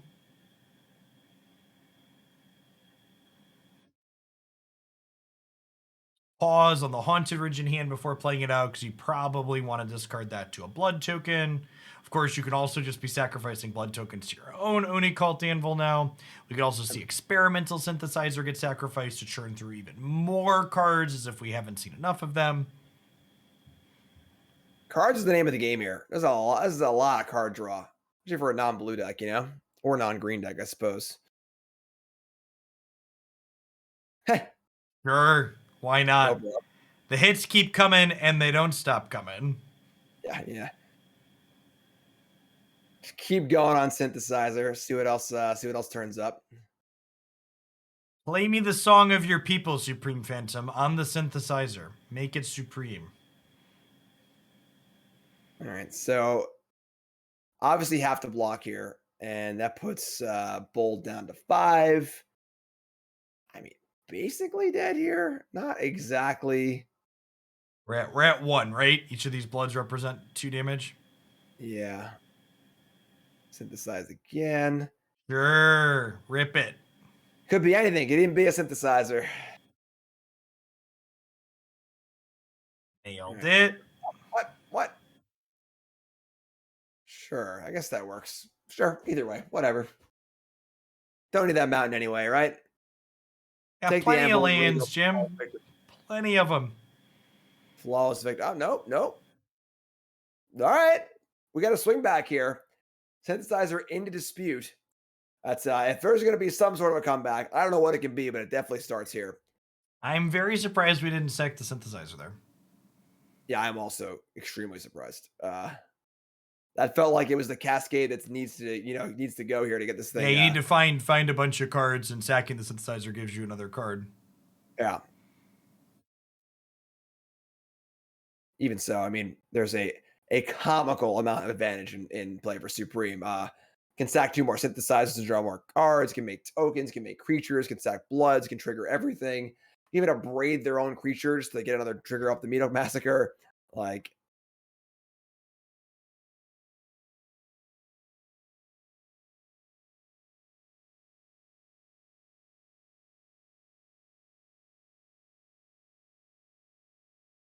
and there it is. There's the concession.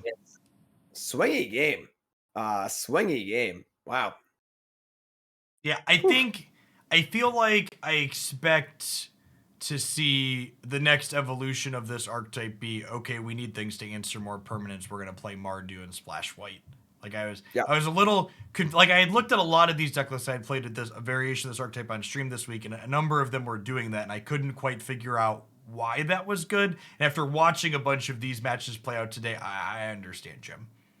Yeah, for sure. It's gonna be cool to see the evolution in general because now we had the Pro Tour, Maroons got crushed. Now we had this event, and now we can see both the evolution in this deck to beat itself, evolutions in other decks come after it. The White Splash would also open up Archon of Emeria again as a possible anti-runes card if we're going to be looping back out on the next level to that one. So yeah, it's pretty cool to see the evolution. Definitely a very, very Haunted Ridge kind of day, but looking cool so far. Okay, folks, I have it on good authority from my spotter that the match that's still going is almost done because one of the 2 people playing it is about to run out of time on their clock. So rather than trying to time shift through an almost hour-long backup match, we're going to go ahead and throw to a little bit longer break than we usually do, probably 4 or 5 minutes. They should be done, and we'll be back up too. So we've been up for almost 8 hours.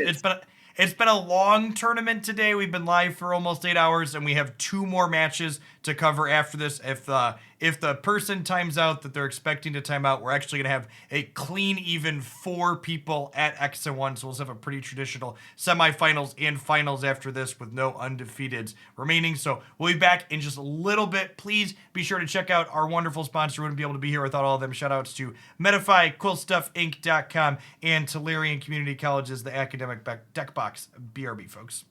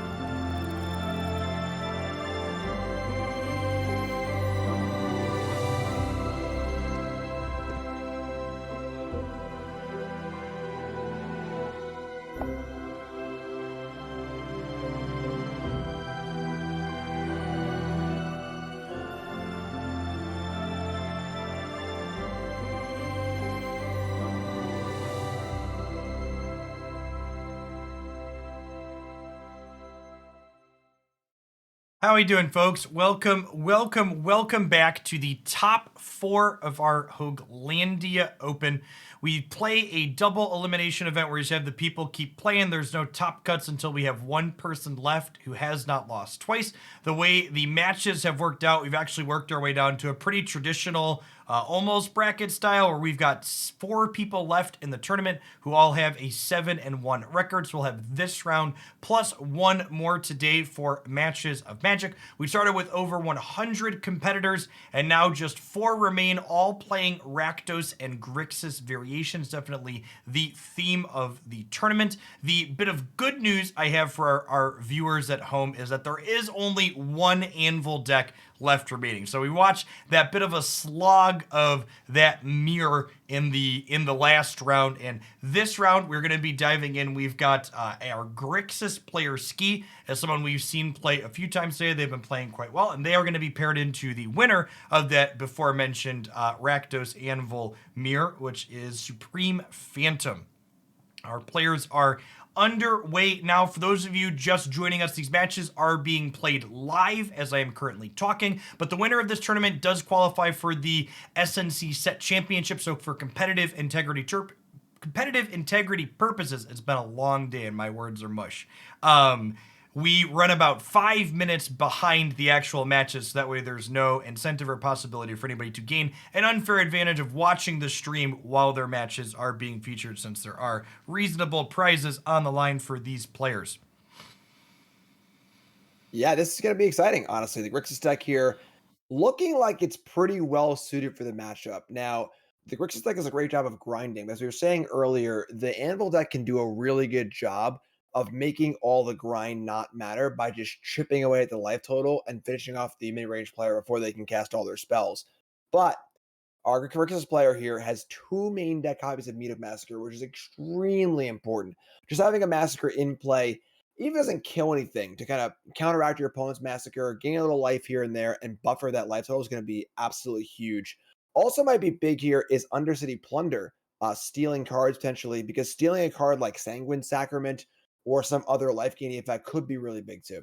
As we head on down into the feature match area, another card that feels like could potentially be important here, we see Valky, God of Lies, and looks to be a reasonable opening hand here for our Grixis player.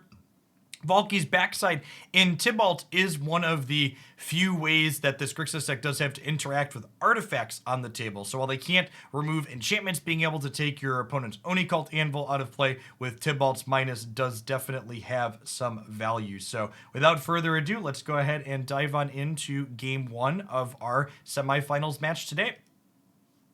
Yeah, Grixis also has one Abrade main deck, but they also have three Bloodthirsty adversaries. So they could, in theory, cast that Abrade twice. So the tools are there. I think there are enough main deck things here where makes you feel like the Grixis deck has the ability to grind through. It can be a bad matchup for mid-range decks, but the tools are there for Grixis. Let's see how it plays out. See, pretty good 6-card hand for our Anvil player. Has their Anvil, notably, as well as Sanguine Brushstroke, which is an enchantment that's pretty difficult to interact with, and then Painful Bond would generate some card advantage in a matchup that's guaranteed to be about being grindy. Yeah, absolutely. Card draws gonna be big here. It's also kind of cool for the Rakdos deck that it manages to dodge the Rakdos deck, I guess. The Anvil deck, lots of Rakdos decks. It dodges City Stalker Connoisseur pretty well. There isn't really any big card to hit. You can usually cast your best card in Brushstroke before the Connoisseur goes off. Then you have your choice of 2 drops to discard. See, choosing or declining to discard a second card for Supreme Phantom, resulting in an experimental synthesizer being drawn for our Grixis player up top. Now, synthesizer, a card that you generally don't want to play out until you have the ability to cast most of the spells that could be hitting in your deck. So I have to imagine the synthesizer is something we're going to wait to see played for this Grixis player on probably turns 5 or 6 or even later into the game to guarantee that card advantage with it. Yeah, it's a little awkward here because it could be cast and hits the land, and then Bond could also be cast. Kind of like a wasted mana with the Bond. But I agree. Much smarter to still kind of wait, give it some time, make sure you can cast whatever you get off of it. The Grixis deck was not built with the synthesizer in mind, so there are obviously larger things to cast, Connoisseur, 4 drops and 3 drops, etc. So gonna play it safe. I think that's the way to go here. Brushstroke coming in, getting to make that Blood Artist and that Blood Token. Blood Token very quickly getting converted into a 1/1 by the Oni Cult Anvil. Remember, Brushstroke doesn't care what sacrificed the Blood Token, just that it was simply sacrificed. So that's going to go ahead and drain as well. So here's what I was talking about, where Rich's player has 8 cards in hand, but the fear of dying is persistent. A Connoisseur can come down here, could eat the bond, which honestly is very, very good, but now you see these engines online. There's a Brushstroke, there's a Blood Artist, there's an Anvil, and these things start to really add up and chip away. Yeah, and I actually like the sequence that our Grixis player is taking, obviously showing they have a lot of experience in the matchup here, getting to go ahead and just clear the board out, prioritizing keeping their life total high because they don't have a lot of ways to gain life, especially game 1 in their deck. Yep. And now we get to see a bit of a squeeze once again. 1 card gets discarded, and then Phantom can choose to discard another card or give Ski a random card from the deck. Going to give a random card. It's a land. So See that painful bond get cast again here. Hit one of the few cards that it can make lose life. And in fact, City Stalker Connoisseur are going to get a pretty prized hit here if that's the one they choose to play. yeah, for sure. Gonna fire up the synthesizer now, though. This hits a card that costs, it's not a land. We could see that card cast instead. There's a Plunder, so might have a chance to get this this Brushstroke in play. Now, of course, Ski recognizes the Connoisseur is not super great here either, and obviously can't know Brushstroke was drawn. So we get to see a second Brushstroke come down. And that's where things get really scary for Grixis because they can't remove it. So now everything that makes a blood is nugging for 3 or more damage or whatever. So got a ways to go here. Got a ways to go, and of course, no closing power for our Grixis player just yet. Yep, and notable, no removal spell in hand for our Grixis player yet either. So this Blood Artist is threatening to kind of hang out and generate more chip shots as well. I assume we're going to see the Oni Cult Anvil eat the Blood Token here to drain and then make a token. Yeah, I think that the 5th land is pretty important to have access to the Bugbear. Huh. So I agree. Just play the land. Don't gonna blood it. But we didn't sack it to the Anvil, which is kind of interesting as well. So we'll see. A little surprised to not see that engine just get online here. Yeah, I agree. I'm a little surprised as well. So you got 2/2 get made here. Gonna synthesize the old-fashioned way and a perfect hit. Yep. There's a removal spell. Clean this Blood Artist out. Have a little bit of rollover damage.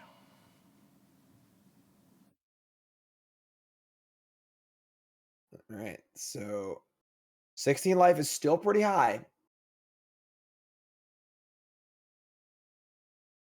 Sacrifice this, drain 2, find a new card. Oh boy. Okay. Yeah. Oh boy. Every blood token does a bunch. This is exactly what we were talking about. The Grixis player is way up on cards, but it doesn't matter how many cards you have if you're dead. Yeah, and for the Bloods here, now Meadow Massacre, there are 2 copies in the Grixis deck. That's the kind of card that can come down and sort of negate these chip shots, but not against the Blood engine.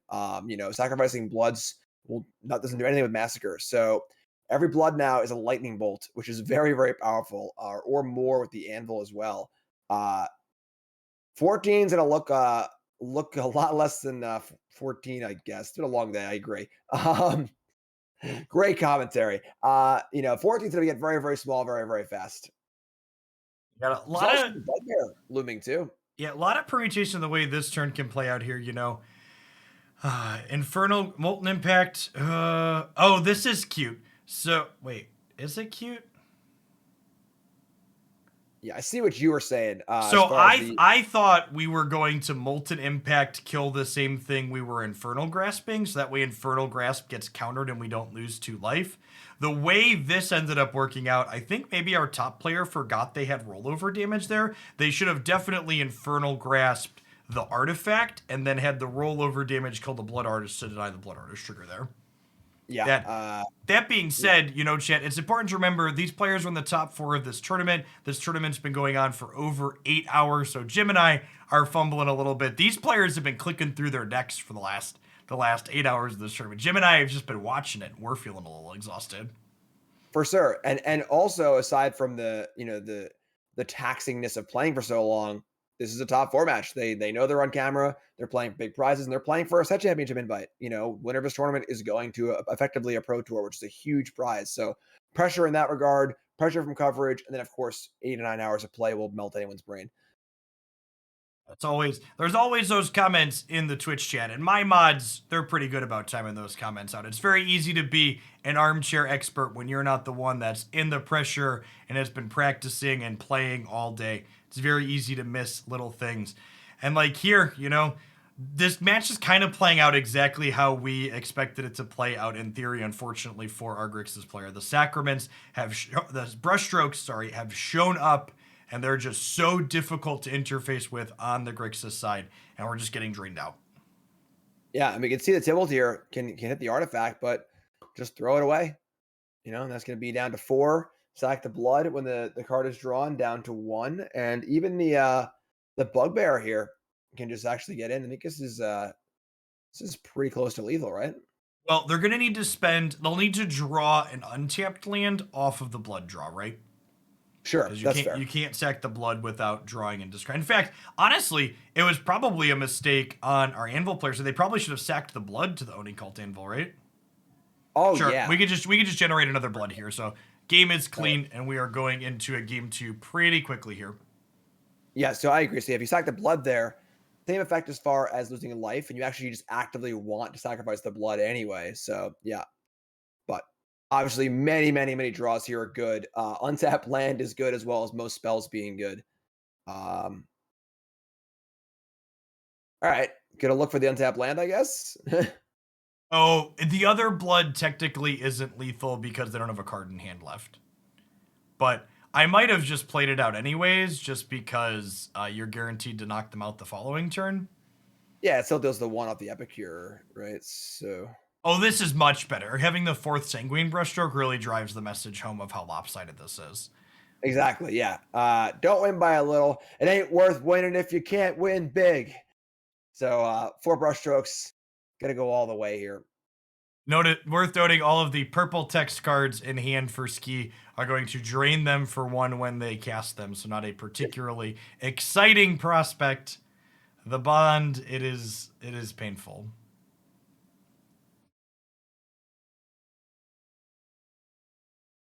I imagine we're just discarding 2 cards here. I think actually discarding 1 is reasonable, because if they have another discard effect, you could lose the 4th bond, I suppose. Oh, sure. Yeah, I would have wanted to keep the extra blood token, though.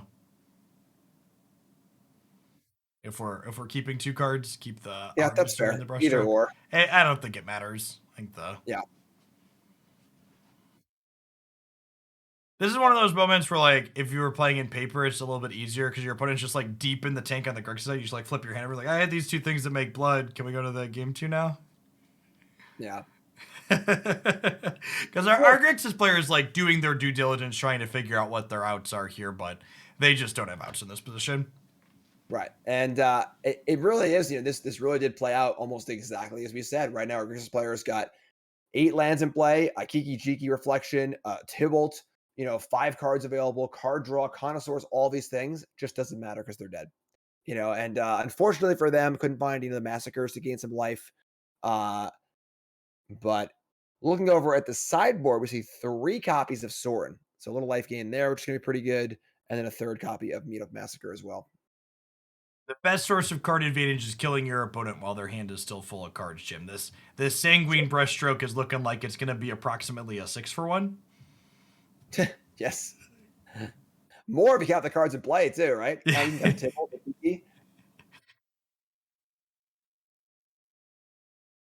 Yes, of course, Ski has no idea what's in hand here. If it's like land, maybe there's a way out. But even with the bugbear, honestly, if you're on Ski's side, you should have looked at the fact that they discarded something that made blood and just been like, yeah, we're done here. Yeah. Maybe that was the big brain play on Phantom's part. Phantom discarded that, letting them know, like, hey, we're done here. All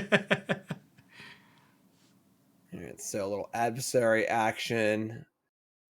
Flashing back. I would probably the discards, but I don't even know, honestly. I think is that even if Phantom's hand is somehow nothing, so many cards are lethal. and there's a lot of time to draw them as well. So,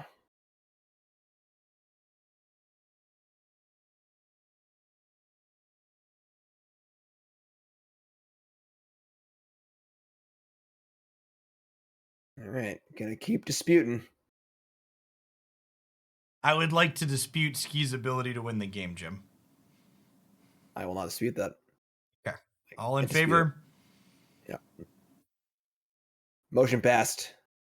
Normally, I haven't been acknowledging them because there have been other things going on. Thanks for the 50 months, Immortal Echoes. And thanks, everybody, for the subs and resubs today and a ton of new follows. Welcome. Welcome to the channel. We're just chilling in the top 4, waiting for this game that's decided to roll over so we can get to the next one that'll hopefully be just as interesting. We've watched a lot of good games today. I honestly, I'm not one to lie to you, chat. The Anvil Mirror we watched last round, I apologize for putting that on camera. That one was a little bit mind-numbing. But on average, these Rakdos mid-range decks and the Grixis decks, like we've seen Ski play 2 or 3 times a day, they've generated really good games of Magic.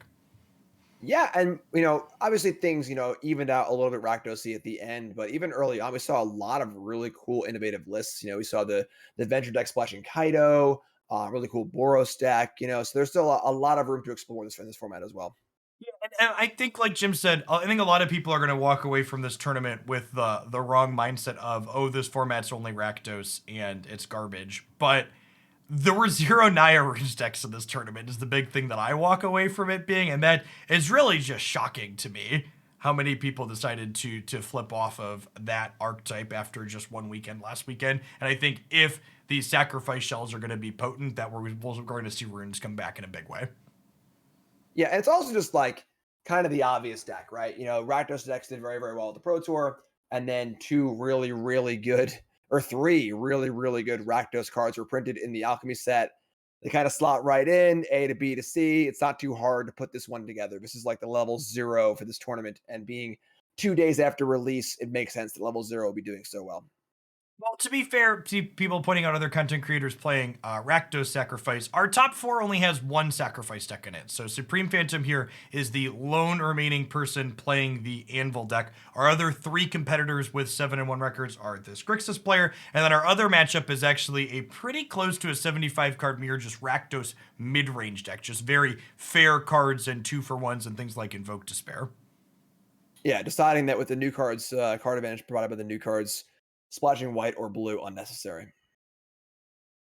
Which I'll be interested to see if that remains the choice moving forward. I'd be interested to know, this Grixis deck has looked like it's had an okay-ish time against the Anvil deck. I wonder what the pure Rakdos variations, how those tend to play out on average. Yeah, most of the same ideas. The blue doesn't really add much. It's actually kind of funny. We saw the annuls come out of one of these Grixis decks against the Anvil deck be really, really good. No annuls here, a couple negates. I think negate does look considerably worse than annul in this matchup because the efficiency is so important. But kind of a cool one. Annul more meant for runes than anything else, but it is quite potent against Anvil. Hits a lot of the important cards. Of course, that game was won by 4 copies of Sanguine Brushstroke. Null cop stopping one of those would have been nice, but we'll see how negate's going to work in this match. Reasonable hand here for our Grixis player, and honestly a little surprised to see the mulligan from the red-black player there. This hand is fine-ish, missing black mana, but it has Synthesizer and a blood token on the Aperture to get a little bit of selection. I like it. The first hand for Rakdos was pretty slow. It was pretty slow, and it was mostly a sacrament and not too much else. So this one mulligan here, we've seen his Anvil deck just draw fistfuls of cards across the course of his tournament. So mulliganing is not going to feel too bad. This is a really aggressive Synthesizer here. You have to hit a land or a 1 mana red card for this to not just be a brick. Ski says, Okay. I think you're lucky. I'm not allowing it.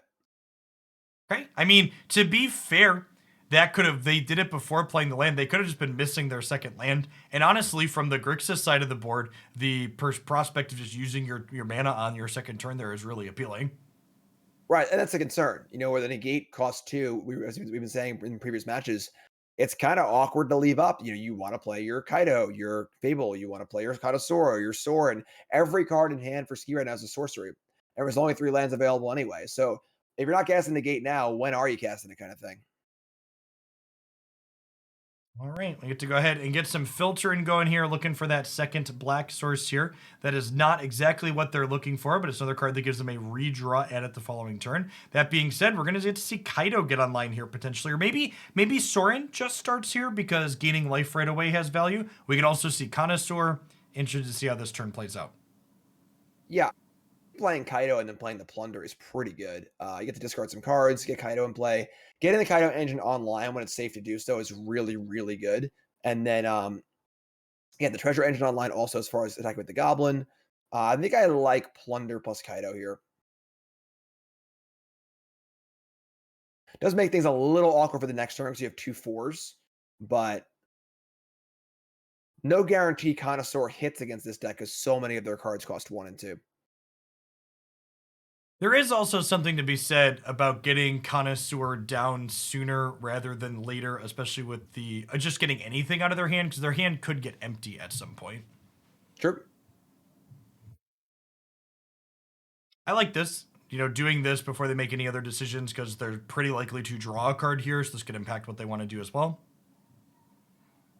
Yep, strong and great. I like Plunder. I like Plunder and Kaido here a lot. The thing is, even if the Connoisseur ends up being not great, having Kaido and Sword is still really, really good. Then, of course, the Fable is looking to flip too, honestly. So Connoisseur has value with Fable regardless. All right, so Planeswalker on an empty board looks pretty good for Ski. Your card advantage draws more card advantage is basically the theme of this matchup here. I assume we're going to lead on Synthesizer.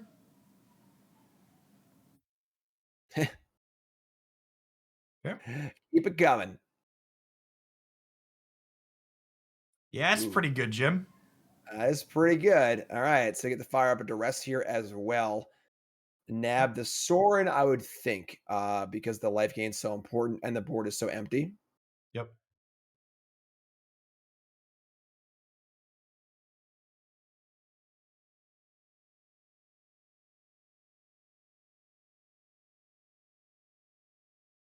Okay, there's the Fable. So a lot of threats presented right now.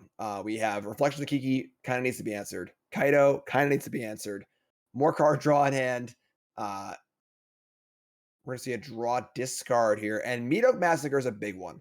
I know it doesn't look super great right now because the Wrath effect isn't important, but the actual enchantment part is very important here because we saw in game 1, getting just chip shotted out is a way to lose the game, and it helps to prevent that. Incredible pickup here, getting to get this brushstroke down if they want. I think you saw negate. I like just getting this into play ASAP. Honestly, I might have been inclined. Maybe the 1 point of life doesn't matter, but there might have been some inclination to just like play the brushstroke before the painful bond. Although maybe they wanted to be able to duress if they drew it. Yeah, I think have more options is probably worth a point of damage here. So another Connoisseur discarding Skyclave would be pretty funny. Yeah, Meat Oak Massacre for 1 here though looks pretty good. Looks pretty good. A copy of the Connoisseur, allowing them to apply a little bit of pressure. I assume we're just going to meat hook for 1 here now, right? Yeah, I think the question is, do you do it before or after attacks? Gonna go before the safer route, possibly less potential damage, but less awkwardness if blocks happen. So Yeah, more guaranteed damage, right? Because there's a chance that these attacks happen. You attack with both, they just like blocks or like, oh, they're gonna do something here. yeah, very fair. Oh, I guess we do have to leave back the 1 because of Den of the Bugbear anyways, so maybe you're right, Jim. Yep, and this is fair also. So lock not quite established. Then it's also really cool that there's another copy of Connoisseur in hand for Ski. So now, Supreme might tokens sacrifice at end of turn 2. That's fantastic. Yeah, it's actually really, really cool. If you get 2 Reflections of Kiki Jiki in play, you can have 1 copy the other, and then you can make copies equal to the number of mana you have, and they all die for Massacre, which is really, really cool. That's fantastic. But second brushstroke is here. Blood Artist is here. Get the bloods going and start draining. But again, now Massacre drains those. They're going to add up. A life here, a life there, and the lock is also established. Yes, the lock, for people not familiar, this reflection of the Kiki Jiki able to copy at instant speed. So we'll likely see Ski start draw step copying the City Stalker Connoisseur to discard whatever one card Supreme Phantom draws for the turn. So still at a pretty healthy 15. The backup Connoisseur go away here, looking for something to gain life probably, and finding it in Sorin. There it is. There it is. So interesting enough that the life gain part of Sorin, the most important part. Sorin's often, drawing cards and so on and so forth. Here, honestly, if it's just 2-3 lifelinkers, you are very, very happy. Yep, lingering vampires, if you would. Yeah, perfect. So yeah, I mean, looking pretty good here. The Connoisseur can attack safely.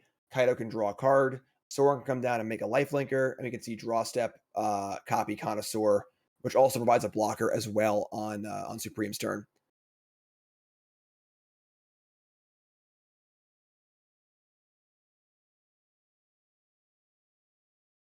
No, I'm gonna start with a loot. Interesting. I'm pretty surprised by this. The sequence seems pretty great. So declining to attack first. The attack on Connoisseur is reasonably safe. It can't be killed in combat. And then, while there could be a decent attack coming back the other way with the Bugbear, of course, the copy of Connoisseur can block. The Lifelink Vampire can block. Meat Massacre is already in play, just chilling, making sure life is being gained left and right. I Maybe think trying to. I think you just meat hook for one again here, right? Yeah, I guess that's fair. So they have to figure out what to discard. There's a few different cards they could discard. Obviously, not Sorin, not Meat Hook. Probably Levant. Yeah, they just drew it with the Kaido, and they're choosing what to discard.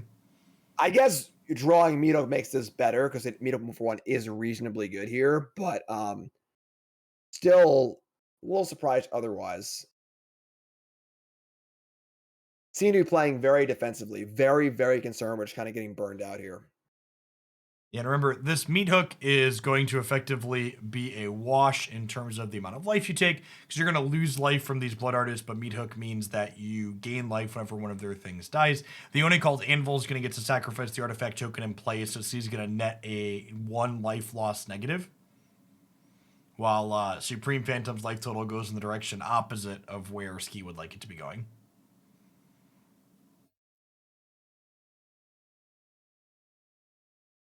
All right, so bada bing, bada boom. There go those.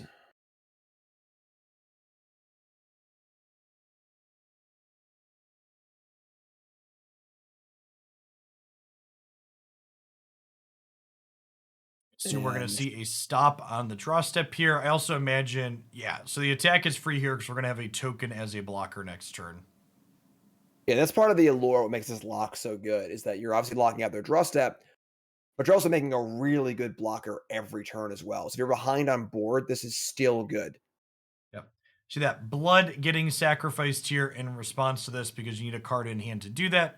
You also could be drawing an instant speed spell here in order to do something before you have to discard to the reflection. And hey, look at that. That is exactly what you want, right? You hit that for... Oh, are we thinking about hitting the Kaido? Because the Kaido's gonna at 7. Yeah, I think it's got to be reflection here. Immediately the target went over to the Connoisseur, but like Connoisseur being copied isn't really that bad if there's nothing in your hand anyway, and the reflection is the real problem. So, gonna deal with that. Copy comes in and won't really do too much here. It's obviously a good blocker for turn, and then the Meat trigger will happen as well. But I think that Ski looks safe enough here. There's enough life gain happening. The Massacre's in play. Sorin is coming. Kaido's available. Kaido's ultimate is okay. Whenever a creature deals damage, you get to go find a blue or black creature, right?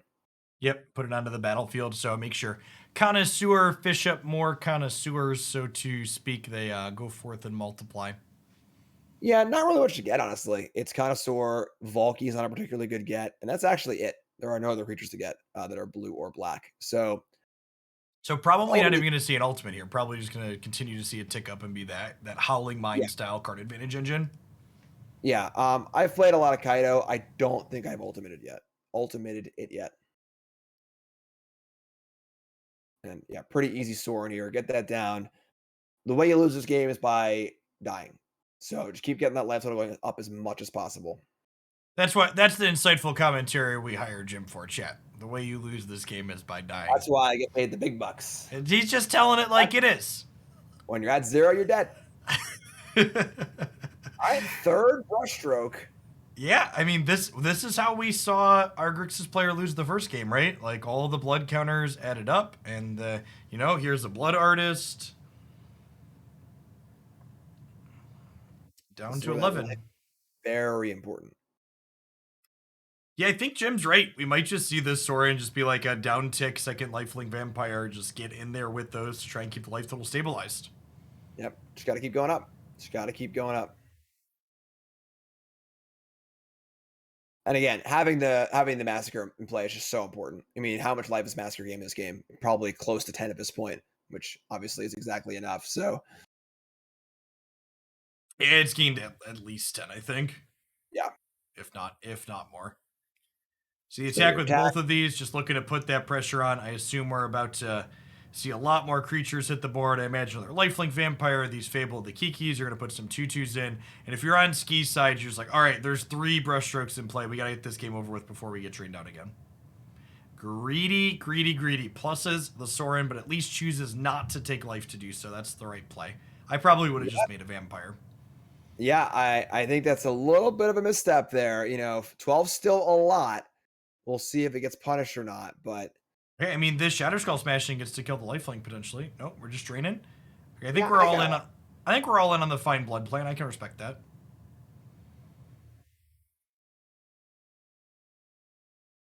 some sort of draw 2 would be good here. There you go. Because you want to be able to draw a blood and a way to keep the blood chain going. So those are also pretty good.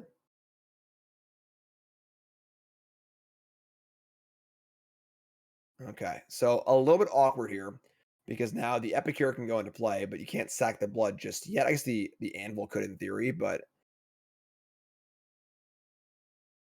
Yeah, and I mean, Anvil sack the blood is drain 4, right? yes, it is. Yeah, and we got to ping off the Epicure too. So starting to add up here. Of course, Ski's board is rather large at this point. Not quite lethal large though. We've got what 6, 9, no creature lands just yet. Yep. And of course, life being gained off Anvil as well. So a little chip here or there.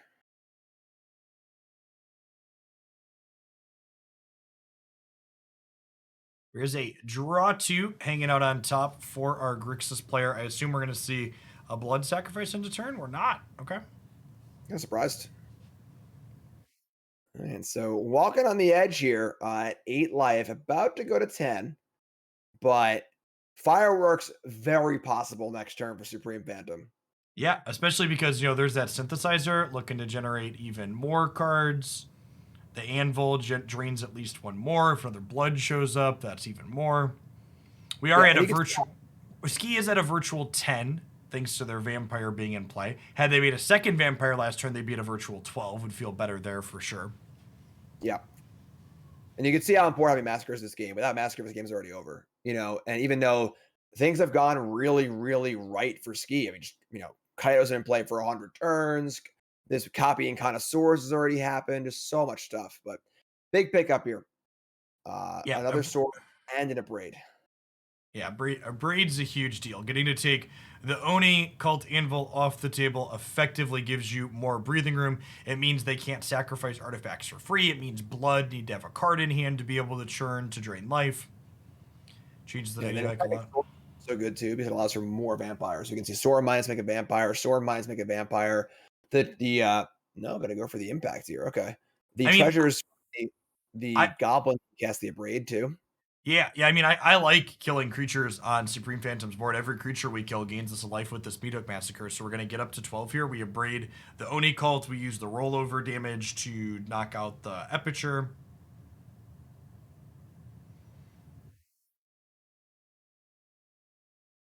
Get this attack with everyone here. I think I'm a fan of the attack with everyone. Is like make a vampire with Soren, and honestly, it might even be a... Oh, you're gonna have enough treasures off of these things. Oh, not quite enough to Soren and to Braid this turn. One But short. one short, which is why I was a little worried about the casting the other removal spell here, because a Brave plus Soren does seem really, really good. But killing multiple things does seem pretty good. You're right, obviously. And then we see a block here also, Amble Sack, a little more life. It's gonna be a wash, but and there's your Braid, and there's your kill, and life gain starting to add up just enough, I think. Just enough. Honestly, if Kaido hasn't been activated yet, this might be a make a 1/1 angle. Yeah, I like it. Just max defense. We have lethal Right. next turn. Come get me. A decent place to start. Draw 2.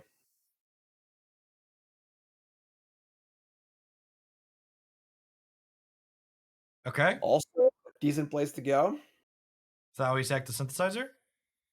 Yeah, I think it's got to be this to the synth here. Maybe find another anvil. Uh, not sure what else we can really get. I guess a dispute. That's not bad. So Sack the have a blood sec. token? Yeah. Deal 3 more.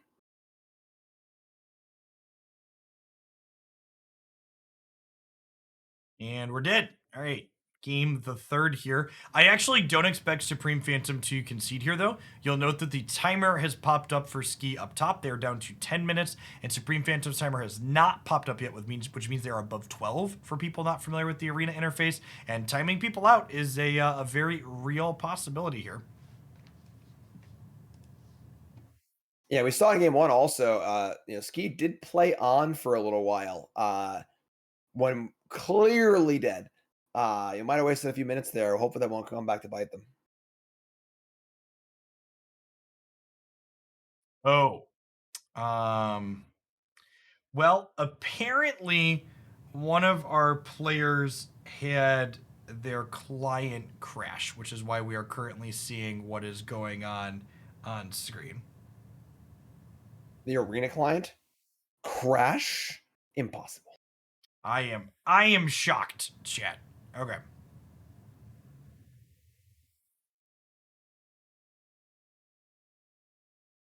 All right. Sure. We'll do it So one-sided. we are watching this in real time. So I'm going to go ahead and throw us back up here because while this happened a couple of minutes ago, like I said, we maintain about a 5-minute delay behind them. Oh, wait.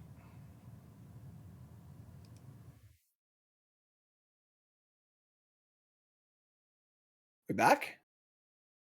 Did it come Looking back like we're up? back.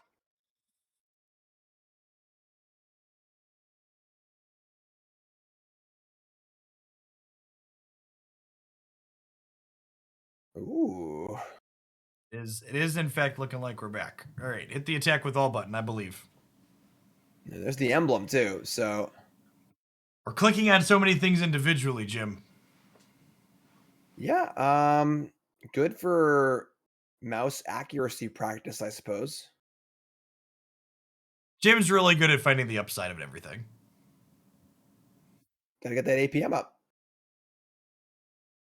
Jim's played a lot of StarCraft in his time, chat. He knows all about the advantages of APM. Click, click, click. They don't need to be good game actions, just fast game actions. Well, there's your Kaido ultimate and some Sorens, more Kaidos. The crazy thing here is I feel like there's still a chance for Supreme to win this game. Yep.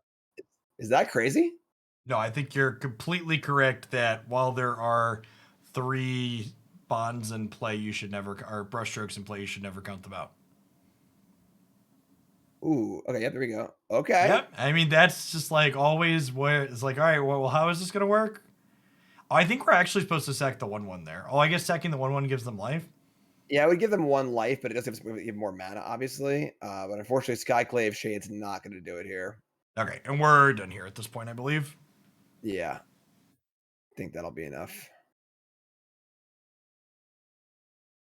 Just hit the old Space Jam. There we go. Get in there, Reflections of Kiki Jiki. It's unfortunate, too. We could have seen the really cool reflections, copy reflections, copy reflections, copy reflections loop. But I suppose just the old Space Jam will do here. All right, so 7 minutes left for game three. And we can see how close this game was. Ski was ahead the entire game. Uh, really just rolling along, and still had a chance to lose the game on those last few turns because of how well the sacrifice deck just sort of says, okay, you're just dead. I don't care about your cards. And had the massacre, had the sword and lifelinkers, was able to overcome, but just goes to show matchup wise what this matchup's kind of like. Yeah, I think you really nailed it on the head earlier in the day earlier in the match where you said basically everything has gone right for our Grixis player this game, and we are still just an inch above or not miles ahead. Yeah, for sure. I mean, that massacre probably gained, 15-ish life that game. The vampires probably gained what, like 6, maybe 8 life that game. And that was the game. We ended the game at, 9 or 8 life or whatever. There you go. So a lot of pressure on Grixis to find those kind of cards, while also just keeping their other stuff down too.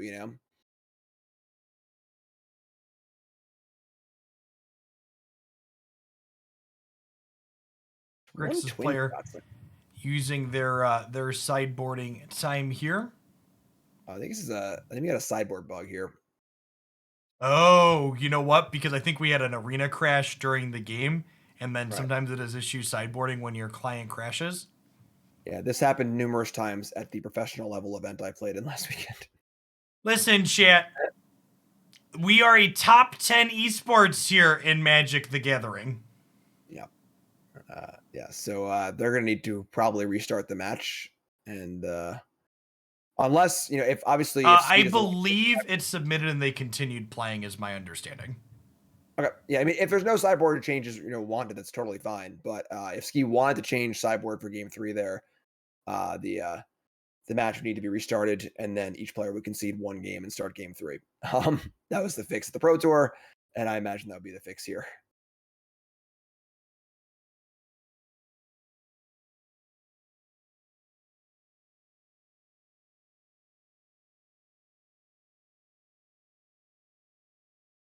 Mm-hmm.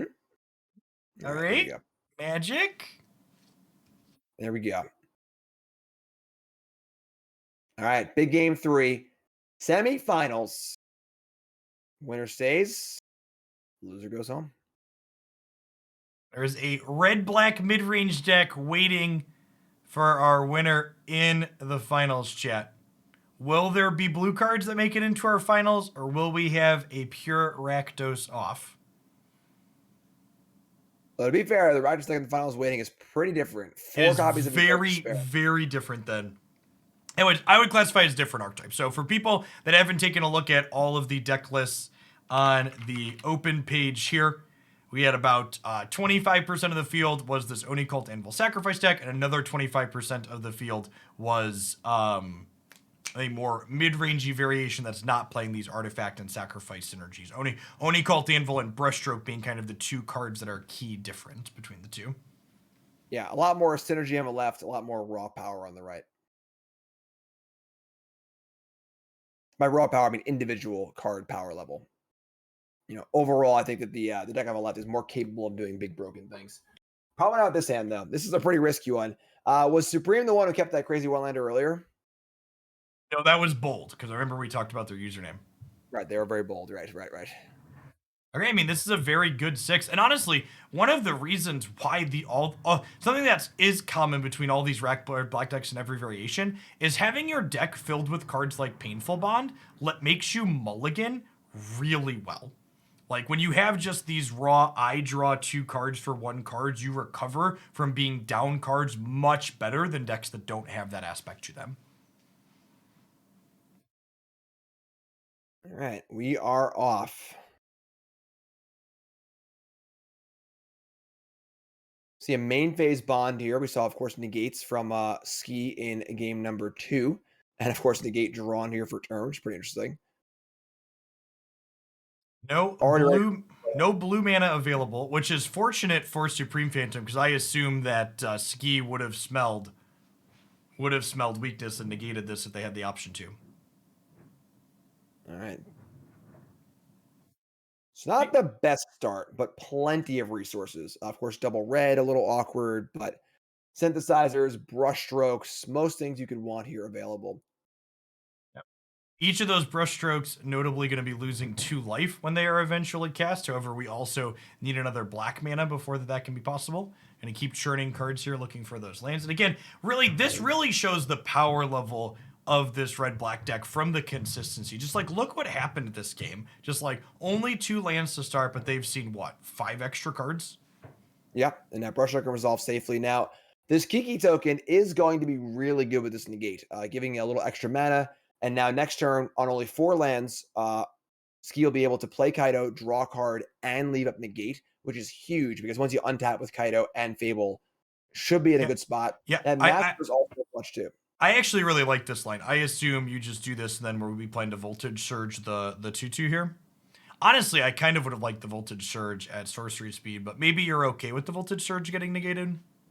Yeah, I think you're pretty happy with that. Yeah, so not going to take a second to resolve the brushstroke. Much safer play here. Well, I don't even know, Jim, that I agree with you that resolving the brushstroke is the safer play. I kind of think developing your board to stop their development might be better. Obviously, getting brushstroke done is very valuable in this matchup, but with 2 of them, you're going to have one get stranded out either way. I kind of like just like stopping their treasures and stuff from happening here, and Kaido from being able to draw cards for free. Right. Yeah, I think the Grixis deck does snowball really, really well. So stopping that ball and give yourself time to play all those things is going to be good. We see a plunder here. So going to lose a card, and I imagine probably give a card. He's got plenty of those. Giving your opponent a 7th card is a lot better than giving your opponent a 2nd or 1st card in instances like this. However, shields are down. Like we've been saying about negate all tournament, it is a little hard to leave up, you know? And I think you're right. I think you had a really good read there as far as wanting to not let Ski get that mana advantage and leave that negate up. Oh my god. Now a real decision to make here. Do you get the Deadly Dispute? Yep, snaps it off. Okay. Oh, that's interesting. Wow. And now we can see Massacre played for 0. So pretty good development turn. Drew a lot of cards and now got that Massacre in play. You know, the enchantment itself is just very good in this deck. Just get those drains going. If Ski didn't have their own Massacre to negate the life loss, it would be huge. Even with them having it, at least now you're maintaining parity. Now we have some decisions to make here. We could see Bloodthirsty Adversary get kicked and flash back the Undercity. However, we could also just see Bloodthirsty as a 2/2 to get Kaido going to draw cards for free. Ooh, a bit of a mistake here, possibly. Not playing the blue land, which turns off negate. So Kaido's here. Gonna go for the loot. But now, 2 mana up. The only there you go. So a little bit of a slip up here. Unfortunately, the sequencing was very, very good, but the wrong land was played, and now it's just carte blanche for some Supreme Fam to go nuts here. Yep. And, you know, we see 5 minutes and 30 seconds on the clock for Ski. Mistakes are more likely to happen when you're starting to get down there under the wire. You have a lot of decisions to make, trying to play quickly.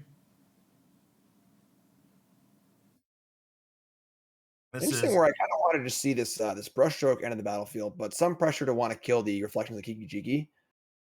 Yeah. The Kiki's going to get at least 1 activation here.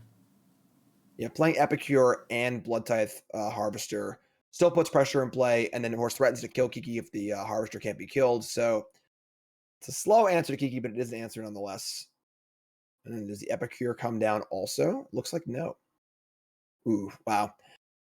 Good draw there. So the Connoisseur now the Kiki can copy Connoisseur, and this can honestly take out a good chunk of the power of Supreme's hand. If that's how Ski wants to take it. 1 mana short once again of having Connoisseur and copy and negate. See what this adversary wants to do here. I kind of assume we're going to try and kill the Harvester because it keeps the Kiki Jiki Reflection in play. Yeah, that seems reasonable. Oh, Plunder too, right. Right. We had the...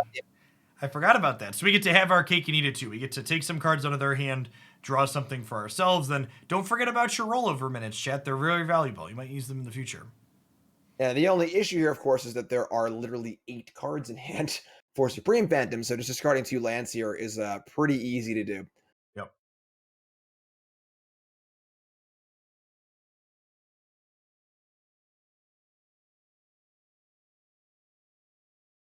All right, so Kaido draw. Okay, we're gonna have City Stalker, Kiki City Stalker, but as Jim just pointed out, we currently have infinite cards in hand, many of which draw extra cards for Phantom.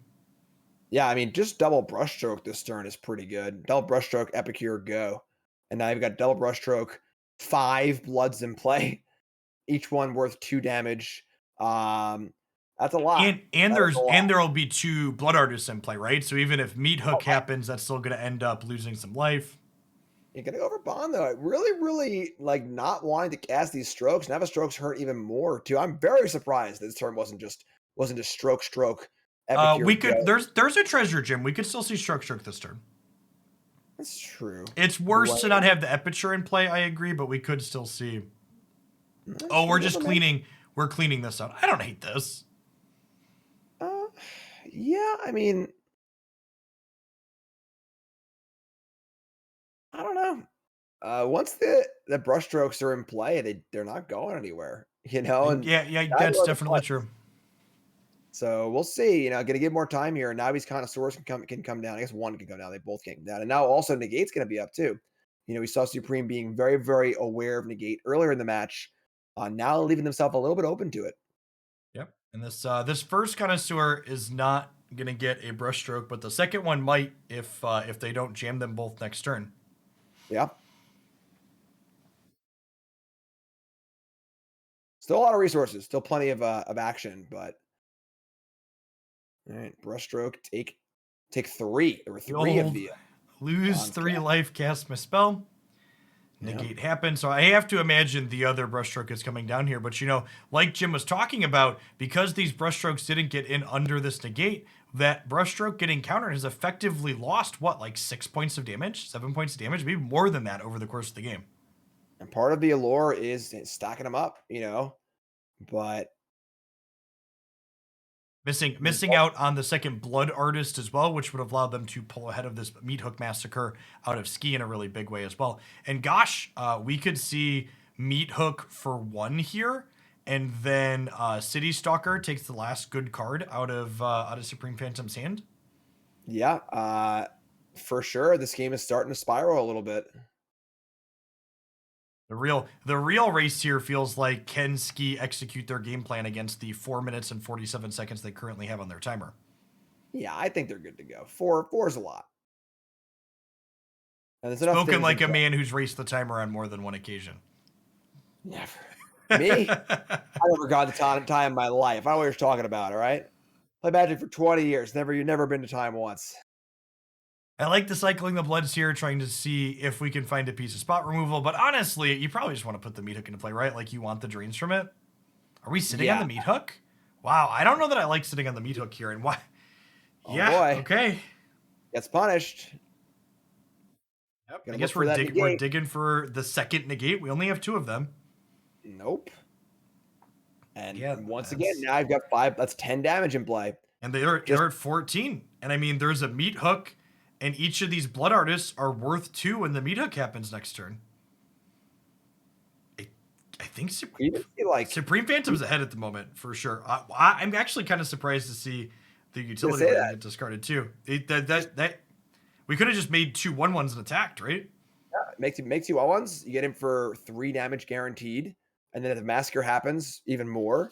I'm pretty surprised by that. That's all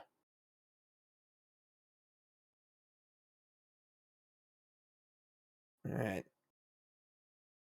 Brushstroke, more drains down to 8. Ooh. Yeah. All right. What do you get for the Anvil player who has everything, Jim? It's hard to say. And again, it's really easy to look at a game like this and think that, oh, this Anvil player is so lucky, they have everything. But look at how many cards they drew this game. How many draw 2s and synthesizers and deadly disputes, and just they saw so much of their deck that they are bound to see lots of copies of all their good cards.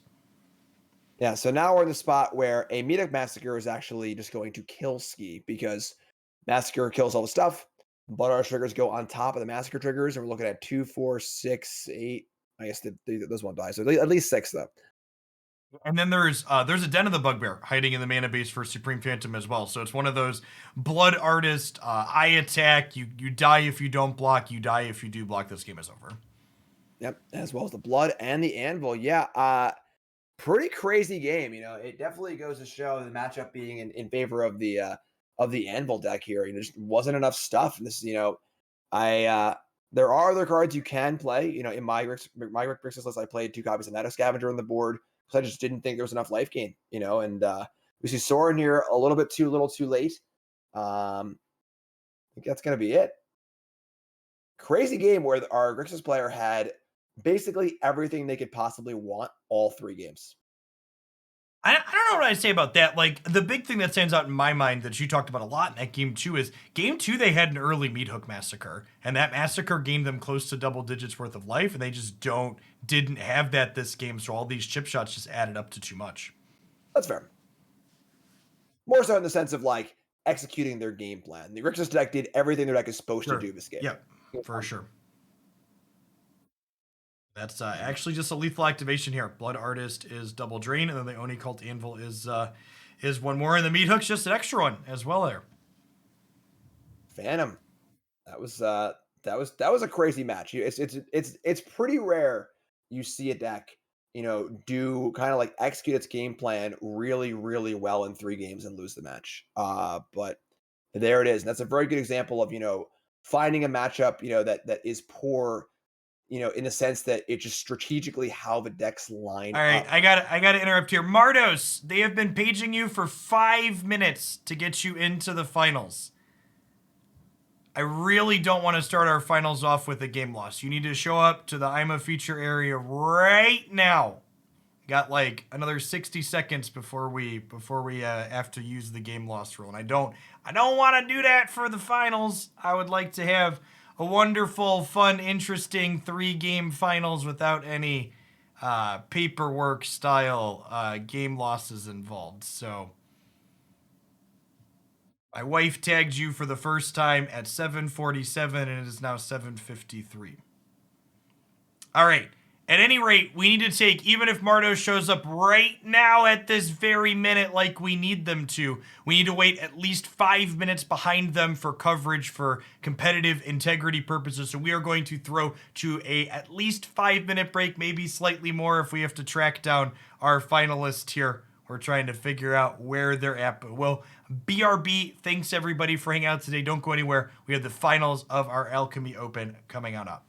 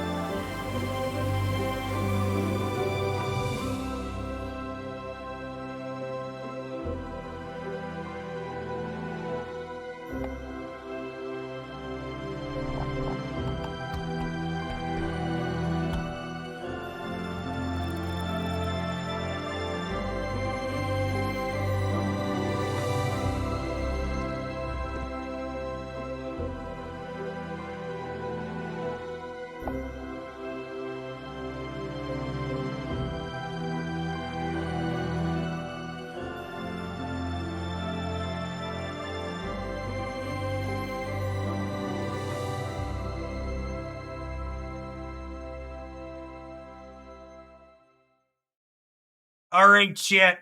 We have located a finals competitor. They ran to the restroom. All is well. We didn't have to issue any penalties. Welcome back to everybody. We started with over 100 competitors in our set championship qualifier for new competitor today, duking it out in Alchemy. Rakdos is the name of the game today, but we have two very different Rakdos decks playing in this tournament in the finals. Remember, if you want to get access to the deck list from today, be sure to check out the results on MTG Melee. In addition to shouting out MTG Melee before we get into our finals, I would also like to shout out all the other wonderful sponsors of this tournament who it would not be possible without. Shout out to CoolStuffInc.com for providing prizes for all of our wonderful competitors to get at least 4 match wins today. Something really cool with them, if you enjoy my content, you're going to get some Streets of New Capenna physical product. Anyways, if you pre-order any SNC singles or sealed product from Cool Stuff Inc., you'll get a Jeff Hoogland themed vampire token, and with it, the artist did a fantastic job on that. There, you can click that link in chat to see what that looks like. Shout out to Metafy.gg, your one-stop shop for getting better at Magic the Gathering and all sorts of other games. They offer fantastic one-on-one coaching with. You can work with some of the best names in this game, as well as lots of others there to up your game. And then the Academic, the deck box designed by the Tolarian Community College professor. He is more qualified than probably anybody else in the world to know what needs to go into a quality deck box that looks like a fantastic product, and you can check out his Kickstarter to get involved with on that. Without further ado, let's head on into our feature match area, where we have a Rakdos mid-range variation playing very honest, fair Magic. This is a rock Rakdos deck for our boomer Magic fans in the audience. We see Invoke Despair and Painful Bond and Undercity Plunder, just good, fair card advantage versus the Sacrifice deck that we have watched the last couple of rounds, making it to the finals. These were the two most popular decks in this tournament, so not surprising in the slightest to see both of them represented here in our last match. Let's dive on in and see how this plays out. Yeah, we got a finals here. Looks mirror-y, but really isn't. You know, as we saw in the last match versus Grixis, this Anvil deck is really able to sort of circumvent the mid-range arms race by just getting their opponent dead. A lot of draining game triggers, and it doesn't matter how many cards you have if you're dead. So we're going to see probably that's very similar dynamic here versus Rakdos deck. Rakdos does have two main deck massacres, which are going to be very, very important, as we saw with Grixis, as far as gaining life and to stay alive. And honestly, the slant here in this Rakdos deck, you know, there are a lot of bigger cards. You know, there are Painful Bonds, Undercity Plunders, 4 Invoke Despairs. Pretty cool card, but not particularly great in like a sacrificey matchup. So we're gonna see if the Rakdos player is able to get things going or is gonna get burned out. Yeah, I think this matchup is going to have some similarities to the semifinals match that we watched, where our Sacrifice player was able to kind of get these brushstrokes down and burn out the Grixis player. One thing that this red black player is not going to have access to explicitly are counter spells. So I imagine we'll see discard spells out of them in addition to these Undercity Plunders that can maybe try and snag these brushstrokes before they happen. But being able to gain life or discard the brushstrokes before they can get down and start draining you is definitely something our red-black player is interested in doing. Yeah, it's very important to note that these brushstrokes ain't going anywhere once they're on the battlefield. There's no way to remove them. And actually, this is a very interesting twist. There are zero copies of Duress in the entire 75 for Mardos here. Okay. So brushstroke is going to be completely untouched all the way through. For those of you just joining us that haven't had a chance to look at the metagame breakdown of this tournament on MTG Melee, one thing I would really like to drive home to everybody watching at home who are just going to look at the results and not really think about them is you should realize that there were 0 Naya Runes decks in this tournament, which is a particularly bad matchup for this Sacrifice deck. And metagames in games like Magic tend to be fairly cyclical in what they rotate around, and I would definitely expect more runes to see play in the future as a response to the Sacrifice deck putting up a powerful finish and being popular this weekend. Yeah, it feels like the simplest thing to do. There are a lot of really good cards on a new Alchemy drop in Rakdos colors. We just saw them into the Painful Bond is probably the best card in the Alchemy set. Undercity Plunder, Molten Impact. They all just slot right into his Rakdos deck. So this is a very, very easy deck to build. As players explore the format more, they'll discover the little things that are a little harder to find and so on and so forth. So Rakdos is still going to be very, very good, but it probably won't be this Rakdosy. With a good shout out, Invoke Despair does actually deal with enchantments. Oh, Mono yeah, Mono Black has been expanding into that range to sacrifice a creature, a planeswalker, and an enchantment. So not just dead to something like Breaststroke, but it is worth noting that the enchantment interaction on Invoke Despair is a sacrifice effect, which means that things like Meathook Massacre sitting in play can get in the way of that being able to clean up the cards you actually care about. very true. Very, very true.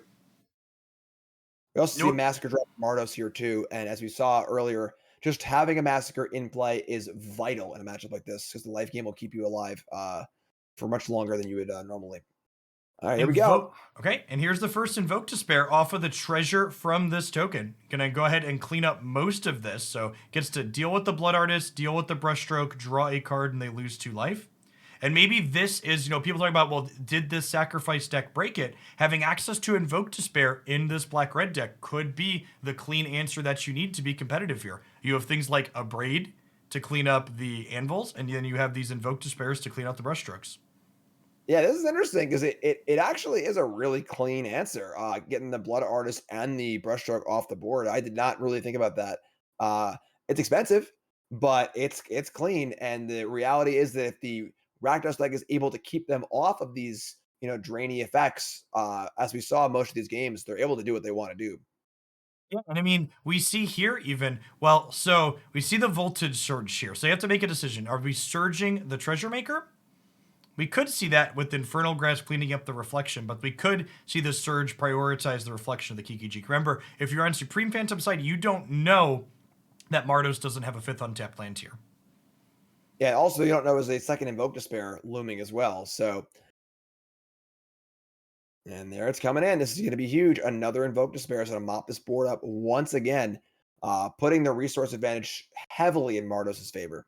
Not even just the resource advantage, but remember, Invoke Despair also drains life from your opponent, making it so they lose 2 life. So that life total is at 13 now, and it's gonna just keep going down and down and down. Ooh, are we gonna greed and not Invoke Despair the Brushstroke this turn? So we could see double plunder, which would be pretty good. It would knock a lot of the cards out of the hand, but doesn't knock out everything. As long as that dispute is still left there, more card draw, keep that ball rolling, et cetera, et cetera. So I'm pretty surprised here. Slamming the invoke, playing a creature land just feels like a really good use of this turn. But Mardos is going to go for the plunder instead. We'll see what turns up. Also has Flame Blessed Bolt to deal with the Blood Artist pretty cleanly as well, exiling it so no triggers happen, anything like that. The card drawn off of Supreme's deck. So of course the plunder, discard 1 or 2. If they only discard 1, you draw a random card from their deck. Blood Chief's Thirst, the first pickup here. And I have to imagine with only 1 discard in the first one, we're going to see 1 discard again here. Yep. Oh, and there's an untapped land, so we could go ahead and play that and then Flame Blessed Bolt if we wanted. Yeah, that is reasonable. A lot of 2 mana 2 for ones. A lot of 2 mana 2 for ones here. Yeah, and I like this. Remember, you can play your instance at sorcery speed. Getting this in now while the Deadly Despair is not available has a lot of value. We'll see the voltage surge happen in response here, so the Blood Artist trigger happens, but still cleaning that creature out of the board has a ton of value here. Yeah, and 16 is pretty healthy, and we still see the Goblin in play. And this Goblin looks so innocent, but making a mana every turn is just good. There's a lot of things to do for Mardos. So another brush stroke here. So once again, Invoke Despair looking pretty good to mop all this up. Most of it up. We'll still leave 1 brushstroke in play overall, but every brushstroke you take down means it's less damage that you're going to be taking from the blood later. We might even see a Blood Chief's Thirst kill this Blood Artist before we Invoke Despair, because remember, if they don't have a creature to sacrifice, you get to draw an additional card and they lose 2 more life. So you can kind of turn this Blood Chief's Thirst into a new card by using it before they Invoke Despair.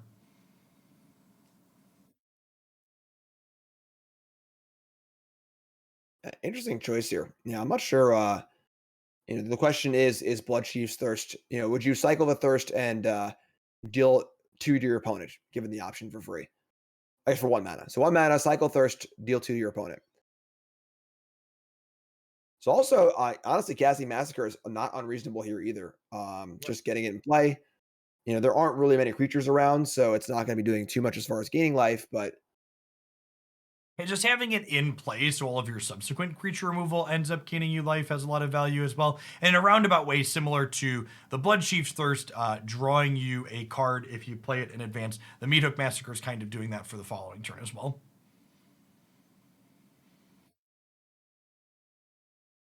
all right, gonna go for the Thirst, and then I assume Invoke afterwards.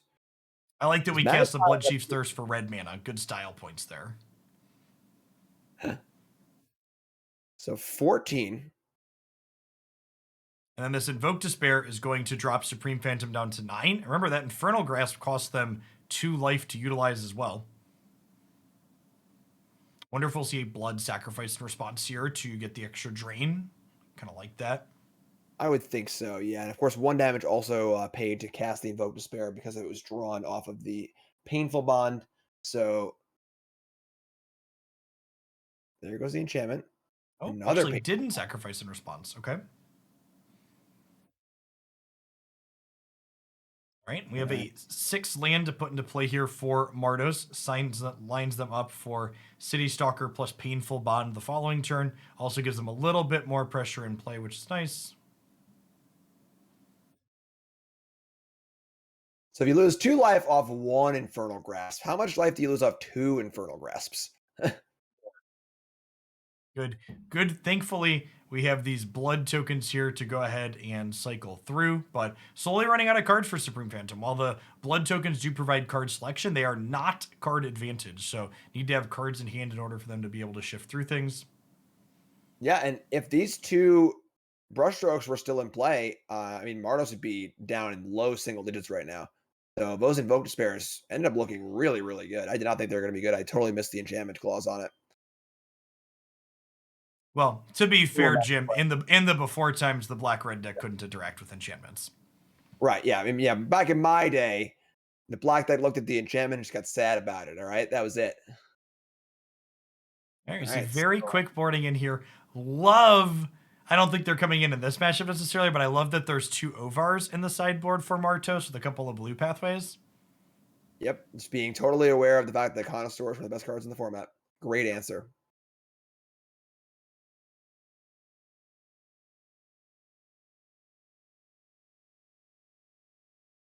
Got life gain wise for Rakdos, couple Sorens, not a ton much else. More Trespassers. It's able to go up to how many Trespassers is that? 1, 2. Oh, there they are. Right. It's the alternate art on the melee, so it's a little distracting. So go up to 4 Trespasser total on the board, and again, that's more life gain. So life gain right now is going to be 4 total copies of Massacre, 4 total copies of Trespasser, and then 2 total copies of Storm, which is a good amount of life gain. And then again, the ability for Invoke Despair to actually hit these enchantments is clutch. It's huge that game. Kind of interesting to note that Invoke Despair is getting the 4th copy boarded out here. That could simply be a concession to the fact that you could only afford to have so many 3+ cost cards in your Painful Bond deck post board. Yeah, I can buy that for sure.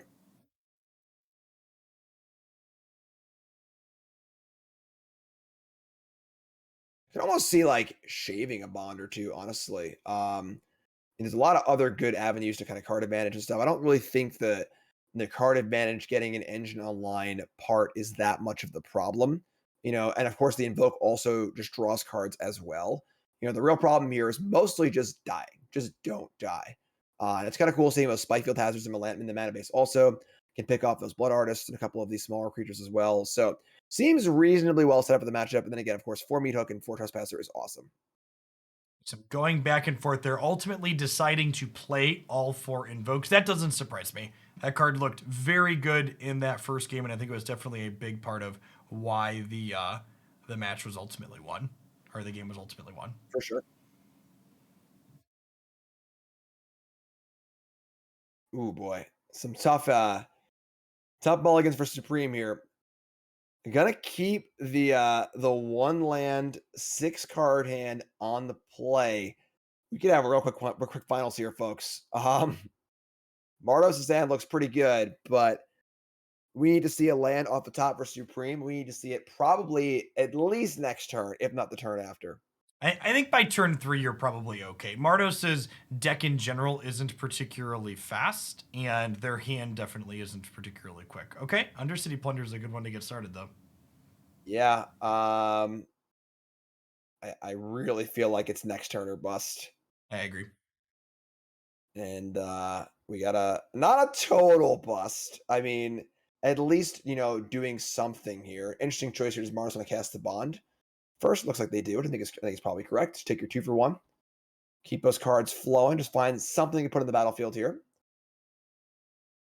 Assume we're going to lose the Invoke Despair here. Could lose the Undercity Plunder if you want to take the short-term card advantage, but Invoke Despair definitely the more powerful long-term card. Yeah, for sure. And the Plunder, of course, there are a bunch of cards in hand that aren't really castable yet. So, however, a little Screwverse Flood here. Yeah, I mean Lot of land.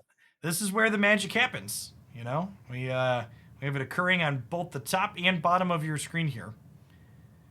We see getting ready to discard 2 cards here. Love it. You have all these draw 2s. You're just like waiting on a land. Don't want to try and give your opponent who is mostly flooded spells.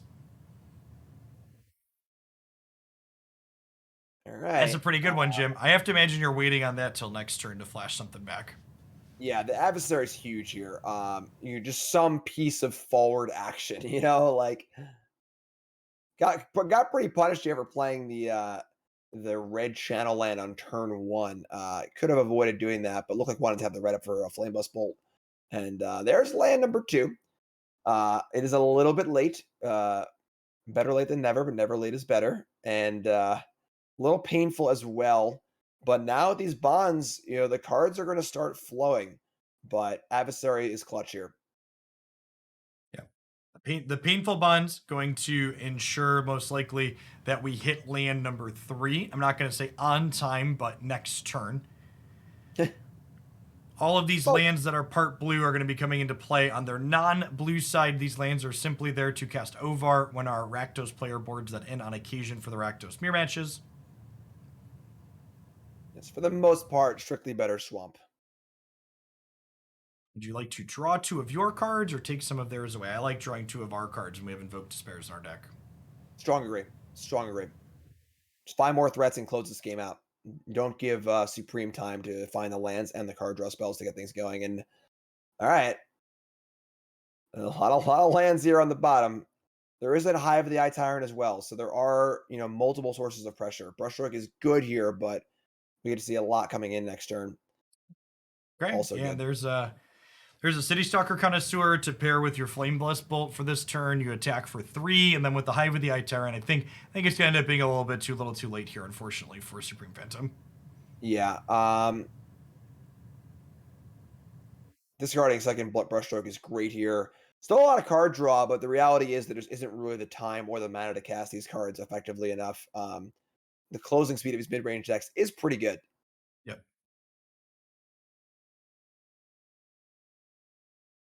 I'm going to start by blooding here. I like this. Obviously very flooded, so shave a land off. See if it changes anything. It's a good one. And now, of course, the Invoke Despair is also sort of a weird lava axe as well. So no creatures in play, no planeswalkers in play. We'll do at least 4 damage. Yeah, and I think Anvil here is a little bit too late.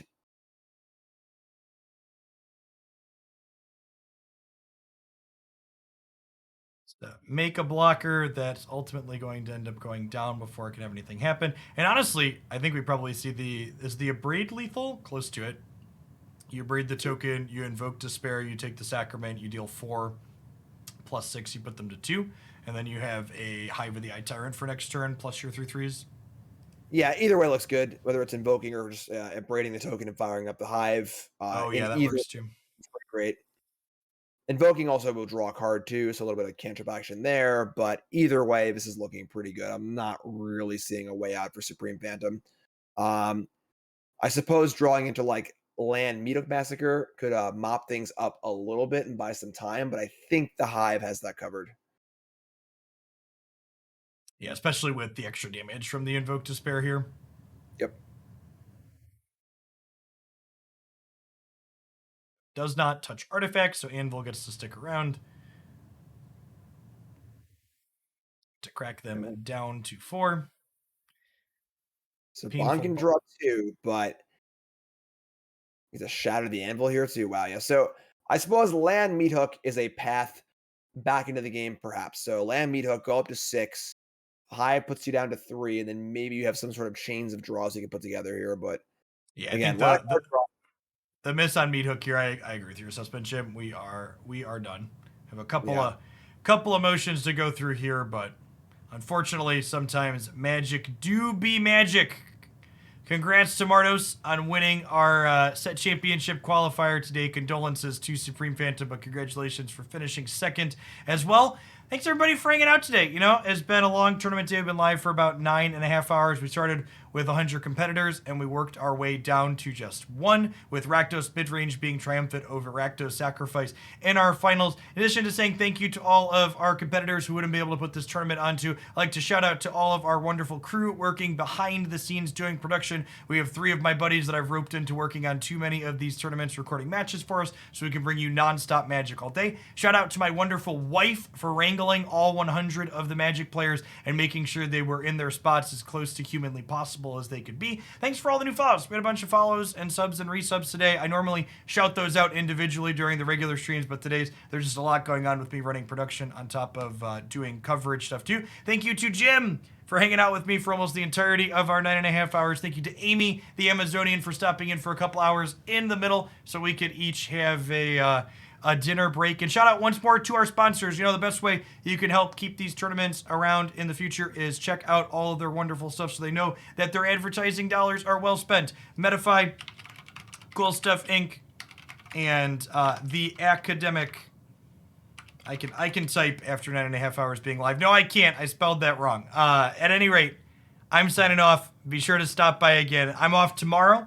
I'm live Monday through Friday doing Magic for a little bit every day, in addition to a bunch of other wonderful games. Jim does Magic the Gathering stuff full time. Be sure to check him out at Jim Davis MTG on Twitch and YouTube, and also on CoolStuffInc.com. He makes lots of wonderful content there. Everybody enjoy the rest of your Saturday wherever you're at, and have a safe weekend. Have a good night.